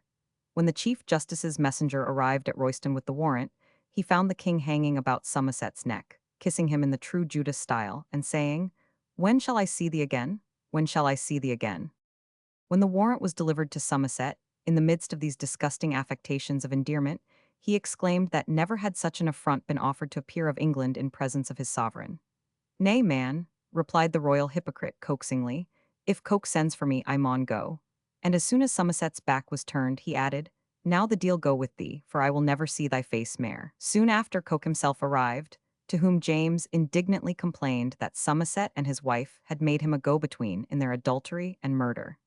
Even his enormous self-conceit was so far overcome as to compel him to admit that he had been grossly duped. He commanded Coke to search the affair to the bottom, and to spare no man or woman that he found guilty, however great or powerful.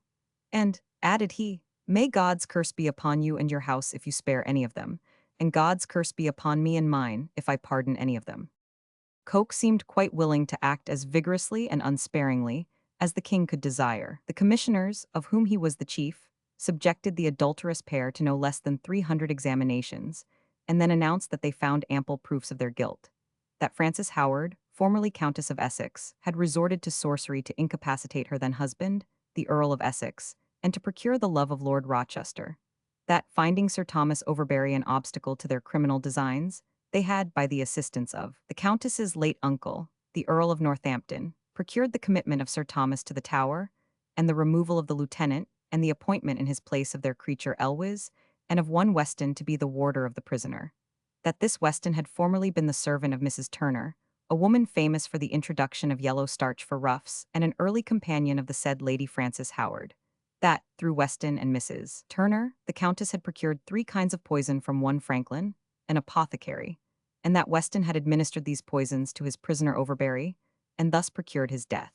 Coke added that, from private memorandum books and letters which he had found amongst the papers of the prisoners, he had discovered that Somerset had undoubtedly poisoned Prince Henry. The Queen is said to have been greatly excited by this intelligence, and had all her former belief of this poisoning revived. She declared her full conviction that Somerset and his clique had planned the removal of herself, and her son Charles also, in order to marry the Princess Elizabeth to the son of the Earl of Suffolk, brother to the Countess. But James was too well satisfied by the post-mortem examination of the body of Prince Henry, and by the insufficiency of Coke's proof, to be led into this absurd belief, though he admitted a persuasion that Somerset had received money from Spain on condition of delivering up the Prince Charles to that monarch. Though the minor confederates were promptly hanged, the trial of Somerset and his wife was deferred till April 1616. The real cause of delay was probably the fear of bringing a man like Somerset, who had been so long in all James's secrets, to trial, lest he should avow something in his despair to the damage of the royal reputation. Certain it is that, when the time of trial approached, James betrayed the most extreme terror and uneasiness, and omitted no means to induce Somerset to make a full confession in private, offering him both life and restoration to his estates. He sent messenger after messenger to Somerset in prison, the Attorney General Bacon being the principal, James Hay, afterwards Earl of Carlisle, another, with whom was employed Somerset's late private secretary. They did all in their power to induce Somerset to accept the king's terms, but he remained obstinate, replying, when offered life and fortune, of 456, what use is life when honor is gone? He demanded earnestly to be permitted to see the king himself, declaring that in half an hour's interview he could place all in so clear a light as should perfectly satisfy his majesty. This interview James declined, as well as a proposal to send a private letter to the king. These requests being refused, he assumed an attitude of menace, declaring that whenever he was brought into court, he would make such avowals as should astonish the country and cause the king to rue his rejection of his offers. James displayed much alarm on hearing of this. Greenwich Palace in the time of James I. On the 24th of May, the countess was brought before the peers, where, as she had already confessed, she had only to plead guilty. She was extremely agitated, pale, spiritless. She trembled greatly all the time that the clerk was reading the indictment and put her fan before her face at the mention of Weston. Her words were nearly inaudible, through weeping, as she pleaded guilty, and threw herself on the royal mercy. This done, she was removed from the bar before the sentence was pronounced, during which interval Bacon delivered a perfectly unnecessary speech. As she had pleaded guilty, detailing the damning facts which he was prepared to produce, had he been compelled by her denying her guilt. This maneuver was intended to criminate Somerset, without the hazard of his wife's declaring his innocence on hearing him implicated. Bacon's purpose being served, she was recalled, and the Lord Chancellor Ellesmere, who acted as high steward on the trials, pronounced sentence of death upon her. That day Somerset was informed that he would go to trial on the morrow. They had not deemed it safe to try him and his wife together. On hearing this, he went into a great rage, declaring that the king had assured him that he should never go to trial, and protesting that if they took him there, it should be by force and in his bed. He repeated his former threats, adding the king dared not bring him into open court. More, the lieutenant of the Tower, was so alarmed at this temper and language that he hastened away to James at Greenwich, though it was getting late, and was midnight when he reached the palace. 457, he was hastily admitted to the king's chamber, and James, on hearing his statement, burst into an agony of tears and exclaimed, "On my soul, More, I wot not what to do. Thou art a wise man, help me in this great strait, and thou shalt find thou dost it for a thankful master." More promised to do his best, and was afterwards actually rewarded for his services on this occasion with a suit worth to him £1,500, though the Earl of Annandale, his great friend, managed to get half of it. From the portrait by Cornelius Jansen. Sir Edward Coke. From the portrait by Cornelius Jansen. The lieutenant hastened back to the Tower, and told Somerset that he had communicated his wishes to the king, who was in the most gracious disposition towards him, and sent him assurance that, though for form's sake he must appear in court, he should not be detained there by any proceedings. But whilst he had there an opportunity of seeing his enemies and their malice towards him, the royal power should protect him from any harm. This appeased the rage of Somerset, and he prepared calmly to make his appearance in the morning. But even then, the officers of the court were by no means secure of the result when he should find himself compelled to plead, notwithstanding the royal promise. Bacon had planned all necessary cautions for this emergency, as we find from his particular remembrances for his majesty, preserved in the state trials. It were good, he says, that after he is come into the hall, so that he may perceive that he must go to trial, and shall be retired to the place appointed till the court call for him, then the lieutenant shall tell him roundly that, if in his speeches he shall tax the king, the justice of England 458 is that he shall be taken away, and the evidence go on without him. And then all the people will cry away with him, and then it shall not be in the king's power to save his life, the people will be so set on fire. The lieutenant had carefully acted on this plan, and had provided 2 servants, each with a cloak on his arm, to stand behind Somerset, so that if More's representations did not after all prevent Somerset from speaking out to the discredit of the king, they should throw the cloaks instantly over his head, and drag him from the bar, from all consequence of which proceeding he promised to protect them. These singular precautions, which betrayed an awful terror on the part of the king of some withering exposure from the exasperated favorite, so far prevailed that Somerset stood upon his trial with apparent calmness, but refused steadfastly to plead guilty. Bacon, on his part, was careful in stating the charges against him, to do it so mildly that the prisoner should not be excited to any dangerous pitch. Somerset never mentioned the king, but he defended himself resolutely and with consummate ability. He analyzed the whole string of charges brought against him, explained away whatever appeared to tell most forcibly to his disadvantage, and for 11 hours prolonged the trial and the intolerable agony and suspense of the king, who, during the whole time, was in the most pitiable condition of terror, but who had seen, says Sir Anthony Weldon, in a passage which is fully borne out by the letters of Moore, the lieutenant, the king's restless motion all that day, sending to every boat landing at the bridge, cursing all that came without tidings, would have easily judged that all was not right, and that there had been some grounds for his fears of Somerset's boldness. But at last, one bringing him word that he was condemned, all was quiet. In the course of a few weeks, James actually granted a pardon to the murder-stained countess, on the plea that she was not tried as a principal, but as an accessory before the fact, though all the facts of the case go to show that she was the chief instrumental instigator of the death of Overbury. He also offered the same grace to Somerset, but the proud, though fallen, favorite haughtily refused it, saying that he was an innocent man, who therefore needed no pardon, but expected a reversal of his sentence. Time, however, showed him that the favor of the prince had passed on to others, and that his enemies were working for further injury to him. He therefore condescended in the autumn of 1624 to petition for the pardon formerly rejected. It was granted on the 24th of October, with a promise of the restoration of his property. James meanwhile allowed him an income of £4,000 a year, and protected him from the infamy attaching to his condemnation.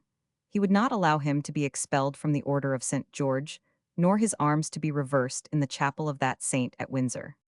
The guilty earl and countess are said to have retired together into the country, not to the felicity of innocent affection, but, as it was said, to mutual hatred and recrimination.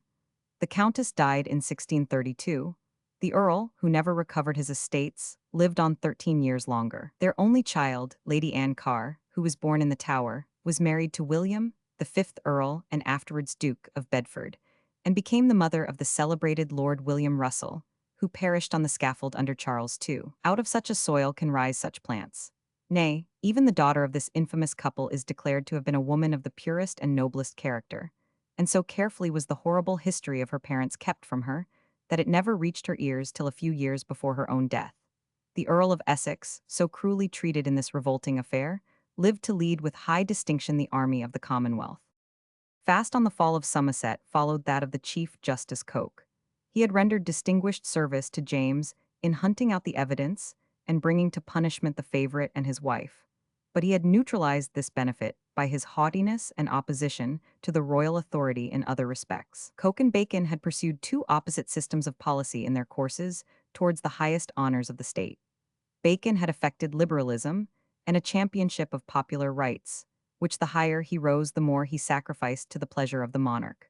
There was a profound flattery in this, for it seemed to give an additional value to his growing attachment to the crown, that it was won from his original bias towards the people. On the other hand, Coke commenced as a thoroughgoing supporter of the prerogative, and as his abilities were preeminent, and his prosecution of state offenders unrestrained by any scruples of conscience, he did the work of that despotic prince with a gusto and a ruthlessness which highly delighted his employer. No lawyer, except Jeffreys, in a later age, ever 459 indulged in the same unsparing abuse of those against whom he was retained. His disposition was not merely unfeeling, it was truculent, and the insolence of his language was beyond all former experience. When let loose on a victim, he certainly was no respecter of persons.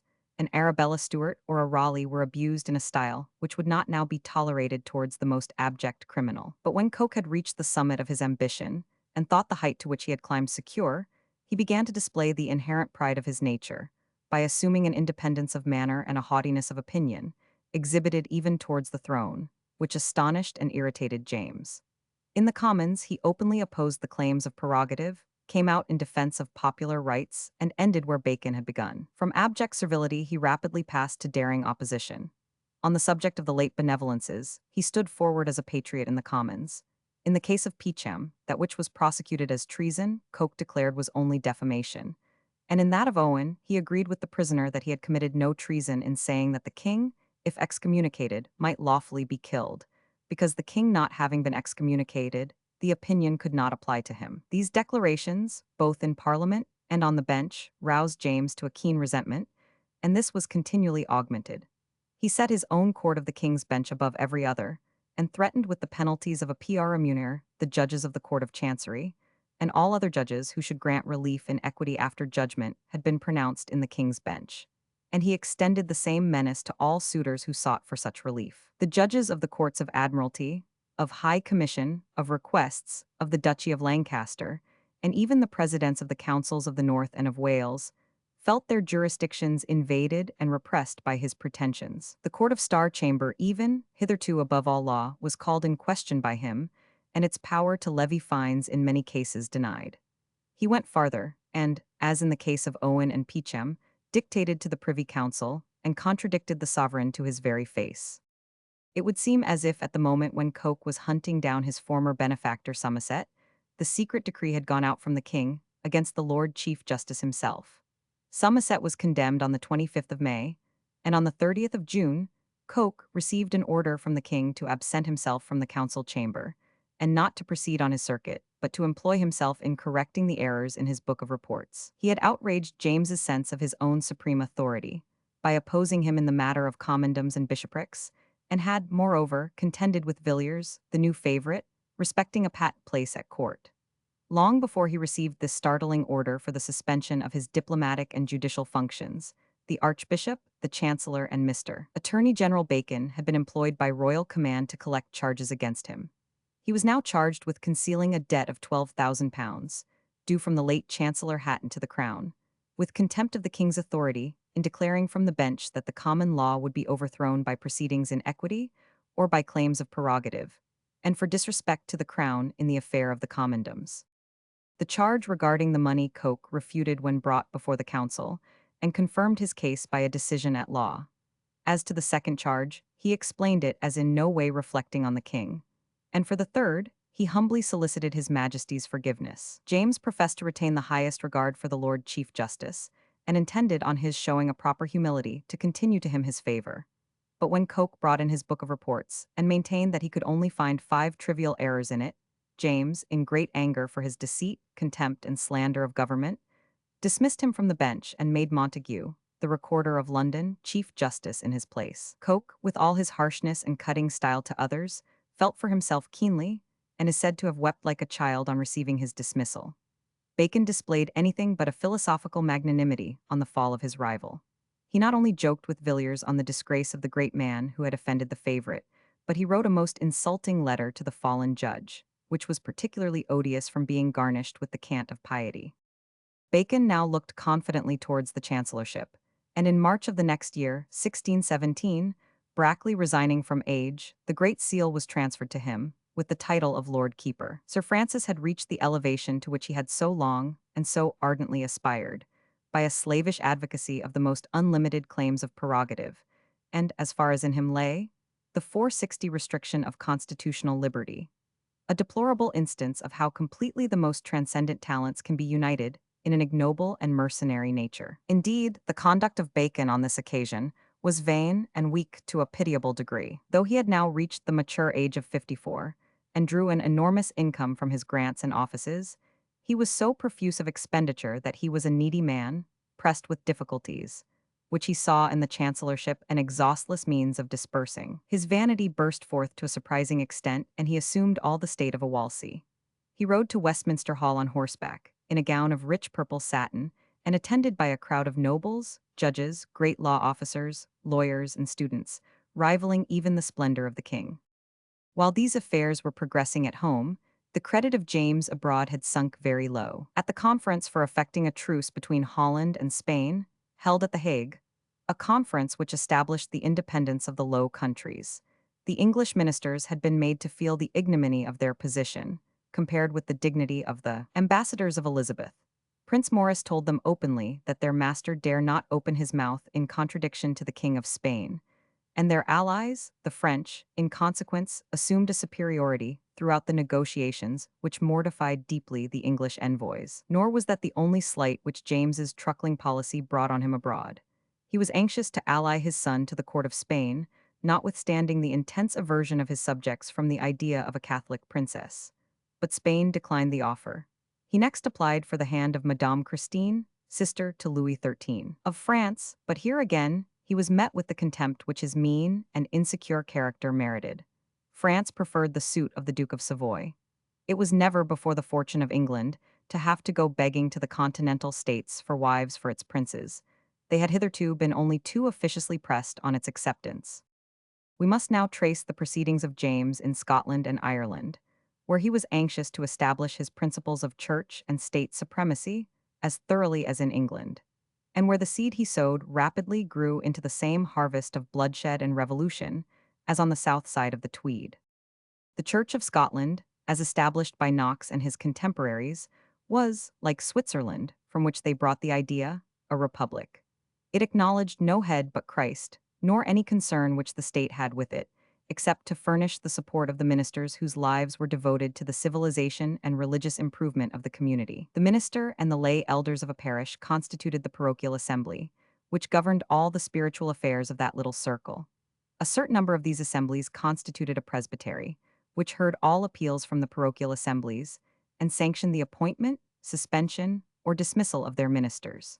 Beyond the presbytery extended the provincial synod, and the General Assembly claimed the supreme management of the affairs of the Church under God. This free form of the Scottish Church had always been extremely repugnant to James's despotic notions. Even when he professed to admire its constitution as the purest and most perfect on earth, he was writhing under its authority. And no sooner did he ascend the English throne than he avowed his real opinion of its inconsistency with monarchy. The hierarchy of England delighted him.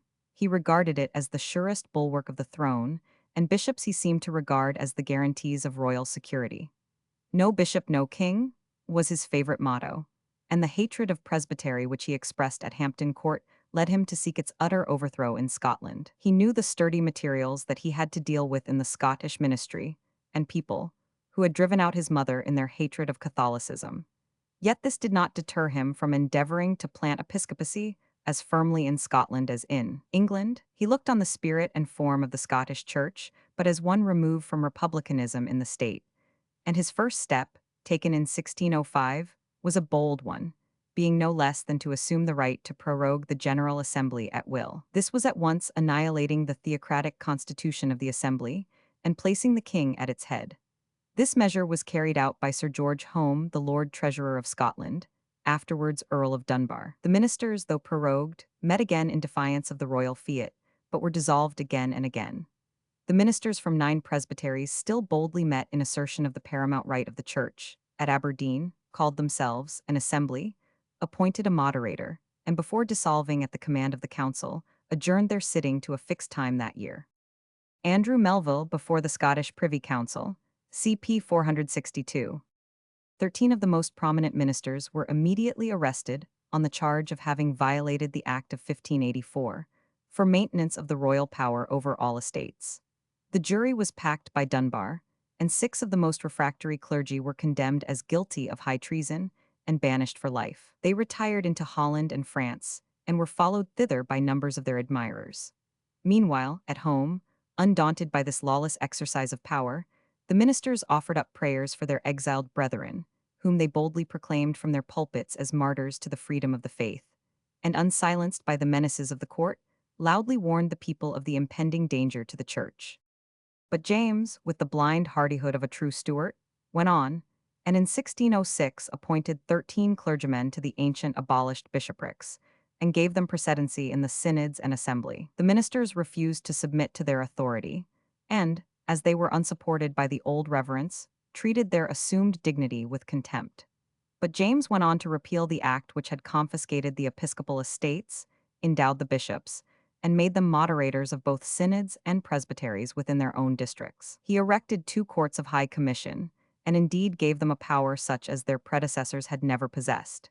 In 1610, 3 of these bishops went to England and received episcopal ordination from the English prelates, and on their return conferred it on their colleagues. And finally, in 1612, it was enacted by the Scottish Parliament that all general assemblies should only be appointed by the Crown, that the bishops only should present to livings, that they should admit no one who would not first take the oath of supremacy to the king and of canonical obedience to the bishop, that they should possess the power of deprivation and the right of visitation, each in his own diocese. Andrew Melville, the successor of Knox, boldly though respectfully denied these innovations, asserting the freedom of conscience and its immunity from the power of any earthly potentate. When pressed by some slavish Scottish lords to conform, he said, My lords, I am a free subject of Scotland, a free kingdom that has laws and privileges of its own. By these I stand. No legal citation has been issued against me, nor are you and I in our own country, where such an inquisition, so oppressive as the present, is condemned by Parliament. I am bound by no law to criminate or to furnish accusations against myself. My lords, remember what you are. Mean as I am, remember that I am a free-born Scotsman, to be dealt with as you would be dealt with yourselves, according to the laws of the Scottish nation. This was noble and patriotic language, but Melville had to deal with a vain despot who declared himself above all laws. He insisted on their attending the royal chapel to hear the preaching of his bishops. The plain Presbyterian Scots were scandalized at both what they saw and heard there. At the ceremonies, the gilded altar, the chalices and tapers, but above all, at the slavish doctrines of those courtly preachers. The Scottish ministers did not hesitate to express their contempt and indignation at the whole spectacle, and Melville ridiculed the entire service in a Latin epigram. For this audacity James summoned him before his privy council. But the preacher's blood was now chafed beyond restraint, for he and his colleagues, though they were impatient to get away from what they considered this idolatrous scene, where the conduct of the bishops and clergy was by no means edifying, had been compelled to stay. So far from expressing any regret for his satire on the royal mode of worship, he denounced in the strongest terms the whole system of the Anglican Church, and in his excitement seized the surplice of the primate, and shook angrily what he called the Romish rags of the Archbishop of Canterbury. James committed him to the Tower for his contumacy, 1606, where he kept him 4 years and then banished him for life. He went to reside at Sedan, where he died in 1622. His nephew, James Melville, was shut up at Berwick and died 6 years before his uncle. The rest of the preachers were banished to remote districts of Scotland, wide apart from each other. To put the finish to this daring change, James determined to make a journey to Scotland himself in 1617. On leaving that country, he had assured his Scottish subjects that he would visit his ancient capital at least once in 3 years. 14 years had now elapsed without his redeeming his word, his poverty having hitherto presented an insurmountable obstacle. But he had now consented to yield up the cautionary towns, Brell, Flushing, and Ramekins, for 2,728,000 florins instead of 8 million, which were due to him. He had been induced to this by his 463 necessities and the persuasions of Secretary Winwood, who was said to have received £29,000 from the Dutch for his services on the occasion. James now discharged some of his most pressing debts and obtained a loan of £96,000, with which he set forward to Scotland in the spring of 1617. On the 7th of June, the Scottish Estates met, and James excluded such of the representatives as he knew were hostile to his object of establishing the English Church in all its forms and authority, as the State Church of Scotland forever. But the peers, alarmed lest he should restore to his pet church the lands of which they now were in possession, rejected the articles which he recommended. To win over these nobles, James invited them to a secret conference, in which he assured them that no revocation of these lands should be made. Reassured on this head, the peers were ready to vote as he pleased, and he opened the estates in one of his vaunting speeches about his power, in which he told his audience that he had nothing more at heart than to reduce their barbarity to the sweet civility of their neighbors, and if the Scots would be as docible to learn the goodness of the English as they were teachable to limp after their ill, then he should not doubt of success. For they had already learned of the English to drink healths, to wear coaches and gay clothes, to take tobacco, and to speak a language which was neither English nor Scottish. In this insolent speech, the king might have included himself both as to clothes and language, but these were small matters in comparison with those which he had in view. He brought in a bill to enact that what the king might determine upon regarding the church, with the concurrence of the bishops and a certain number of the clergy, should be good in law.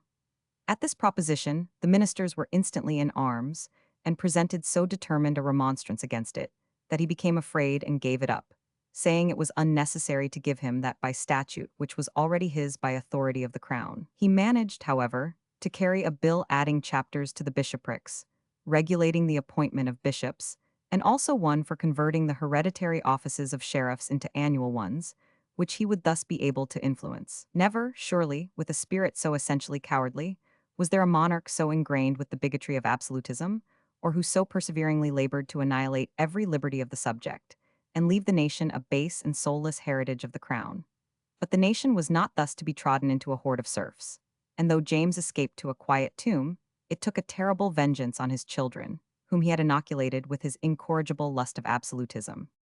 As nothing more was to be obtained from Parliament, the uncouth tyrant wended his way to St. Andrews, where he had planned a severe retribution for the remonstrant ministers, from a more obsequious tribunal. There the ministers having met at his summons, he singled out Simpson, Ewart, and Calderwood, who had signed the remonstrance which balked him of his full intentions, and brought them before the High Commission Court, and condemned Simpson and Ewart to suspension and imprisonment. Calderwood, who by his influence and ability excited most of all his dread and resentment, he banished for life. Having thus given the ministers a sharp lesson, he now announced to them that it was his will that the whole ritual of the English Church should be adopted in Scotland in 5 articles, the name of which afterwards became famous, namely, first, that the Eucharist should be received in a kneeling, and not in a sitting posture, as had been hitherto the mode in Scotland. Second, that the sacrament should be given to the sick at their own houses when they were in danger of death. Third, that baptism should, in like cases, be administered in private houses. Fourth, that the youth should be confirmed by the bishops. And fifth, that the festivals of Christmas, Good Friday, Easter, Ascension Day, and Whit Sunday should be observed in Scotland just as in England. These commands were received with unequivocal marks of displeasure by the ministers, but the fate of the 3 remonstrants availed to keep them silent for a time, and James regarded his plans as fully accomplished. But presently the preachers fell on their knees and implored him to refer the 5 articles to the General Assembly of the Kirk.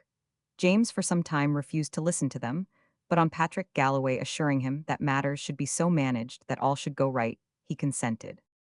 He then kept his Whitsuntide in the English fashion, with all his crouching prelates and courtiers around him, and afterwards took his way homeward, in the full persuasion that he had succeeded in his object. Time told a very different tale, nor was he himself long in perceiving that, though he had overawed, he had not subdued the sturdy Scottish clergy. Scarcely had he reached England when he learned that the Scots, both clergy and laity, were loud in 464 denouncing the administration of the Eucharist in private houses as a remnant of popery, the revival of the festivals of Christmas as the return to the ancient Saturnalia, and of those of Easter and Whitsuntide as the renewal of the feasts of the Jews. And on the 24th of November the ministers, in their assembly at St. Andrews, confirmed none of the 5 articles except that of the administration of the sacrament at the houses of the sick, provided that the sick person first took an oath that he or she did not expect to recover. James was highly enraged. He ordered the observance of the 5 articles to be commanded by proclamation, and withdrew the promised augmentations of stipend.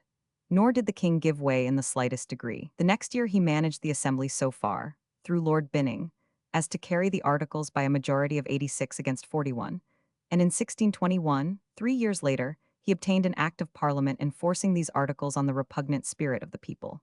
Dr. Laud, whose name we now meet for the first time, afterwards to become so notorious, even urged James to go further lengths, but his fatal advice was destined to act with more force on the next generation.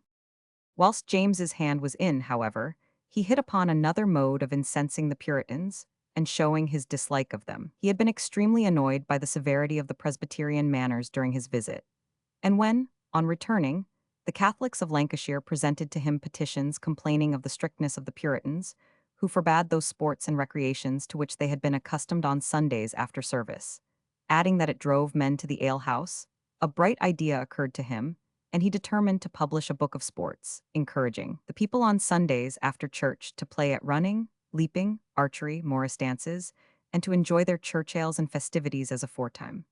These sports, however, were not to be indulged in by the recusants, nor any who had not attended church in the morning. He also prohibited on Sundays bull and bear baitings, interludes and bowls, the last probably because they led to gambling. He restored all the jollity of maypoles and rush-bearings. Many of the established clergy were conscientiously opposed to this mode of spending the Sunday, which appeared to them to savor greatly of papacy. But James persisted in his scheme, and not only published his book of sports, but ordered the bishops, each in his own diocese, to publish his ordinance regarding the Sunday amusements. Abbot, the primate, is said to have steadfastly refused to read the book in his own church at Croydon, but the other bishops complied. Laud was zealous in its promulgation, and in after years roused the stern and undaunted spirit of the reformers by recommending the revival of the book to Charles I. In Ireland, the same system had been pursued by James from the commencement of his reign, of endeavoring to force the consciences of his subjects into the mold of his own ideas. On the death of Elizabeth, the Irish had openly resumed the Catholic worship in most of the south of Ireland. Mountjoy, the Lord Deputy, issued a proclamation for its immediate suppression, but the fear of the old lioness of a queen being removed, they treated his orders with contempt and defiance. Mountjoy marched down upon them and compelled submission at the point of the bayonet, and then passed over to England, having with him the two great chiefs, Tyrone and O'Donnell, with a number of their followers. These chieftains being well received by James, Tyrone being restored to his honours and estates, and O'Donnell created Earl of Tyrconnell, the Irish conceived wonderful hopes of the clemency and liberality of James. They sent a deputation to join the two earls in petitioning for the full enjoyment of their religion, but they found themselves grievously deceived. James declared that he would never consent to anything of the kind, but so long as he had 100 men left, he would fight to the death to put down so idolatrous a worship. In his anger, he committed 4 of the delegates to the Tower, where he kept them 3 months. And this practice of committing Irish deputies to prison for daring to present petitions on such subjects became his regular practice. The British Solomon never relaxed his war upon the religion of his subjects, if it were not of the same color and shape as his own, so long as breath was left in him. It was in his eyes akin to the sin against the Holy Ghost to differ from or doubt the infallibility of his wisdom, for he deemed himself, according to his open avowal, a god upon earth. In 1605, 2 years only after ascending the throne of England, he issued a proclamation, commanding all Catholic priests to quit Ireland on pain of death, and he commanded all officers, magistrates, and chief citizens of Dublin to attend the established church, or suffer the fine of £20 a month and 465 moreover, imprisonment. The nobility prayed to be permitted the exercise of their religion, but the ill-fated presenters of the petition were thrown into the castle of Dublin, and their spokesman, Sir Patrick Barnwell, was sent over to England and incarcerated in the Tower. Keeping Sunday, according to King James's Book of Sports, CP 464. James now hit on a bold scheme for breaking down the clanship of Ireland, and so weakening the opposition of the people to his despotic will. He ordered all possessors of lands to bring in their titles to commissioners appointed for the purpose, on the promise that they should receive them again in a more valid and advantageous form. As, from the disturbed state of the country for ages past, many of these titles were defective, the landowners accepted the offer in good faith, but they found that the commissioners, instead of returning them of the same value and bearing the same conditions, only returned them freehold titles of such lands as were in their own hands. All such lands as were in the hands of tenants were made over to these tenants, only subject to the rent charges and dues which they had formerly paid. Thus the great bulk of the tenantry of Ireland was freed from its dependence on the will of the chief in capite, and now set him at naught. But though the power of the chiefs was broken, the commonalty showed no more inclination to adhere to a government which persecuted them on account of their faith. They were now more at liberty, and readier than ever to follow some bold and defiant leader who promised them protection and vengeance on their tyrants. The great lords, thus tricked out of their hereditary rights, were converted into deadly enemies of the English government. Tyrone and Tyrconnell, on taking leave of the English court to return to Ireland, professed extreme gratitude for the kindness of their reception, but in reality they were full of the most hostile sentiments. They looked on this transfer of their seigneurial rights as a measure intended to sever their vassals from them, and thus to subjugate the whole island to the yoke of the English hierarchy. No sooner did they land in Ireland than Richard Nugent, Lord 466 Delvin, invited them to meet him at his castle of Maynooth. They unanimously agreed that the destruction of the hereditary faith of Ireland was planned, and they bound themselves by oath to act together for its defense. 2 years later, intelligence was gathered by someone at Brussels, in the service of the Archduke, that Tyrone had renewed his relations with the court of Spain, and in order to decoy him into England, a pretender to a large extent of his lands was set up, and both parties were summoned over to have the cause tried before the Privy Council.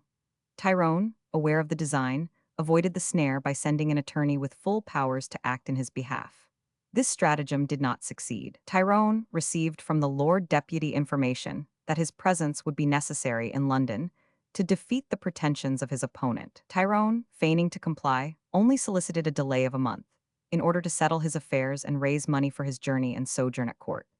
The request being acceded to, he escaped in a vessel sent on purpose from Dunkirk, with 2 of his sons and nephew, accompanied by Tyrconnell with his son and Lord Dungannon, his brother with 30 of their retainers, and reached in a few days Quillibequew in Normandy. On the discovery of the escape of these nobles, James was greatly alarmed, believing that they had gone to Spain to join the armada which during the summer had been collecting in the Spanish ports, and to conduct it to Ireland. The news of their real resort abated his fears. He demanded their delivery from France, and then from the Netherlands, whither they betook themselves, describing them as traitors and men of mean birth, who had been merely ennobled for purposes of state. He accused them of an intention to excite a rebellion, and returning to Ireland with foreign confederates to put to death all Irishmen of English descent. The court of Brussels declined to give up men exiled only on account of their religion, and admitted them into the Spanish army of Brabant. Tyrone himself proceeded to Rome, where the King of Spain allowed him a pension of 600 crowns per month, and the Pope 100. Active search was made in Ireland for the accomplices of the fugitives. Many were arrested in Ulster, some were sent over for trial to England. Lord Delvin, with the eldest son of Tyrone, and Sir Christopher St. Lawrence, were secured and lodged in Dublin Castle. Delvin was tried and condemned as a traitor, but he escaped on the morning fixed for his execution, and no trace of him could be found till he suddenly appeared at the English court, and throwing himself on his knees before the king, presented such a list of real wrongs inflicted on himself and his father as compelled James to pardon him and to make him amends by creating him Earl of Westmeath. A clemency, as it proved, well bestowed, and which might have taught the king a more successful way to secure obedience and loyalty from his subjects than those which he unhappily pursued. Another Irish chief, O'Doherty of Inishwin, having received a mortal insult from Paulet, the governor of Derry, surprised him at table, and by the aid of his followers succeeded in killing him and 5 others. The avengers captured alive Hart, the governor of the fortress of Culmore, and leading him to the gates of the castle, called on the governor's wife to surrender the place, or see her husband murdered on the spot. Conjugal affection prevailed, and O'Doherty found himself in possession of the stronghold. Possessed by this means of arms and ammunition, O'Doherty marched with a strong force to Derry, and received the submission of the castle and town. The hopes of the exiles were wonderfully raised by so unexpected an event. They dispatched messengers instructing O'Doherty to hold the place, if possible, till their arrival with foreign aid.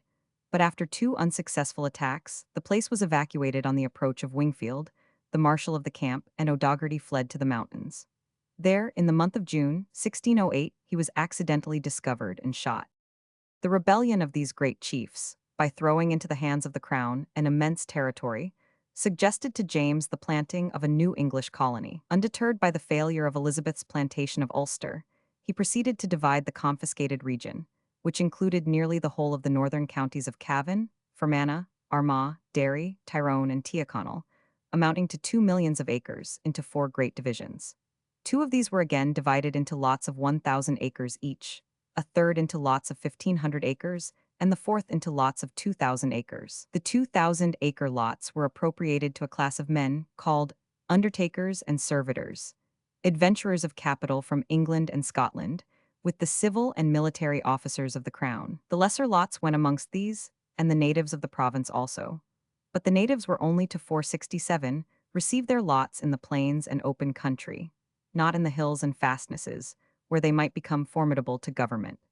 The possessors were bound to pay a mark a year for every 60 acres, and the lesser ones besides to take the oath of supremacy, and engage to admit no recusant as tenant. By these means, some 100,000 acres were planted, but whole districts in the hills were never divided at all, whilst many of the undertakers managed to get immensely more land than they had any right to. It was at this time, 1611, that the scheme, already mentioned, of creating baronets was proposed to James by Sir Anthony Shirley, as a means of raising money for the support of the army in Ulster. James caught eagerly at the idea, coined upwards of £100,000 out of it, but neither sent any of the money to Ireland, nor gave a handsome gratuity to Shirley for the suggestion, as he promised.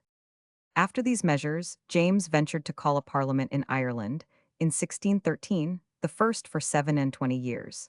He wanted money, and he wanted also to enact new laws. But the Catholics were naturally apprehensive of these intended laws, for the whole of James's policy went to crush their religion out of the majority of the inhabitants, and impose on them his own model church. So little had this shallow sovereign profited by the lessons of history, that he expected to convert a whole nation by the sword and confiscation. But Ireland had by all former English monarchs, down to Elizabeth, been taught to regard the Pope as the Lord Paramount of the island. It was a doctrine that secured the obedience of the people under all their oppressions. But since Elizabeth had separated from the Catholic Church and stood excommunicated by the pontiff, this maxim, so convenient before, was become extremely inconvenient. To the political causes of discontent was now added the far more irritating one of violated religious faith, which has continued till our time. Under these circumstances, the Lord Deputy summoned the Parliament, and soon found that, though he had a majority of more than 20 Protestants, the spirit of the Catholics was such that he did not dare to proceed. Since the former Parliament, no less than 17 new counties and 40 new boroughs had been created, and these had been filled by men devoted to the measures of the Crown. The boroughs, the Catholics complained, had been put into the hands of attorneys, clerks, and servants, and they expected to find on the projected new plantations only evil-disposed persons, ready to insult and injure the old inhabitants. They objected to many of the returns. They complained that obsolete statutes had been revived for the purposes of oppression, that Catholics of noble birth were excluded from posts of honor, that they were expelled from the magistracy, that they were forbidden to educate their children abroad, that Catholic barristers were not permitted to practice, that Catholic citizens were excluded from all influence in the corporations, and that the whole community was subjected to fines, excommunications, and punishments, which spread poverty and misery over the island. The Lord Deputy prorogued the impracticable assembly, and both parties appealed to the king. The Catholics sent as deputies the Lords Gormansbury and Dunboyne, and 2 knights and 2 barristers to plead their cause. The expense of the mission was defrayed by a general collection, which was made in spite of a severe proclamation against it. James received them at first graciously, but his anger soon broke out when he found them impervious to his controversial eloquence, and, as usual, he threw 2 of them into prison, Luttrell into the Fleet and Talbot into the Tower. He soon had Talbot before the Star Chamber, and strictly interrogated him on the point of loyalty to the Crown, and he severely reprimanded the whole deputation on the same ground. But Lord Delvin on his knees declared that he would ever be faithful to the king as his rightful liege, yet that nothing should ever induce him to abandon his religion. James dismissed them, after having appointed a commission of inquiry regarding the representatives of the new Irish boroughs, which decided that none of the 4 boroughs incorporated after the writs were issued had a right to sit that session. As to the religious grievances, no concession was made, and scarcely had the deputies reached home, when a proclamation appeared ordering all the Catholic clergy to quit Ireland on pain of death. When Parliament met again in Dublin, in 1615, there was an outward air of conciliation. The 2 parties avoided the grand subjects of discord, except that both houses joined in a petition that Catholic barristers might be permitted to plead. The attainders of Tyrone, Tyrconnell, and O'Doherty were confirmed, as well as the plantation of Ulster, and all distinctions between the 2 races of the Irish. That is, the native Irish and the 468 Anglo-Irish, were abolished by statute, and a liberal subsidy was obtained. The conciliatory air did not long continue. The Lord Deputy Chichester made a cautious attempt to enforce the fines for absence from church, beginning with a few timid persons in each county, whose compliance might influence others. In 1623, Lord Falkland, then Lord Deputy, repeated the proclamation ordering all Catholic priests to leave the kingdom on pain of death, but they only retired into the mountains and morasses and defied his authority. James saw that it was useless to hope for success in his scheme of crushing out Catholicism, till he had planted the whole island after the Ulster fashion, and this was set about in good earnest. Commissions were issued for the examination of all grants and titles, and, by the most iniquitous proceedings, hardly a single foot of land was exempted from the claim of forfeiture to the Crown.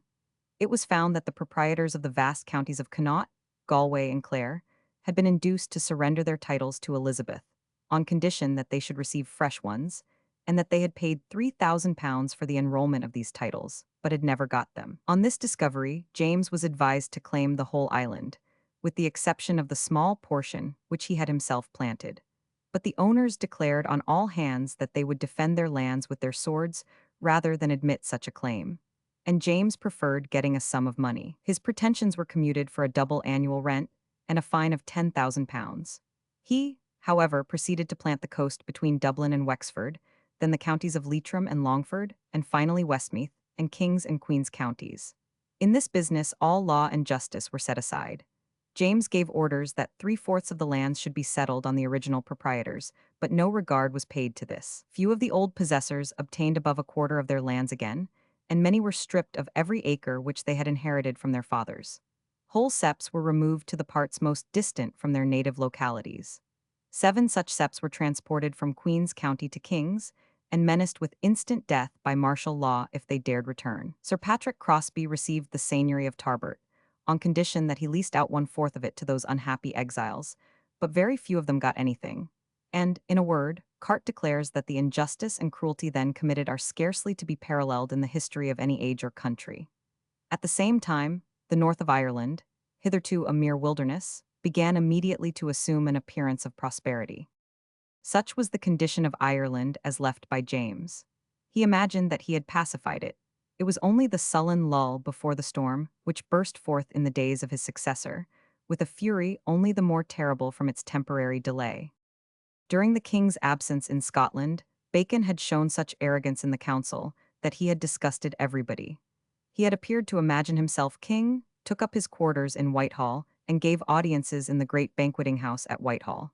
Mr. Secretary Winwood was so incensed at his presumption that he quitted the council chamber, declaring that he would not enter it again till the king's return, and he wrote at once an account of Bacon's proceedings, assuring the king that it was high time that he returned, for his throne was already occupied. The vain, foolish conduct of the Lord Keeper was watched by an eye which owed him no favor, and a spirit smarting with envy, which was relentless in his revenge.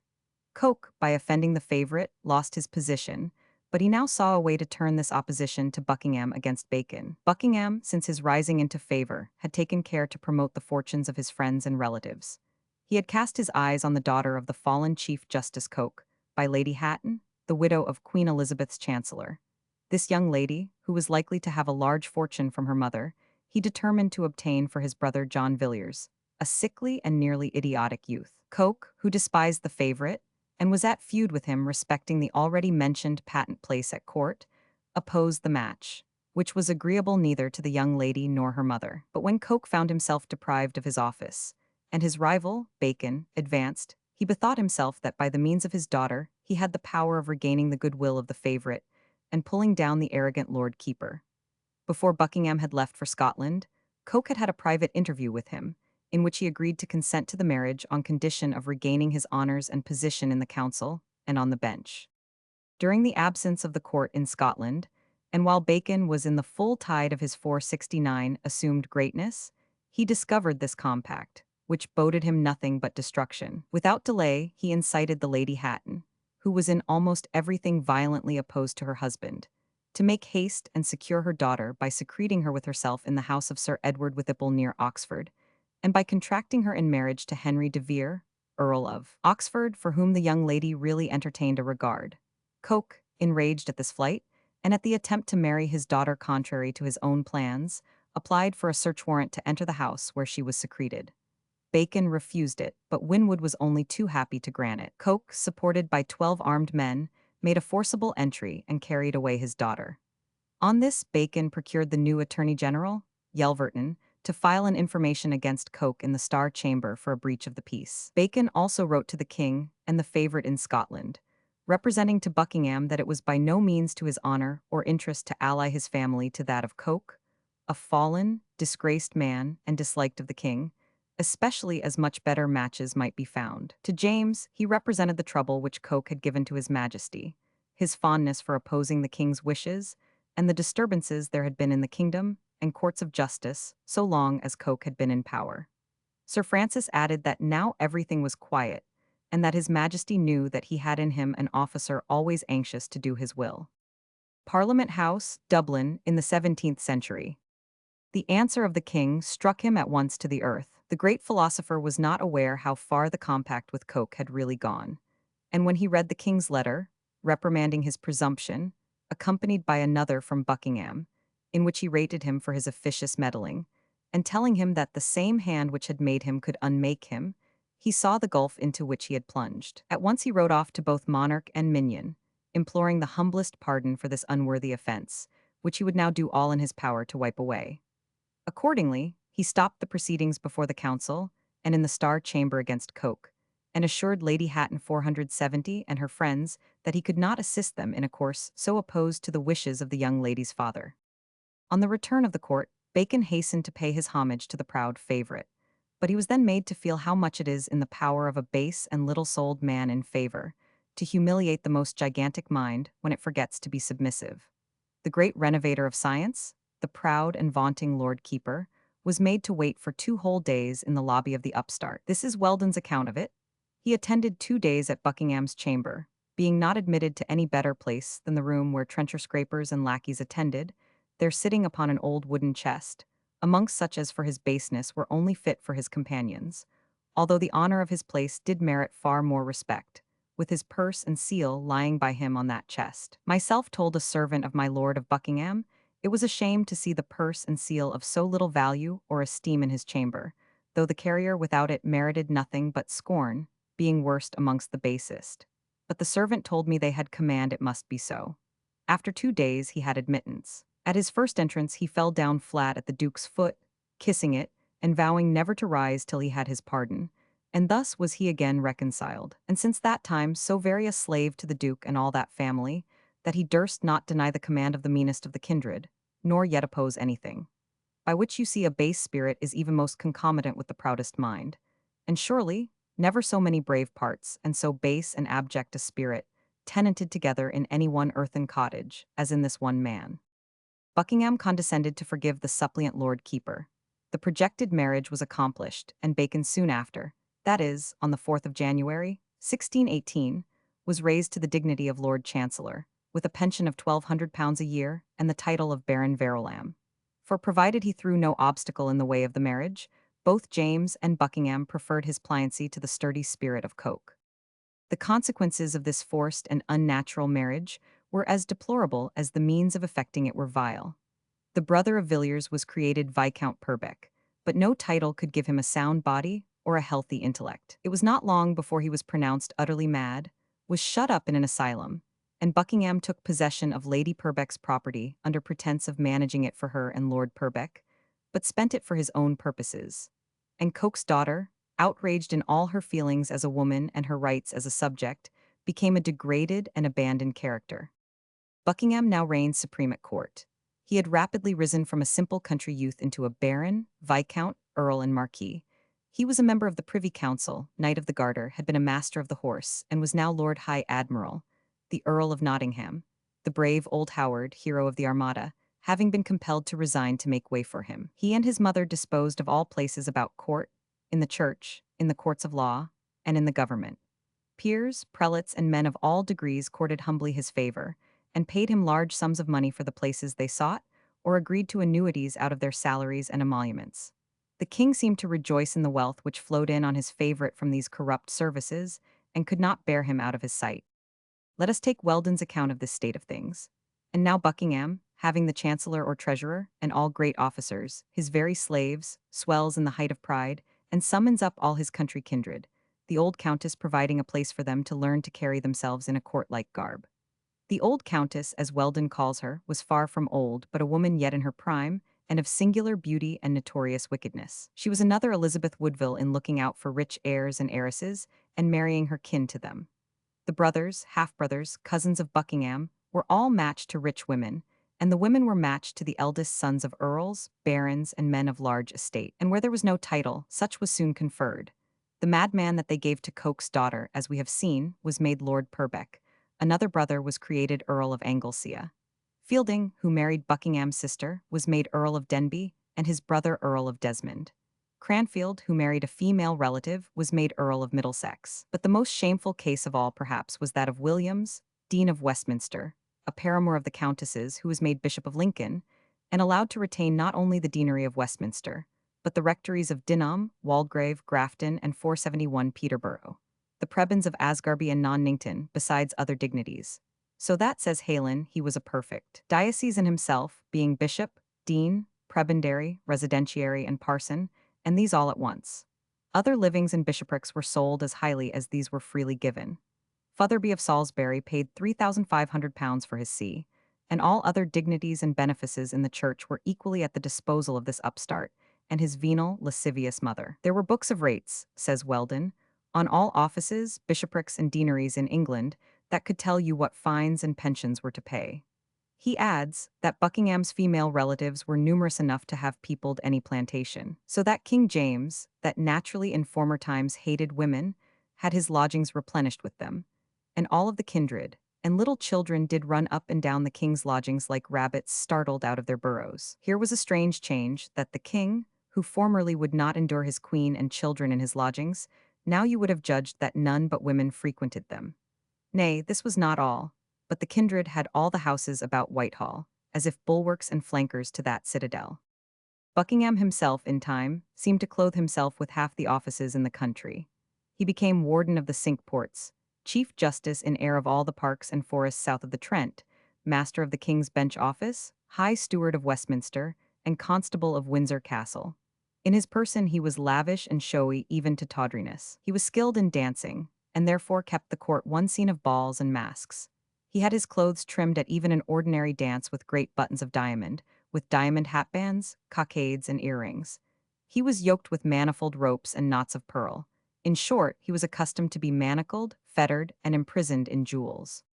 But one of the most interesting and painful events of the reign of James, and one which does him little credit, now occurred. Sir Walter Raleigh, deprived, as we have seen, to gratify the favourite car of his beautiful estate of Sherborne in Dorsetshire, which he had beautified with orchards, gardens, and groves, of much variety and delight, had remained in the Tower from the time of his trial in 1603, that is, 13 years. His captivity was rendered less severe by the presence in the Tower of other prisoners of intelligence, and, more than all the rest, of the Earl of Northumberland, who gathered around him in his prison men of science and literature, and thus was instrumental in converting his cell into a palace of knowledge and refined delight. Northumberland was another of those men who reveled in learning, whom a king really wise and learned would have rejoiced to honor. But James's love was not a love of learning or literature on its own account, it was a love of himself. It was the vanity of passing for a sagacious and learned king which he possessed, and not the sagacity and the learning themselves. Therefore, so far from cherishing science and learning, and loving the possessor of them, James was too shallow to comprehend the one, and so egotistical that he hated the other. Northumberland had been in prison ever since the year of the Gunpowder Plot, 1605, 11 years, a victim to the suspicions of the king and the tyranny of the Star Chamber, for no participation in the plot was ever proved against him.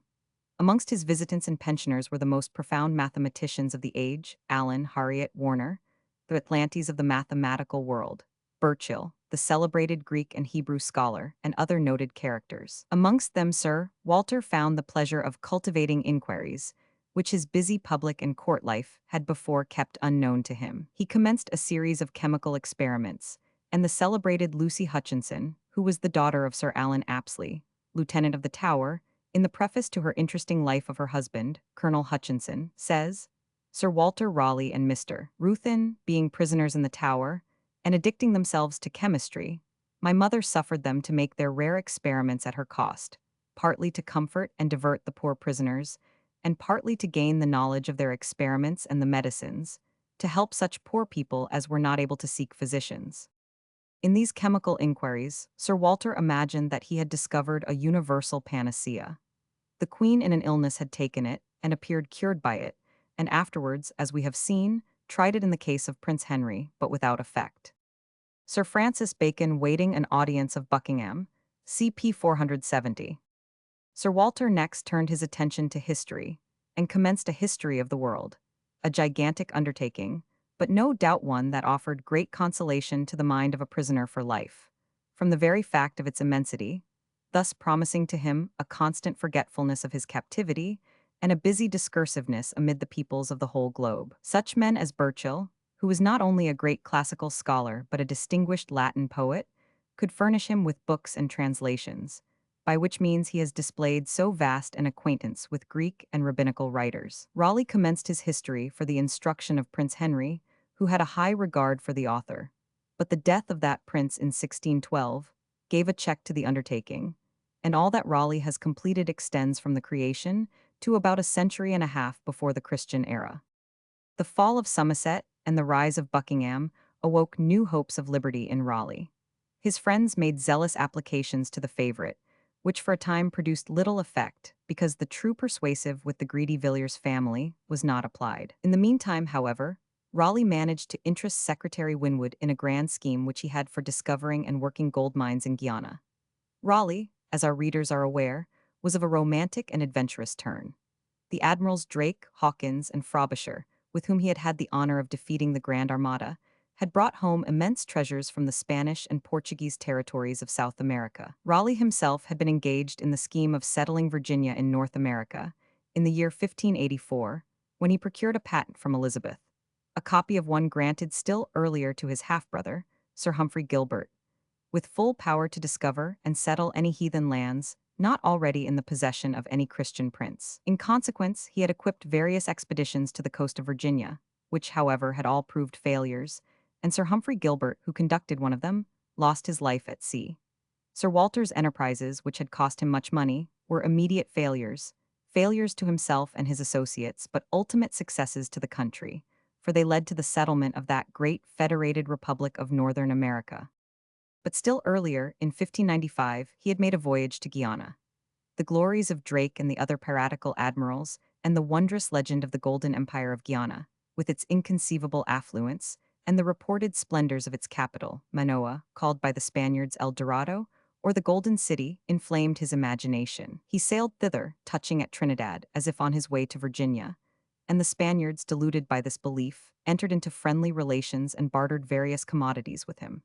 But suddenly Raleigh, watching his opportunity, fell on the garrison, killed the guard, and secured the person of Berreo the governor, whom he carried away as guide to Guiana, Berreo having already settled a colony there. This transaction, which was in the true spirit of Drake and the rest, who acted in those regions as if the Spaniards were at war, though they were at entire peace with England, was one of the charges afterwards brought against him. To this, Raleigh replied that Berreo, at Trinidad, had formerly made prisoners of 8 Englishmen, and that to leave him at his back when he was about to ascend the Orinoco was to have been an ass. Whether the story of the 8 Englishmen was true or not, it was clearly no business of Raleigh's, and the real motive was partly the last assigned, to secure so dangerous a person as Berreo, and at the same time so valuable a guide. In fact, Raleigh, with all his genius, was never renowned for very scrupulous ideas of right and wrong, and shared in all the loose maritime notions of the age. Thus provided, he sailed for the Orinoco and advanced up it 300 miles in boats. He seemed to have heard many wonderful rumors of gold mines, and cities built of gold and silver and embossed with precious stones. But he discovered no magnificent Manoa, with pinnacles blazing with diamonds and rubies, nor any gold mines, only signs of gold in the mountains beyond the Spanish town of St. Thomas. He gave out to the natives that he was come to relieve them of the Spaniards, and by their assistance explored the country for a month, when the waters of the mighty Orinoco rose so suddenly and with such impetuosity that they were carried down at the peril of their lives to their ships. On his return, Raleigh, although he brought no riches, brought marvelous descriptions of them. Though he had seen nothing but a pleasant country and friendly natives, he did not hesitate to publish the most amazing stories to draw fresh colleagues to the enterprise. He described the country and the climate in colors of heaven, and as for its riches, the common soldier, he said, detailing the discovery of the large, rich, and beautiful empire of Guiana, with relations of the great and golden city Manoa, shall here fight for gold, and pay himself instead of pence with plates of half a foot broad, whereas he breaks his bones in other wars for provant and penury. Those commanders and chieftains, 474 that shoot at honor and abundance, shall find here more rich and beautiful cities, more temples adorned with golden images, more sepulchres filled with treasure, than either Cortez found in Mexico or Pizarro in Peru. Probably Raleigh believed all this himself, on the faith of the natives, but though several expeditions went out, nothing of the kind was discovered. Yet these failures in no degree abated the enthusiasm of Raleigh. He represented to objectors that the adventurers sent out were ignorant alike of the locality and of the art of conciliating the natives. Were he permitted to go, he would make Guiana to England what Peru was to Spain. His glowing descriptions at length captivated the imagination of Winwood, who did his best to excite the cupidity of James on the subject, and not without effect, for he began to speak of Raleigh as a very clever and gallant fellow. The scheme suited James extremely well, as he was always in want of money, and Raleigh asked for nothing, not even a ship to accomplish the enterprise, but guaranteed to the king 1/5 of the gold. Still, there was one obstacle. James dared not issue the desired commission without the approbation of the favorite, and this Raleigh and his friends were obliged to purchase by a present of £1,500 to Buckingham's uncles, Sir Edward Villiers and Sir William St. John. In the month of August, 1616, Sir Walter issued from his 13 years' captivity in the Tower and commenced preparations for the voyage. Plenty of adventurers and co-operators were found. The Countess of Bedford advanced £8,000, and Lady Raleigh sold her estate at Mitcham for £2,500. A fleet of 14 sail was equipped and manned, but before Raleigh could get out to sea, the Spanish ambassador, Gondomar, had caught wind of the real destination of the squadron. The Spaniard was a deep politician, who assumed an air of gaiety and freedom which won on the courtiers, and not less on James, whose vanity he flattered to the utmost. Often speaking false Latin, that James might correct him, he would reply, "Ah, your Majesty speaks Latin like a pedant, but I only speak it like a gentleman." On making the discovery, Gondomar rushed into the presence of the king, exclaiming, "Pirates! Pirates! Pirates!" James, who was always paralyzed at the very idea of war, sent in a hurry for Raleigh, took back the patent which he had granted him, and altered it with his own hand. He strictly prohibited the adventurers from invading any territories in possession of his allies, especially of the King of Spain, but commanded that they should confine their enterprise to countries still in the hands of the heathen. They were allowed to trade and to defend themselves if attacked, but not to act on the offensive. He moreover demanded from Raleigh a memorandum under his own hand, of the places with which he meant to trade, and the force he proposed to take out. All this James is said to have shown to Gondomar, so that, fully forewarned, the Spanish ambassador dispatched a squadron with troops to St. Thomas, of which his brother was governor. In all this, it is clear that Raleigh was imposing on the king. This Raleigh himself admits in his address to Lord Carew. "I acquainted His Majesty with my intention to land in Guiana, yet I never made it known to His Majesty that the Spaniards had any footing there. Neither had I any authority from my patent to remove them thence." But this was a point on which Gondomar could, and probably did, enlighten James. After the guarantees given by Raleigh, Gondomar appears to have ceased his opposition, having, moreover, taken measures to guard against any attack in Guiana.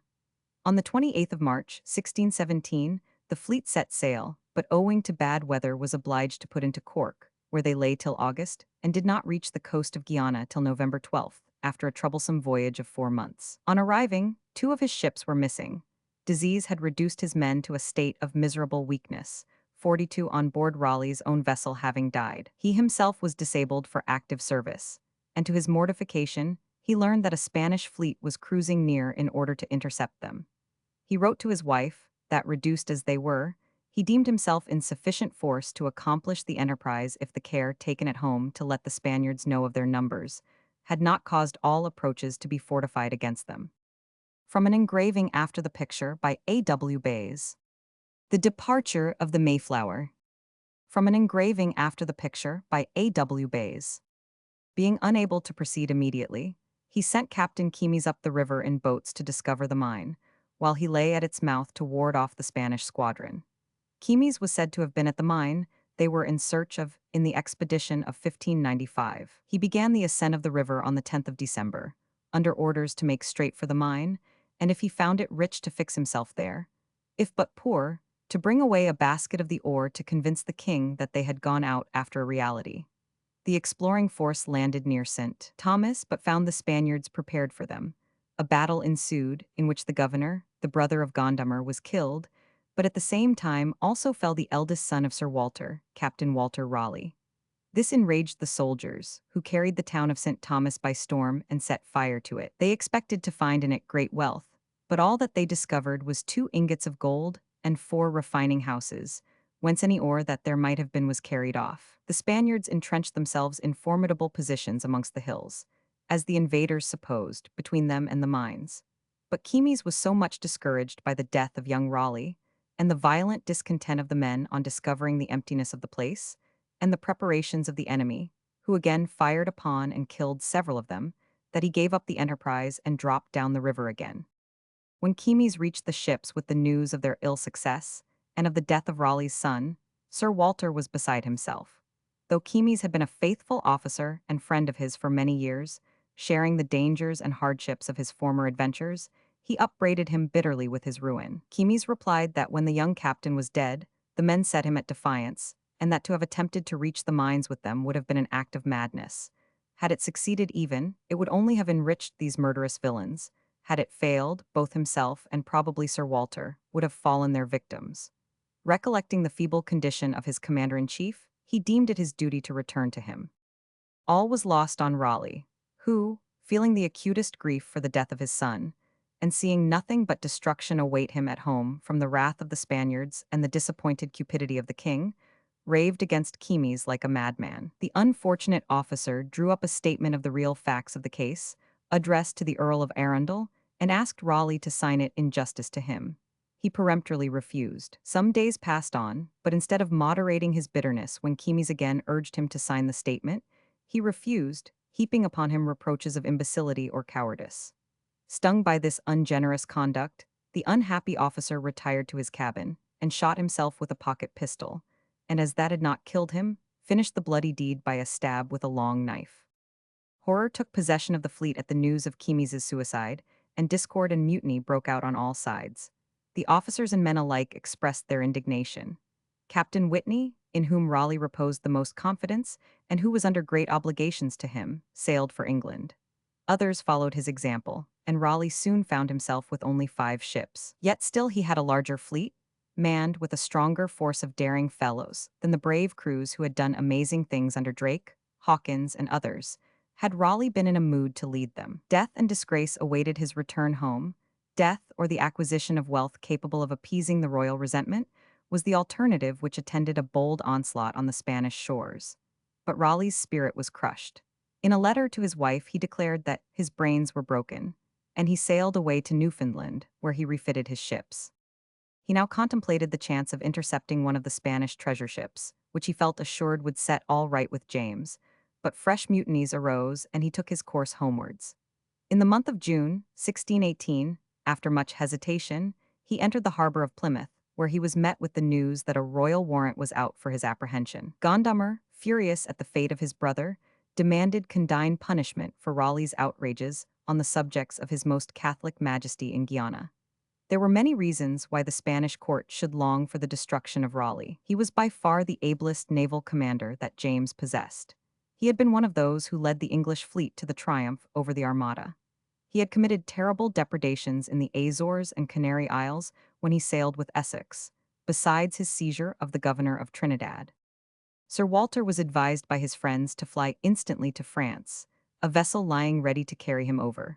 But he seemed to have lost all power of self-direction, or it might be that, as his younger son Caro relates, the Earls of Arundel and Pembroke were sureties for his return, and it was a point of honor to keep faith with them. He landed and was arrested by his near kinsman, Sir Louis Stukely, Vice-Admiral of Devon, who conducted him to the house of Sir Christopher Harris, near the port, where he detained him for nearly a week, till he received the royal order for his disposal. No sooner was it announced at court that Raleigh was secured than Buckingham wrote, by direction of the king, to inform the Spanish ambassador of the fact, and to assure him that he would give him up to him 476 to be sent to Spain, and dealt with as his royal master, should see fit, unless his most Catholic Majesty preferred that he should suffer the penalty of his crimes here. Gondomar sent off a special messenger to learn the decision of the King of Spain, and meantime Stukely was ordered to proceed to London with his prisoner. Sir Walter Raleigh rearrested by Stukely, CP 477. Struck now with awe at the prospect of once more being immured in the Tower, and with only the most gloomy prospect of his exit thence, Sir Walter procured some drugs from Mannery, a Frenchman, with which he brought on violent sickness, and aquafortis, with which he produced blisters and excoriations on his face, arms, breast, and legs. He was found in his shirt on all fours, gnawing the rushes on the floor and affecting madness.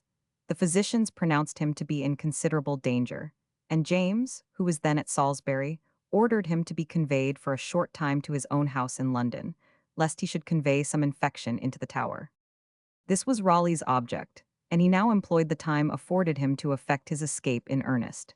He dispatched his faithful friend, Captain King, to provide a ship for his purpose. This was arranged, but Raleigh, not aware that Mannery was a spy upon him, confided the secret to him, and it was immediately communicated to Stukely.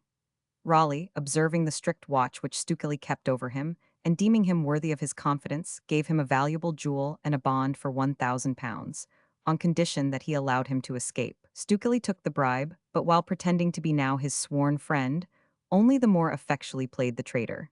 He was commissioned to procure all possible evidence of Raleigh's connection with France, and circumstances favored him. At Brentford, Raleigh received a visit from Duchesne, the secretary of the French envoy in London, offering him, from Leclerc, his master, the use of a French bark and a safe conduct to the governor of Calais. On arriving in London, Leclerc himself waited on him and renewed the offer. Raleigh expressed his gratitude, but concluded to take the vessel engaged by Captain King and lying near Tilbury Fort.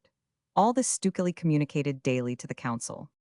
At the time fixed, Raleigh in disguise, and accompanied by King and Stukely, who expressed much interest in seeing his relatives safely off, took a boat and dropped down the river to reach the vessel at Gravesend. But from the moment that they were on the water, the quick eye of Raleigh noticed a wherry which kept steadily in their wake, and the tide failing, it was judged useless to proceed to Gravesend. They went, therefore, into Greenwich. The wherry also lay to there, and Sir Walter found himself immediately rearrested by the traitor Stukely, whose men were in the wherry. King also was arrested, and Sir Walter was conveyed next morning to the Tower. The French envoy was forbidden the court and soon after ordered to leave the country. Sir Walter Raleigh before the judges, CP 478. The answer from the King of Spain did not arrive for 5 weeks. It stated that, in his opinion, the punishment of Raleigh's offenses should take place where his commission, which he had violated, was issued. It was, therefore, necessary to bring him to trial in London. Meanwhile, he had been subjected to close and repeated interrogations before a commission appointed for the purpose, composed of Lord Chancellor Bacon, the Archbishop of Canterbury, Sir Edward Coke, and several other members of council. He was charged with having imposed upon the king, by representing that his object was to discover a gold mine, when he only wanted to get out of prison and commence piracy, that he had endeavored to provoke a war with Spain, that he had barbarously deserted his ship's companies and pushed them into unnecessary danger, that he had ridiculed and maligned the king, that he had feigned madness to deceive his majesty, and that he had attempted to escape in defiance of his authority. Raleigh denied the charge of treating the name of the king disrespectfully, asserted that nothing proved his sincerity in expecting to reach mines so completely, as his having expended £2,000 in the necessary apparatus for refining the ore, that he had never exposed his men to any danger that he did not share himself, except when illness incapacitated him, and that as to feigning madness and trying to escape, the charges were 478 true, but they were, under the circumstances, perfectly natural and pardonable. The commissioners, finding that they could establish no real case against him of sufficient gravity to implicate his life, resorted to the usual stratagem of government in those times, as well as in times long after, and set a spy upon him under the color of a friend. The individual who accepted this dirty office, such villains are always plentifully at hand, was one Sir Thomas Wilson, keeper of the State Paper Office. He appeared to be hit upon because he had as much learning and ingenuity as he had little principle, and could therefore easily draw out Raleigh to talk by assuming a kindly interest in him. Sir Walter appeared to talk freely, and related his adventures, and also what daily took place before the commission. Yet this government pump could bring up nothing very criminating. Raleigh declared that had he fallen in with one of the Spanish galleons, he would have seized it with the same freedom that Drake had done. But his mere intention to do what had won so much fame and favor for other commanders was not a charge likely to go down with the public. Raleigh remarked that when he made that avowal before the commission, Bacon said, "Why, you would have been a pirate," and that he had replied, "Oh, my lord, did you ever know of any that were pirates for millions? They that work for small things are pirates." Finding that there was nothing in Raleigh's proceedings on this occasion which had not been done, and far more than done, with high public approbation, by the greatest commanders of the British Navy, they dared not attempt to condemn him on that score, and therefore James demanded of his council what other mode they could suggest to take his life. Coke and Bacon proposed that they should fall back simply on the plea of his old sentence, and the king sent to the Tower an order for his execution. The judges, therefore, received an order to issue a warrant for his immediate beheading, but they wisely shrank from such a responsibility, declaring that after such a lapse of time, neither a writ of privy seal nor a warrant under the Great Seal would be legal, without calling on the party to show cause against it. They accordingly summoned him before them by habeas corpus, and Raleigh, who was suffering from fever and ague, real enough this time, was the next day brought before them at the King's Bench, Westminster. Yelverton, the Attorney General, reminded the court that Sir Walter had been sentenced to death for high treason, 15 years before, that the king, in his clemency, had deferred the execution of the prisoner, but now deemed it necessary to call for it. He observed that Sir Walter had been a statesman, and a man who, in respect to his talents, was to be pitied, and that he had been as a star at which the world had gazed. But stars, he continued, may fall, nay, they must fall when they trouble the spheres wherein they abide. He called, therefore, at the command of his majesty, for their order for his execution. On being asked what he had to say against it, Raleigh replied that the judgment given against him so many years ago could not with any reason be brought against him then, for he had since borne his majesty's commission, which was equivalent to a pardon, and that no other charge was made against him. The Chief Justice told him that this pleading would not avail him, that in cases of treason nothing but a pardon in express words was sufficient. Raleigh then said, if that were the case, he could only throw himself on the king's mercy, but that he was certain that, had the king not been afresh exasperated against him, he might have lived 1,000 years, if nature enabled him, without hearing anything more of the old sentence. Montague, the Chief Justice, admitted this by saying that new offences had stirred up his Majesty's justice to revive what the law had formerly decreed, and he ended with the fatal words, execution is granted.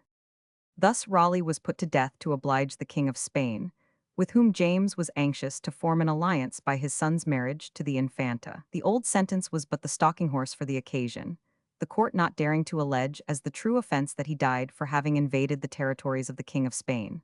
The public having a strong repugnance to both Spain and any matrimonial alliance with it, which must introduce a popish queen, would have gloried in the real chastisement of that nation and the capture of its treasure ships.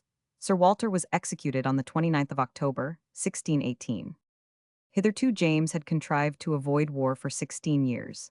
He now saw himself dragged into a hopeless contest by the folly of his son-in-law, Frederick, the Elector of the Palatinate. Frederick was a Calvinistic Protestant, and the Protestants of Bohemia, anxious to prevent the Catholic Emperor of Austria from acquiring their crown, offered it to him, and the Elector was 479 imprudent enough to accept it. James was thunderstruck by the news, and instantly avowed that the Elector had entered on an enterprise which would involve him in utter ruin.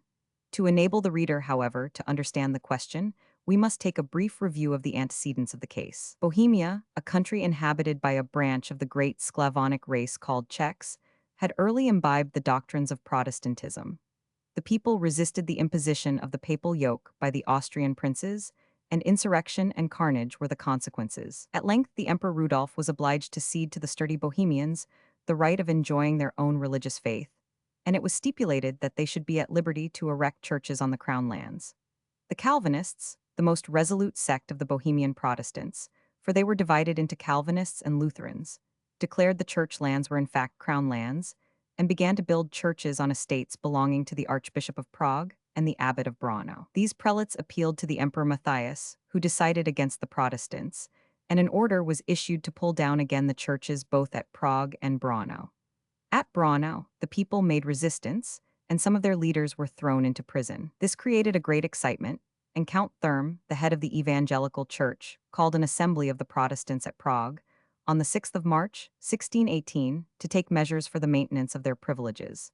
But the enthusiasm with which this step was attended from all parts of the country, much alarming the Austrians, menaces of punishment were issued by imperial brief against those who took part in it. This roused the wrath of the people, who, headed by Count Thurm on the 23rd of May, 1618, marched to the royal palace, seized two obnoxious councillors, and hurled them out of the window of the council chamber, which was 80 feet from the ground.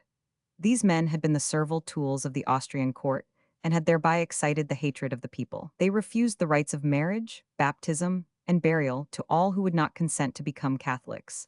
They were accused of having drawn up the threatening letter which came signed by the emperor, and of hunting the Protestants into the Catholic churches with dogs. Luckily for them, there was plenty of mud in the palace ditch, and they escaped with their lives to scourge the people at a later date. This bold deed kindled a flame throughout all Bohemia, Moravia, Lusatia, and Silesia. Thurm sent forth a proclamation assuring the Protestants that the die was cast, that they had nothing but vengeance and oppression to expect from Austria, and therefore the time was come to throw off the Austrian yoke, to resume the independence of Bohemia, and make common cause with the Protestants of Germany and the Netherlands. The people flocked to Prague, the palace was occupied by the troops of the different provinces, an oath was taken from the magistrates and officials to obey the states alone. The taxes were ordered to be paid only to those appointed by them, the Jesuits were chased from the country. A council of 30 members was elected to assume the government, and Thurm placed at their head. All this passed with lightning rapidity and caused the utmost consternation in Vienna. Matthias was sickly and feeble both in body and mind, but his cousin Ferdinand, who had already assumed the title of King of Bohemia, a bigot of the very first water, and whose name soon became the rallying cry of all bigotry in Europe, caught at the opportunity as one sent by heaven to enable him to exterminate Protestantism in Austria. He sent off to the Spanish court in the Netherlands demands for cooperation in this great work, and armies were prepared in Austria, whilst Thurm and the Bohemians, on their part, mustered with all eagerness their forces. Matthias proposed to settle the difference by arbitration, but Ferdinand rejected any such means, seized Cardinal Cassell, the emperor's advisor, and sent him prisoner into the Tyrol, so that the poor invalid Matthias remained a puppet in their hands. He died in March 1619. Ferdinand, the prince of bigots, to whom whole nations of lives were only as so much dust in comparison with the sacredness of his dogmas, mounted the throne, being elected emperor in August of that year. Now all Europe stood in expectation of the bloody decision of this quarrel, a quarrel which was destined to spread over all Germany, draw into its vortex Sweden, Denmark, Holland, France, and England, and to be forever remembered in the world as the most terrible of contests, the 30 Years' War. At this moment, when the Protestants of Germany were joined in a union for the maintenance of their principles, but were opposed by the far more powerful League of the Catholic Princes, when Ferdinand, Emperor of Austria, supported by the Elector Maximilian of Bavaria 480, the head of the League in Germany, was promised the cooperation of Spain. At this moment the crown of Bohemia was offered to Frederick, the Palsgrave, and he foolishly accepted it. He was a mere youth of 20, with more ambition than ability, but he was spurred on by his wife, Elizabeth of England, who told him he had courage enough to aspire to the hand of a king's daughter, but not to grasp a crown when offered, and who, when reminded by him of the electoral province which they possessed in safety, exclaimed, "Better a crown with a crust than a petty electorate with abundance." This fatal crown, which Elizabeth came to wear, and to have the crust speedily afterwards, had been already offered to John George, Elector of Saxony, who was too shrewd to accept it. Count Thurm had for a time carried all before him, and had even marched into Austria and besieged the emperor in Vienna. But this success was soon over. The Catholic princes had armed in defense of the emperor. The students of Vienna and 1,500 citizens volunteered in his cause. The distinguished Spanish general Spinola was already on his march to invade the Palsgrave's hereditary state, so despised by the Princess Elizabeth. And Count Mansfeld, the general of the German Protestants, was defeated on the Bohemian soil, when Frederick the Elector was crowned king of that country in Prague, on the 25th of October, 1619. He reigned only till the 8th of November of the following year, when he was expelled from his capital by the Austrian and Bavarian forces under Maximilian and General Buckwoy. They had defeated the Protestant generals in Upper Austria and Bohemia, while Frederick, who obtained the name of the Winter King, because he only reigned one winter, had lost the confidence of his subjects by his luxurious effeminacy, his inattention to government, his impolitic treatment of the native nobles and generals, and his bigoted partiality to the Calvinistic party. Even the Protestant Elector of Saxony, who had refused the crown, allied himself to the Catholic emperor against him. He was roused from table only by the news of the battle before his walls, rushed out only to see his army scattered, and fled. The Counts Thurm and Hohenlohe counseled him still to make a stand in Glatz, but he was no hero to fight, even for a kingdom. He continued his flight to Breslau, thence to Berlin, and did not stop till he reached Holland. Elizabeth, his queen, now reduced to the crust, far advanced in pregnancy, and deeply pitied by all generous and chivalric minds, accompanied him in his ignominious flight. Meanwhile, James had been a prey to the most conflicting interests. His Protestant subjects, as ill informed of the state of parties on the continent as the unfortunate Frederick himself, had received with an outburst of joy the news of the Palsgrave being crowned King of Bohemia. And Archbishop Abbot gave the very text from the Apocalypse in which this event, so favorable to the Reformed faith, was predicted. James was urged to send an army to his son-in-law's support, but he saw no chance of keeping him on the Bohemian throne. The Bohemians were divided into three violent parties: Calvinists, Lutherans, and Catholics. The Protestants of Germany were equally divided. Some of them had voluntarily offered their aid to the emperor, and others had submitted to his victorious generals. Spinola was marching on the Palatinate, and James was distracted by the fear of his daughter and son-in-law being reduced to beggary. Yet if he attempted to prop the King of Bohemia on his tottering throne, he should offend the Catholic King of Spain, the sworn ally of the emperor, and with whom he was at this very time seeking an alliance. Without being able to save his Protestant son-in-law, he should thus lose a Catholic daughter-in-law. If he lay still, all men would call him an unnatural father, all Protestants would declare him an apostate to his religion. Never was man in such a strait. One moment he declared to the Spanish ambassador that the elector was a fool and a villain, and that he would abandon him to his fate. At another, he assured the Protestant envoys from Germany that he would support him to the utmost. At length he hit upon the only rational course, which was not to attempt an impossibility, the support of Frederick on the baseless throne of Bohemia, but to send a force to defend his patrimonial territories from the Spaniards. The first enterprise was, in fact, soon out of the question. Prague had fallen, his son-in-law and daughter were fugitives, but the second object was still possible, and more necessary than ever. He sent an army of 4,000 men, under the Earls of Oxford and Essex, to the rescue of the Palatinate.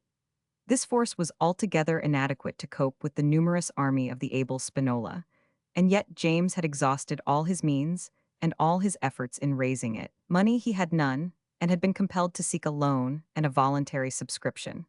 By 481, the autumn the Lower Palatinate was overrun by the Spaniards, and Bohemia had sought and received pardon from the imperial court. James's real hope was that Spain would join him in mediating a peace. The Franz entering Vienna. In this state of affairs, James was compelled to summon a parliament. It assembled on the 30th of January, 1621, the king having used all the unconstitutional means in his power to influence the return of members. In his opening speech, he now admitted what he had so stoutly denied before, the presence of undertakers in the last parliament, a strange kind of beasts which had done mischief. In that shallow, wheedling tone, that rather showed the hollowness of the man than conciliated, as it was meant to do, he even enlarged his confessions and admitted that he had been swayed by evil counselors. He then demanded liberal supplies to carry on the war in the Palatinate, for which the people had indeed loudly called. The Commons expressed their readiness, but first demanded that the king should enforce the penalties against the papists with additional rigor, observing that they were the papists in Germany who had deprived the Elector Palatine of his crown, and were now seeking to deprive him of his hereditary domains. They recommended that no recusants should be allowed to come within 10 miles of London, that they should not be permitted to attend Mass in their own houses or in the chapels of ambassadors, and they offered to pass a bill giving to the crown 2/3 of the property of recusants. They then granted him 2 subsidies, but no tenths or 15ths, a sum wholly inadequate to the necessities of the war, much less of his expenditure in general. Yet James, to keep them in good humor, hoping to obtain more before the close of the session, professed to be more satisfied with it than if it had been millions, because it was so freely granted. The Commons showed more alacrity in complaining of the breach of their privileges. They reminded the king of the 4 members of their house, whom he had imprisoned after the last session of Parliament, and insisted that such a practice rendered the liberty of speech amongst them a mere fiction. As it was James's policy 482 to remain on good terms with them, he made a solemn assurance that he would respect their freedom in that matter. Yet the next day, the House, as if to show that they themselves were ready to destroy the liberty within, which they so warmly contended against being infringed from without, expelled one of their members named Shepherd, for declaring, in a speech against a bill for restraining the abuses of the Sabbath, that the Sabbath was Saturday, and not Sunday, that the Scriptures recommended dancing on the Sabbath day, and that this bill was in direct opposition to the king's ordinances for the keeping of Sunday.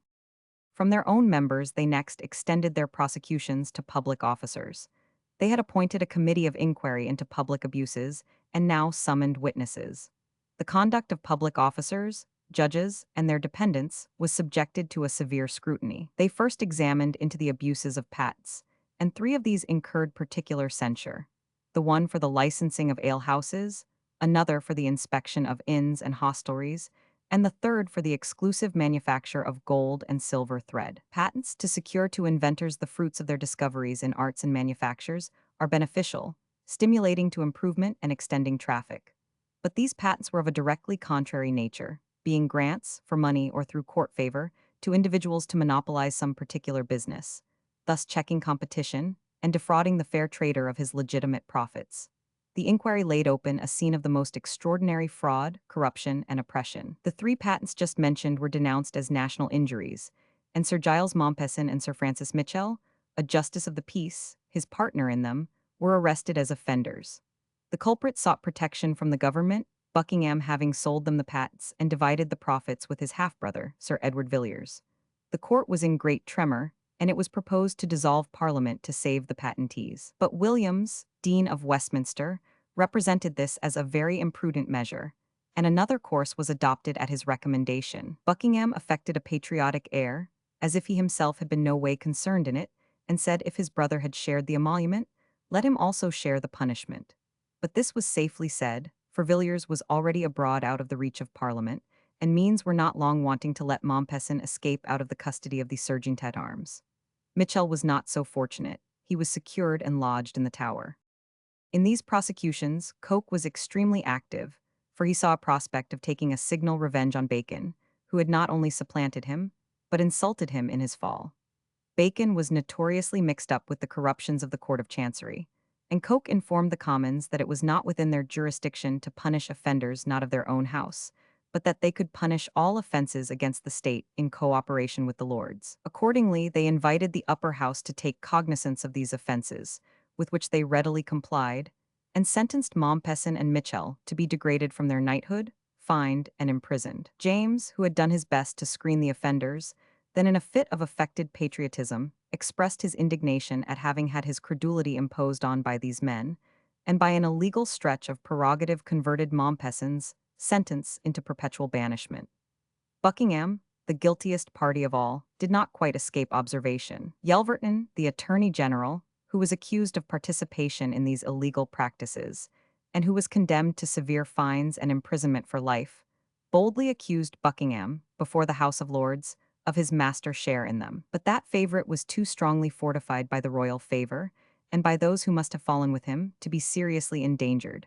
But lesser men did not escape so well. Sir John Bennet, judge of the prerogative court, was impeached, as well as Dr. Field, Bishop of Llandaff, for bribery and corruption. Bennet was charged with having granted administration of wills for money, contrary to law, but he escaped his punishment by obtaining time to prepare his defence, during which Parliament was prorogued. But he was afterwards fined £20,000 in the Star Chamber, for which, however, he obtained a pardon. Field of Llandaff had bound a suitor in Chancery to pay him over £6,000 if he obtained his suit for him, through Buckingham. At the entreaty of the Archbishop, however, he, too, escaped, under the pretence of being left to the dealing of the Church. But the great offender, at whom Coke and others were directing their main efforts, was the Lord Chancellor Bacon. Bacon had managed to make his way from a moderate position to the 483 highest honours of the state. He was not only Lord Chancellor of the kingdom, and a baron, but in January 1621 became Viscount St. Albans. Besides this elevation, he possessed a far higher one in the fame of his philosophical works, and had he possessed as much real greatness of mind as talent, might have stood in the admiration of posterity as Milton does, poor, but glorious beyond the tinsel glory of courts. And it might have been said of him, as of the great poet, his soul was like a star and dwelt apart. But Bacon, who had placed his name high on the scroll of immortality by his genius, was destined, like Lucifer, to become more notorious by his fall than by his standing. Brilliant as were his powers, superb as were his accomplishments, he had not hesitated to trail his finest qualities through the mire of courts and corruption, in the eager quest of worldly distinction. He had risen, perhaps, more by his base flatteries and his calumnious envy of his contemporaries than by his abilities, and he had continued, whilst rising, to make enemies on all sides. The king and Buckingham had both conceived a deep dislike to him. James hated all men of genius with the jealousy of a pedant, and was only rendered tolerant of Bacon by his abject adulation, and his services in punishing Coke and carrying out relentlessly the fiats of prerogative. Buckingham probably never forgot what he had done in the matter of Coke's daughter. The Lords hated him for his upstart vanity and ostentation, and the Commons for his desertion of the public cause for that of the despotic king. But perhaps not all these causes together would have availed to pull him down, if Buckingham had not wanted the Great Seal for his creature Williams, now Bishop of Lincoln. The Parliamentary Committee, inquiring into the abuses of office, recommended the House of Commons to impeach the Lord Chancellor for bribery and corruption in the court over which he presided.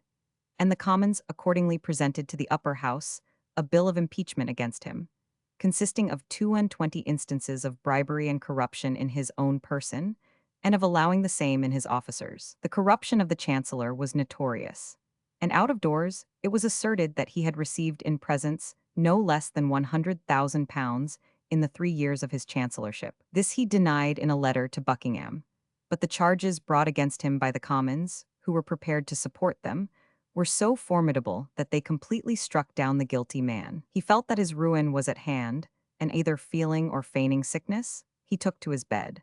If he had not perceived sufficient indications of his impending fate from other quarters, the conduct of the king left him in no doubt.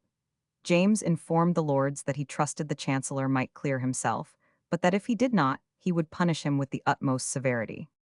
It must not be supposed, however, that Bacon was the first to introduce bribery into the Court of Chancery. It was an old and well-known practice, which had been both familiar to Elizabeth and sanctioned by her.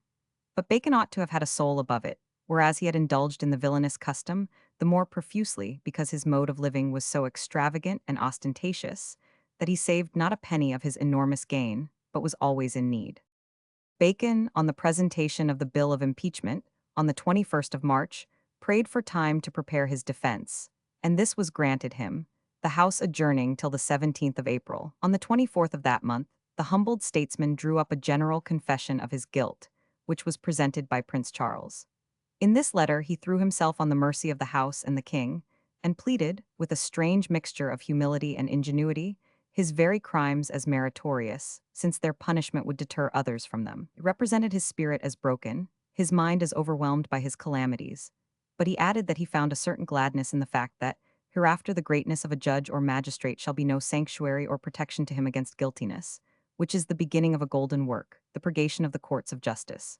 And, he added, in these 2 points God is my witness, though it be my fortune to be the anvil upon which these 2 effects are broken and wrought, I take no small comfort.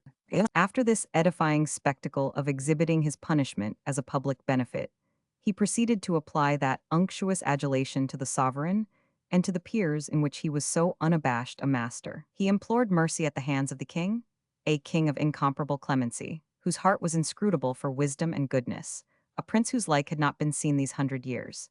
And then the lords were equally bepraised, compassion ever beating in the veins of noble blood, nor were the bishops 484 forgotten, the servants of him who would not break the bruised reed, nor quench the smoking flax.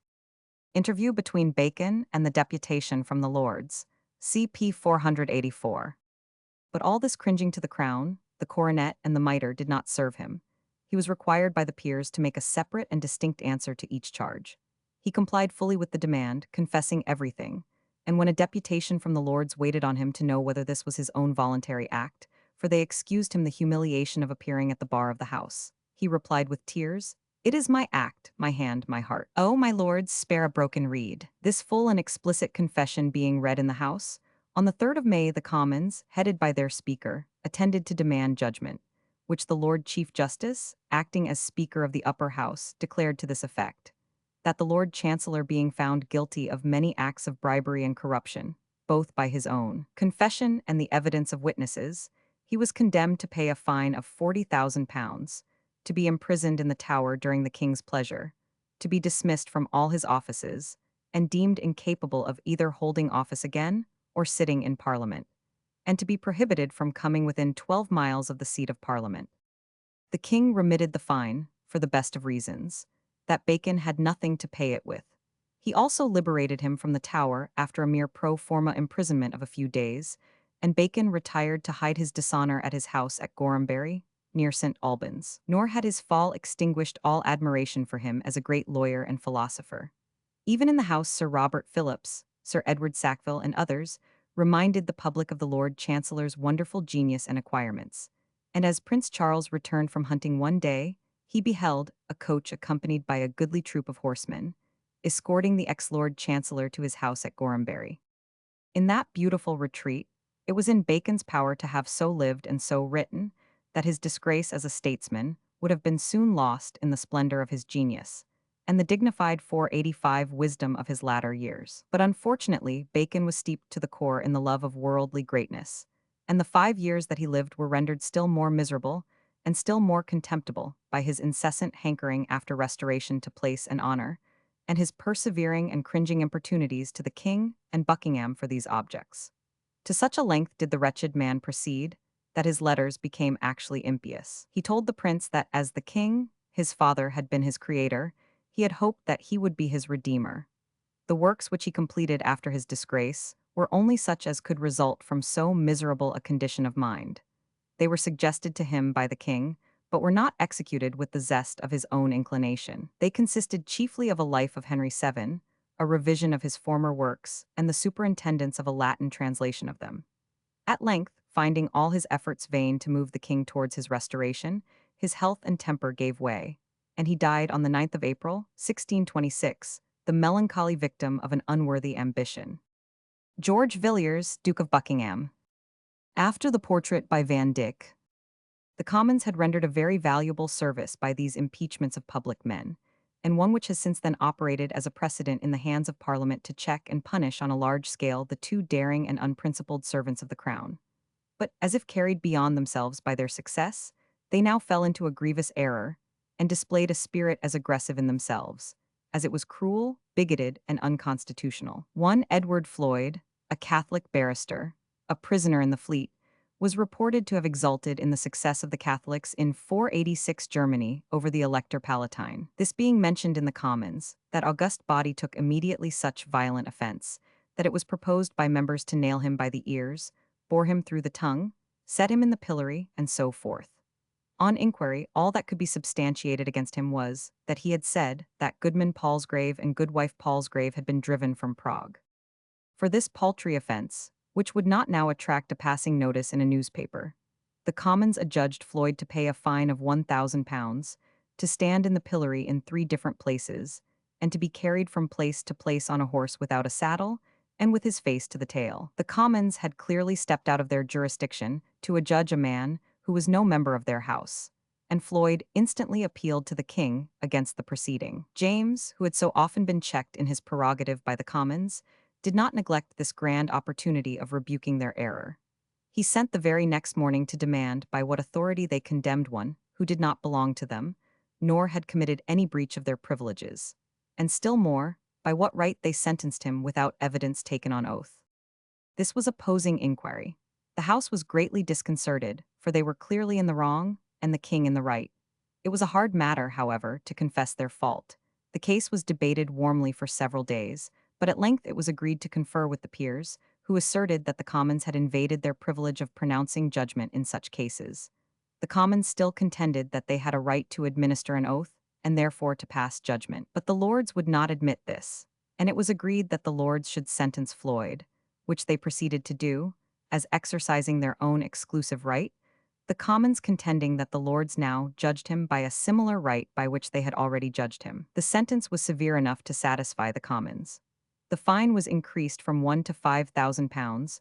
Floyd was to be flogged at the cart's tail from the Fleet to Westminster Hall, to sit in the pillory, to be degraded from the rank of a gentleman, to be held infamous, and to be imprisoned in Newgate for life. Perhaps so atrocious a sentence was never pronounced for so trivial an offense. It showed how little either the Lords or Commons were yet to be trusted with the lives and liberties of the subject, and how ill-defined were still their functions. The public expressed its abhorrence of the barbarous proceeding, and Prince Charles exerted himself to procure a mitigation of the punishment, but could only succeed in obtaining the remission of the flogging.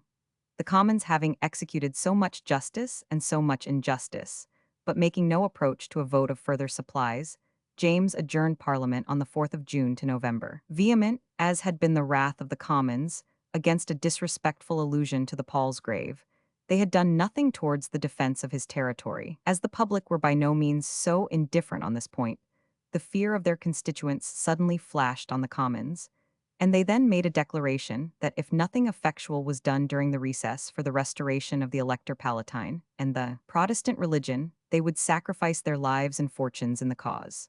This was not only carried by acclamation, but Coke, falling on his knees, with many tears and signs of deep emotion, read aloud the collect for the king and royal family from the Book of Common Prayer.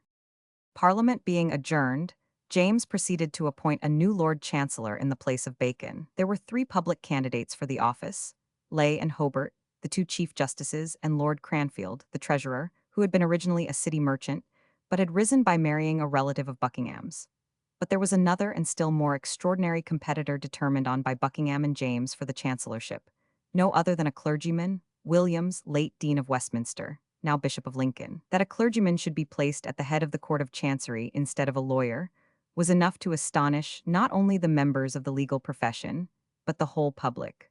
Williams himself was openly professing to support the claims of Cranfield, and expressed astonishment when the post was offered to him. He declared so strongly his sense of his incapacity for the office, being inexperienced in matters of law, that he would only accept of it on trial for 18 months, and on condition that 2 judges should sit with him to assist him. Yet this truly scandalous appointment was actually made, the real cause out of doors being assigned that his too great familiarity with Buckingham's mother procured him these great favors and preferments one a sudden. It was 487 some time ere the barristers would plead before him.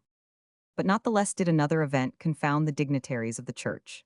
Abbott, the Archbishop of Canterbury, hunting with Lord Zouch in Bramshill Park, in Hampshire, accidentally shot the keeper of the park in aiming at a buck. The verdict of the coroner's inquest was unintentional homicide, but still, the clergy contended that by the canon law the shedding of blood had disqualified him for discharging any ecclesiastical functions. Much censure was also expressed on his engaging in hunting at all, and as there were just then 4 bishops-elect who awaited consecration, they refused to receive it at his hands.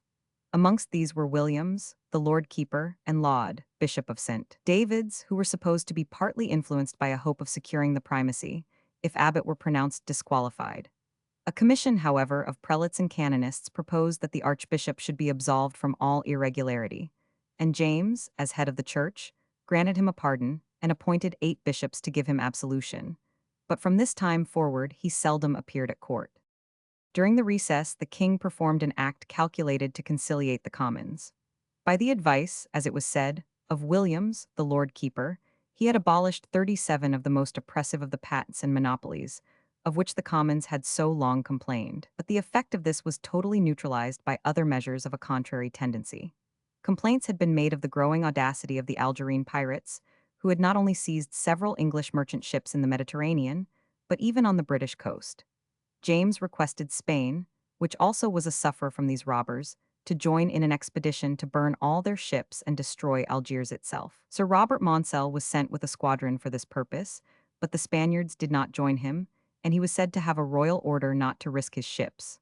Under such circumstances, nothing very vigorous was to be expected, yet on the 24th of May, Maunsell sailed up to the fort, and the sailors set fire to the ships and then retired. No attack was made on the town, and the firing of the vessels was so imperfectly done that the Algerines soon put out the flames and threw booms across the harbor to prevent the reentrance of the English. Only 2 of the pirate vessels were consumed, and the Algerines, like a swarm of hornets irritated in their nest but not injured, rushed forth soon afterwards in such force and fury that they speedily captured no less than 35 English merchantmen. Loud and bitter were the complaints in the country of this worse than useless proceeding. To add to the ill humor generated by this imbecile transaction, the public had been greatly incensed by the arrest of a number of liberal-minded men. The Earls of Oxford and Southampton, Sutcliffe, Dean of Exeter, Bryse, a Puritan preacher, Sir Christopher Neville, Sir Edward Sandys, and Selden, the great lawyer and antiquary. And a prosecution had been commenced against Sir Edward Coke, on no less than 11 charges of misdemeanor, during the time that he was a judge. Coke, unlike Bacon, had amassed great wealth during his official life, and it was understood that these charges of peculation and bribery had been got up at the suggestion of Bacon and Coke's own wife, Lady Hatton. The Commons took up zealously the cause of their members, Sandys and Coke. Sandys had been examined on some secret charge before the council, and after a month's detention was discharged. Being confined to his bed at the commencement of the session, 2 members were appointed to wait on him and learn the cause of his arrest, notwithstanding the assurance of the Secretary of State that it had no connection with his conduct in the House. They also ordered the sergeant-at-arms to take into custody the accusers of Coke and appointed a committee to examine witnesses. They felt assured that the proceedings against these gentlemen originated with their popular conduct in Parliament. At the same time, Coke in the Commons proposed a petition to the king against the increase of popery and the marriage of the Prince of Wales to a Catholic. It represented that the success in Germany against the Elector Palatine had so encouraged the papists that they flocked in crowds to the chapels of the foreign ambassadors, sent their children abroad for education, and were treated with so much lenity that, if not prevented, they would soon again be in the ascendant. Spain was represented, without directly naming it, as the worst enemy of England, and the king was implored to recall all the children of Catholic noblemen and gentlemen from abroad, to marry his son to a Protestant princess, and to enforce the laws with rigor against the papists. James received a private copy of this petition 488 and was thrown into a paroxysm of rage at its perusal. To dictate to him how he should marry his son, to recommend that he should invade the territories of Spain, and to reflect on the honor of his ally, the Spanish king, were examples of intolerable interference with his dearly valued prerogative. He wrote at once to the speaker, denouncing certain fiery, popular, and turbulent spirits in the House, and desiring them not to concern themselves about such matters as were included in the petition. Adverting to Sandys, he denied that his offense was connected with the House of Commons, but at the same time declared that the Crown possessed a right to punish subjects, whether members of Parliament or not, and would not fail to exercise it. The House received this missive with much dissatisfaction, but with dignity, and vindicated their right of liberty of speech in a firm memorial. James replied that though their privileges were no undoubted right, but were derived from the grace of his ancestors on the throne, yet so long as they kept them within the limits of duty, he should not exercise his prerogative and withdraw those privileges. The House declared its high resentment at this language, which reduced their right into mere matter of royal favor, and the expression of feeling ran so high that James became alarmed and wrote to Secretary Calvert, instructing him to qualify his assertions a little. But the House was not thus to be satisfied, where the question of its privileges was directly raised, and on the 18th of December it drew up the following protest: that the liberties and jurisdictions of Parliament are the most ancient and undoubted birthright and inheritance of the subjects of England, that arduous and urgent affairs concerning the king, the state and defense of the realm, and the Church of England, the making and maintenance of laws and the redress of grievances, are proper subjects of council and debate in Parliament, that in the handling of these businesses every member hath and ought to have freedom of speech, that the Commons in Parliament have like liberty to treat of these matters in such order as they think proper, that every member hath like freedom from all impeachment, imprisonment, and molestation, other than by the censure of the House itself, concerning any bill, speaking or reasoning touching Parliament matters, and that if any be complained of for anything said or done in Parliament, the same is to be showed to the King, by assent of the Commons, before the King give evidence to any private information. This was speaking out. The Parliament threw down the gage, and James, in his wrath, took it up. Forgetting that he was represented as ill, he rode up to London in a fury and ordered the Clerk of the Commons to bring him the journals of the House. According to Rushworth, he tore out the obnoxious protest with his own hands, in full council, and in presence of the judges. At all events, he cancelled it, had what he had done entered in the council book, and on the 6th of January, 1622, by an insulting proclamation, dissolved Parliament, assuring the public that it was on account of its evil temper that he had dissolved the House of Commons, and not with any intention of doing without one, that he should soon call another, and in the meantime the country might rest assured that he would endeavor to govern well. The first proof of his notions of governing well was the summoning of the Earls of Oxford and Southampton from the House of Peers, of Coke, Philip, Pym, and Mallory from the Commons, and of Sir John Selden to appear before the Council. Some were committed to the Tower, some to the Fleet, and others to the custody of private individuals. Though nothing in either house could have occasioned these arrests, various reasons were assigned for them. Moreover, Selden was not a member of the Commons, and he therefore could have incurred no blame there. But he was the legal adviser of Sandys and others, who had made themselves prominent in the popular cause, and he was known as one of the ablest legal advocates of parliamentary and public rights. The two peers were also at the head of a popular party which had sprung up in the Lords, and the whole matter was too palpable for mistake. Nothing could, however, be fixed on any of the prisoners which the government dared to charge as a crime, and after a sharp rebuke they were liberated. There were still other members whose conduct had excited the anger of the court, but against whom no specific charge could be established. These were Sir Dudley Digges, Sir James Parrott, Sir Nathaniel Rich, and Sir Thomas Carew. To punish them, a singular mode was devised. They were appointed to a commission in Ireland to inquire into the state of the army and navy, into the condition of the church and of public schools, into the abuses in the collection of revenue and in the settlement of the plantations, and into the existence of illegal and mischievous pats. As it was extremely inconvenient for these gentlemen to absent themselves on such business, they 489 protested decidedly against it. But they were told that the king had a right to the services of his subjects, in any way that he pleased. And though these gentlemen had stood boldly with their fellows in a collective capacity for the rights of the subject, they were not sufficiently screwed up to the pitch of martyrdom to stand upon their individual freedom and refuse at all costs. Coke, who had now taken the lead in the popular cause because the court had repelled and dismissed him, offered to accompany them and assist them with his legal advice and experience, but his offer was declined. The subjects of inquiry of themselves were of a nature to furnish much strength and information to the reformers, and the mode of punishing these men was as short-sighted as it was arbitrary. But the great contest was now fully begun, in which the blindness and tyranny of the Stuarts and the firm intelligence of the people were to fight out the grand question of constitutional government. Those who regard this as a matter only of Charles I's reign have strangely overlooked the doings and doctrines of James, who was the real author of the conflict, and opened it himself with all the dogmatism which distinguished the royal side to the end. This very session Prince Charles had been a diligent attender of the House of Lords, but seems to have had no perception whatever of the spirit which was dominant in the House of Commons, and rapidly diffusing its electric fire through the nation. The names of Pym, Coke, Wentworth, and Laud were already in men's mouths, the heralds of that mighty host, which, for good or for evil, was soon to engage in terrible combat, the issue of which was to be the morning star of governmental science to the nations, determining the true powers, uses, and limitations of governments, as well as the liberty of the people protected by its own popular safeguards from license and anarchy. The Fleet Prison. In foreign affairs, James was placed in particular difficulties.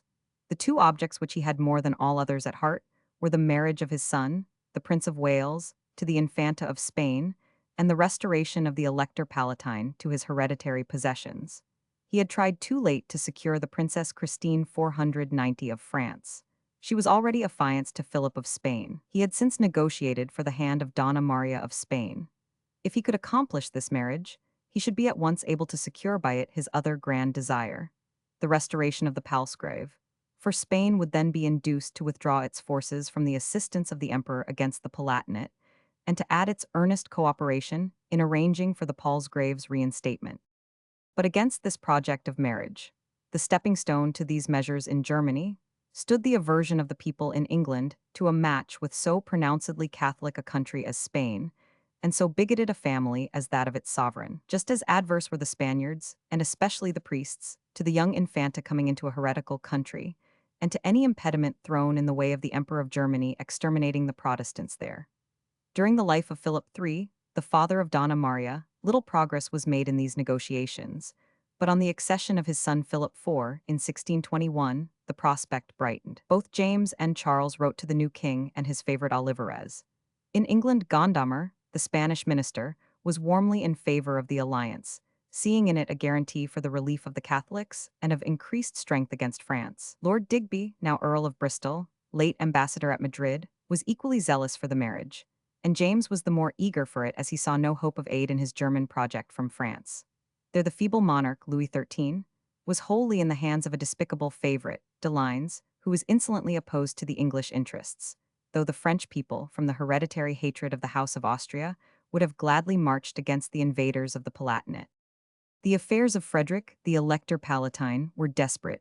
The Palatinate, in fact, was already lost. Count Mansfeldt, the ablest general who had fought for the Elector's interests, and the Prince Christian of Brunswick had evacuated the Palatinate.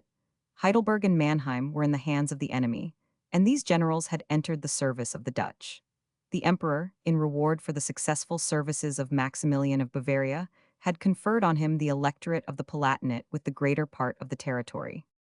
James himself, to get rid of the maintenance of the garrison, had given up Frankenthal to the Spaniards, on condition that if, within 18 months, a satisfactory peace were not made, it should be returned. Everything, therefore, was lost, and James fondly hoped that the Spanish match might yet recover everything. Circumstances appeared to favor his hopes. The young king of Spain and his minister, Olivarez, responded cordially to James's proposal. Gondomar hastened on to Madrid to promote the object, and was soon followed by the Earl of Bristol, equally earnest for the accomplishment of the marriage. It was, however, necessary to procure a dispensation for this union from the Pope, and this the King of Spain undertook to procure through his ambassador at Rome. James was not to appear at all in the affair, but with the unconquerable propensity to be meddling personally in every negotiation, he could not help dispatching George Gage, a Catholic, with letters to the pontiff, as well as to the cardinals Ludovizio and Bandini, and Buckingham, to complete the intercession, sent Bennet, a Catholic priest, on the same errand. The Pope was not likely to grant the favor to James without a quid pro quo, and therefore, as might have been expected, replied that the canons of the Church could only be suspended for the benefit of the Church, that the King of England had been very liberal of his promises to the late King of Spain, but had performed nothing. He must now give proof of his sincerity by relieving the English Catholics from the pressure of his penal laws, and the request would be accorded. This was a demand in limine, which would have shown to any prudent monarch the dangerous path he was entering upon. But James trusted to his tortuous art of kingcraft, and rashly set to work to undo all that he had done throughout his reign against the Catholics. He caused an order under the Great Seal to be issued, granting pardons to all recusants who should apply for them within 5 years, and the judges were commanded to discharge from prison those who gave security for their compliance with these terms. There was a glad and universal acceptance of the proffered lenity by the Catholics. The doors of the prisons were opened, and the astonished Puritans saw thousands on thousands of the dreaded Papists once more coming abroad. There was instantly a cry of terror and indignation from John O'Groats to the Land's End. The pulpits resounded with the execrations of enthusiastic preachers on the traitorous dealing of the court, and the depicted horrors of Catholic and Spanish ascendancy. James trembled, but 491 ordered the Lord Keeper Williams and the Bishop of London to assure the public that he was only seeking to gain better treatment for the Protestants abroad, whom the continental princes declared they would punish with the same rigor as James had punished the Catholics in England, unless the British severity was somewhat mitigated. And that, moreover, there was no danger. For the recusants, though out of prison, had still the shackles about their heels, and could at any moment be remanded. This, without satisfying the Puritans, undid all confidence amongst the Catholics. They recalled the habitual duplicity of James and felt no longer any security, and when Gondomar boasted in Spain that 4,000 Catholics had been released in England, those Catholics only remarked, "Yes, but we have still the shackles about our heels, and may at any moment be thrust again into our dungeons." His only consolation was that the Spanish match now seemed really to progress. On the 5th of January, 1623, the 20 articles securing the freedom of her worship to the Infanta in England, the cessation of persecution of the Catholics, and the exercise of their religious rights in their own houses, were signed by James and Prince Charles. The dower of the princess was to be 2 millions of ducats. The espousals were to take place at Madrid by proxy, within 40 days from the receipt of the dispensation, and the princess was to set out for England within 3 weeks. The time for the final consummation of the marriage, and the intervals between the several payments of the dower, were all fixed, and Gondomar and Bristol congratulated themselves on the completion of their arduous negotiation. At this crisis, however, arrived 2 Englishmen at the Earl of Bristol's residence at Madrid, under the names of John and Thomas Smith. To the ambassador's astonishment and chagrin, on appearing before him, they turned out to be no other than the Prince of Wales and Buckingham, who had arrived in disguise, and with only 3 attendants. But how this extraordinary and imprudent journey had come about requires to be told with some detail. It was said to have originated with Gondomar. It had been planned on his visit to London the preceding summer, and had since been stimulated by his letters. He is declared to have represented to the prince, who complained of delay, that all obstacles would vanish at once if he were to suddenly appear and press his own suit. The idea caught the imagination of the prince, and was warmly seconded by Buckingham, who not only longed to seek adventures among the beauties of Madrid, but also hoped to snatch the achievement of the match out of the hands of Bristol, whom he hated. If it were really the scheme of the wily Spaniard, he must have prided himself greatly on its success. A success, however, which produced its own ruin. When the plan was first opened to James by Charles and Buckingham, he gave in to them without hesitation, so much did he desire to have the affair settled. But on thinking it over alone, he was immediately sensible of the danger and the impolitic character of the enterprise. He therefore begged the prince and the favorite to give it up, pointing out, with great justice, how much they would put themselves in the power of the Spaniards, what advantages they would give them over them, and what a storm of anger and alarm would break out at home as soon as it became known. The 2 knights-errant bade him dismiss his fears, saying that all would go well and that they had selected Sir Francis Coddington and Sir Endymion Porter to attend them. James approved their choice, but commanded Coddington to tell him plainly what he thought of the project. Coddington, who did not seem yet to have been let into the secret on hearing it, was much agitated and declared that it was a rash and perilous adventure, whereupon James threw himself upon his bed in an agony, crying, "I told you so. I told you so before. I shall be undone and lose baby Charles." The prince and Buckingham were furious at the behavior of Coddington and handled him severely.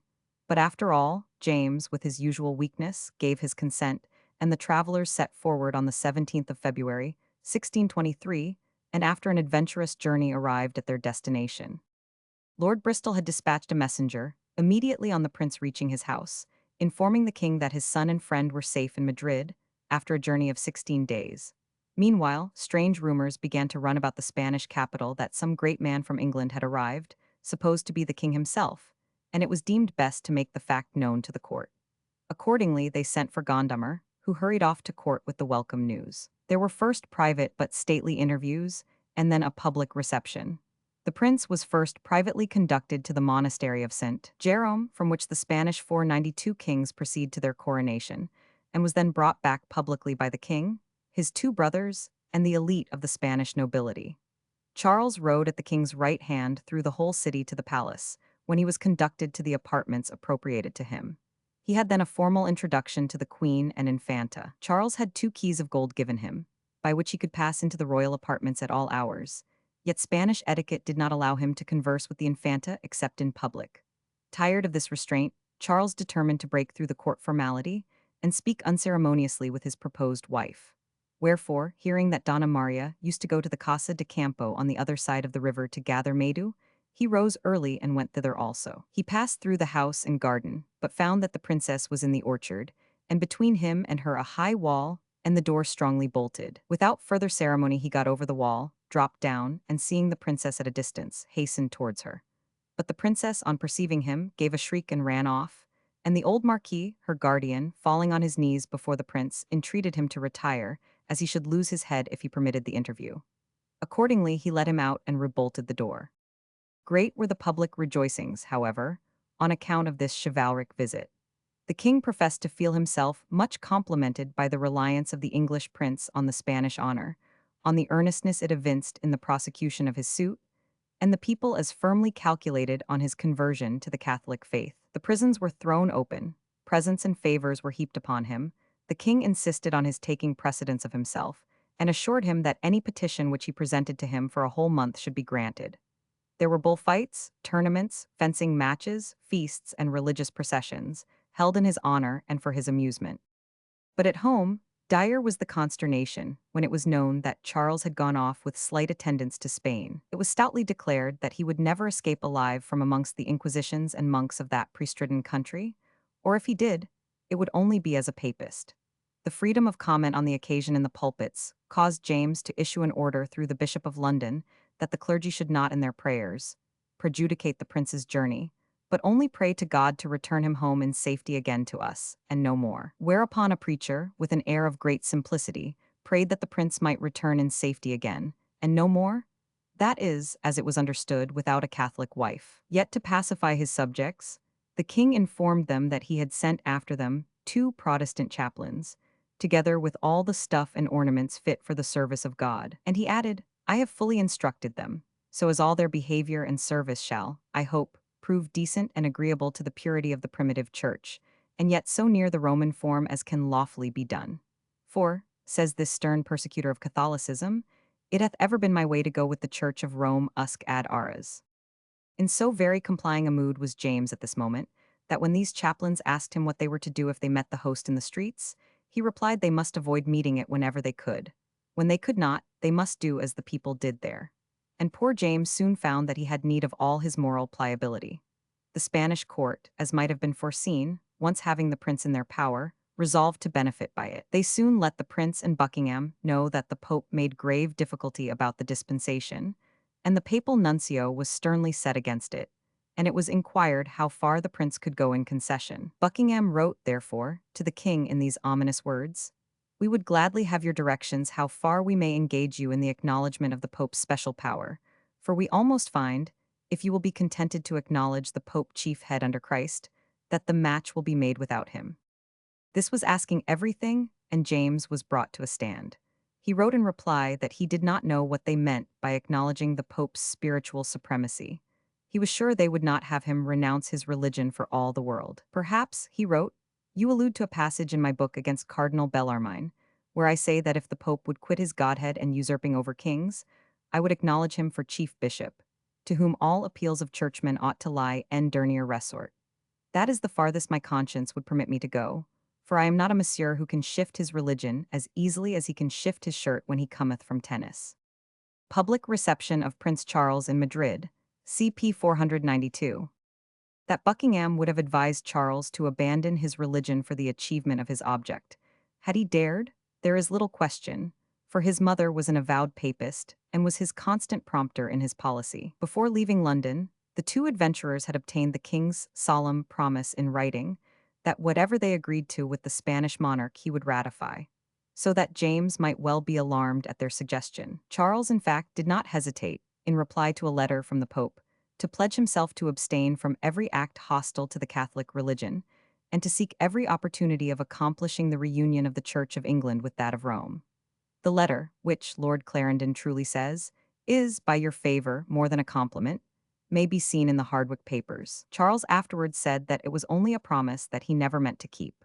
We may therefore see that already his father's notions of kingcraft had taken full possession of him, which, with his large self-esteem and a persevering disposition, produced in him that fatal mixture of determination and unscrupulous insincerity which ruined him. Instead of a firm resistance to the palpable schemes of the Pope and the Spaniard, and a truthful candor which would have convinced them that they had no chance of moving him, he led them by his apparent acquiescence to believe that they could win him over.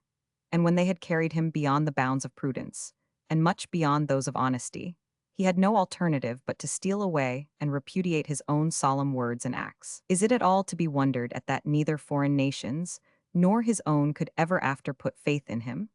The sophistry and absolutism of the father had already destroyed the son, by perverting his moral constitution. It is probable that Charles also acquired a strong taste for ecclesiastical pomp and circumstance during this visit, and its religious shows and ceremonies, which falling in afterwards with the ambitious taste of laud, also tended to direct him towards the same, facilis descensus averni. James had dispatched after the prince a great number of people, to form a becoming attendance on the heir of England. Others flocked thither of their own accord, and especially Catholic refugees, who swarmed in the prince's court, and particularly about Buckingham. The Jesuits did their best to convert them, and were encouraged by every appearance of success. Though James had sent what he called the stuff and ornaments for public Protestant worship, we are informed that these were never used.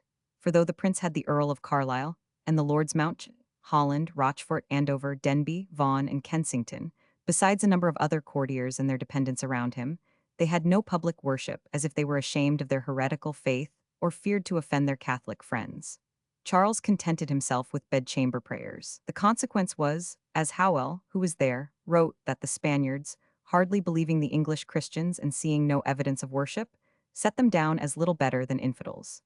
This occasioned great discontent amongst the more conscientious of the retinue, and they did not hesitate to avow their religious belief, and their contempt of the mummery which they saw around them, which led to much scandal and anger. Archie, or Archibald, Armstrong, the famous court fool, whom oddly enough James had sent as well as the church plate and vestments, seemed to think himself privileged by his office to say what he pleased, and he did not hesitate to laugh at the religious ceremonies, and argue on religious points with all the zeal of a Scottish Presbyterian, as he was. Others even proceeded to blows. Sir Edward Varney, finding a priest at the bedside of a sick Englishman, struck him under the ear, and they fell to fighting till they were thrust asunder. This state of things would not have been tolerated so near the Inquisition except for the great end in view, the belief that Charles would become a Catholic. Gregory XV had written to the Inquisitor General to this effect. We understand that the Prince of Wales, the King of Great Britain's son, is lately arrived there, carried with a hope of Catholic marriage. Our desire is that he should not stay in vain in the courts of those to whom the defense of the Pope's authority, and care of advancing religion, hath procured the renowned name of Catholic.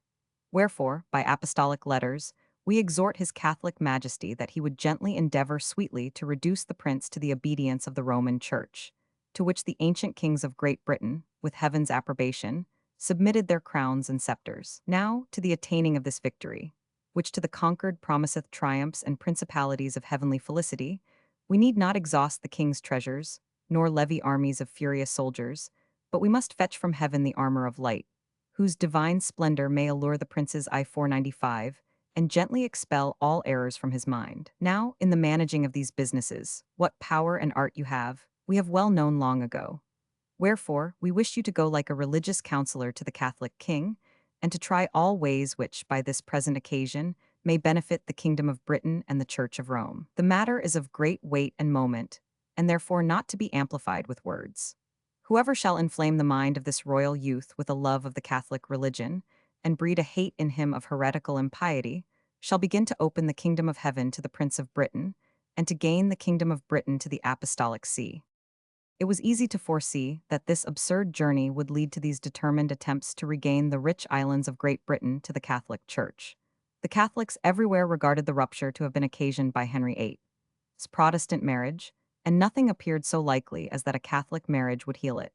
It was not so easy to foresee that Charles, at the age of 23, should so consummately act the hypocrite. He wrote to the Pope, in reply to a most gracious and paternal letter from His Holiness, calling him Most Holy Father, telling him how much he deplored the division of the churches and longed to restore union. Gregory was dead before this extraordinary epistle arrived at Rome, but Urban VIII, the new pope, lifted up his hands in joyful astonishment on reading it, and gave thanks to the Father of Mercies, that on the very entrance of his reign, a British prince performed this kind of obeisance to the Pope of Rome. Having apparently so favorable a subject to operate upon, Olivarez now told Charles that the treaty entered into through the Earl of Bristol had been rather for show than use, and that now, as the prince and his able adviser were there themselves, they should make a real and effective compact. Accordingly, in spite of the strenuous remonstrances of the two British ambassadors against reopening the question already settled, Charles and Buckingham permitted it, and the Spanish minister found little difficulty in introducing several new and more favorable clauses. There was, in fact, a public and a private treaty agreed to. By the public one, the marriage was to be celebrated in Spain and afterwards in England. The children were to remain in the care of their mother till 10 years of age. The Infanta was to have an open church and chapel for the free exercise of her religion, and her chaplains were to be Spaniards under the control of their own bishops. By the private treaty, it was engaged that the penal laws against Catholics should be suspended, that Catholic worship should be freely performed in private houses, that no attempts should be made to entice the princess to abandon her hereditary faith, and that the king should swear to obtain the repeal of the penal statutes by Parliament. When this treaty was sent home, James was struck with consternation. He had pledged himself to Charles and Buckingham not to communicate any of their proceedings to the council, but the present responsibility was overwhelming, and he therefore opened his difficulty to the council. After making what the secretary of the council calls a most sad, fatherly, kind, wise, pious, manly, stout speech as ever was heard, the lords of the council came to the conclusion, though reluctantly and with fear, that the prince's honor must be maintained and the oath to keep the treaty taken. This, however, was only the public treaty. James kept the private one to himself and swore to it separately. Having got the English court, as they supposed, thus secured, both the Pope and the Spaniard raised their heads still higher, and showed that they meant to exact the utmost possible concession. In Spain, the papal dispensation for the marriage was already in the hands of the nuncio, but he refused to deliver it till the King of England, according to his oath, had obtained the repeal of the penal statutes by Parliament.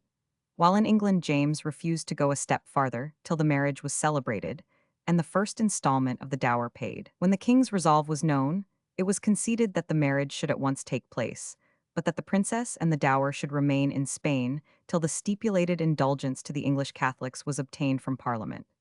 James refused this, and sent word that the marriage must be celebrated, and the prince bring home his bride, or come without the wedding.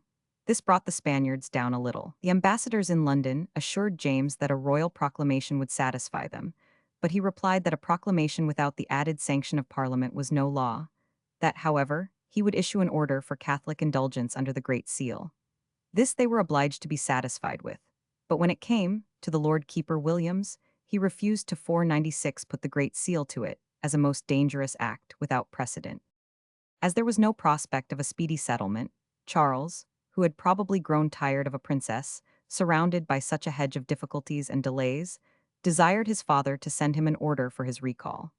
It would appear as if the prince had planned the mode of his retreat, for the preparations for the marriage of the Infanta proceeded, on the understanding that she was to continue in Spain till spring. James was apparently occupied in preparing grand wedding presents for the bride, and a small fleet to bring her home. This, if carried out, must have been very onerous to him, for he had already made doleful representations to Charles and Buckingham of the exhaustion of his treasury by his remittance of £5,000 and £3,000 for their tilting stuff, and 100. At Madrid, the marriage articles were signed and confirmed by oath. The Infanta assumed the title of Princess of England and had a court formed of corresponding importance. Never was the marriage so far off. Charles and Buckingham had resolved to steal away and abandon the whole affair. They felt that they were regularly entrapped through their folly, and other causes rendered a speedy exit necessary. Buckingham, vain, empty, and sensual, had given way without caution or control to his licentiousness and love of parade. To make him more fitting for the companion of his son, James had raised him to the rank of duke since his departure. His extravagance, his amours, his haughty bearing, and unceremonious treatment of both his own prince and the grandees of Spain astonished all Madrid. He introduced the very worst people, men and women, into the palace, and would sit with his hat on when the prince himself was uncovered. His behavior in the presence of the King of Spain was just as irreverent, and the minister Olivarez was so incensed at his insolence that he detested him. He had the soul of an upstart lackey under the title of a duke, and was never easy unless he could outshine all the grandees at the Spanish court. He was perpetually importuning the king to supply orders, jewels, and money. Georges and garters were sent over in numbers to confer on different courtiers, and the constant cry of Buckingham's letters was, "Jewels, jewels, jewels." He represented how rich the Spaniards were in jewels, and how poor those looked which they themselves already had. He described the prince as quite mean in his appearance, compared with the Spanish splendor. "Sir, he hath neither chain nor hatband, and I beseech you consider first how rich they are in jewels here, then in what a poor equipage he came in, how he hath no other means to appear like a king's son, how they are usefulest at such a time as this, when you may do yourself, your son, and the nation honor, and lastly, how it will neither cost nor hazard you anything. These reasons, I hope, since you have already ventured your chiefest jewel, your son, will serve to persuade you to let loose these more after him. First, your best hatband, the Portugal diamond, the rest of the pendant diamonds to make up a necklace to give his mistress, and the best rope of pearl with a rich chain or two for himself to wear, or else your dog must want a collar, which is the ready way to put him into it. There are many other jewels, which are of so mean quality as deserve not that name, but will save much in your purse, and serve very well for presents." The prince, quite aware that he had entangled himself in engagements that he could only keep at the risk of his father's crown, and Buckingham, equally aware of the hatred which he had excited in a proud and vengeful nation, the two agreed to put the most honest possible face on the matter, and get away. Charles, therefore, presented his father's order for their return, and pledging himself to fulfill the marriage according to the articles. Nay, appearing most eager for its accomplishment before Christmas, they were permitted to take their leave, loaded with valuable presents. The king gave the prince a set of fine Barbary horses, a number of the finest pictures by Titian and Correggio, a diamond-hilted sword and dagger, and various other arms of the richest fashion and ornament. The queen gave him a great many bags of amber, dressed kid skins, and other articles, and Olivarez also presented him with a number of fine Italian pictures and costly articles of furniture. In return, Charles gave the king diamond-studded hilts for a sword and dagger, to the queen a pair of rich earrings, and to the Infanta the string of pearls recommended by Buckingham, to which was attached a diamond anchor, as an emblem of his constancy. He affected the utmost distress at leaving his bride even for a short time only, and the princess ordered a mass for his safe journey home. Never did appearances look more real, never were they more hollow. The Spaniards had endeavored by every act, into which the sacred name of religion had been dragged, to make 497 the most of their advantage in the presence of the prince, and to extort terms beyond the original contract. They were, therefore, properly punished. But nothing could justify the deep and deliberate falsehood and repeated perjury of a young Protestant prince, whose conduct stamped a deep stain on his country and on Protestantism itself. The Protestants had long and loudly denounced the Jesuitry of the Catholics, and asserted that no faith could be put in their most solemn engagements. Here, however, was a voluntary surrender of the pure and lofty morality of Protestantism, a willing abasement of its honor to the level of the worst Catholic duplicity. We shall see that the whole of Charles's conduct was lamentably in keeping with this unprincipled beginning. Prince Charles's farewell of the Infanta, CP 496. Buckingham was impatient to be in England, from news which he had received that certain courtiers were busily at work in endeavoring to undermine his credit with the king. Behind him he left nothing but detestation, which 498 Olivarez, the chief minister, took no pains to conceal. When the prince and he set out, they were attended by the king himself, and a brilliant assemblage of the nobles, who added to the prince's presence a number of fine Andalusian horses and mules. They halted for several days at the Escurial, where they were splendidly entertained, and then the king rode on with them as far as Campillo. The parting of the affianced brothers-in-law was of the most affectionate kind, and the king ordered a column to be erected on the spot as a lasting monument of it. So Charles rode on, attended by several nobles and entertained most honorably at their castles. He visited the cell of a celebrated nun at Carrion, who was held to be a saint, and to whom Donna Maria had given him a letter. Arrived at the port where the English fleet was waiting for him, he no sooner stepped on board than he laughed at the credulity of the Spaniards, called them fools, and wondered at his easy escape from them. They landed at Portsmouth on the 5th of October, and there, and all the way to and through London their reception was one piece of exultation at the safe return of the prince from the clutches of the dreaded Spaniards. The country resounded with the ringing of bells, the firing of cannon, the whizzing of fireworks, and the shouts of the people. The clergy, without waiting for royal orders, put up thanksgiving in the churches for the prince's happy arrival. Meanwhile, the prince's perfidy was awaking the Spaniards from a trance of astonishment to a tempest of rage.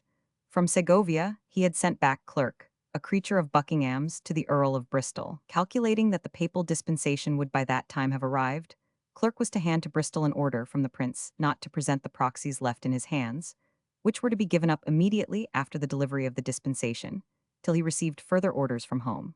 The reason alleged by Charles was that he feared on the marriage by proxy the Infanta would retire into a convent. The idea was so absurd that Bristol saw at once that it was a mere pretense to break off the match. As his honor as well as the honor of the nation was implicated, he at once hastened to the king and laid the doubts of the prince before him. The astonishment of the king may be conceived. He had fixed the 29th of November for the espousals, the 29th of December for the marriage. Orders for public rejoicings were already issued. A platform covered with tapestry was erected from the palace to the church, and the nobility had been summoned to attend. He gave Bristol every assurance that the princess should be delivered to the English without delay, and Bristol dispatched these assurances in all haste to James. Meanwhile, the Countess Olivarez communicated privately to the Infanta the prince's message, at which she laughed heartily, saying that she never, in all her life, had a mind to be a nun, and thought she should hardly turn one now merely to avoid the Prince of Wales. Only 4 days before the one appointed for the espousals, 3 couriers on the heels of each other arrived from England, bearing from James the message that he was perfectly willing for the marriage to proceed, on condition that the King of Spain pledged himself, under his own hand, to take up arms for the restoration of the Palatine and to fix the day for hostilities to commence. At an early period of the negotiation, Philip had declared that on the completion of the agreement for the marriage, he would give James a carte blanche regarding the affairs of the Elector Palatine, and whatever terms James required, he pledged himself to accede to. Now he repeated that, although he could not in honor proclaim war against his nephew the emperor, being engaged as mediator between him and the Palsgrave, at the instance of James, yet he would pledge himself in writing never to cease, by intercession or by warfare, till he had restored the Palatine to his hereditary dominion. Bristol and his fellow ambassador thought this assurance amply satisfactory. They sent off a messenger in hot haste, bearing their assurances that all possible difficulty was removed, and they went on putting their households into velvet and silver lace, to do honor to the marriage ceremony, as if it were really to take place. Bristol wrote more earnestly to the king, reminding him that the honor of king, prince, and ambassadors was most solemnly pledged, that the matters of the Palsgrave had been treated of separately, and that his majesty had always represented to Bristol himself that he regarded the marriage as a certain pledge of the Palatine's restoration. He added that the prince and my lord duke had also acted entirely on that opinion during their stay there. Charles and Buckingham, in fact, seemed to have taken very little trouble about the ex-king and queen of Bohemia. But all was in vain. the prince had determined not to complete the marriage. It was believed that the view which he had had of the Princess 499 Henrietta at Paris had, even before his reaching Spain, changed his intentions. And a courier brought from James an order for Bristol not to deliver the proxy till Christmas, because that holy and joyful time was best fitting so notable and blessed an action as the marriage. When we add that the proxy was well known to the king and prince to expire before Christmas, we can duly estimate this awful language of hypocrisy. The King of Spain saw at once that he had been imposed upon. He gave instant orders to stop the preparations for the marriage, for the Infanta to drop the title of Princess of England, which she is said to have done with tears, and to return to her usual state. The fury of indignation against the English in Spain may readily be conceived. The Earl of Bristol had acted too much the part of a faithful and honorable servant of the crown to escape the censure of such a court, and the vengeance of such a man as Buckingham. He had not hesitated, in spite of the remonstrances of the prince, to represent to James, during their sojourn in Madrid, the disgraceful conduct of that despicable libertine. James had the folly or the wickedness to show to the favorite these letters, and Bristol received his recall.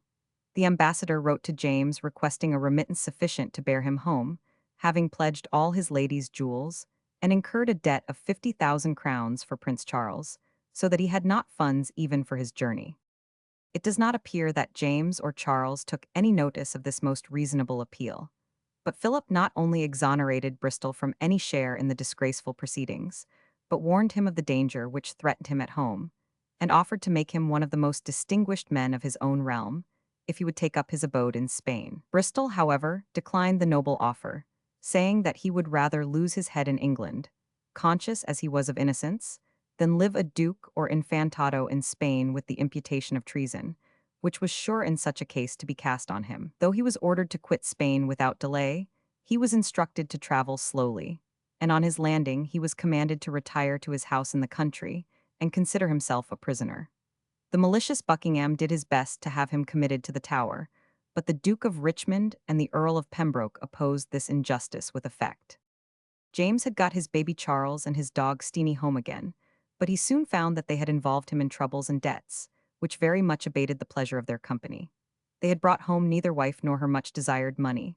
On the contrary, they had spent his last shilling, increased his debts, thrown away the greater part of his jewels, had left the cause of his daughter and son-in-law in a worse position than before, and now were vehement to engage him in a war with Spain. Under the gloomy oppression of these embarrassments, he lost even his appetite for hunting and hawking, shut himself up alone at Newmarket, and wrote to the Palatine, recommending him to make his submission to the emperor, to offer his eldest son, who was to be educated in England, to him for his daughter, to accept the administration of his hereditary territory, and to allow the Duke of Bavaria the title of Elector for life. Under the advice of Charles and Buckingham, the Palsgrave positively declined any such arrangement. The only resource now was to call a parliament, but this was a step which had rarely brought him satisfaction. Before doing this, he took the opinion of the Privy Council during the Christmas holidays on these points, whether the King of Spain had acted sincerely in the negotiations for the marriage, and whether he had given sufficient provocation to call for war. The Council unanimously supported the idea of the King of Spain's sincere dealing, and a majority declared that there was no just cause for war. This result, so hostile to the wishes of Buckingham, filled him with chagrin, and his wrath fell with especial weight on Williams the Lord Keeper and Cranfield the Treasurer. These men had been his most servile creatures. They were, in fact, altogether his creatures. But during his absence they had seen such evidence of displeasure in the king towards him, that they imagined his power was about at an end, and they were emboldened to oppose him. But his fierce displeasure and the symptoms of even growing popularity which showed themselves round him terrified them, and they made the most humble submission.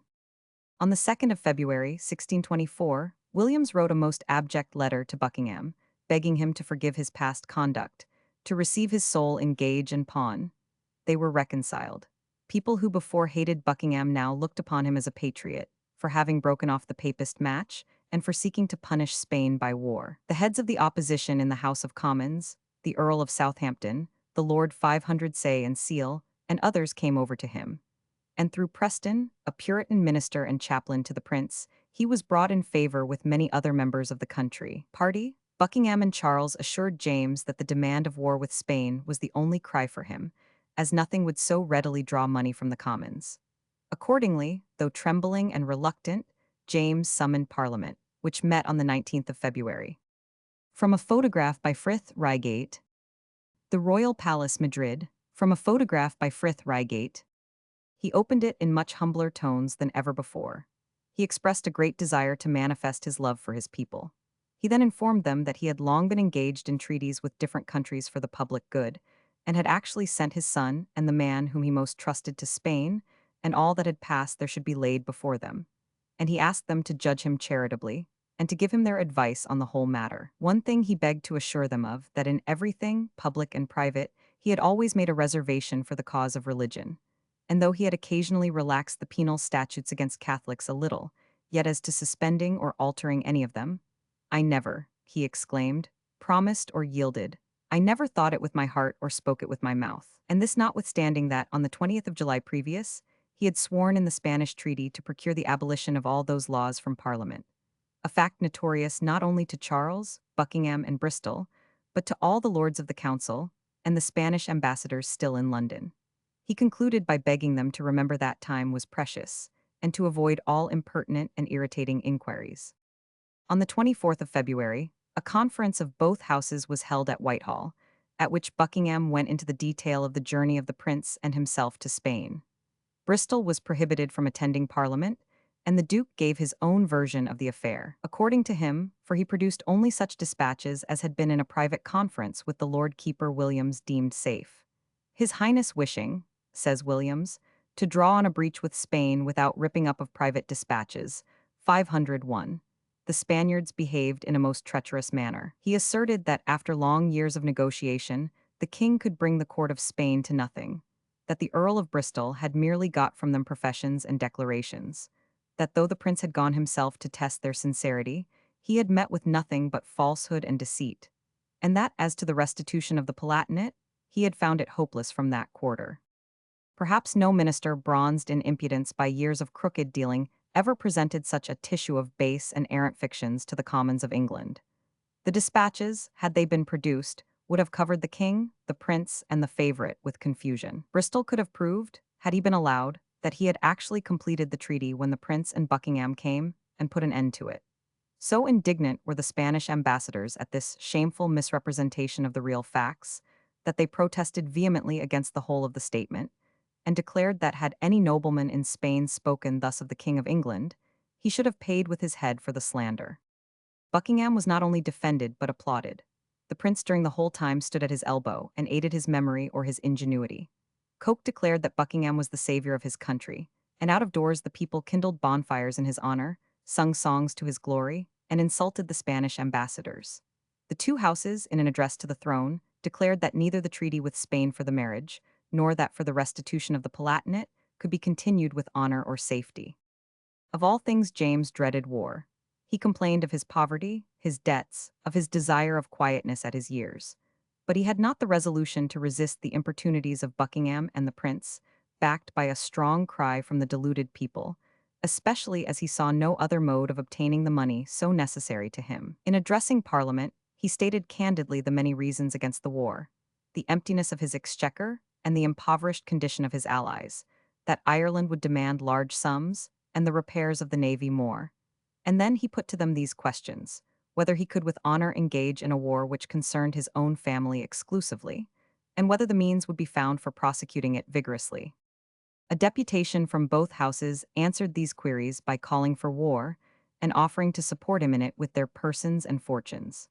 This address was read by Abbot, the Archbishop of Canterbury, who but 6 months before had most reluctantly sworn to the Spanish treaty. This was, indeed, a triumph to the Archbishop, but did not make the singularity the less of putting an address for war into the hands of a clergyman, and one, moreover, who had so lately fallen into great difficulty on account of his own accidental shedding of blood. When the Archbishop came to the passage where James was congratulated on his having become sensible of the insincerity of the Spaniards, "Hold," exclaimed the king, "you insinuate what I have never spoken. Give me leave to tell you that I have not expressed myself to be either sensible or insensible of their good or bad dealing. Buckingham hath made you a relation on which you are to judge, but I never yet declared my mind upon it." James, indeed, knew very well to the contrary. The Spaniards had been too grasping, and had thus overshot themselves, but they meant to complete the marriage. and it was a most unjustifiable thing in James to go to war with them on the ground of their insincerity, if he did not believe in its existence. But James was desirous that, as Buckingham had so strenuously called for war to avenge his own petty, private piques, he should bear the blame of it. James told them plainly that if he went to war, he should demand ample advances, and when 5 days afterwards the question of supplies came on, he demanded £700,000 to commence the war with, and an annual sum of £150,000 towards the liquidation of his debts. The amount startled the Commons, in spite of their magniloquent offer to support him with life and fortune. But Buckingham and the prince, who were as mad for war as they had before been for their foolish adventure, let the Commons know that a much less sum would be accepted, and they voted £300,000 for the year, which the king consented should be put into the hands of the treasurers appointed by the House, who were to pay money only on a warrant from the Council of War. James also agreed that he would not end the war without their consent. The vote was accompanied by another address, vindicating Buckingham from the censures of the Spanish ambassadors, and then the king issued a proclamation announcing that both the treaties with Spain were at an end. Thus was James, after 20 years of peace, except in the character of an ally of his son-in-law, launched into a war. The Spaniards ridiculed the idea, for on the authority of Gondomar, they had conceived not only a very contemptible idea of James, but that the kingdom was poor, torn with religious factions, and feeble from the timid and vacillating character of the king. Only one peer, the Earl of Rutland, had the good sense to oppose the vote for the war. The restraint of the desire to please Spain during the negotiations for the marriage being removed, the Houses of Parliament indulged their old hatred of the Catholics by uniting in a petition to the king to renew their persecution. James again protested that he never intended to abolish those laws and would never consent to the insertion of a clause in any treaty whatever, binding him to an indulgence of Catholics. And Charles also bound himself by an oath that, whenever it should please God to bestow upon him any lady that were popish, she should have no further liberty but for her own family, and no advantage to any recusants at home. Accordingly, a proclamation was issued, ordering all missionaries to quit the kingdom by a certain day under penalty of death. Judges and magistrates were ordered to enforce the laws as aforetime. The Lord Mayor was enjoined to arrest all persons coming from Mass in the houses of the ambassadors, and the bishops were called upon to advise the king how the children of the papists might be brought up Protestants. The Commons called on every member to name all Catholics holding office in his town or county, and prepared a list of them, which they sent to the Lords. But the Lords declared that before they could unite in a prayer for the dismissal of anyone, they must have evidence of his guilt, and thus the vindictive scheme fell to the ground. The Commons, checked in this quarter, turned their attention to their more legitimate prosecution of jobbers and holders of injurious patents. They presented a list of 11 such grievances to the king, who replied that he had his grievances too. They had encroached on his prerogatives. They had condemned patents of unquestionable usefulness, and had been guided in their quest after them by lawyers, who, he would say it to their faces, were in the whole kingdom the greatest grievances of all, for where a suit was of no benefit to either litigant, they made it so to themselves. But this did not prevent them from flying at high game. Buckingham had never forgiven Cranfield, Earl of Middlesex and Lord Treasurer, for turning against him in his absence, and the opposition party, with whom the Duke was now connected, took the lead in prosecuting him on a charge of bribery, oppression, and neglect of duty.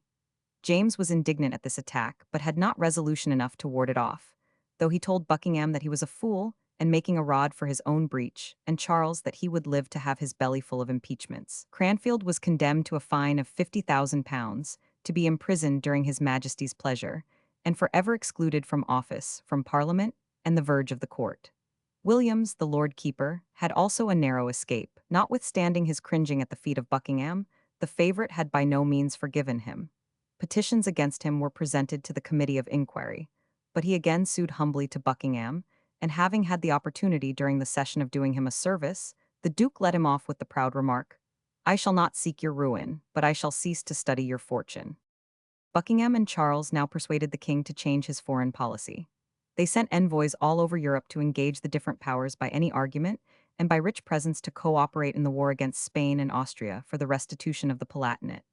To Sweden, Denmark, and the Protestant states of Germany, they urged the necessity of reducing the power of the Catholic princes on the continent. Promises of liberal subsidies were added, and the concurrence of these states was pledged. It was a more difficult matter to influence the Catholic countries of France, Venice, and Savoy to a war which was actually aimed at the existence of their own religion.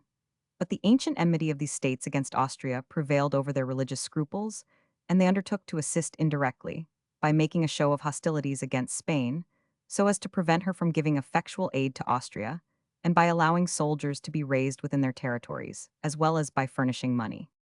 With Holland, they had effected a league and undertaken to send troops to resist the invasion of Spain and Austria, when the news of a frightful tragedy, perpetrated by the Dutch in the East upon the English there, arrived in England.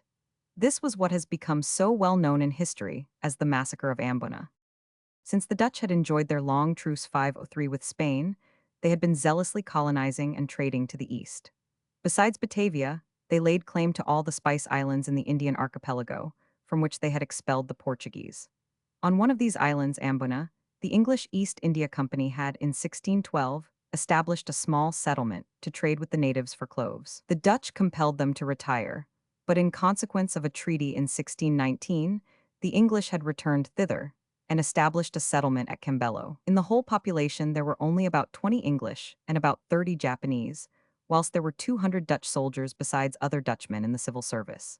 Yet on pretense of a conspiracy between the English and Japanese to surprise the garrison and expel the Dutch, in 1623, the latter seized Captain Towerson and 9 other Englishmen, 9 Japanese and 1 Portuguese, and after torturing them into a confession, cut off their heads. The horror with which the news of this atrocious deed was received threatened to ruin Buckingham's plans. But the English minister made a strong complaint on the subject. The states made humble apologies and promises of ample redress, and thus it was contrived for the moment to smooth over the difficulty. It was the more readily done because the unpopular Spaniards had already laid siege to Breda, and 6,000 troops were dispatched from England to enable Prince Maurice of Orange to cope with the able Spanish general Spinola. Spinola carried Breda in defiance of the Dutch and English, and the Prince of Orange, hearing that Antwerp had been left without a sufficient garrison, marched thither to surprise it, but with equally ill success. To obtain fresh men and money, Count Mansfeldt, the Palatine's old auxiliary general, came over to England in the autumn. He was promised £20,000 a month, and 12,000 Englishmen were pressed into his service. With these he set sail, to reach as soon as possible his army of French and German mercenaries on the borders of the Palatinate. But the French, who had agreed to allow this force to pass through their territory, refused on account of their disorderly character, for they were the scum of their own country, and several, on their march through it, had been hanged for their outrages. Mansfeldt conducted them to the island of Zealand, but there also the authorities were averse from their landing. And while remaining cooped up in small, miserable transports, in bad weather, and on a swampy shore, they began to perish of fever. 5,000 of them had died before they reached the borders of the Palatinate, and the united force was still too feeble to accomplish anything. Maurice of Orange, meanwhile, having done nothing at Antwerp, retired into winter quarters, and soon after died at The Hague, whereupon the Earl of Southampton and other English officers returned home. Such was the miserable result of the campaign, into which James had been hurried by the folly of Charles and Buckingham. The melancholy thoughts of James were diverted from dwelling on these wretched affairs by the prospect of the marriage of Charles and Henrietta Maria, the youngest sister of the King of France. It was a curious fact that at the time of Charles's looking out for a wife from one of the principal houses of Europe, the prospect of an English royal marriage was made gloomy by the most awful reflections to both France and Spain. The last Spanish Queen of England was Catherine of Aragon, who had found such a tyrant in the sanguinary Henry VIII and suffered divorce and severe usage. The last French queen was Margaret of Anjou, who had been driven from the country after the most heroic endeavors to maintain her husband on the throne. Besides these somber memories, the question presented formidable difficulties from the temper of the English people regarding popery. Politically, the alliance was attractive, and this is generally all sufficient in regal matrimony. But it was singular that the present marriage with a French princess was followed by similar and even more fearful results than the former. Henrietta Maria married Charles only to engage in a similar contest for the retention of the throne as Margaret of Anjou, and not only to see her husband deposed but put to death. Charles is supposed by many to have been struck by the young Princess of France at his visit to the French court on his way to Spain, and to have gone there prepared to break off the match. It is probable, however, that the thought of Henrietta came back more strongly upon him after he found himself disappointed in Donna Maria of Spain. For independently of the other difficulties already related attending Charles's Spanish courtship, it is very likely that he was not extremely fascinated by the 504 Infanta. On the way to Spain, Henrietta, as seen by him, was merely a girl of little more than 14 years of age, of short stature and visible but for a brief space. The impression which she left could not be very vivid, but the Queen of France, the elder sister of Donna Maria, was extremely beautiful, and as Charles himself said in his letters to his father at the time, had so much struck him as to inspire him with a greater desire to see her sister. There can be little doubt that Charles was disappointed in his expectation, for he was of that romantic turn that had he been strongly fascinated by the lady, he would have broken through all difficulties for her sake. But at the court of Spain, he met with another queen, the sister of Louis of France and of Henrietta, who not only cast the Infanta into the shade by her beauty and grace, but actually suggested to Charles the more desirable union with her sister of France. The rigid etiquette of the Spanish court prevented much intercourse between Charles and the Queen. She dared not even converse with him in French without express permission, and one opportunity to do so having been obtained, she begged him never to speak to her again, for that it was the custom in Spain to poison all gentlemen who were very marked in their attentions to the Queen. But she seized that one opportunity to say that she wished he would marry her sister Henrietta, which indeed he would be able to do, because his engagement with the Infanta would be certainly broken. The Ladies of the French Court and the Portrait of Prince Charles, CP 506. On the other hand, there was a decided desire in the French court for this alliance, despite past experience. Mary de' Medici, the Queen Mother of France, had acquired a predominating influence in the government of her son, Louis XIII, by means of her clever and intriguing almoner Richelieu, who soon mounted into vast power in the state. She entertained a strong hope of effecting a marriage for her daughter with the heir of England, and was no doubt early informed of the probability of the failure of the Spanish courtship. It was soon conveyed to Charles by the English ambassador at Paris that Henrietta had said, "The Prince of Wales need not have gone so far as Madrid to look for a wife." This, following the 505 suggestion of the Queen of Spain, left no doubt of the wishes of the court of France, and the bait seems to have been soon taken. Buckingham would certainly promote the idea to spite the Spaniards, and Henry Rich, Lord Kensington, appeared in Paris before the Spanish match was formally broken off, to open the subject to the Queen Mother. Henrietta Maria. Mary de' Medici, though extremely anxious for the marriage, played the part of the politician well under Richelieu, and gave no decided encouragement to the hints of the English envoy, till he assured her plainly that the match with Spain was positively broken off. Even then, she told Lord Kensington that she could not consider the matter seriously, as she had received no intimation of such proposal from the King of England, and that the princess could not make advances.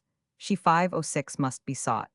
On this, Kensington spoke out with authority and received a favorable answer. It is asserted that a great sensation was excited at the French court, and the ladies crowded round Lord Kensington to have a view of the prince's portrait, which he carried in a locket, and the locket was soon privately borrowed by the princess and kept for a good long observation, she expressing her satisfaction with the looks of her royal lover. Kensington, by his courtly assiduity at Paris and his letters to Charles, endeavored to create a strong personal interest in the prince and princess towards each other. Hay, Earl of Carlisle, one of James's favorites, a handsome, empty fop who prided himself on adorning his person with lace and jewels to the amount of £40,000, was sent as a formal ambassador for the marriage negotiation, the real conductor of it still being Kensington. A miniature portrait of Henrietta was sent to Charles, who appeared to be enraptured with it. So far all went well, but notwithstanding the anxious desire for the marriage on the part of the French court, it was not likely that so crafty a diplomatist as Richelieu would make an easy bargain for the English. The portion of the princess was settled at 800,000 crowns. She was pledged to renounce all claims for herself and her descendants on the crown of France. Then came the question of religion. James and Charles had lately bound themselves by the most solemn oaths that a Catholic wife of the prince should have indulgence in that respect only for her own private worship, and that no toleration whatever should be extended to the English Catholics on account of such a marriage. But this was not likely to pass. The Pope Urban, in the first place, was extremely unfriendly to the match. He expected little good from a prince who had shown such duplicity in the Spanish courtship, and he predicted that the alliance, if effected, would be disastrous. Being fully informed by the seminary priests who were in England, secretly prosecuting the support of Catholicism, of the determined temper of the people on that score, and assured by them that if the king dared to relax the penal laws, he would not be king long. And if he did not soften their rigor, the Pope argued, what prospect of happiness could there be for a Catholic queen? He was, therefore, averse from granting a dispensation. Under these circumstances, the negotiation appeared for some time at a stand. On the part of the English people, the opposition was scarcely perceptible. They saw that they were pretty certain to have a Catholic queen. The Stuart family did not incline to stoop to the alliance of any further petty Protestant princes. The experiment of the Palatinate was not encouraging. The people, therefore, were far more disposed to receive a daughter of great Henry IV, who had been a Protestant at heart, even when he had yielded the profession of his faith to political necessity, than a granddaughter of Philip II, who had rendered his memory so odious in England and all over the world by bloody persecutions of the Protestants. On the part of the French, however, the proceedings every day seemed involved in growing difficulties. Richelieu, who, up to the time of the breaking off the Spanish match, was most compliant, now insisted on the concession to the Catholics of all the advantages stipulated for by Spain. He declared that it would be an affront to his sovereign to offer less.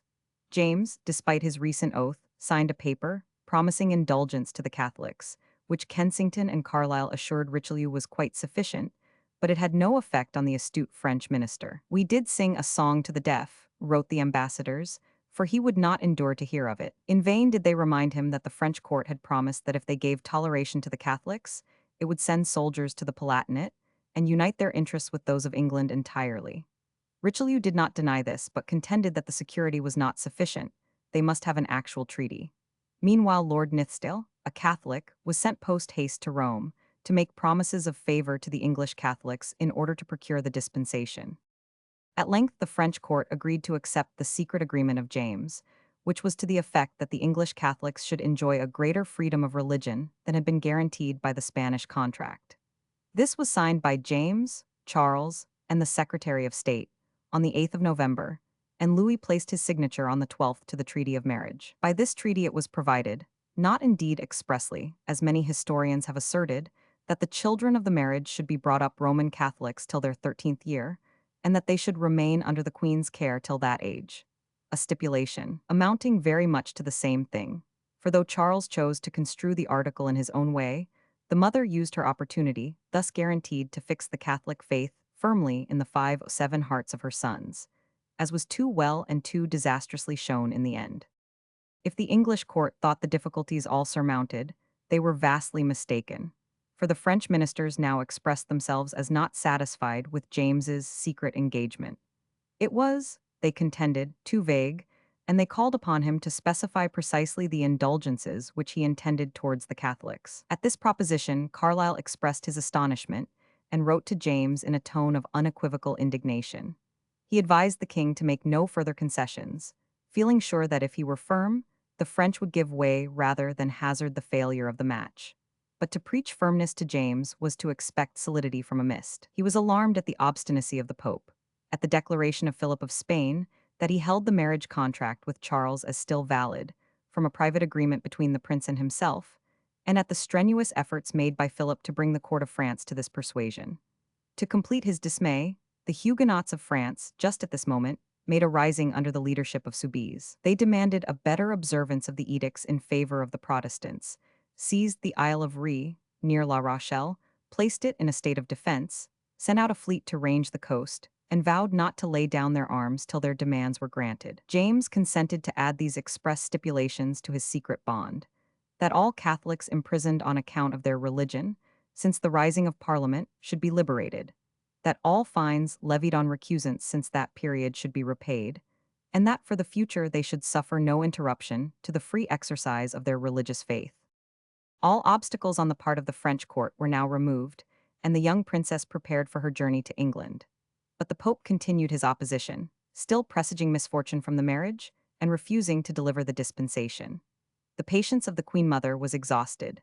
The ministers of France proposed to proceed on a dispensation from the ecclesiastic authorities in their own realm, but to this James demurred, lest the validity of the marriage might hereafter be called in question. At length the Pope was satisfied by an oath taken by Louis, binding himself and his successors to compel James and his son, by all the power of France if necessary, to keep their engagement. The dispensation was delivered by Spada, the papal nuncio. the Duke of Chevreuse, a prince of the House of Guise, and a near relative of James and Charles, through the Queen of Scots, was appointed proxy by Charles, and Buckingham was ordered to go over and receive the bride. But James was destined not to see the completion of the marriage, after all his trouble through 9 years of matrimonial negotiations. On the 13th of March, 1625, he returned to Theobalds from the hunt with an illness upon him, which was regarded as the tertian ague, but which soon developed itself as gout in the stomach.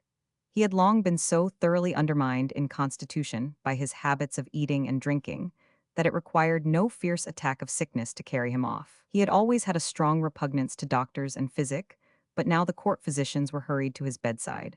At this moment appeared the mother of Buckingham with an infallible specific, a plaster and a posset obtained from an Essex quack. These were pronounced marvelous in the cure of ague, and though the physicians protested against their use, they were applied.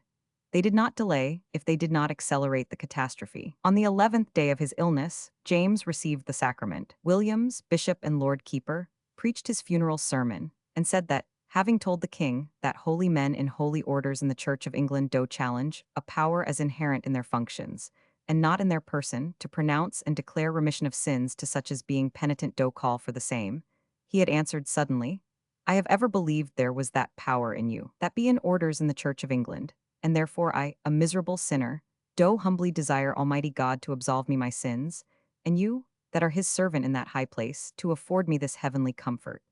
And after the absolution read and pronounced, he received the sacrament with that zeal and devotion, as if he had not been a frail man, but a Christian clothed with flesh and blood. On Sunday, the 27th of March, the 14th day of his illness, Charles was hastily called before daylight to go to him, but before he reached the chamber the king had lost the power of speech. He appeared extremely anxious to communicate something to him but could not, and soon after expired. He was in the 59th year of his age and the 23rd of his reign. Two only of his 7 children, 3 sons and 4 daughters, Charles and the ex-queen of Bohemia, survived him. Chapter 19, Reign of Charles I, Accession of Charles, His Marriage, Meeting of Parliament, Loan of Ships to Richelieu, Dissolution of Parliament, Failure of the Spanish Expedition, Persecution of the Catholics. The Second Parliament, it appoints 3 committees, Impeachment of Buckingham, Parliament dissolved to save him, Illegal Government, High Church Doctrines, Rupture with France, Disastrous, Expedition to the Third Parliament, the Petition of Right, Resistance and Final Surrender of Charles, Parliament prorogued, Assassination of Buckingham, Fall of La Rochelle, Parliament reassembles and is dissolved, Imprisonment of offending members, Government without Parliament, Peace with France and Spain, Gustavus Adolphus in Germany, Despotic Proceedings of Charles and Laud. Within a quarter of an hour after the decease of James, Charles was proclaimed by the Knight Marshal, Sir Edward Zouch, at the court gate at Theobalds. He was in his 25th year, and so far as the admission of his title and the substantial prosperity of the kingdom were concerned, few monarchs have mounted the throne with more favorable auspices. But though there was entire submission to his right to reign, and the state of parties was such that no immediate change of executive was needed, yet there were at work feelings and principles which required the nicest wisdom to estimate their nature and their force, and the most able policy to deal with them. The battle between prerogative and popular rights had to be fought out, and it depended on the capacity of the monarch to perceive what was capable of modulation, and what was immovable, whether the result should be success or ruin. Charles was equally prepared by his father's maxims, his father's practice, and his habit of favoritism, to convert one of the grandest opportunities in history into one of the most terrible of its catastrophes. The first thing which augured ill for him was his continuing in the post of chief favorite and chief counselor, the vain, incapable, and licentious Buckingham. The next matter to which Charles turned his attention was his marriage with the Princess Henrietta Maria, sister of Louis XIII, of France, the contract for which was already signed.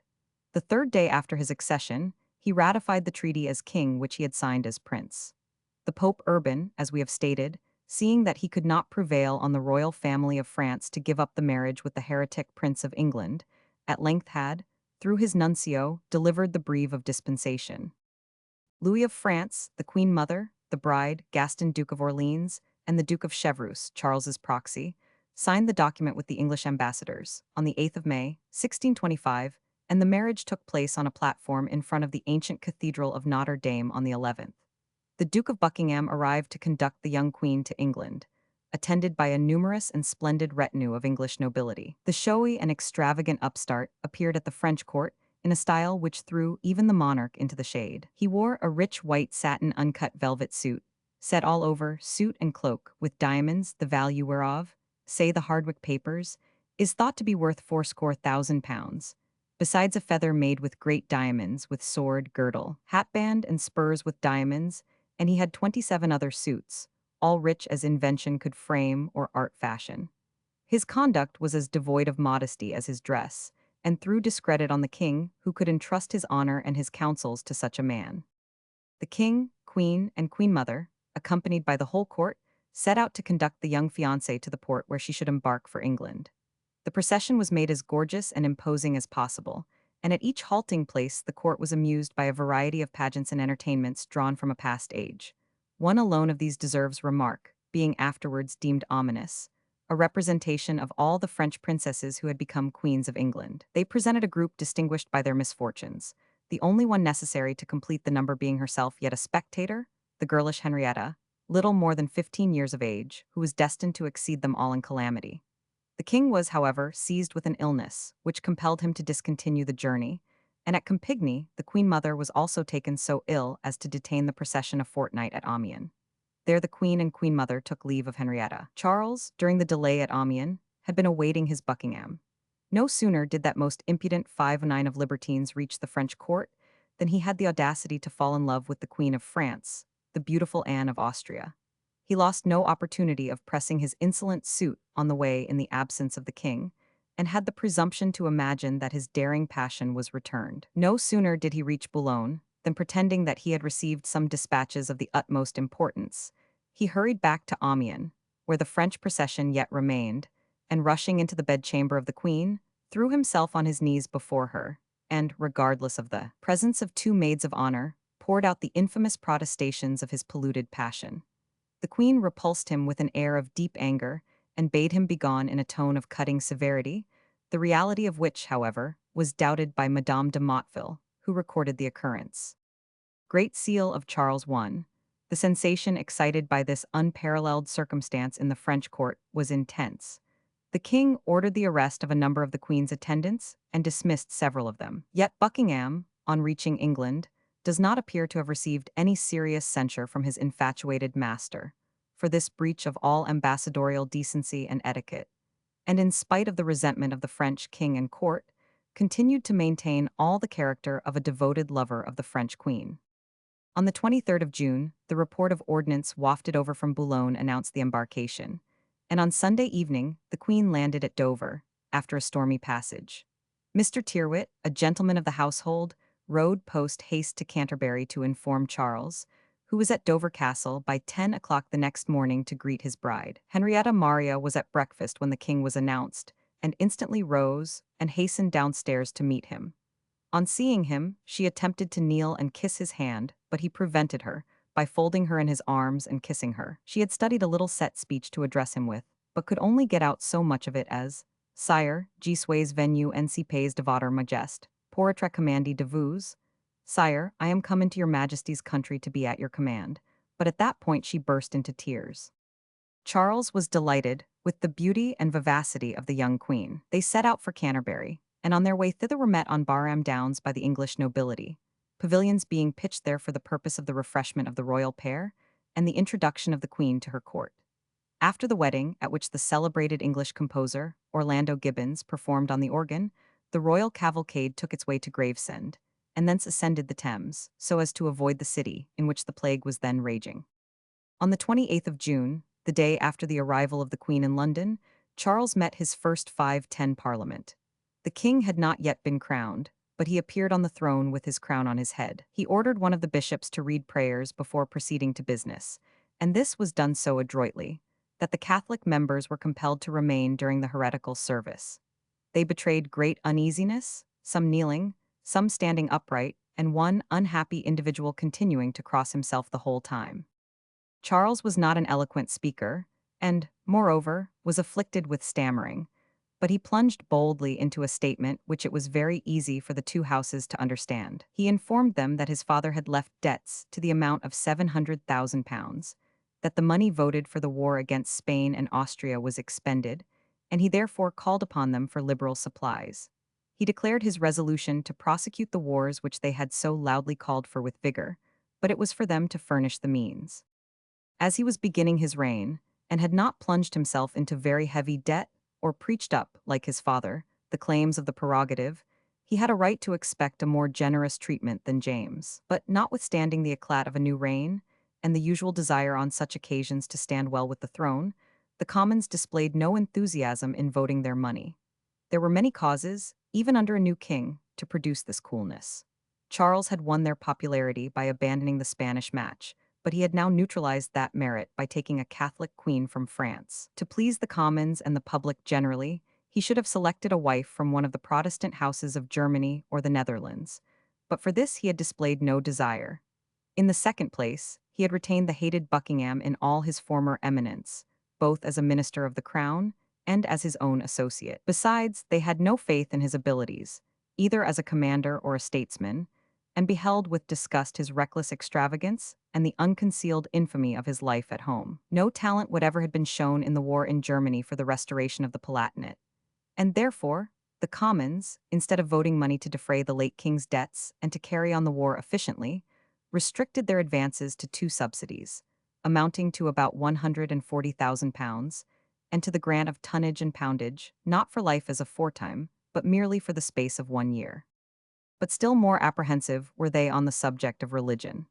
The breach with Spain had naturally removed any delicacy on the part of the Spaniards to conceal the treacherous concessions, in perfect contradiction to the public professions of both the late and the present king, which had been made on that head. It was now freely whispered that the like had been made to France, and the sight of the crowd of priests and Catholic courtiers who had flocked over with the queen, and the performance of the mass in the king's own house, led the zealous reformers to believe that there was a tacit intention on the part of the king to restore the Catholic religion. What rendered the Commons more sensitive on this point were the writings of Dr. Montague, one of the king's chaplains and editor of his father's works. In a controversy with a Catholic missionary, he had disowned the Calvinistic doctrines of the Puritans with which his church was charged, and declared for the Arminian tenets of which Laud was the great champion. This gave much offense. He was accused of being a concealed papist, and two Puritan ministers, Yates and Ward, prepared a charge against him and laid it before Parliament. Montague denied that he was amenable to Parliament and appealed unto Caesar. Charles informed the Commons that the cognizance of his chaplains belonged to him and not to them, but they asserted their right to deal with all such cases and summoned him to appear at the bar of the House, where they bound him in a bond of £2,000 to appear when called for. Charles endeavored to direct their attention to the state of the finances, showing them the inadequacy of their votes, the fitting out of the navy amounting alone to £300,000. He was beyond all indignant at the grant of tonnage and poundage for only 1 year, seeing that his predecessors from the time of Henry VI had enjoyed it for life, and the Lords threw out that part of the vote for this reason, so that he had no parliamentary right to collect it at all. To make matters worse, instead of attending to the pleading of Lord Conway, the chief secretary, for further grants, they presented to the king, after listening to 4 sermons one day and taking the sacrament the next, a pious petition praying him, as he valued the maintenance of true religion and would discourage superstition and idolatry, to put in force the penal statutes against Catholics. To this demand Charles could only return an 511 evasive answer. He had recently bound himself by the most solemn oaths to do nothing of the kind, and under the sanction of the marriage treaty with France, the Mass was every day celebrated under his own roof, and his palace and its immediate vicinity swarmed with Catholics and their priests. Nay, he had, just before summoning Parliament, been called on by France to send a fleet in virtue of this treaty to assist in putting down the Huguenots. Soubise, the general of the Huguenots, still retained possession of La Rochelle and the island of Rhe, and their fleet scoured the coasts in such force that the French fleet dared not attempt to cope with it. Richelieu, therefore, requested Charles to give Louis assistance. Charles delayed until he received news, which proved to be premature, that peace had been concluded with the Huguenots. Thereupon he concluded that the ships might be sent without danger. Accordingly, though the affairs of the English fleet had been woefully misconducted ever since Buckingham had been Lord Admiral, he mustered 7 merchant vessels, and sent them with the Vanguard, the only ship of the line that was fit for sea, under the command of Admiral Pennington, to La Rochelle. The destination of the fleet was declared to be Genoa, but on reaching Dieppe, The officers and crew were astonished to receive orders to take on board French soldiers and sailors and proceed to La Rochelle to fight against the Protestants. They refused to a man, and notwithstanding the imperative commands of the Duke of Montmorency, the Lord Admiral of France, they compelled their own admiral to put back to the Downs. On this ignominious return, Pennington requested to be permitted to decline this service, and his desire was much favored by the remonstrances of the Huguenots, who sent over an envoy, entreating the king not to give such a triumph to popery as to fight against the Protestants. Charles, with that fatal duplicity which he had learned so early under his father, sent fair words to Soubise, the Duke of Rohan, and the other leaders of the Huguenots. But Buckingham, by speaking out more plainly, exposed the hollowness of his master. He assured the navy that they were bound by treaty, and fight they must for the King of France. Both officers and owners of the ships declared that, as they were chartered for the service of the King of England, they should not be handed over to the French without an order from the king himself. Thereupon Buckingham hastened down to Rochester, accompanied by the French ambassador, who offered to charter the vessels for his government. Men, owners, and officers refused positively any such service. Disappointed by this display of true English spirit, Charles ordered Secretary Conway to write to Vice Admiral Pennington in his name, commanding him that he should proceed to Dieppe and take on board as many men as the French government desired, for which this letter was his warrant. At the same time, Pennington received an autographic letter from Charles, commanding him to make over the Vanguard to the French admiral at Dieppe, and to order the commanders of the 7 merchant ships to do the same, and in case of refusal to compel them by force. All this appears to have been imposed on Pennington as a matter of strict secrecy, and that officer had not the virtue to refuse so degrading a service. The fleet again sailed to Dieppe. The men must have more than suspected the object, and when Pennington made over the Vanguard and delivered the royal order to the captains of the 7 merchant vessels, they declined to obey and weighed anchor to return home. On this Pennington, who proved himself the fitting tool of such a king, fired into them, and overawed all of them except Sir Ferdinand Gore in the Neptune, who kept on his way, disdaining to disgrace himself by such a deed. The French were taken on board and conveyed to La Rochelle. But that was all that was accomplished, for the English seamen instantly deserted on reaching land, and many of them hastened to join the ranks of the Huguenots, the rest returning home overflowing with indignation and spreading everywhere the disgrace of the royal conduct. In the whole of this transaction, the headstrong fatality of Charles was conspicuous and foreboded the miseries that were to follow. In the midst of the public excitement from this cause, the Parliament met at Oxford on the 1st of August. The result was as might have been expected. On the king demanding the restoration of the vote of tonnage and poundage, negatived by the Lords, or that other subsidies should be granted in lieu of it, the Commons refused both. In reply to the king's inquiry how the war was to be carried on, they replied that they must first be satisfied against whom the war was really to be directed. They complained that the penal statutes against the papists were not enforced as promised, and proceeded to their favorite avocation of attacking public grievances. On this topic, Coke came 512 forward with an eloquence and a boldness which astonished the court, with an unsparing vigor worthy of his earlier years, but in a much better cause than that in which his abilities were then often exercised. He denounced the new offices created, the monopolies granted, and the lavish waste of the public money, all for the benefit of Buckingham and his relations. He insisted that the useless pensions which had been recently granted should be stopped till the late king's debts were paid, and that a system of strict economy should be substituted for the now extravagant expenditure of the royal household. Others followed in the same strain, denouncing the odious practice of selling offices, of which Buckingham and his mother were the chief vendors. Charles welcoming his queen to England, CP 509. A third party showed that they were armed with dangerous matter by the still disgraced and restrained Earl of Bristol. They charged Buckingham with his maladministration of affairs, with his incompetency as Lord High Admiral, and with having involved this country in an unnecessary war with Spain, merely in revenge of a private quarrel with the Spanish minister, Olivares. They demanded an inquiry into that affair. One of the members of the House venturing to defend the government, and condemning the license of speech against the crown, was speedily brought upon his knees and compelled to implore pardon at the bar. Sir Robert Cotton, the founder of the Cottonian Library, applauded the wisdom and spirit of the House in thus summarily dealing with this unworthy member, and after giving a description of the conduct of the late favorite, Somerset, and of the follies and crimes of favorites of former reigns, as the Spencers, the Gavestones, the Poles, and others pronounced Buckingham as far more insolent, mischievous, and incompetent than any of them.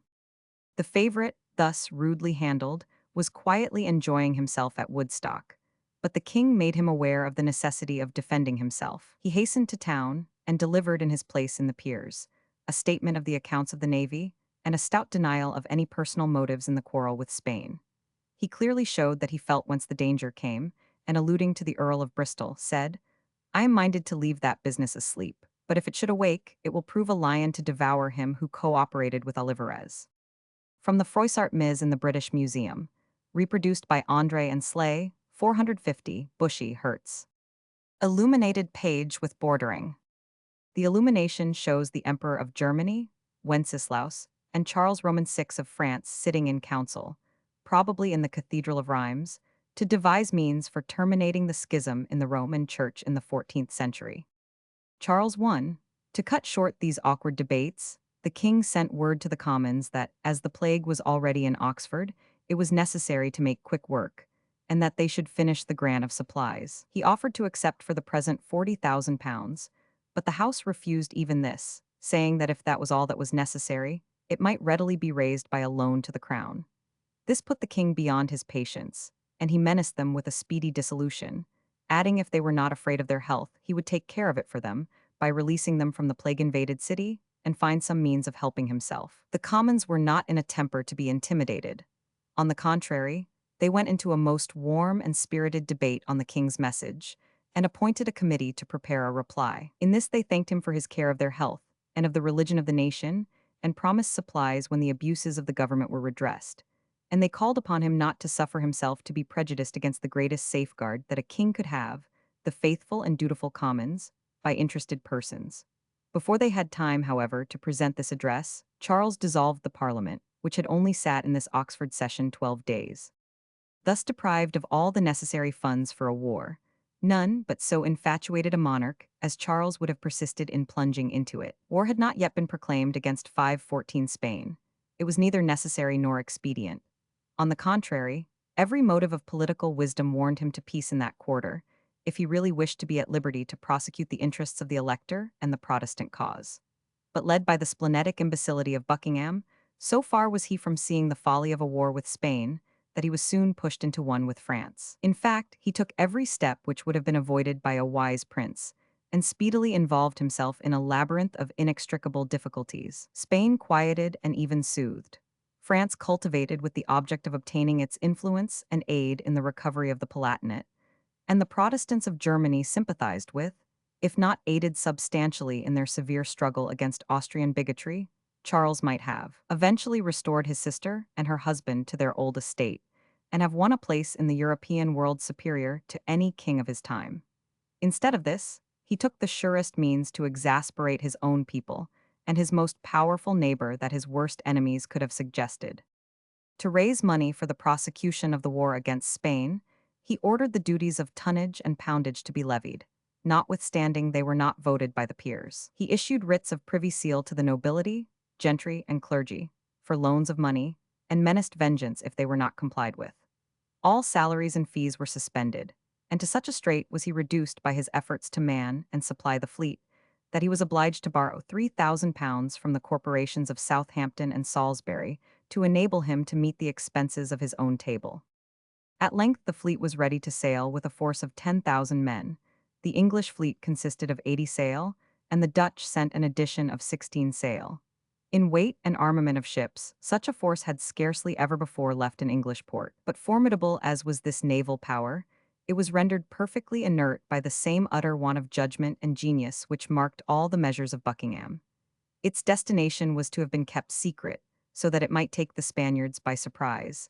But it was well known, not only to that nation, but to the whole continent. In spite of this, such a force, in the hands of a Drake or a Nottingham, might have struck a ruinous blow at the Spanish navy and seaports.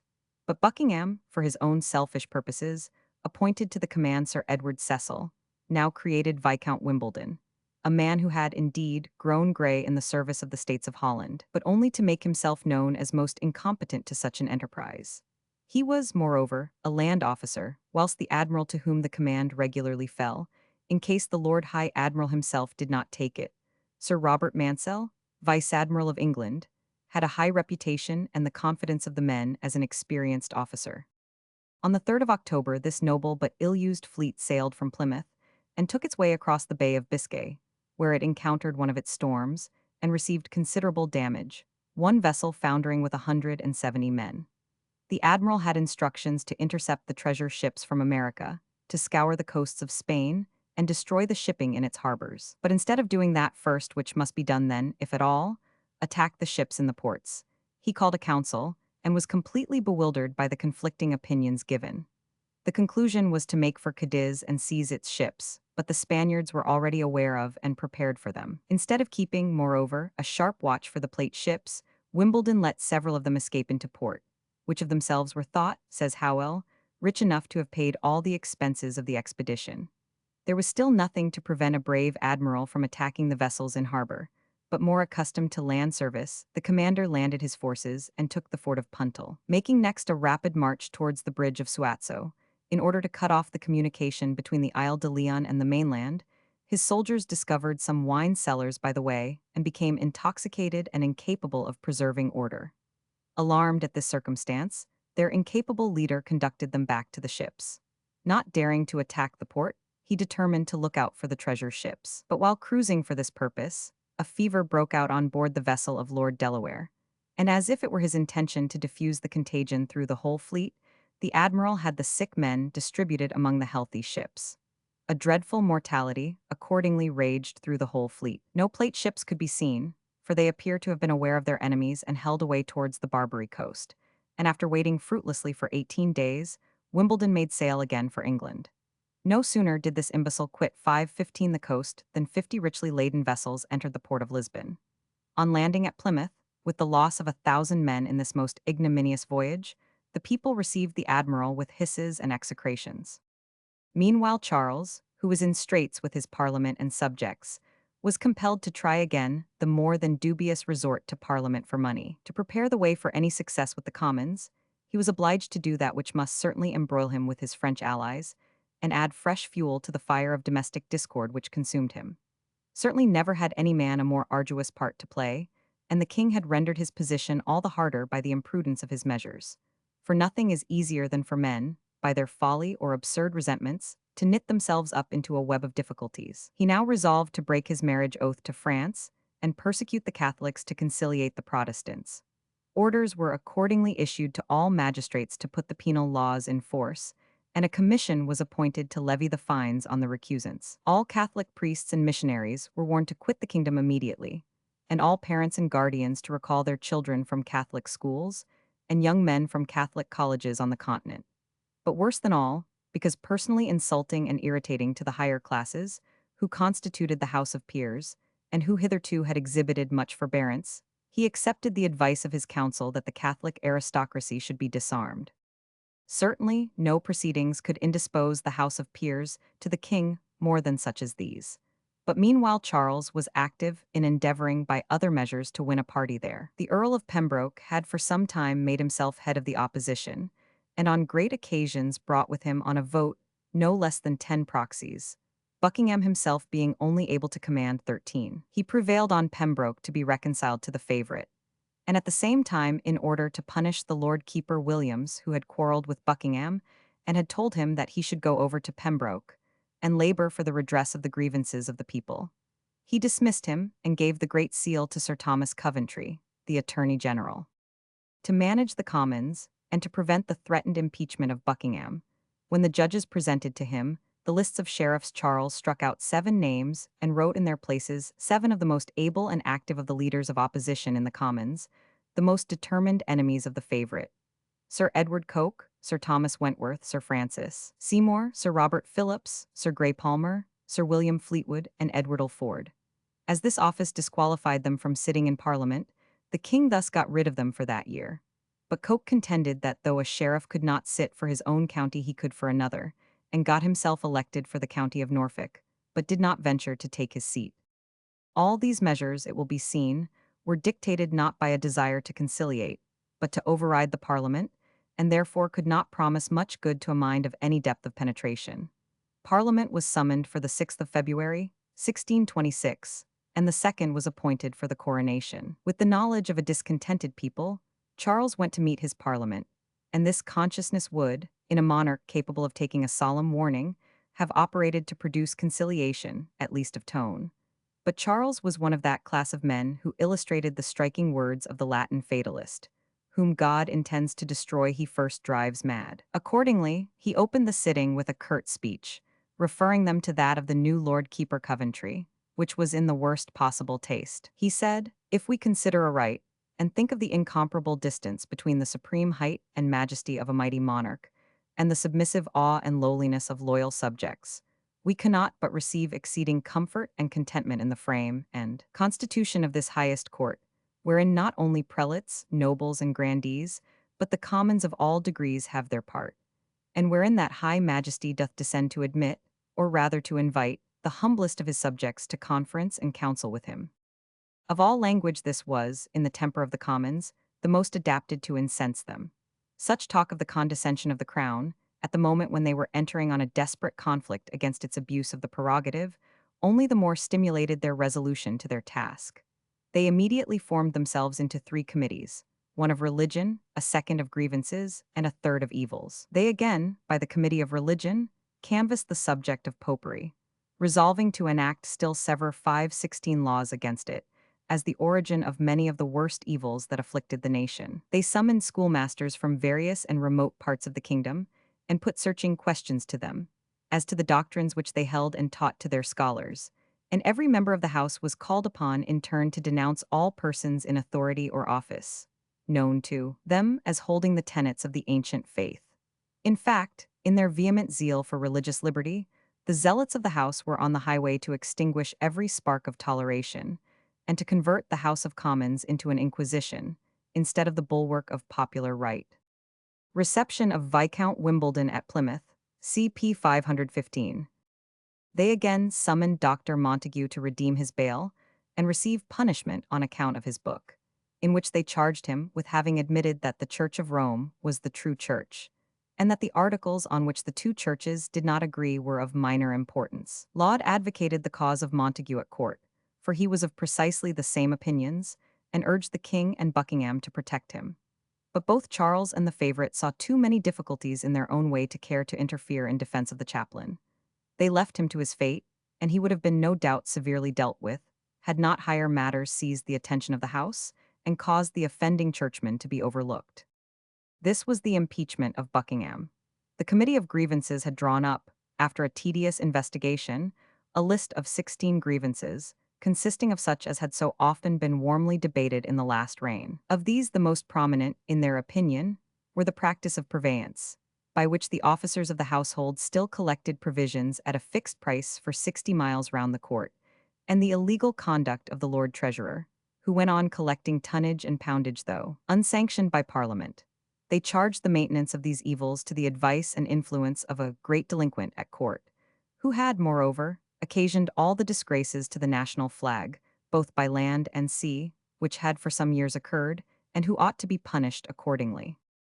The time was now actually arriving of which 517 James had warned his son and Buckingham, when they urged the impeachment of the Earl of Middlesex.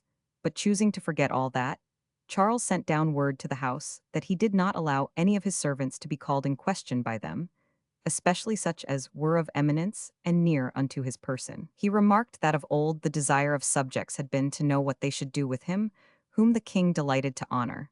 But their desire now appeared to be to do what they could against him, whom the king honored. That they aimed at the Duke of Buckingham, he said, he saw clearly, and he wondered much what had produced such a change since the former Parliament, assuring them that the Duke had taken no step but by his order and consent, and he concluded by requesting them to hasten the question of supply, or it would be worse for them.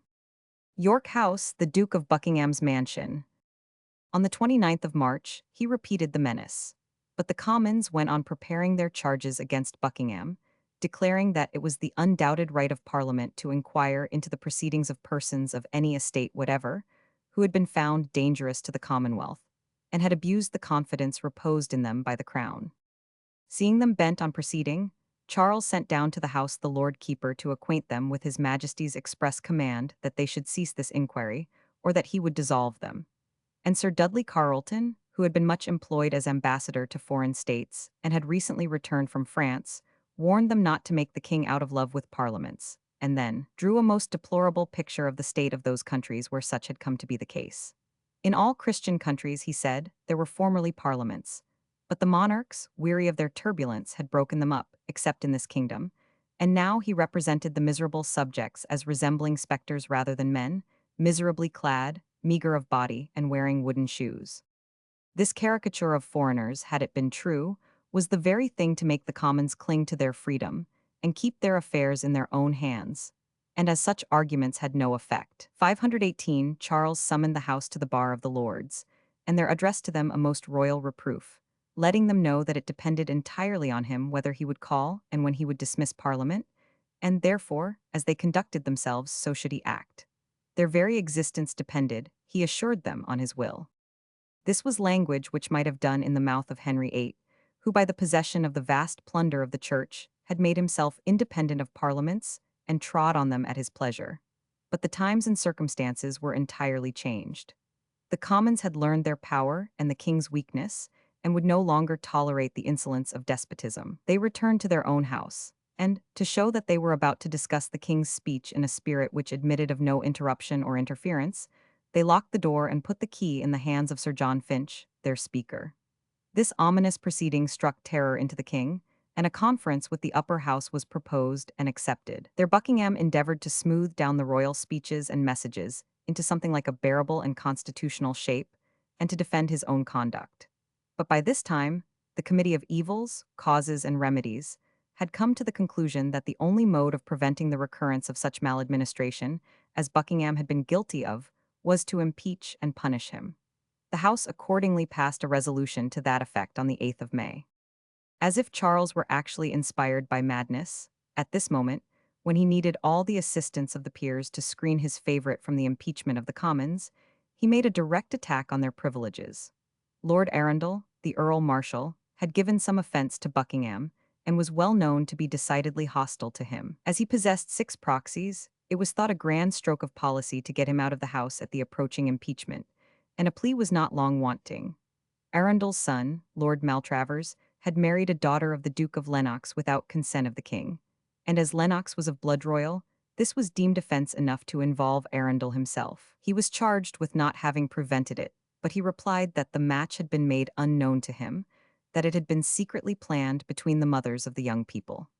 This was not admitted, and Arundel was arrested by a royal warrant and lodged in the Tower. The real offender, if real offense there were, was Maltravers, but it was Arundel's absence which was wanted. The Lords, however, took up the matter as an infringement of their privileges. They passed a resolution that no Lord of Parliament, the Parliament sitting, or within the usual times of privilege of Parliament, is to be imprisoned or restrained without sentence or order of the House, unless it be for treason or felony, or for refusing to give surety for the peace. They sent an address to Charles demanding Arundel's immediate liberation. He returned an evasive answer. They sent a second address. Charles then ordered the Attorney General to plead the royal prerogative and to declare the Earl Marshal as personally offensive to the king and as dangerous to the state. The peers would not admit the plea, but passed a resolution to suspend business till their colleague was set at large. And after a contest of 3 months, the king was forced to yield, and the Earl Marshal resumed his seat in the House amid cheers and acclamations. But this most imprudent conflict with the peers had another and still more damaging result.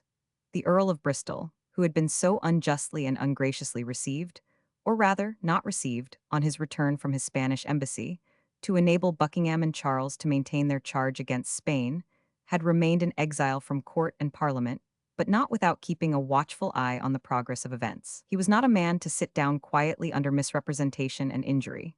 And now, seeing that the peers had roused themselves from their subserviency, and were prepared to take vengeance on the common enemy, he complained to the House of Peers that, as one of their order and possessed of all their privileges, his writ of summons to Parliament had been wrongfully withheld.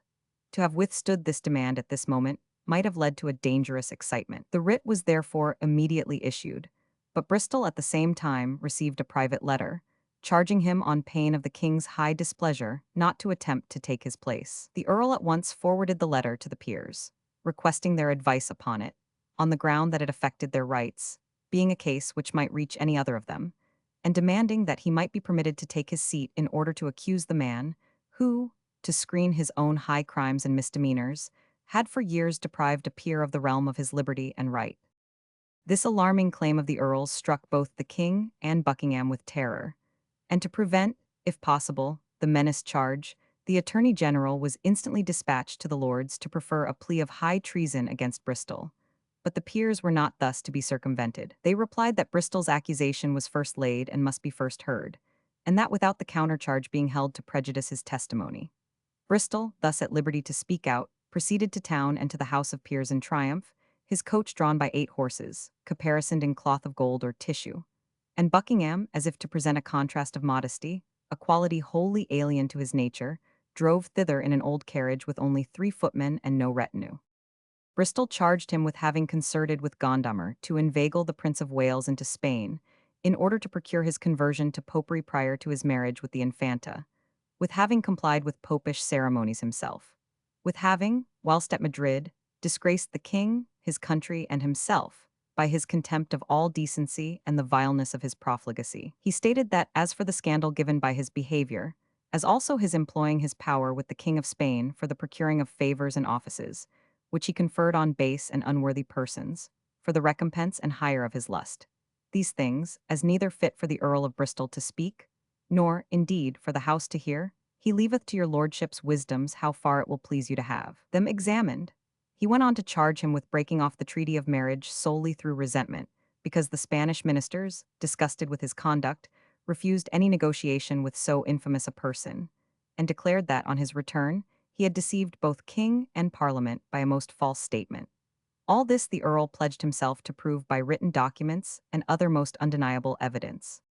Instead of Buckingham attempting to clear himself as an innocent man, so blackened by terrible charges would, it was sought to deprive the testimony of Bristol of all value, by making him a criminal and a traitor to the king, whilst his representative in Spain. Charles went so far as to send the Lord Keeper Coventry, a most pliant courtier, to inform the lords that he would of his own knowledge clear the Duke himself reserving his defense till after the impeachment by the Commons. Charles not only guaranteed to vindicate Buckingham, but accused Bristol of making a direct charge against himself, inasmuch as he himself had been with Buckingham all the time in Spain, and had verified his narrative on his return.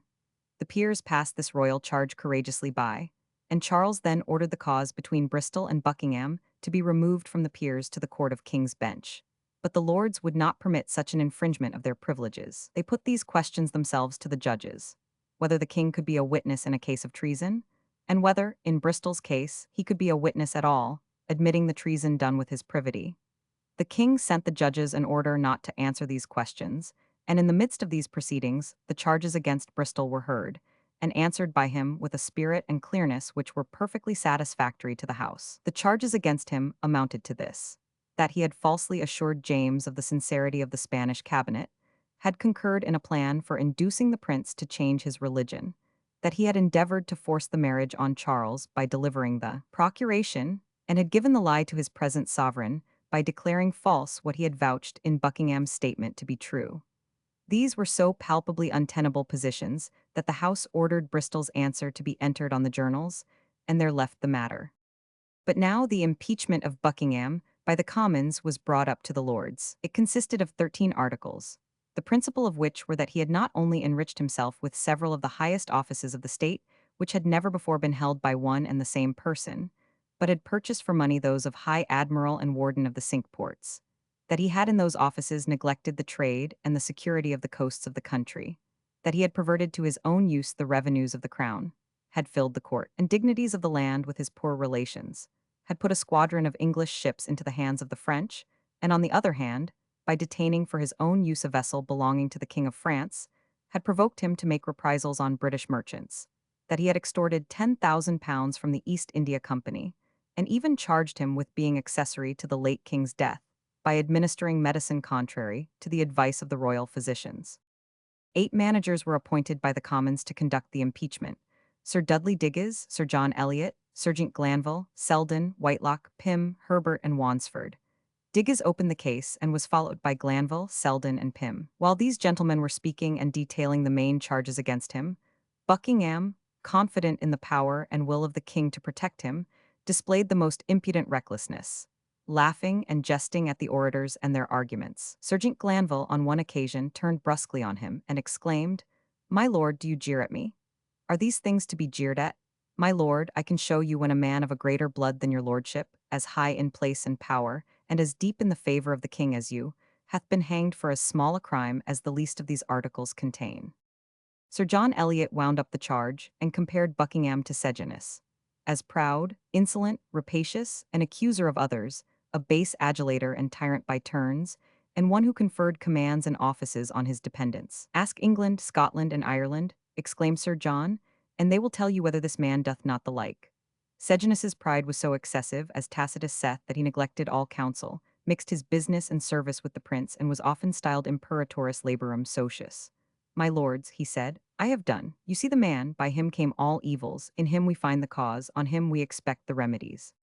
The direct inference that if Buckingham was a Sejanus, the king was a Tiberius, and a rumor that Eliot and Digges had hinted that, in the death of the late king, there was a greater than Buckingham behind, transported Charles with rage, and urged him on to another of those acts of aggression which ultimately brought him to actual battle with his parliament. He had the two offending members called out of the house as if the king required their presence, when they were seized and sent to the Tower. This outrage on the persons of their fellow members and delegated prosecutors came like a thunderclap on the house. There was instantly a vehement cry of "Rise! Rise! Rise!" The house was in a state of the highest ferment. Charles hurried to the House of Lords to denounce the imputations cast upon him, and to defend Buckingham, and Buckingham stood by his side whilst he spoke. He declared that he had punished some insolent speeches, and that it was high time, for that he had been too lenient. He would give his evidence to clear Buckingham, he said, in every one of the articles, and he would suffer no one with impunity to charge himself with having any concern in the death of his father. But all this bravado was wasted on the Commons. Again, with closed doors, they discussed the violation of their privileges, and resolved to proceed with no further business till their members should be discharged. In a few days this was done, and the House passed a resolution that the two members had only fulfilled their bounden duty. On the 8th of June, Buckingham opened his defence in the House of Lords. In this he had been assisted by Sir Nicholas Hyde. He divided the charges against him into three classes, such as were unfounded in fact, such as might be true but did not affect him, and lastly, those in which he had merely been the servant of the king or of the executive. In all the circumstances which could be proved, he simply acted in obedience to the late or the present king, with one exception, the purchase of the office of Warden of the Cinque Ports, which he admitted that he had bought, but which he thought might be excused on the ground of public utility. As to the grave charge of the delivery of the king's ships to the French admiral, he did not mean to go into it, not but that he could prove his own innocence in the affair, but that he was bound not to reveal the secrets of the state, and he pleaded a pardon which had been granted by the king on the 10th of February, that is, 4 days after the opening of the present parliament. Thus Charles had kept his word. He had allowed the duke to throw the total responsibility of his deeds on himself, and he had granted him a pardon by anticipation to forestall the conclusions of parliament. This defense by no means satisfied the Commons, and they proceeded to reply, but in this they were stopped short by the king, who the very next day sent a message to the Speaker, desiring the House to hasten and come at once to the subject of supply, or that he would take other resolutions. The Commons set themselves, without loss of time, to prepare a remonstrance in strong terms, praying for the dismissal of the favourite. But whilst employed upon it, they were suddenly summoned to the upper house, where they found commissioners appointed to pronounce the dissolution of Parliament. Anticipating this movement, the Speaker had carried the resolutions of remonstrance in his hand, and before the commissioners could declare Parliament dissolved, the Speaker held up the paper and declared its contents. The Lords on this, apprehending unpleasant consequences, sent to implore Charles to a short delay, but received the king's energetic answer. No, not for 1 minute. Trial of Buckingham, CP 520. Charles was left by his own wild devices to try how his fancied right divine would furnish him funds to discharge his debts at home and his obligations abroad. That he was not insensible to his danger, or to the price which he had paid for the support of his favourite, is made plain to us by Mead, the careful chronicler of the time. The Duke, he says, being in the bedchamber private with the king, his majesty was overheard, as they say, to use these words: "What can I do more? I have engaged mine honour to mine uncle of Denmark and other princes. I have in a manner lost the love of my subjects, and what wouldst thou have me do? whence some think the duke meant the king to dissolve the parliament. But however he might feel this, he was in no disposition to take warning. The spirit and the inculcations of his father worked in him victorious over any better instincts. No sooner had he dismissed Parliament than he seized the Earl of Bristol, and Arundel, the Earl Marshal, and thrust Bristol into the Tower. This bit of petty spite enacted, he set about boldly to do everything that the Commons had been striving against. The Commons had published their remonstrance. He published a counter-declaration, and commanded all persons having that of the Commons to burn it, or expect his resentment. He then issued a warrant levying duties on all exports and imports, ordered the fines from the Catholics to be rigorously enforced, but offering to compound with rich recusants for an annual sum, so as to procure a fixed income from that source. A commission was issued to inquire into the proceeds of the crown lands, and to grant leases, remit feudal services, and convert copyholds into freeholds on certain charges. Privy seals were again issued to noblemen, gentlemen, and merchants for the advance of loans, and London was called on to furnish £120,000. And as if the king already feared that his arbitrary acts might produce disturbance, he ordered the different seaports, under the plea of protecting the coasts, to provide and maintain during 3 months a certain number of armed vessels, and the Lord Lieutenants of counties to muster the people, and train troops to arms to prevent internal riot or foreign invasion.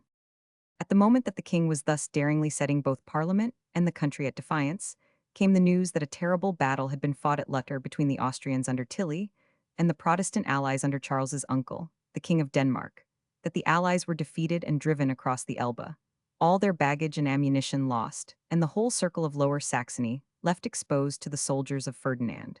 This was the death blow to the cause of the Elector Palatine, but Charles seized the occasion to raise money by a fresh forced loan on a large scale, on pretense of the necessity of aiding Protestantism, and as if to make the lawless demand the more intolerable, the commissioners were armed with the most arbitrary powers. All who refused to comply with this illegal demand, this body was authorized to interrogate on oath, as to their reasons, and who were their advisers, and they were bound by oath never to divulge what passed between them and the commissioners. Charles issued a proclamation, excusing his conduct by alleging that the necessities of the state did not admit of waiting for the reassembling of Parliament, and assuring his loving subjects that whatever was now paid would be remitted in the collection of the next subsidy. He also addressed a letter to the clergy, calling on them to exhort their parishioners from the pulpit to obedience and liberality. But such were the relative positions of king and parliament that people were not very confident of any speedy grant from that body, and the good faith of both Charles and his favorite had become so dubious that many refused to pay. The names of these were transmitted to the council, and the vengeance of the court was let loose upon them. The rich were fined and imprisoned, the poor were forcibly enrolled in the army or navy, that they might serve with their bodies, since they refused to serve with their purses. In vain were appeals made to the king against this intolerable tyranny. He would listen to no one. Amongst the names of those who suffered on this occasion stand those of Sir John Eliot and John Hampden, as well as of Wentworth, soon to become the staunch upholder of absolutism. In towns, the people did not conceal their indignation at these proceedings. 6 poor tradesmen at Chelmsford stood out stiffly, notwithstanding the many threats and promises 523 made them, and the Londoners loudly shouted, a parliament, no parliament, no money. Still Charles went on in his mad course. No voice, mortal or immortal, could even for a moment break the spell of his delusion. Those judges and magistrates who were averse from enforcing the detestable orders were summarily dismissed. Sir Randolph Carew, the Chief Justice of the King's Bench, must give way to the more pliant Sir Nicholas Hyde, the adviser of Buckingham. But the lawyers in general were ready enough to break the laws by order of the court, and the clergy were still more so. Laud was now advanced, for his absolutist and popish predilections, to the see of Bath and Wells, and sent forth a circular to the clergy enjoining them to preach up zealously the advance of money to the crown, as a work meriting salvation. He openly advocated a strict league and confederacy between the church and state, by which they might trample upon all schism, heresy, and disloyalty. There was no lack of time-servers to second his efforts. Roger Mainwaring, one of the king's chaplains, a true high priest to the golden calf with the most shameless prostitution of the pulpit, declared before the king and court at Whitehall that the power of the king was above all courts and parliaments. That parliament was but an inferior kind of council, entirely at the king's will, that the king's order was sufficient authority for the raising of money, and that all who refused it were guilty of unutterable sin and liable to damnation. He insulted the scriptures by dragging them in to prove all this, and would have sold, not his own soul only, but the souls of the whole nation to obtain a bishopric. He had his desire, and the success of such religious toadyism inflamed the clergy in the country with a like abjectness. One Robert Sibthorpe, vicar of Brackley, in an assize sermon preached at Northampton, declared that even if the king commanded people to resist the law of God, they were to obey him, to show no resistance, no railing, no reviling, to be all passive obedience. To demonstrate the scriptural soundness of his doctrine, he quoted this verse of the book of Ecclesiastes 8, where the word of a king is, there is power, and who may say unto him, what doest thou? Abbot, the archbishop, was applied to license the printing of this sermon. But the old man, who had always had a Puritan leaning, which his high post alone prevented him from more fully demonstrating, declined to do it. In vain the king insisted. The archbishop was suspended and sent to his country house, and Laud, who was hankering earnestly after the primacy, licensed the sermon. Sibthorpe did not fail of his reward. He was appointed chaplain in ordinary, and received a prebend in Peterborough and the goodly living of Burton Latimer. Andrew Marvell designated these model churchmen as exceedingly pragmatical, intolerably ambitious, and so desperately proud that scarcely any gentleman might come near the tails of their mules. The subserviency of the clergy was not one of the least evils which a tyrannic court fostered. The people saw more clearly than ever that the church, under such circumstances, would become the staunch ally of despotism, and many even of its own honorable members, in the higher walks of life, shrank away from it and joined the ranks of the Puritans, for no other reason than that they were resolute for the liberty of the subject. The state of feeling on both sides of the Channel, meanwhile, hastened an open rupture. The French were highly incensed at the treatment of the Queen's retinue, who, having become an intense nuisance, were packed off to Paris. Thereupon, the most sinister reports were spread among the people, who eagerly imbibed the idea that their princess was a victim in the hands of her heretic husband, and they were ready to avenge themselves on England or on the Protestants of their own country. On the other hand, Charles ascribed his disasters, the defeat of his brother-in-law's allies in Germany, and his consequent unpopularity at home, to the failure of Louis of France in giving the aid which he had promised.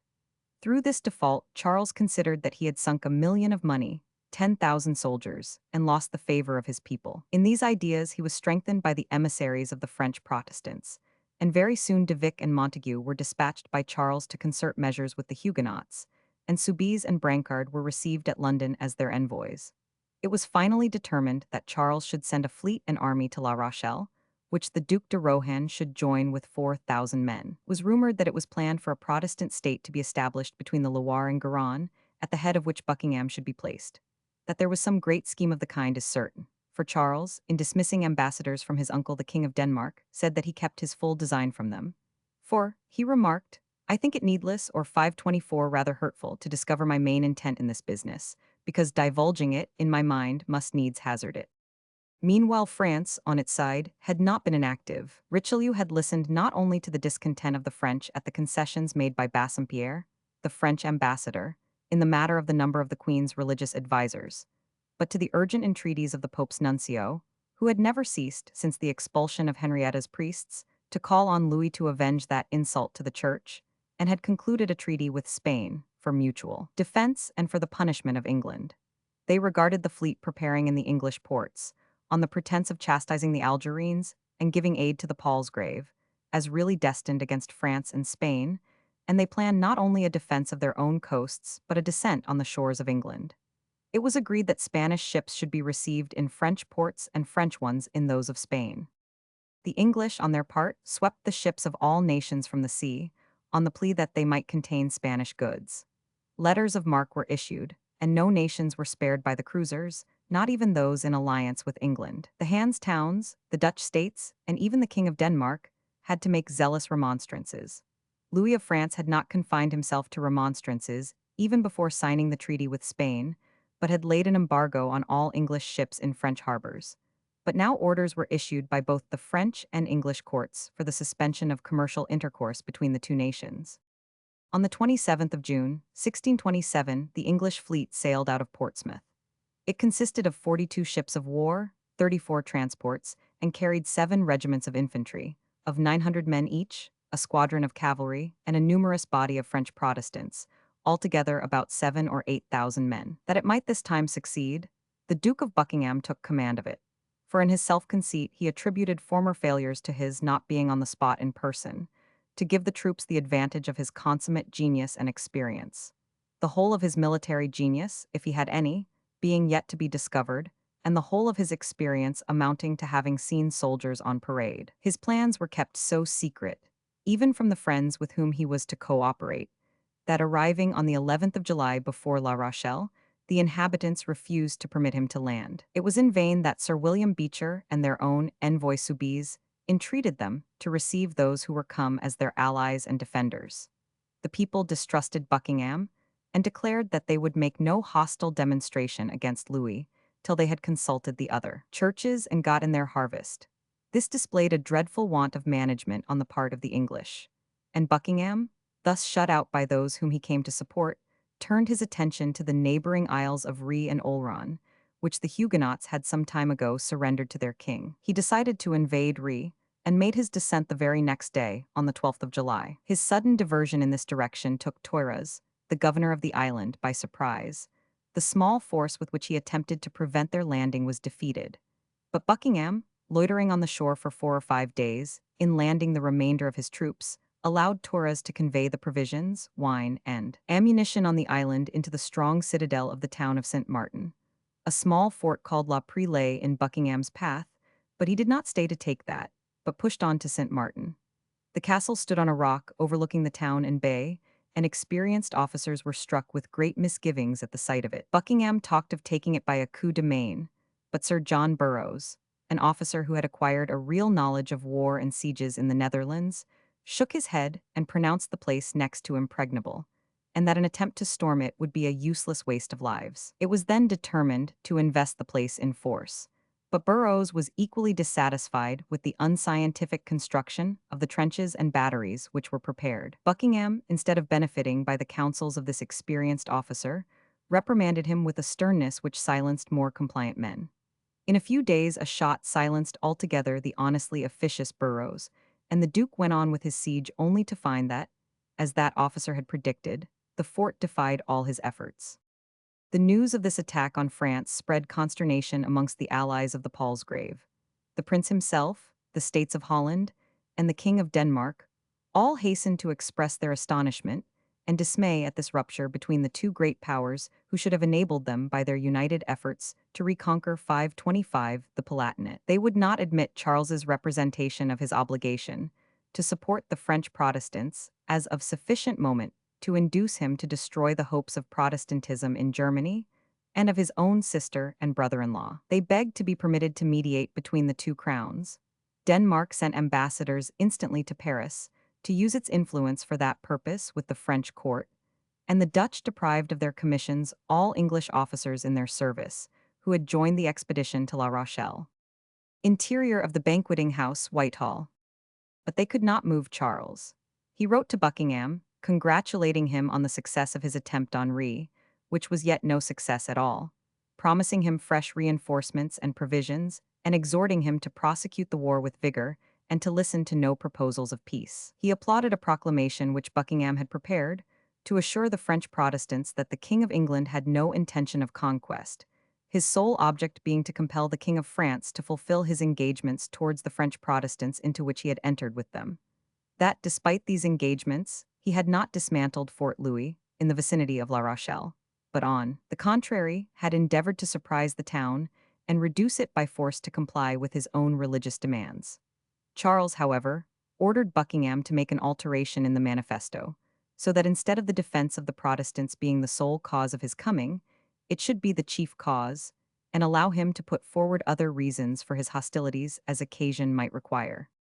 With this proclamation in his hand, the Duc de Rohan made a tour amongst the Huguenot churches in the south of France, where the people listened to him with enthusiasm, and all who dissented from the vow to live and die with the English liberators were denounced as traitors. Rohan was empowered to raise forces and advance to the support of La Rochelle, but La Rochelle was in no haste to declare itself, for Richelieu had marched an army into the neighborhood and kept it in check. It was the last to hoist the flag of revolt, and it was for the last time. But all this time, Buckingham was experiencing the truth of the warnings of Burroughs. No impression whatever was made on the citadel of St. Martin. Charles's promised reinforcements did not arrive. He wrote to explain the causes of the delay, being the difficulty of obtaining mariners and the slowness of the commissioners of the navy. But he assured him that the Earl of Holland was preparing to bring out fresh forces. On the 12th of August, there was a rumor of an attempt to assassinate Buckingham by a Jesuit with a thick three-edged knife. But a real wound was inflicted on his reputation by a French flotilla bursting the boom which he had drawn across the harbor, despite his fleet and throwing provisions into Fort St. Martin in spite of himself. This disaster produced violent altercations between his ill-managed army and fleet. The army charged the misfortune to the sheer negligence of the fleet, and the fleet only answered by loud clamors for pay, having, it appeared, received nothing the whole time. Under these circumstances, Buckingham displayed all the wavering confusion of mind which characterizes an inefficient commander. One day he was ready to comply with the written requisition of the officers of the army to abandon the siege. The next, he determined to stay and assault the place. This miserable vacillation was ended by the arrival of the Earl of Holland on the 27th of October, with 1,500 men.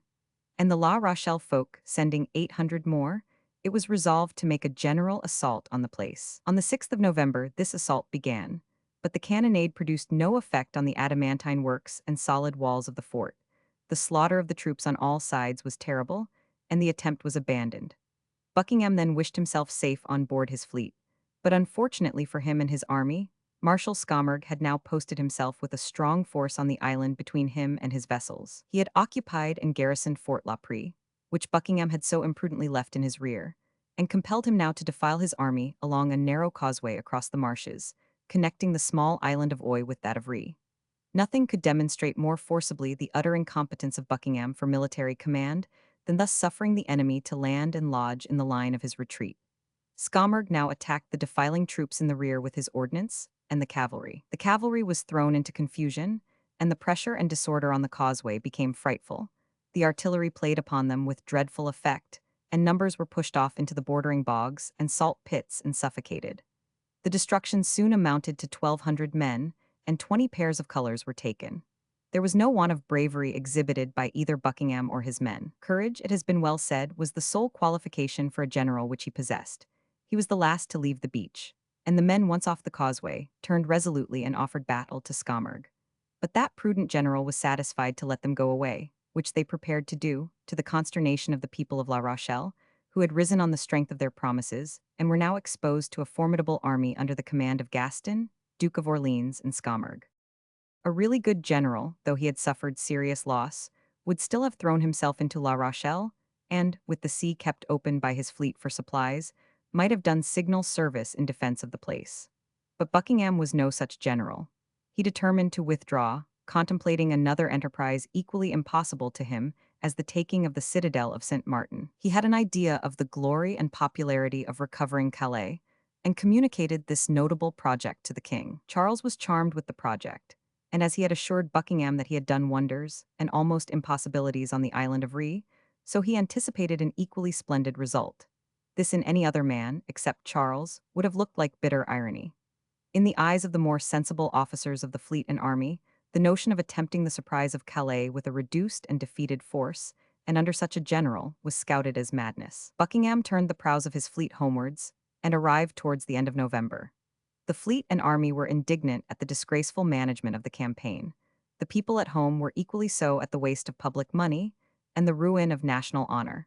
But Charles received Buckingham with undiminished affection, and took to himself the blame of the failure of the expedition, because he had not been able to send sufficient reinforcements and provisions. But he speedily received an impressive reminder of the consequences of this scandalously managed attempt. The people of La Rochelle sent over envoys to represent to him their condition, in consequence of listening to his promises. The French were 527 beleaguering their town, and the most terrible fate awaited them if they were thus deceived and abandoned. Charles gave them comfortable words, and entered into a solemn engagement to stand by them so long as their forts could resist the enemy, and to make no peace without the guarantee of all their ancient liberties. But how were these grandiloquent words to be redeemed? He had exhausted all the resources of his arbitrary exactions, and had incurred an additional amount of unpopularity by seizing and imprisoning numbers of those who refused to submit to a forced loan. And when they demanded a fair hearing through the exercise of the habeas corpus, they were told that the king's command superseded that. The crown lawyers, in fact, vaunted the royal will as the supreme law, whilst Selden, Coke, and the constitutional lawyers referred them to Magna Charta, which had been 30 times confirmed by the kings, and thus aroused a wonderful feeling of popular right in the kingdom. Whilst such was the state of public feeling, the usual pressure for money rendered it necessary to adopt some means of raising it. Besides the requirements of the home government, the proposed aid to the people of La Rochelle made immediate funds necessary. To attempt extorting supplies by the modes which had so exasperated the public was a course which all reasonable men regarded with repugnance and apprehension. Charles himself would have braved any danger rather than that of meeting Parliament, with all its remonstrances and demands of redress of public grievances. But his council urged him to make another trial of the Commons, and he consented. The writs were issued on the 29th of January, 1628, for the assembling of Parliament on the 17th of March. Yet in the course of that very week, the king proceeded to repeat the conduct which Parliament had so strongly condemned, and which must render its meeting the more formidable. He required £173,411 for the outfit of the expedition to La Rochelle, and instead of waiting for a grant from Parliament, he ordered the money to be raised by a commission from the counties, and that within 3 weeks. With that irritating habit which he had inherited from his father, he added a menace, saying that if they paid this tax cheerfully, he would meet his Parliament. If not, he would think of some more speedy way. Conduct so restless and insulting on the very eve of the opening of Parliament raised the wildest ferment in the public. The commissioners shrank in terror from their task, and Charles hastened to revoke the commission, saying that he would rely on the love of his people in Parliament. This was on the 16th of February, but like Pharaoh, Charles repented himself of his momentary concession, and on the 28th he issued an order to raise the money which the counties had refused, by a duty on merchandise. The merchants were, however, not a whit more willing to submit to an illegal imposition, nor more timid than the counties. The ministers trembled before the storm and anticipated cert impeachment. The judges pronounced the duty illegal, and once more Charles recalled his order. What rendered the public more sensitive to these acts of royal license was that a number of foreign troops were about to be brought into the kingdom, on the plea of employing them against France, but which the people saw might be turned against themselves or their representatives. They were, therefore, worked up to a pitch of extreme excitement, and bestirred themselves to send up to the House of Commons a body of such men as should not be readily intimidated. Never before had Parliament assembled under such favorable circumstances. Daring as had been the king's assaults on the public liberties, this had only served to rouse the nation to a resolute resolve to withstand his contempt of Magna Charta at all hazards.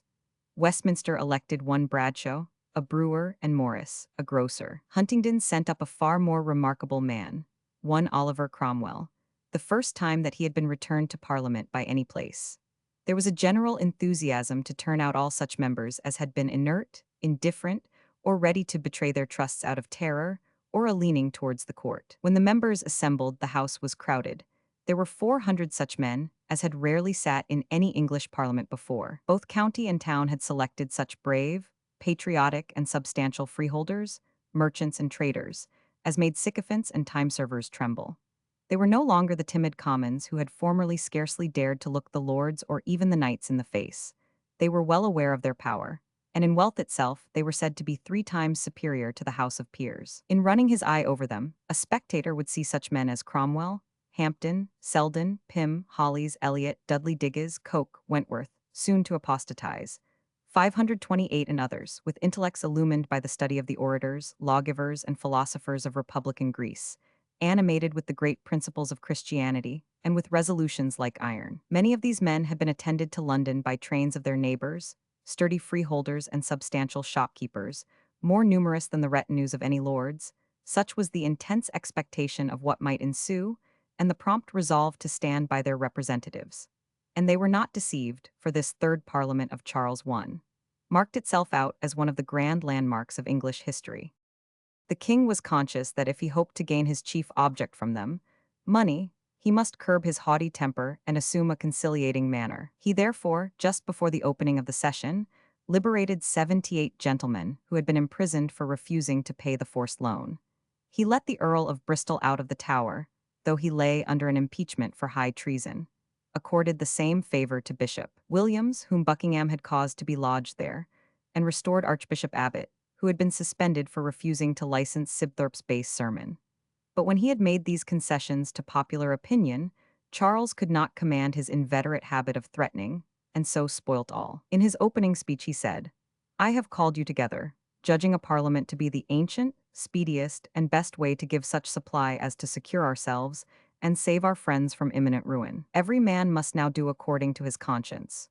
Wherefore, if you, which God forbid, should not do your duties in contributing what this state at this time needs, I must, in discharge of my conscience, use those other means which God hath put into my hands to save that which the follies of other men may otherwise hazard to lose. Take not this as threatening. I scorn to threaten any but my equals, but as an admonition from him that, both out of nature and duty, hath most care of your preservation and properties."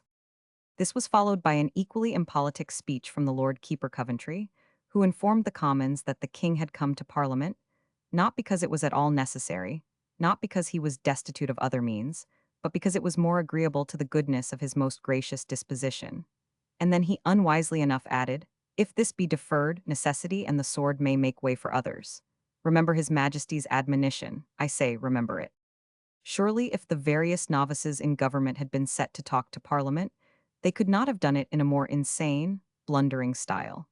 If the Commons had had as little tact as the King and his minister, there would have been hard words hurled back again, and the Parliament would have not been many days ere it ceased to exist. But the Commons had men as profound as these were shallow.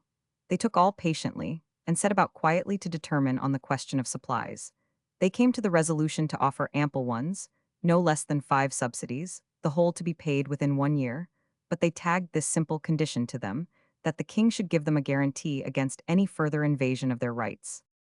As we have already stated, during the past year, many gentlemen had been imprisoned for refusing to pay the demands of the king made without sanction of Parliament. 5 of them had been, at their own request, brought before the king's bench by writ of habeas corpus, and their counsel demanded that, as they were charged with no particular offense, but merely committed at the particular command of the king, they should be discharged or admitted to bail.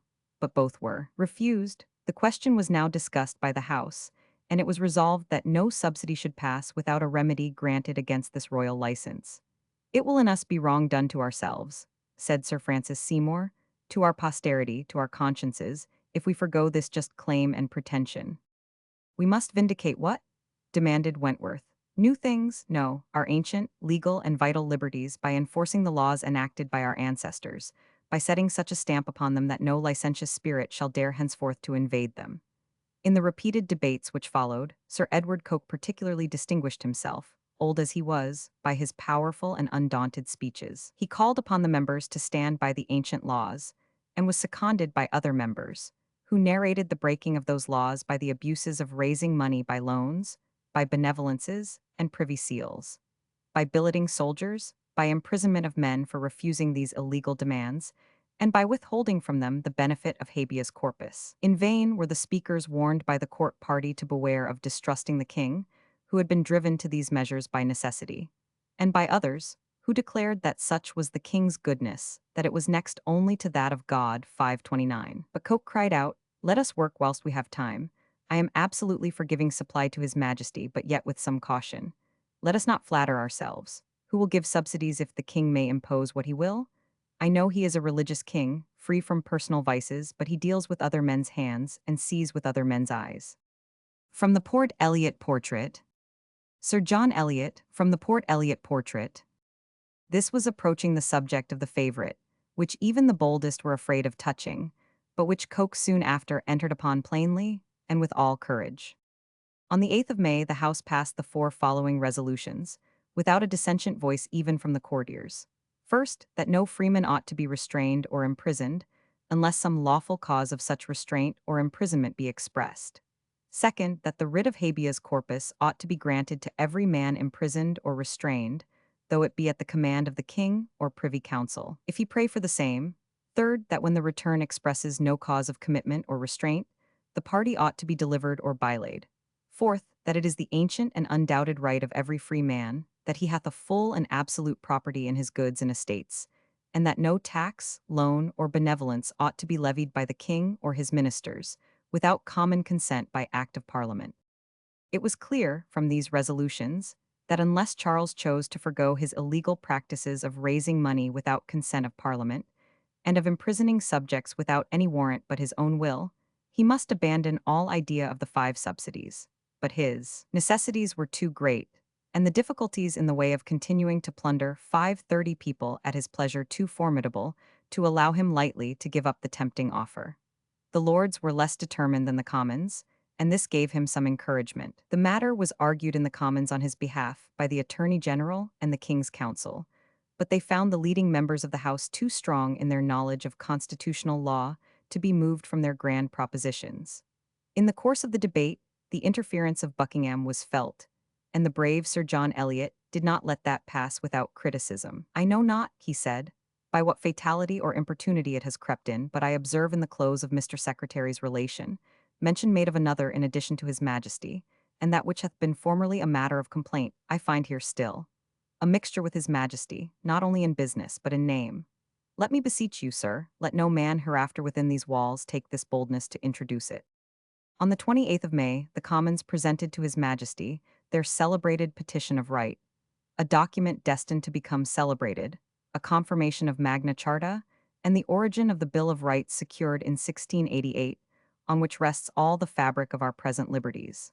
This petition was based on the 4 resolutions. It commenced by reminding the monarch of the great statutes passed by some of the most illustrious of his ancestors, which he had been so long and pertinaciously outraging, that the statute de tallagio non concedendo, made in the reign of Edward I, provided that no tallage nor aid could be levied by the king without consent of Parliament, that by another statute of the 25th year of Edward III, no person could be compelled to make any loan to the king without such sanction, such loans being against reason and the charters of the land. There could be no dispute here. The king stood palpably convicted, and had he acted in ignorance, could do so no longer. It then went on, and by other laws of this realm, it is provided that none shall be charged by any charge or imposition called a benevolence, nor by such like charge. By which statutes before mentioned, and the other good laws and statutes of the realm, your subjects have inherited this freedom, that they should not be compelled to contribute to any tax, tallage, aid, or other like charge, not set by common consent in Parliament. Yet, nevertheless, of late, divers commissions, directed to sundry commissioners in several counties with instructions, have issued, by pretext whereof your people have been in divers places assembled, and required to lend certain sums of money unto your Majesty, and many of them, upon their refusal to do so, have had an unlawful oath administered unto them, not warrantable by the laws and statutes of this realm, and have been constrained to become bound to make appearance and give attendance before your privy council in other places. And others of them have therefore been imprisoned, confined, and sundry other ways molested and disquieted. And divers other charges have been laid and levied upon your people in several counties, by lords lieutenant, commissioners for musters, justices of peace, and others, by command or direction from your Majesty or your privy council, against the laws and free customs of this realm. The petition next set forth that divers persons refusing to pay these impositions had been imprisoned without cause shown, and on being brought up by habeas corpus to have their cause examined, had been sent back to prison without such fair trial and examination. From this it proceeded to the fact that numbers of soldiers had been billeted in private houses, contrary to the law, and persons tried by martial law in cases where they were only amenable to the common law of the land. And moreover, officers and ministers of the king had screened soldiers and sailors, who had committed robberies, murders, and other felonies, on the plea that they were only responsible to military tribunals. All these breaches of the statutes, the petition prayed the king to cause to cease, as being contrary to the rights and liberties of the subject, as secured by the laws of the land. The petition was so clear, and the statutes quoted were so undeniable, that Charles was puzzled what to do. To refuse the prayer of the Commons was to forfeit the 5 subsidies. To admit it simply and fully was to confess that he had hitherto been altogether wrong, and to leave himself no loophole of excuse for the future. Instead, therefore, of adopting the established form of saying, in the old Norman words, soit droit fait commet il est desire, he wrote at the foot of the petition this loose and most absurd assent. The king willeth that right be done according to the laws and customs of the realm, and that the statutes be put in due execution, that his subjects may have no cause to complain of any wrongs or oppressions, contrary to their just rights and liberties, to the preservation, whereof he holds himself in conscience as well obliged as of his own prerogative. This left the matter precisely where it was, for the king had always contended that he did nothing but what was warranted by his prerogative. The House felt this, and at once expressed their grievous disappointment. To add to their chagrin, Charles sent a message to them, informing them that he should dissolve Parliament on the 11th of June, it now being the 5th. A deep and melancholy silence pervaded the House, which locked the doors to prevent interruption, and debated the matter in all earnestness. A second message from His Majesty, commanding them not to cast or lay aspersions on any minister of His Majesty, added greatly to the concern of the House. On the day but one before Sir John Eliot had urged the necessity of a declaration to His Majesty, showing the decay and contempt of religion, and the insufficiency of his ministers, the Chancellor of the Duchy of Lancaster had styled Sir John's speech strange language, and had declared that if Sir John went on, he would go out, upon which the House told him plainly to take himself off. This had brought down the king's second message. The debate went on amid tears and deep emotion from strong and long-practiced men, as if they perceived that the great crisis of the nation was come, and foresaw the bloodshed and misery which were to follow if they stood firm to their knowledge of the right, the slavery and degradation of England if they did not. Sir Robert Philips, interrupted by sobs and weeping, said, "I perceive that towards God and towards man there is little hope, after our humble and careful endeavors, seeing our sins are many and so great. I consider my own infirmities, and if ever my passions were wrought upon, it is now. This message stirs me up, especially when I remember with what moderation we have proceeded." These earnest and religious men feared that God was hardening the heart of the king, as he had done that of Pharaoh, in order to punish the nation for its backslidings and wickedness. "Our sins," said Sir John Eliot, "are so exceeding great that unless we speedily turn to God, God will remove himself farther from us. You know with what affection and integrity we have proceeded hitherto to gain his Majesty's heart, and, out of the necessity of our duty, were brought to that course we were in. I doubt a misrepresentation to his Majesty hath drawn this mark of his displeasure upon us. I observe in the message, amongst other sad particulars, it is conceived that we were about to lay some aspersions upon the government. Give me leave to protest that so clear were our intentions, that we desire only to vindicate these dishonors to our king and country. It is said also as if we cast some aspersions on his Majesty's ministers. I am confident no minister, how dear soever, can." Eliot was interrupted by Sir John Finch, the speaker, who had for some time been more and more sidling away to the favor of the king, starting up and exclaiming, "There is a command laid upon me, to interrupt any that shall go about to lay an aspersion on the ministers of state." This was a clear infringement of the privilege of Parliament, which the House was not disposed to pass by. Sir John, thus snubbed, sat down, and there remained a significant silence for some minutes. Then Sir Dudley Digges rose and said, "Unless we may speak of these things, let us arise and be gone, or sit still and do nothing." There was another deep silence, at length broken by Sir Nathaniel Rich, who said, "We must now speak or forever hold our peace. For us to be silent when king and kingdom are in this calamity is not fit. The question is, whether we shall secure ourselves by our silence, yea or no? Let us go to the Lords and show our dangers, that we may then go to the king together with our representation thereof." Prynne, Coke, and others spoke to the same effect, and Coke was so overwhelmed with his feelings, grown old as he was, at the bar, on the bench, and in the House, that he was obliged to resume his seat. The House resolved itself into a committee for more freedom of discussion, and put Mr. Whitley into the chair. Finch, the speaker, begged leave, as he was quitting the chair, for half an hour's absence. The House knew very well that he only wanted to run off and tell the king what was going on, but they let him go, and away he bustled to Whitehall. The House then passed an order, declaring that no man should leave the House under penalty of being committed to the Tower. Then Mr. Curtin rose, and declaring that the king in himself was as good a prince as ever reigned, said it was high time to find out the enemies of the Commonwealth, who had so prevailed with him. And then he doubted not but God would send them hearts, hands, and swords to cut all their throats. He added that the speaker to desire to leave the House as he had done was unprecedented, and to his mind ominous. Sir Edward Coke once more endeavored to say what 532 he had not been able to say before, but which must be said, and none so proper as this veteran statesman to say it. "I now see," he observed, "that God has not accepted our humble and moderate carriages and fair proceedings, and I fear the reason is that we have not dealt sincerely with the king and made a true representation of the causes of all these miseries. Let us take this to heart. In the time of Edward III, had Parliament any doubt as to naming men that misled the king? They accused John of Gaunt, the king's son, Lord Latimer and Lord Neville, for misadvising the king, and they went to the Tower for it. And now, when there is such a downfall of the state, shall we hold our tongues? Why, continued he, may we not name those who are the cause of all our evils? And he added, let us palliate no longer. If we do, God will not prosper us.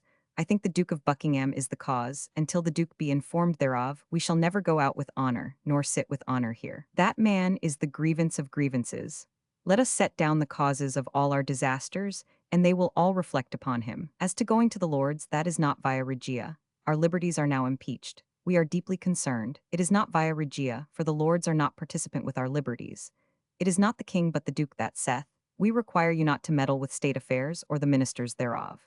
Did not his Majesty, when Prince, attend the upper house in our prosecution of Lord Chancellor Bacon and the Lord Treasurer Middlesex? The secret was out, the word was spoken. The name at which Charles and the Duke had trembled, lest it should come into discussion, was, in spite of threats and messages, named, and the naming and the charging with all the disgraces and miseries of the nation were received with sudden and general acclamation of yea. Yea, tease he, tease he. The day was come that James had so solemnly warned both Charles and Buckingham of, when they should have their belly full of impeachments, having, as Coke now reminded them, themselves set the ball rolling. Aldred in the letter just quoted says, as when one good hound recovers the scent, the rest come in with full cry, so one pursued it, and everyone came home and laid the blame where he thought the fault was, on the Duke of Buckingham to wit. The Duke was speedily accused of treachery and incapacity, both as High Admiral and Commander-in-Chief. All the disgraceful failures at Cadiz, at La Rochelle, on the Isle of Rhe, and even in Germany, were charged upon his evil counsels or worse management. Selden proposed a declaration to His Majesty under 4 heads, expressive of the dutiful devotion of the House, of the violation of the nation's liberties, of the intentions of the House, and of the interference of the Duke to prevent inquiry. He declared that all this time they had been casting a mantle over the accusation made against Buckingham, and that it was time to revert to that. At this moment, says Aldred, as we were putting the question, the speaker, having been not half an hour but 3 hours absent, and with the king, returned bringing this message, that the House should then rise, being about 11 o'clock adjourned till the morrow morning, and no committees to sit or other business to go on in the interim. The next day the House met, when Finch apologized for his absence, and his going to the king, declaring that he had communicated nothing but what was to the honor of the House, and wishing that his tongue might cleave to the roof of his mouth before he spoke a word to the disparagement of any member. He informed them that His Majesty had no desire to fetter their deliberations, so that they did not interfere with his ministers, and added words of courtesy from the king. The Commons observed that they had no intention of charging anything on the king, but must insist on inquiring when necessary into the conduct of his ministers. And the words of Mr. Curtin being found fault with, which intimated a hope that all those found guilty might have their throats cut, the House resolved that he had said nothing beyond the bounds of duty and allegiance, and that they all concurred with him therein. On the following day they went into committee, and commenced their labors of inquiry into the proceedings of the executive. They examined Burlamachi, a foreign speculator, as to a commission which he was alleged to have, for engaging and bringing into this kingdom troops of German horse. He confessed to such warrant, and to having received £30,000 for this purpose, 1,000 of these horse being, as he admitted, already raised and armed and waiting their passage in Holland. And the intention of bringing over these mercenaries, said one of the members, is to cut our throats or to keep us in obedience. Another member declared that 12 of the commanders were already arrived and had been seen in St. Paul's. The House next fell upon a new scheme of excise, which it was proposed to levy without consent of Parliament, and voted that any member who had any information regarding this new imposition and did not disclose it was an enemy to the state and no true Englishman. Assassination of the Duke of Buckingham, CP 535. The danger which was obviously approaching Buckingham in the proceedings of this committee alarmed the king. And the same day, the 7th of June, he commanded the Commons to meet him in the House of Lords, and then observing that he thought he had given a full and specific answer to their petition of right, but as they were not satisfied, he desired them to read the petition again, and he would give them an answer which should satisfy them. Taking his seat on the throne, this was done, and he then ordered the former answer to be cut off, and the following in the established form to be inscribed: let right be done as is desired. Now, he added, I have performed my part, wherefore if this Parliament have not a happy issue, the sin is yours, I am free of it. Thus was passed the petition of right, the most important document since the acquirement of Magna Charta. The rejoicing for this conquest, this assurance of quieter days and secure firesides, sped through the city and thence over the kingdom, and was everywhere demonstrated by acclamations, ringing of bells and bonfires. On the 10th of June, 3 days afterwards, the king, as if pleased with this public expression of satisfaction, sent Sir Humphrey May to inform the House of Commons that he was graciously pleased that their petition of right, with his answer, should be recorded not only on the journals of Parliament but in those of the courts of Westminster, and should, moreover, be printed for his honour and the content of the people. On the 12th the Commons showed their content by voting the king the 5 subsidies, and hastening to pass the bill for 5 other subsidies granted by the clergy. But the exultation over this great triumph did not prevent the Commons from pursuing their labours of inquiry into abuses. They obtained a judgment from the Lords against Dr. Mainwaring for his encouragement of kingly absolutism in his sermons, and censured Laud and Neil of Winchester for licensing similar sermons. They then came to Buckingham himself and voted a strong remonstrance against his undue influence and unconstitutional doings, which was presented by the Speaker to the King. The House felt itself highly aggrieved by a speech which the favourite was reported to have made at his own table. Tush! It makes no matter what the Commons or Parliament doth, for without my leave and authority, they shall not be able to touch the hair of a dog. Buckingham protested that he had never uttered such words, and called upon the House of Lords to demand that the members of the Commons, who had thus reported it, should be called in to prove it. But the Duke was forced to content himself with entering his protest on the journals of the Lords. The Commons, not having voted the tonnage and poundage, calculated that the King would not hastily dissolve the House, and therefore prayed him to remove Buckingham from his councils as the author of so many calamities. And they took the opportunity to remind him that tonnage and poundage could not be collected without their consent, as the King's concession of the petition of right testified. This called forth Charles again as hotly as ever. Though he had admitted, in granting this petition, that no kind of duty could be imposed without consent of Parliament, he now sought to accept the tonnage and poundage from this condition. He therefore, on the 26th of June, suddenly went to the House of Lords and summoned the attendance of the Commons. The action had been so impromptu that the Lords had no notice of it, and neither he nor they had time to robe themselves, when the Commons at 9 o'clock in the morning made their appearance. All unrobed as he was, Charles seated himself on the throne, and lectured the Commons on their already beginning to put false constructions on his passing the petition of right. As for the tonnage and poundage, it is a thing I cannot want, and was never intended by you to ask, nor meant by me, I am sure, to grant. And he called on them, but more especially the Lords, who were the judges, to take notice of what he declared his meaning to be when he granted the petition. The mischief had been done by former parliaments granting this impost, now called customs duties, for life, and though Parliament had never altogether surrendered the power of voting it, nor had voted it for life to Charles, he had come to consider it as merged into a matter of prerogative, and not to be affected by his general concession just made. The Commons, however, meant nothing less than that this, as well as every other grant of taxes on the subject, should be void without their assent. Here, therefore, as so often 535 afterwards, they found themselves just where they were with the king as matter of dispute, though they had settled the question as matter of right. No man was ever so hard as Charles I, to be made to see what he did not like. He therefore gave his assent to the subsidies, and prorogued the Parliament till October. And, as if to mark how far he was from intending to submit to what he had thus so solemnly, in the face of the whole nation, bound himself to, he proceeded to reward the men who had so shamefully advocated absolute power in him. He made bishops of both Montague and Mainwaring, and promoted Sibthorpe to coveted livings. The king's attention was soon drawn from the battle with the Commons to the demands of the unfortunate people of La Rochelle upon him. He had solemnly pledged his honor to assist them, and they now sorely needed it. Since Buckingham left them to their fate, La Rochelle had been invested by the French army under the king and Richelieu, and the besieged loudly called on the King of England to succor them according to his promise. The Earl of Denbigh was dispatched thither with a numerous fleet, yet had done nothing, but having shown himself before the town for 7 days, returned, to the great mortification of the Rochellais. Denbigh had been raised to his rank and title simply for marrying a sister of Buckingham's, and the people murmured loudly at the fleet being put into such incompetent hands. The hatred of the Duke rose higher and higher, and on the same day that he was pronounced by the Commons the cause of all these national calamities, his physician, Dr. Lamb, was murdered by a mob in London, and a placard was affixed on the walls in these words: "Who rules the kingdom? The king, who rules the king? The duke, who rules the duke? The devil, let the duke look to it, or he will be served as his doctor was served. A doggerel rhyme was in the mouths of the common people. Let Charles and George do what they can. The duke shall die like Dr. Lamb. The king was extremely concerned when the placard was shown him, and added double guard at night. But the duke treated the whole with contempt, and prepared to proceed himself with the fleet to relieve La Rochelle.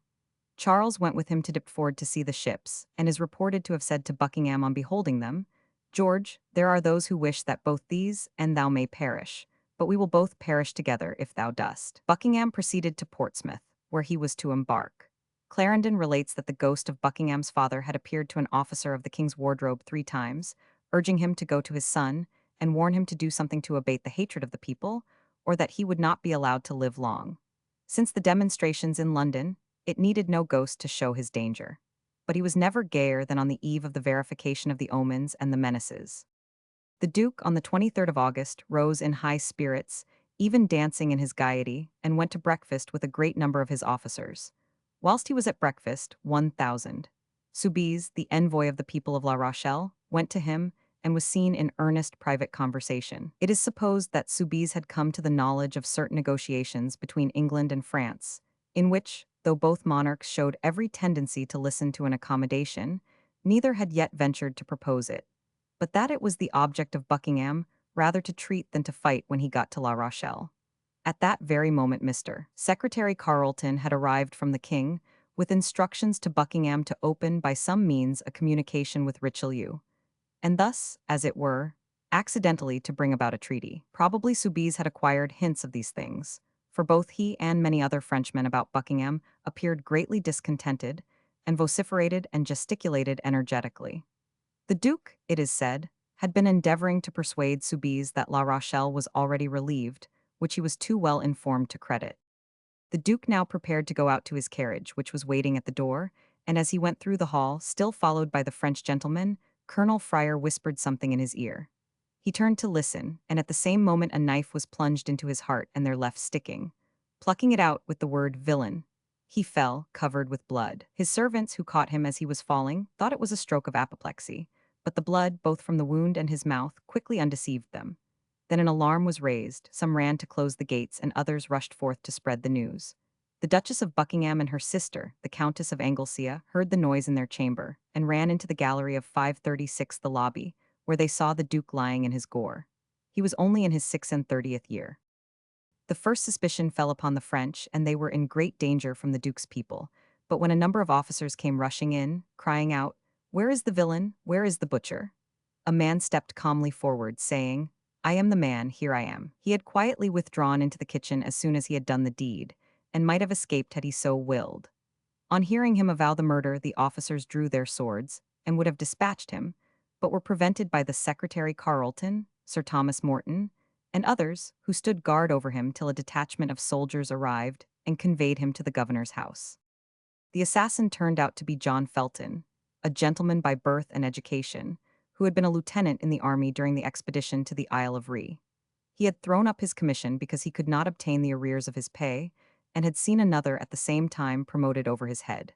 He had, therefore, most likely, a personal grudge against the Duke, but had also been led on by religious fanaticism. He was a stout, dark, military-looking man from Suffolk, but according to his own account, was first excited to the deed by reading the remonstrance of the Parliament against the Duke, when it seemed to him that that remonstrance was a sufficient warrant for the act, and that by ridding the country of him, he should render a real service to it. He described himself as walking in London on Tower Hill when he saw a broad hunting knife on a cutler's stall, and that it was suggested to him instantly to buy it for this purpose. At Portsmouth, one of the royal chaplains was sent to him in his dungeon, where he lay heavily ironed. But Felton, supposing the chaplain sent to draw something from him, rather than for his consolation, said, "Sir, I shall be brief with you. I killed him, for the cause of God and my country." The chaplain, to mislead him, told him what was not true, that the surgeons gave hopes of his life. But Felton promptly replied, "That is impossible. I had the power of 40 men, assisted by him who guided my hand." On being removed to London, the people crowded to see him, showering blessings on him as the deliverer of his country, and one old woman at Kingston said, "Now, God bless thee, little David."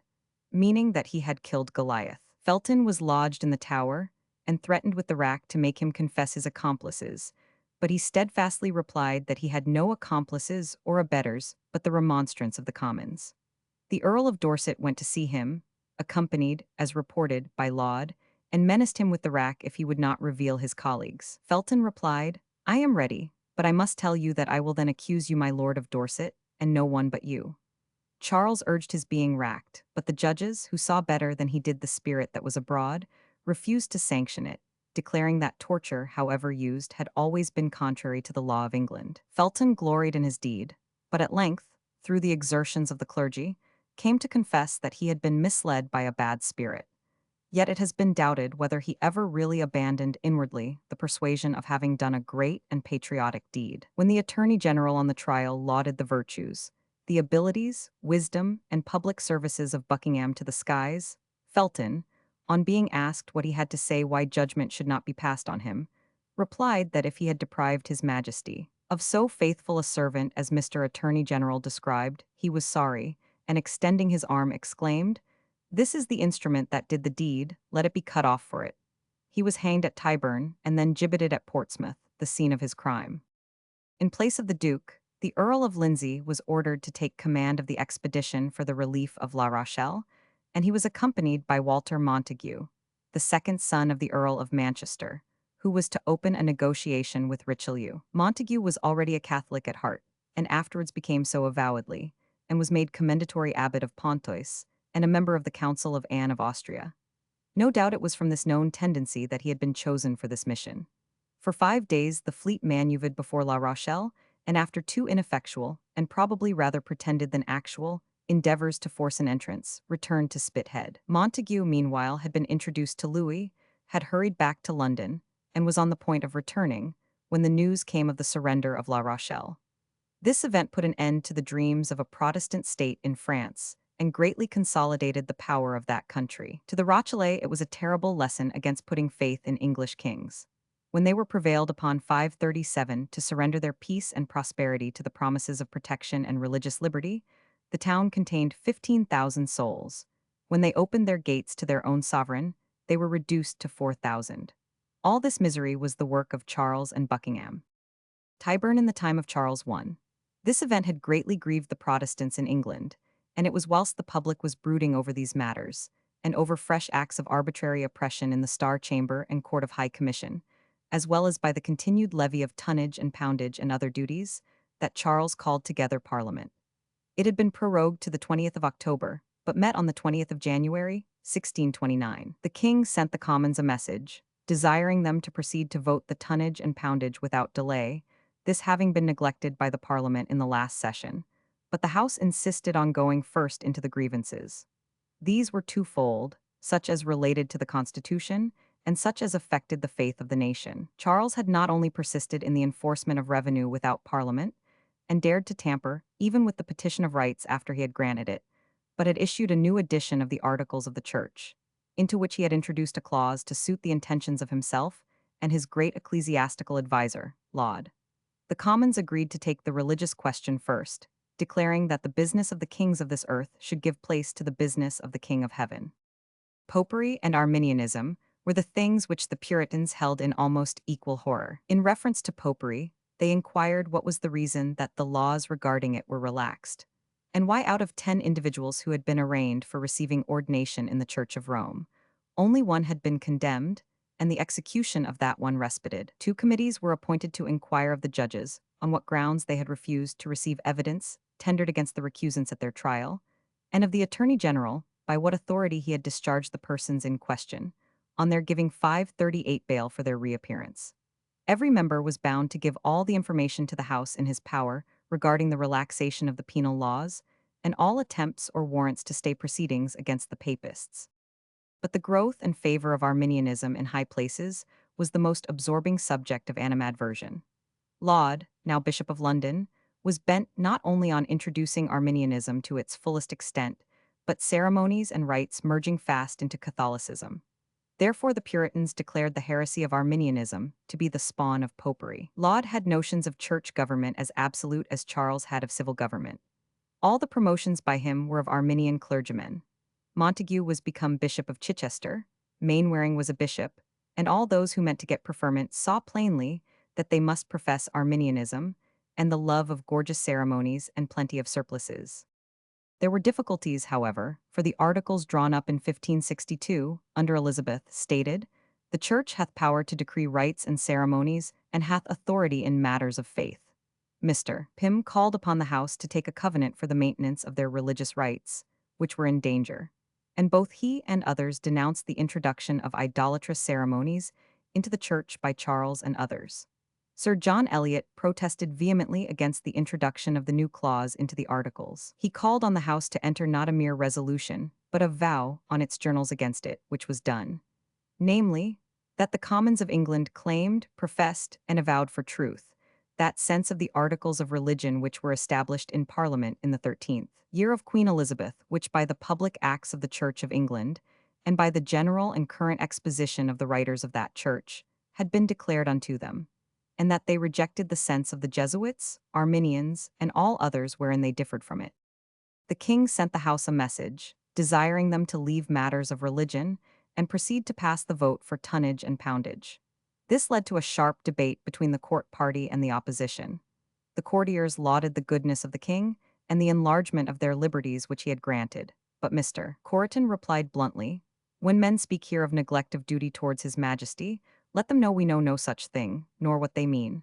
I see not how we neglect the same. I see it is all our heart's desire to expedite the bill of tonnage and poundage in due time. Our business is still put back by their messages, and the business in hand is God's. And his majesty's things are certainly amiss, and every one sees it.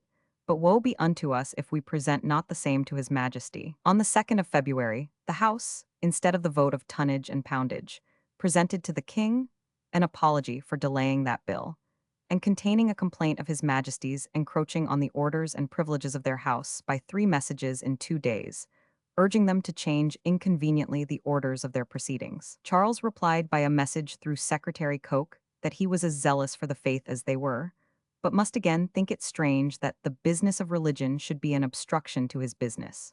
He once more desired them to pass the vote for the tonnage and poundage, adding one of his mischievous and most impolitic threats, of quickening them by other means if they did not. The House, resenting this ill-advised message, went on discussing the affairs of the Church. Mr. Curtin, who had in the last session talked of cutting the throats of all traitorous ministers, now declared Laud and Neil, Bishop of Winchester, to be at the bottom of all the troubles that were now come upon them and their religion. On the 11th of February, in the Committee on Religion, Oliver Cromwell made his first appearance as a speaker in that House, a circumstance of great mark, seeing what the honorable member afterwards grew into. He said, he had heard by relation from one Dr. Beard that Dr. Alabaster had preached flat popery at Paul's Cross, and that the Bishop of Winchester had commanded him, as his diocesan, that he should preach nothing to the contrary. Mainwaring, so justly censured in this House for his sermons, was by the same bishop's means preferred to a rich living. If these are the steps to church preferment, what are we to expect? Whereupon the committee ordered Dr. Beard to be written to by Mr. Speaker, to come up and testify against the bishop. The order for Dr. Beard to be delivered to Mr. Cromwell.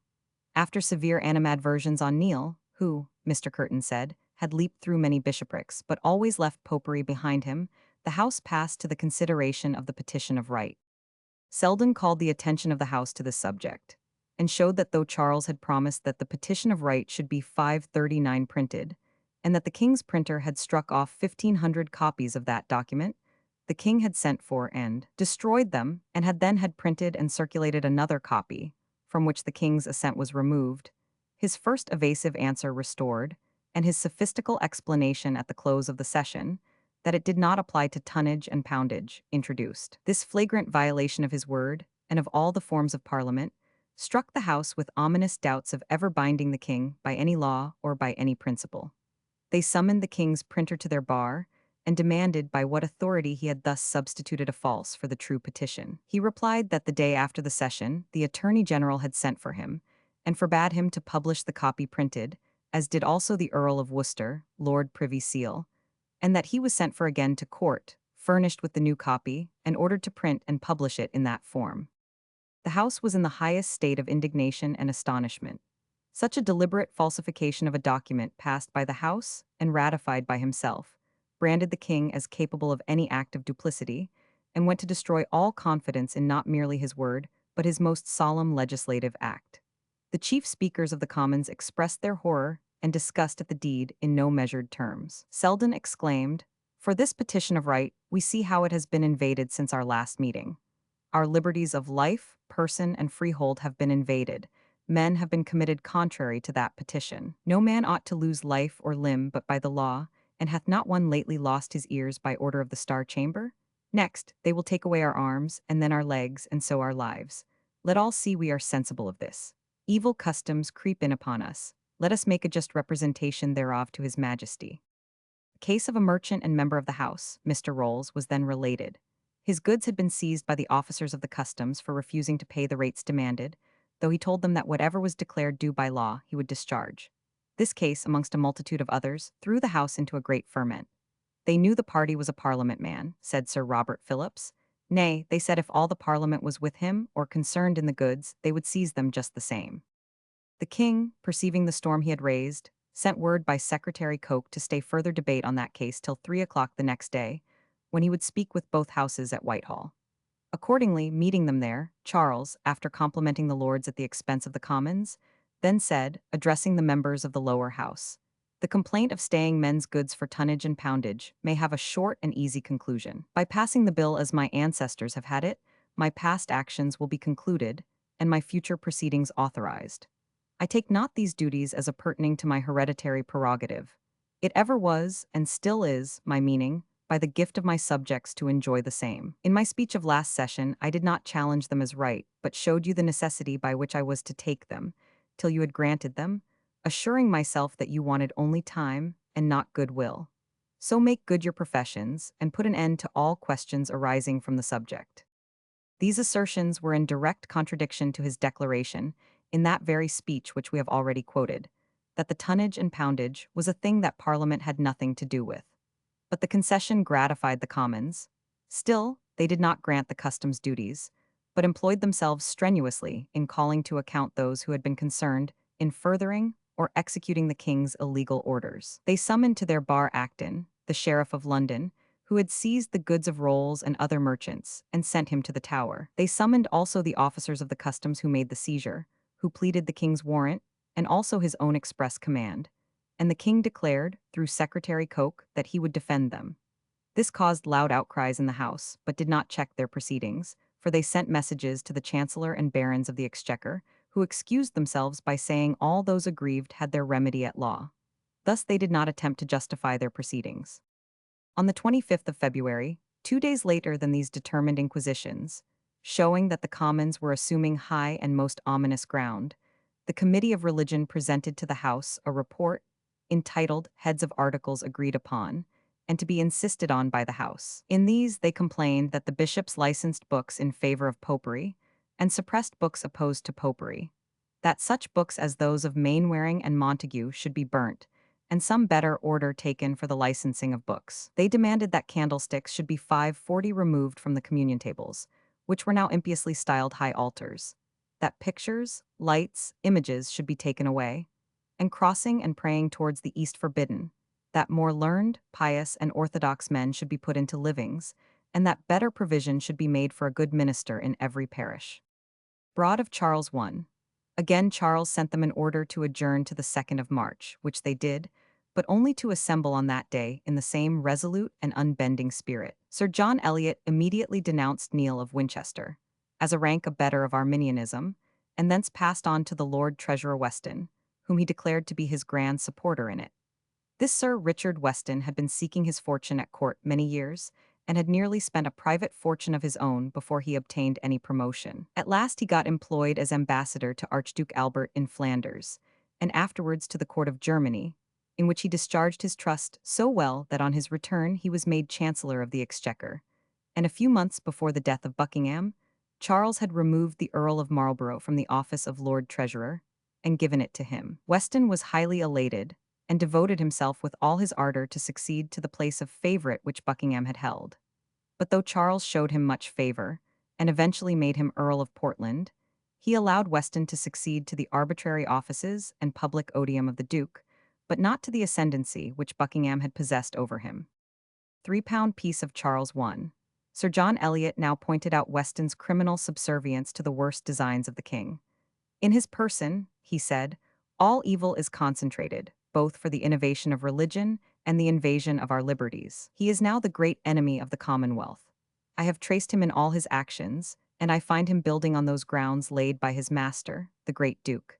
He secretly is moving for this interruption, and from this fear they go about to break Parliament, lest Parliament should break them. Briet Shilling of Charles I.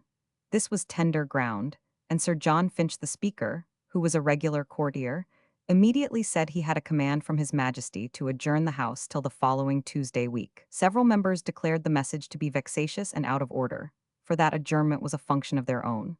But since the Speaker had delivered the message and that was sufficient, they would settle a few matters and do as His Majesty desired. Sir John Eliot produced a remonstrance addressed to the king against levying tonnage and poundage, and desired the Speaker to read it. But he refused, saying the House was adjourned by the king. Eliot then desired the 541 clerk of the House to read it, but he also refused, and so Sir John read it himself. But the Speaker refused to put it to the vote. Selden then told the Speaker that if he would not put the question to the vote, they would all continue sitting still. The Speaker, however, declared that he had His Majesty's command immediately to rise when he had delivered the message, whereupon he was rising, but Hawes, the son of the Earl of Clare, and Valentine, who had placed themselves on each side of him for the purpose, held him down in his chair. He made a great outcry and resistance. Several of the courtiers rushed to his assistance, but Hall swore that he should sit as long as they pleased. The doors were locked, and there was a scuffle and blows, but the opposition members compelled the Speaker to continue sitting, notwithstanding his struggles, tears, and entreaties. From the portrait by the elder Mitons. John Selden, from the portrait by the elder Mitons.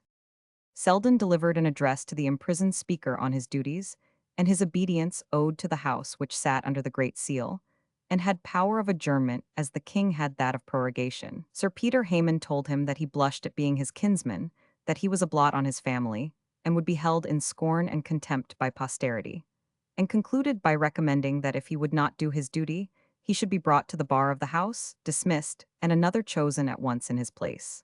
Mr. Halls proceeded to read the following set of resolutions, which were loudly cheered, and assented to by the House, namely, 1. That whoever shall seek to bring in popery, Arminianism, or other opinions, disagreeing from the true and orthodox Church, shall be reputed a capital enemy to this kingdom and commonwealth. 2. Whoever 542 shall advise the taking of tonnage and poundage, not being granted by Parliament, or shall be an actor or instrument therein, shall be reputed a capital enemy to this kingdom and Parliament. 3. Whatever merchant or other person shall pay tonnage and poundage, not being granted by Parliament, shall be reputed a betrayer of the liberties of England, and an enemy to the same. Whilst these extraordinary scenes were acting, the king had come down to the House of Lords, but not finding the Speaker there as he expected, sent a messenger to bring away the sergeant with his mace, without which there could be no house.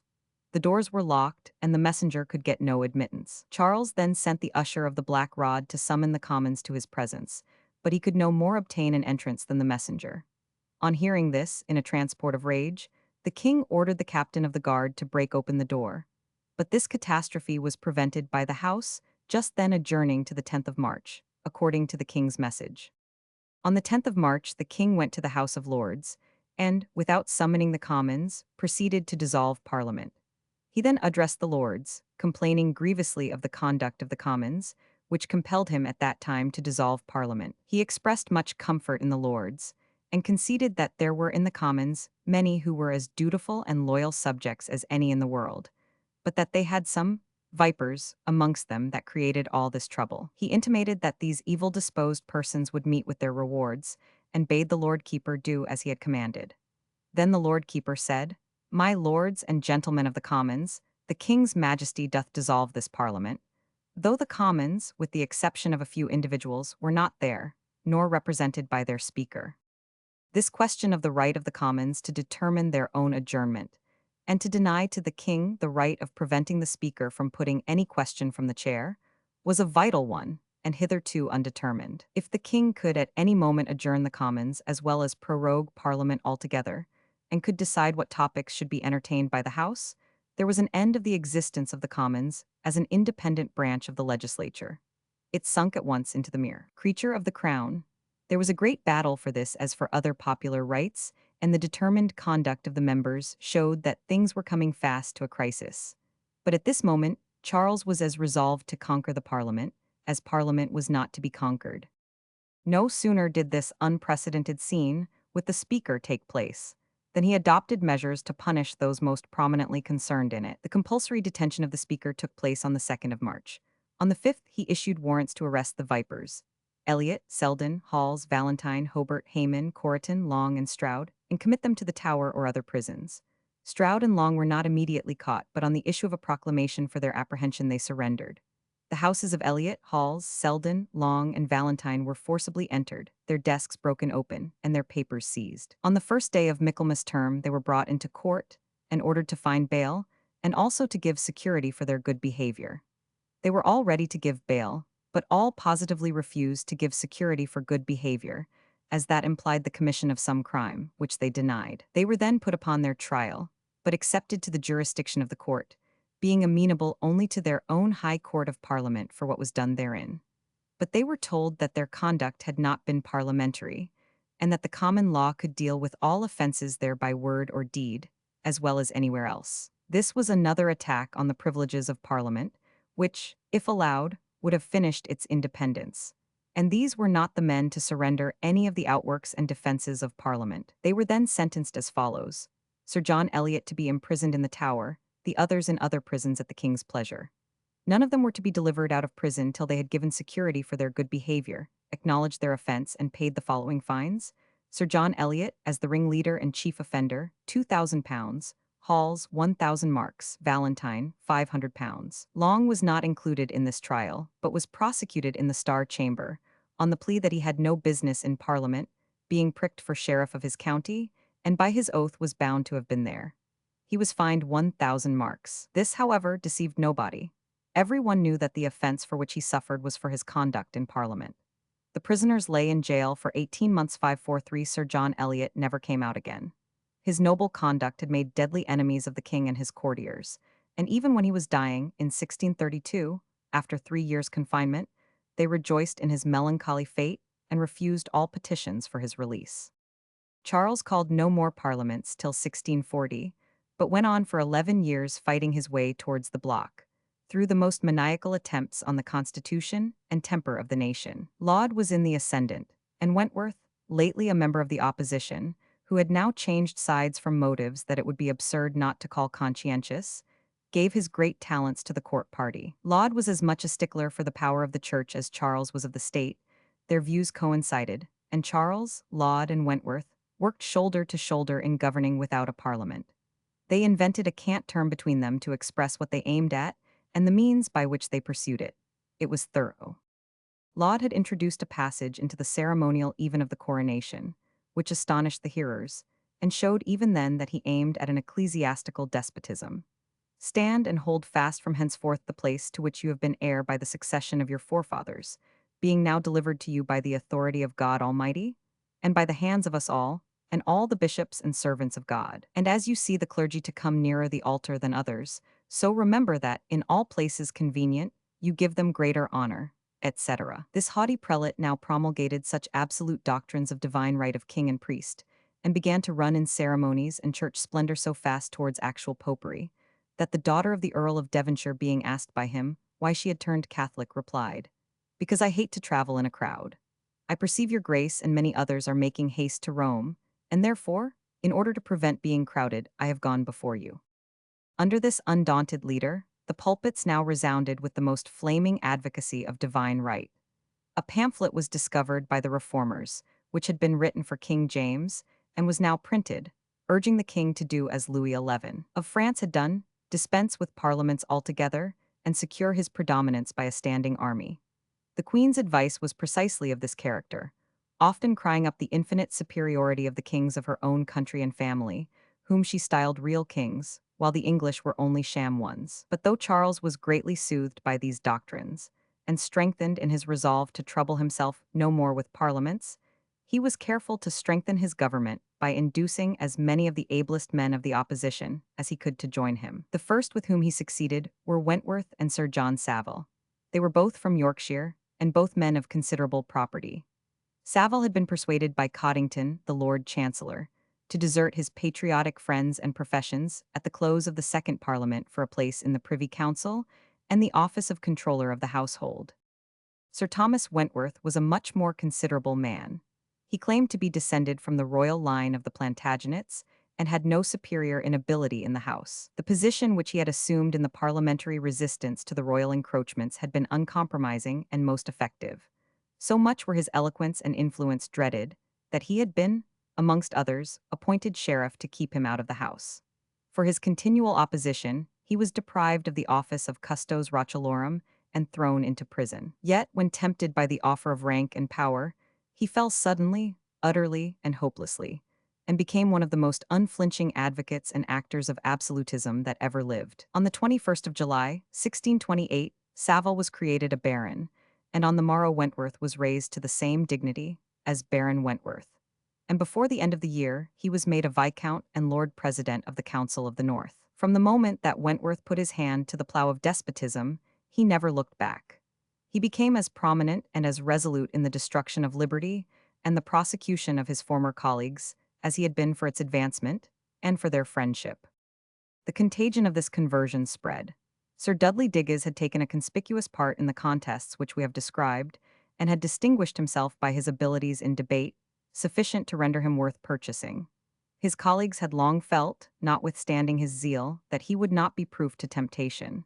He was offered the post of Master of the Rolls, and he at once accepted it. Noy and Littleton, both lawyers, were as ready to advocate despotism as liberty, and the offer of the Attorney Generalship 544 to Noy, and the Solicitor Generalship to Littleton, convinced them instantly that the court was right, and their old cause and companions were wrong.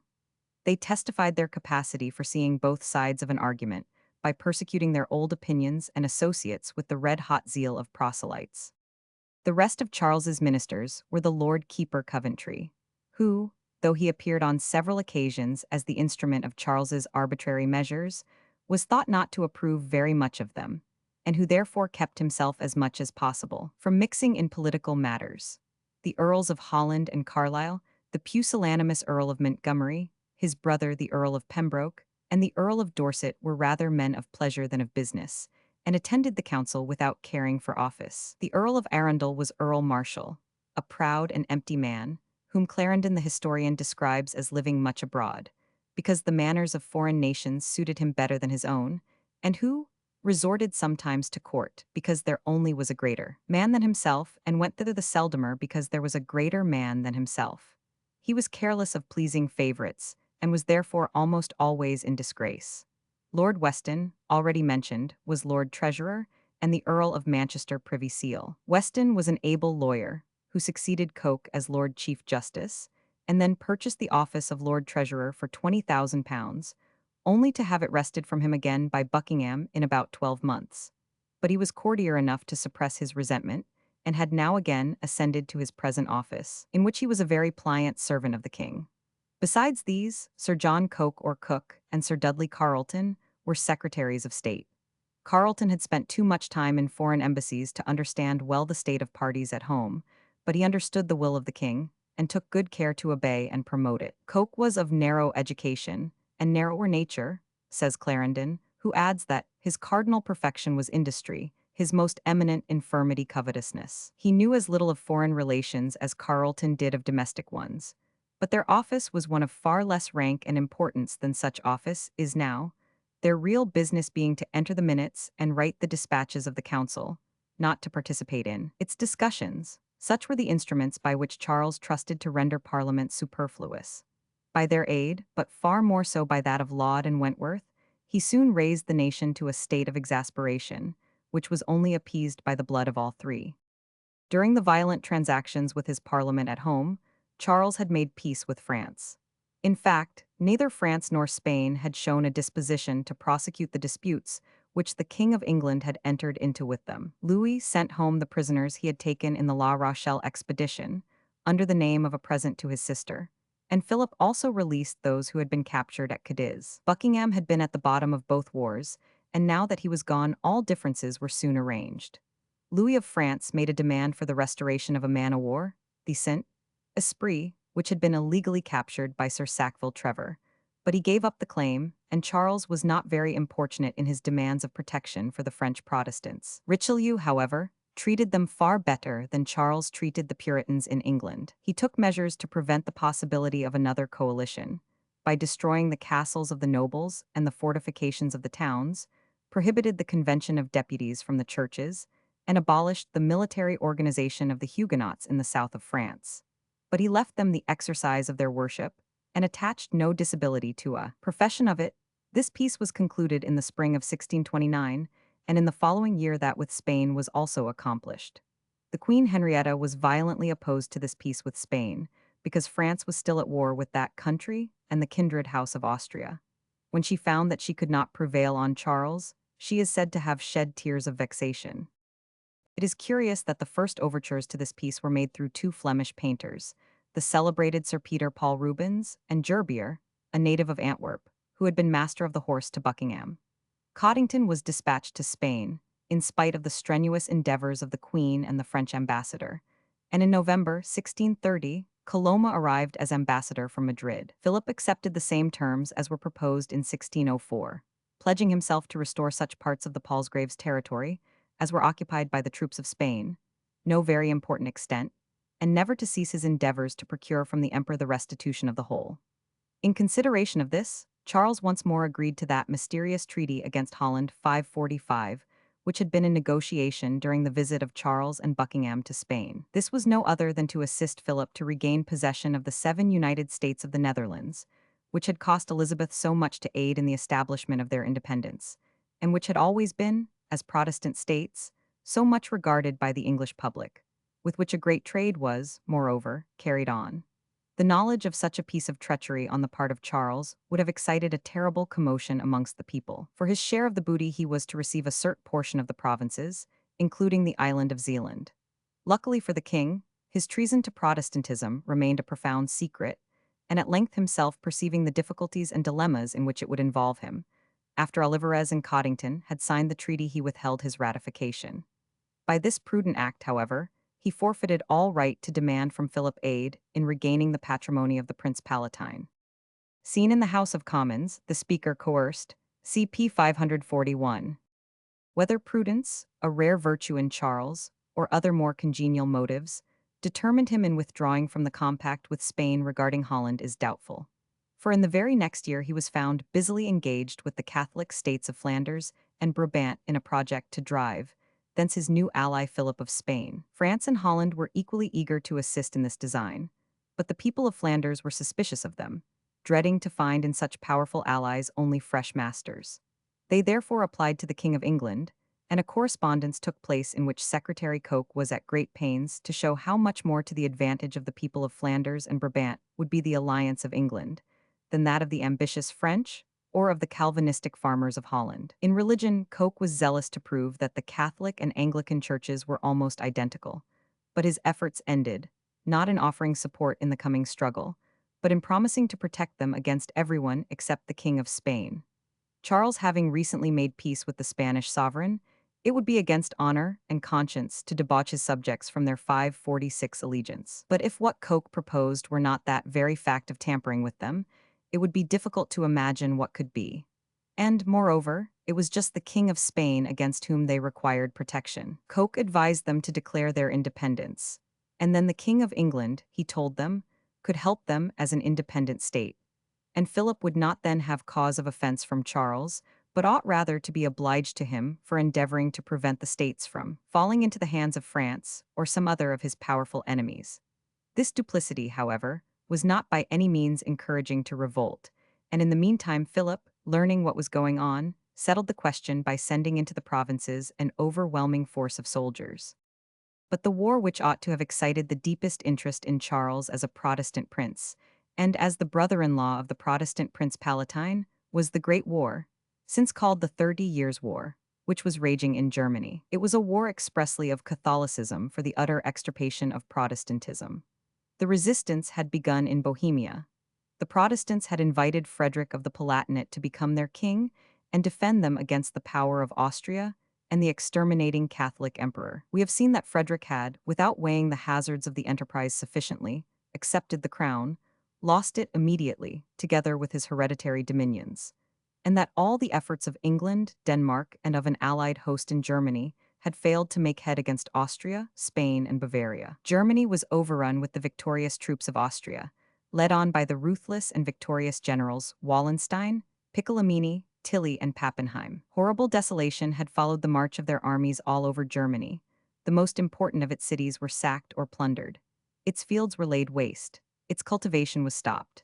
Its people were destroyed or starving, and, with the exception of Saxony and Bavaria, the power of the princes was prostrated, and they were thoroughly divided amongst themselves, and therefore the more readily trodden upon by their oppressors. But at this moment relief came out of an unexpected quarter. Christian IV of Denmark had attempted a diversion in favor of the German Protestant princes, and had not only been repulsed, but had drawn the Austrian generals into his own kingdom with fire and sword. But in Sweden had risen up a king, able, pious, earnestly desirous of the restoration of Protestantism, and qualified by long military experience, though yet a young man, to cope with any general of the age. Gustavus Adolphus had mounted the Swedish throne at the age of 18, and was now only 37. Yet he had already maintained a 17 years' war against Poland, backed by the power of Austria. But now an armistice of 6 years was settled with Poland. Wallenstein, the ablest general of Austria, had been removed from the command, in consequence of the universal outcry of the German princes, in an imperial council at Ratisbon, against his cruelties and exactions. And the far-seeing Richelieu, who was attacking the Spaniards in Italy and the Netherlands, perceiving the immense advantage of such division in Germany, had offered to make an alliance with the Swede. On the 23rd of June, 1630, Gustavus embarked 15,000 of his veteran troops and crossed into Pomerania. On the 17th of September, the Swedish king gave battle to Tilly and Pappenheim before Leipzig, and routed them with great slaughter. This turned the scale of war. The cowed German princes once more raised their heads and entered into league with Gustavus, who soon drove the Austrians from the larger part of the country, took Hanau and Frankfurt on the Main, when Frederick the Palsgrave joined him, hoping to be established by Gustavus in his patrimony. But the brave Swedish king, who was highly incensed against Charles for not joining at his earnest entreaty in this enterprise, in which he himself was hazarding life, crown, and everything, of putting down the Catholic intolerance, and placing a Protestant emperor on the throne, though he received the Palsgrave kindly, gave him no immediate hope of restoration. The English ambassador was there, pressing this vehemently on Gustavus, but the Swede told him he regarded him only as a Spaniard in disguise, and said bluntly, "Let the King of England make a league with me against Spain. Let him send me 12,000 men, to be maintained at his own cost, and which shall be placed entirely at my command, and I will engage to compel from both Spain and Bavaria full restoration of the Palsgrave's rights." Gustavus was perfectly right. Had Charles dealt honorably and wisely with his parliament and people, and husbanded his resources, here was the great opportunity to have re-established his sister and brother-in-law, and have had a glorious share in the victory of Protestantism on the continent. Gustavus recovered Darmstadt 547 Oppenheim, and Mainz, and then took up his winter quarters. Meanwhile, the Saxon field marshal, von Arnim, invaded Bohemia and took Prague, whilst the Landgrave of Hesse-Cassel and Duke Bernhard of Weimar defeated several bodies of Tilly's troops in Westphalia and the Upper Rhine lands. This sweeping reverse compelled the emperor to recall Wallenstein to the chief command.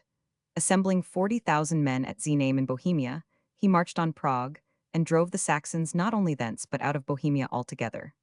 Meanwhile Gustavus, issuing from his winter quarters on the Rhine, directed his course to Nuremberg, and so to Donauwörth, and at Rain on the Lech fought with Tilly and the Duke of Bavaria. Tilly was killed April 30, 1632, and Gustavus advanced and took Augsburg in April, Munich on the 27th of May, and after in vain attacking Wallenstein before Nuremberg, he encountered him at Lutzen in Saxony and beat him, but fell himself in the hour of victory, November 16, 1632.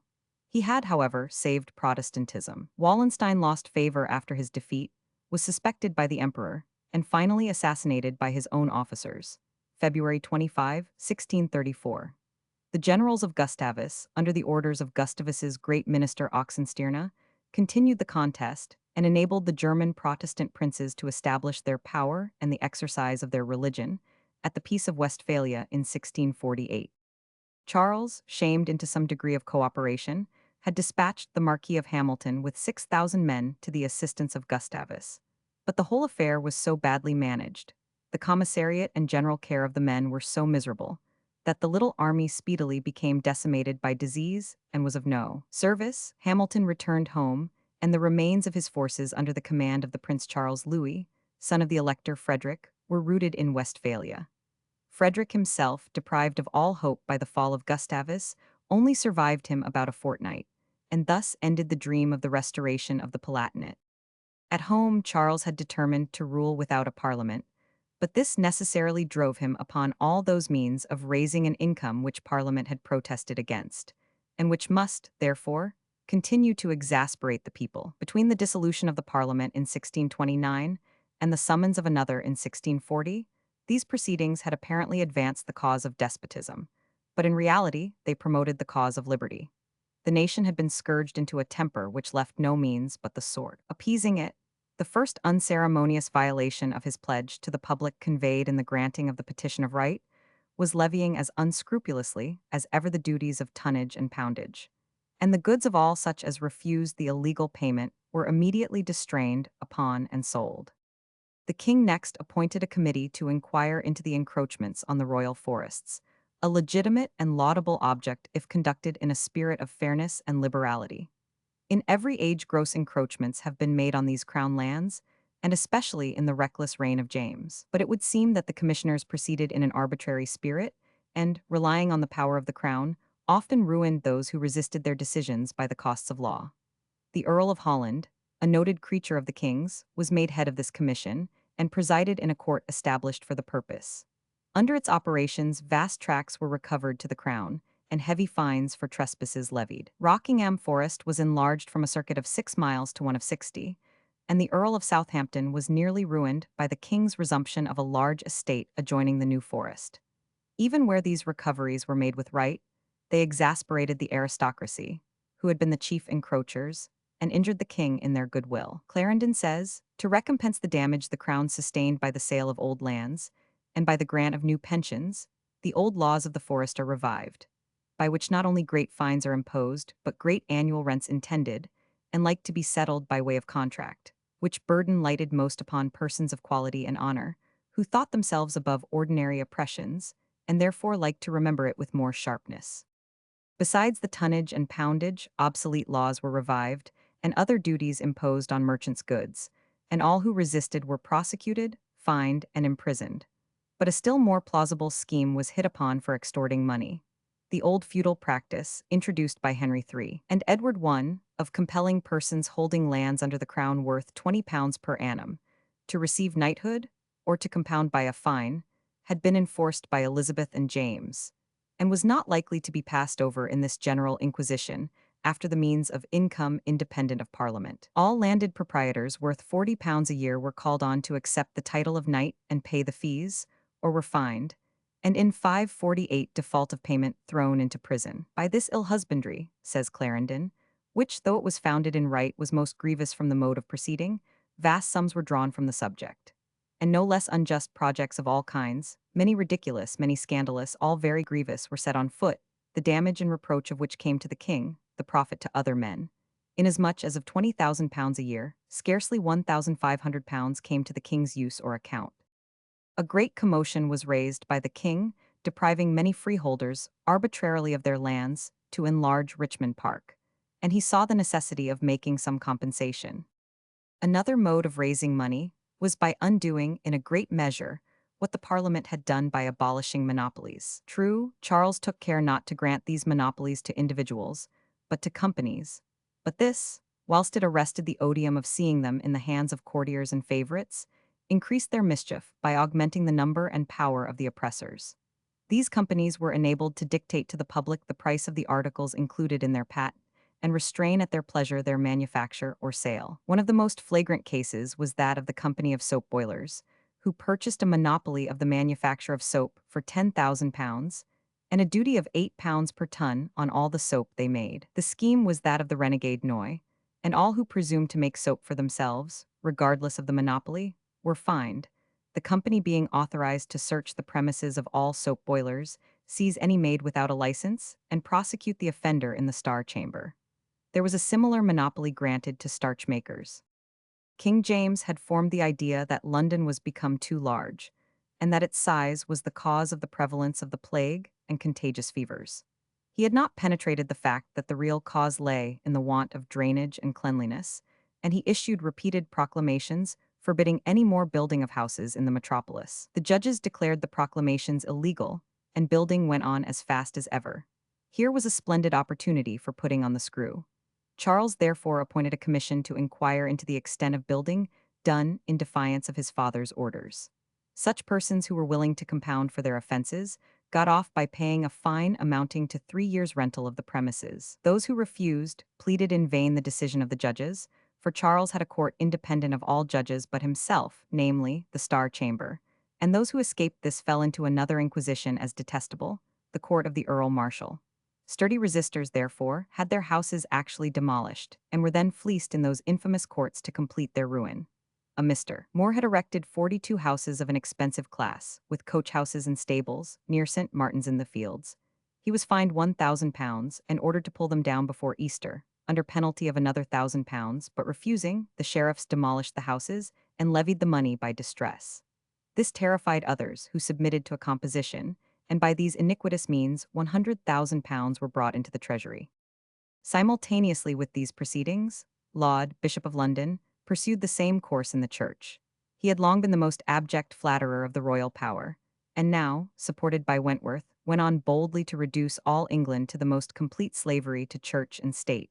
He was supposed to have the intention of restoring the papal power, but such was far from his design. Neither Laud nor Charles dreamt for a moment of returning to the union with Rome, for the simple reason that they loved too well themselves the enjoyment of absolute power. Like Henry VIII, they could tolerate no pope, but one disguised under the name of an English king. Never did the church more egregiously deceive itself than by suspecting Laud or Charles of any design to put on again the yoke of the Roman pontiff. That spiritual potentate, deluded by such empty imagination, offered Laud a cardinal's hat, which was rejected with scorn. On the 29th of May, 1630, the Queen gave birth to a son, afterwards Charles II, who was baptized on the 2nd of July, the ceremony being performed by Laud, who composed a prayer for the occasion. Charles had issued a proclamation forbidding anyone to introduce into the pulpit any remarks bearing on the great Arminian controversy, which was raging in the kingdom. Laud and his party in the church on one side, the zealous Puritans on the other. Both sides were summoned with an air of impartiality into the Star Chamber or High Commission Court, but came out with this difference, that the orthodox divines generally confessed their fault and were dismissed with a reprimand. 549 But the Puritan ministers could not bend in that manner and sacrifice conscience to fear, so they were fined, imprisoned, and deprived without mercy.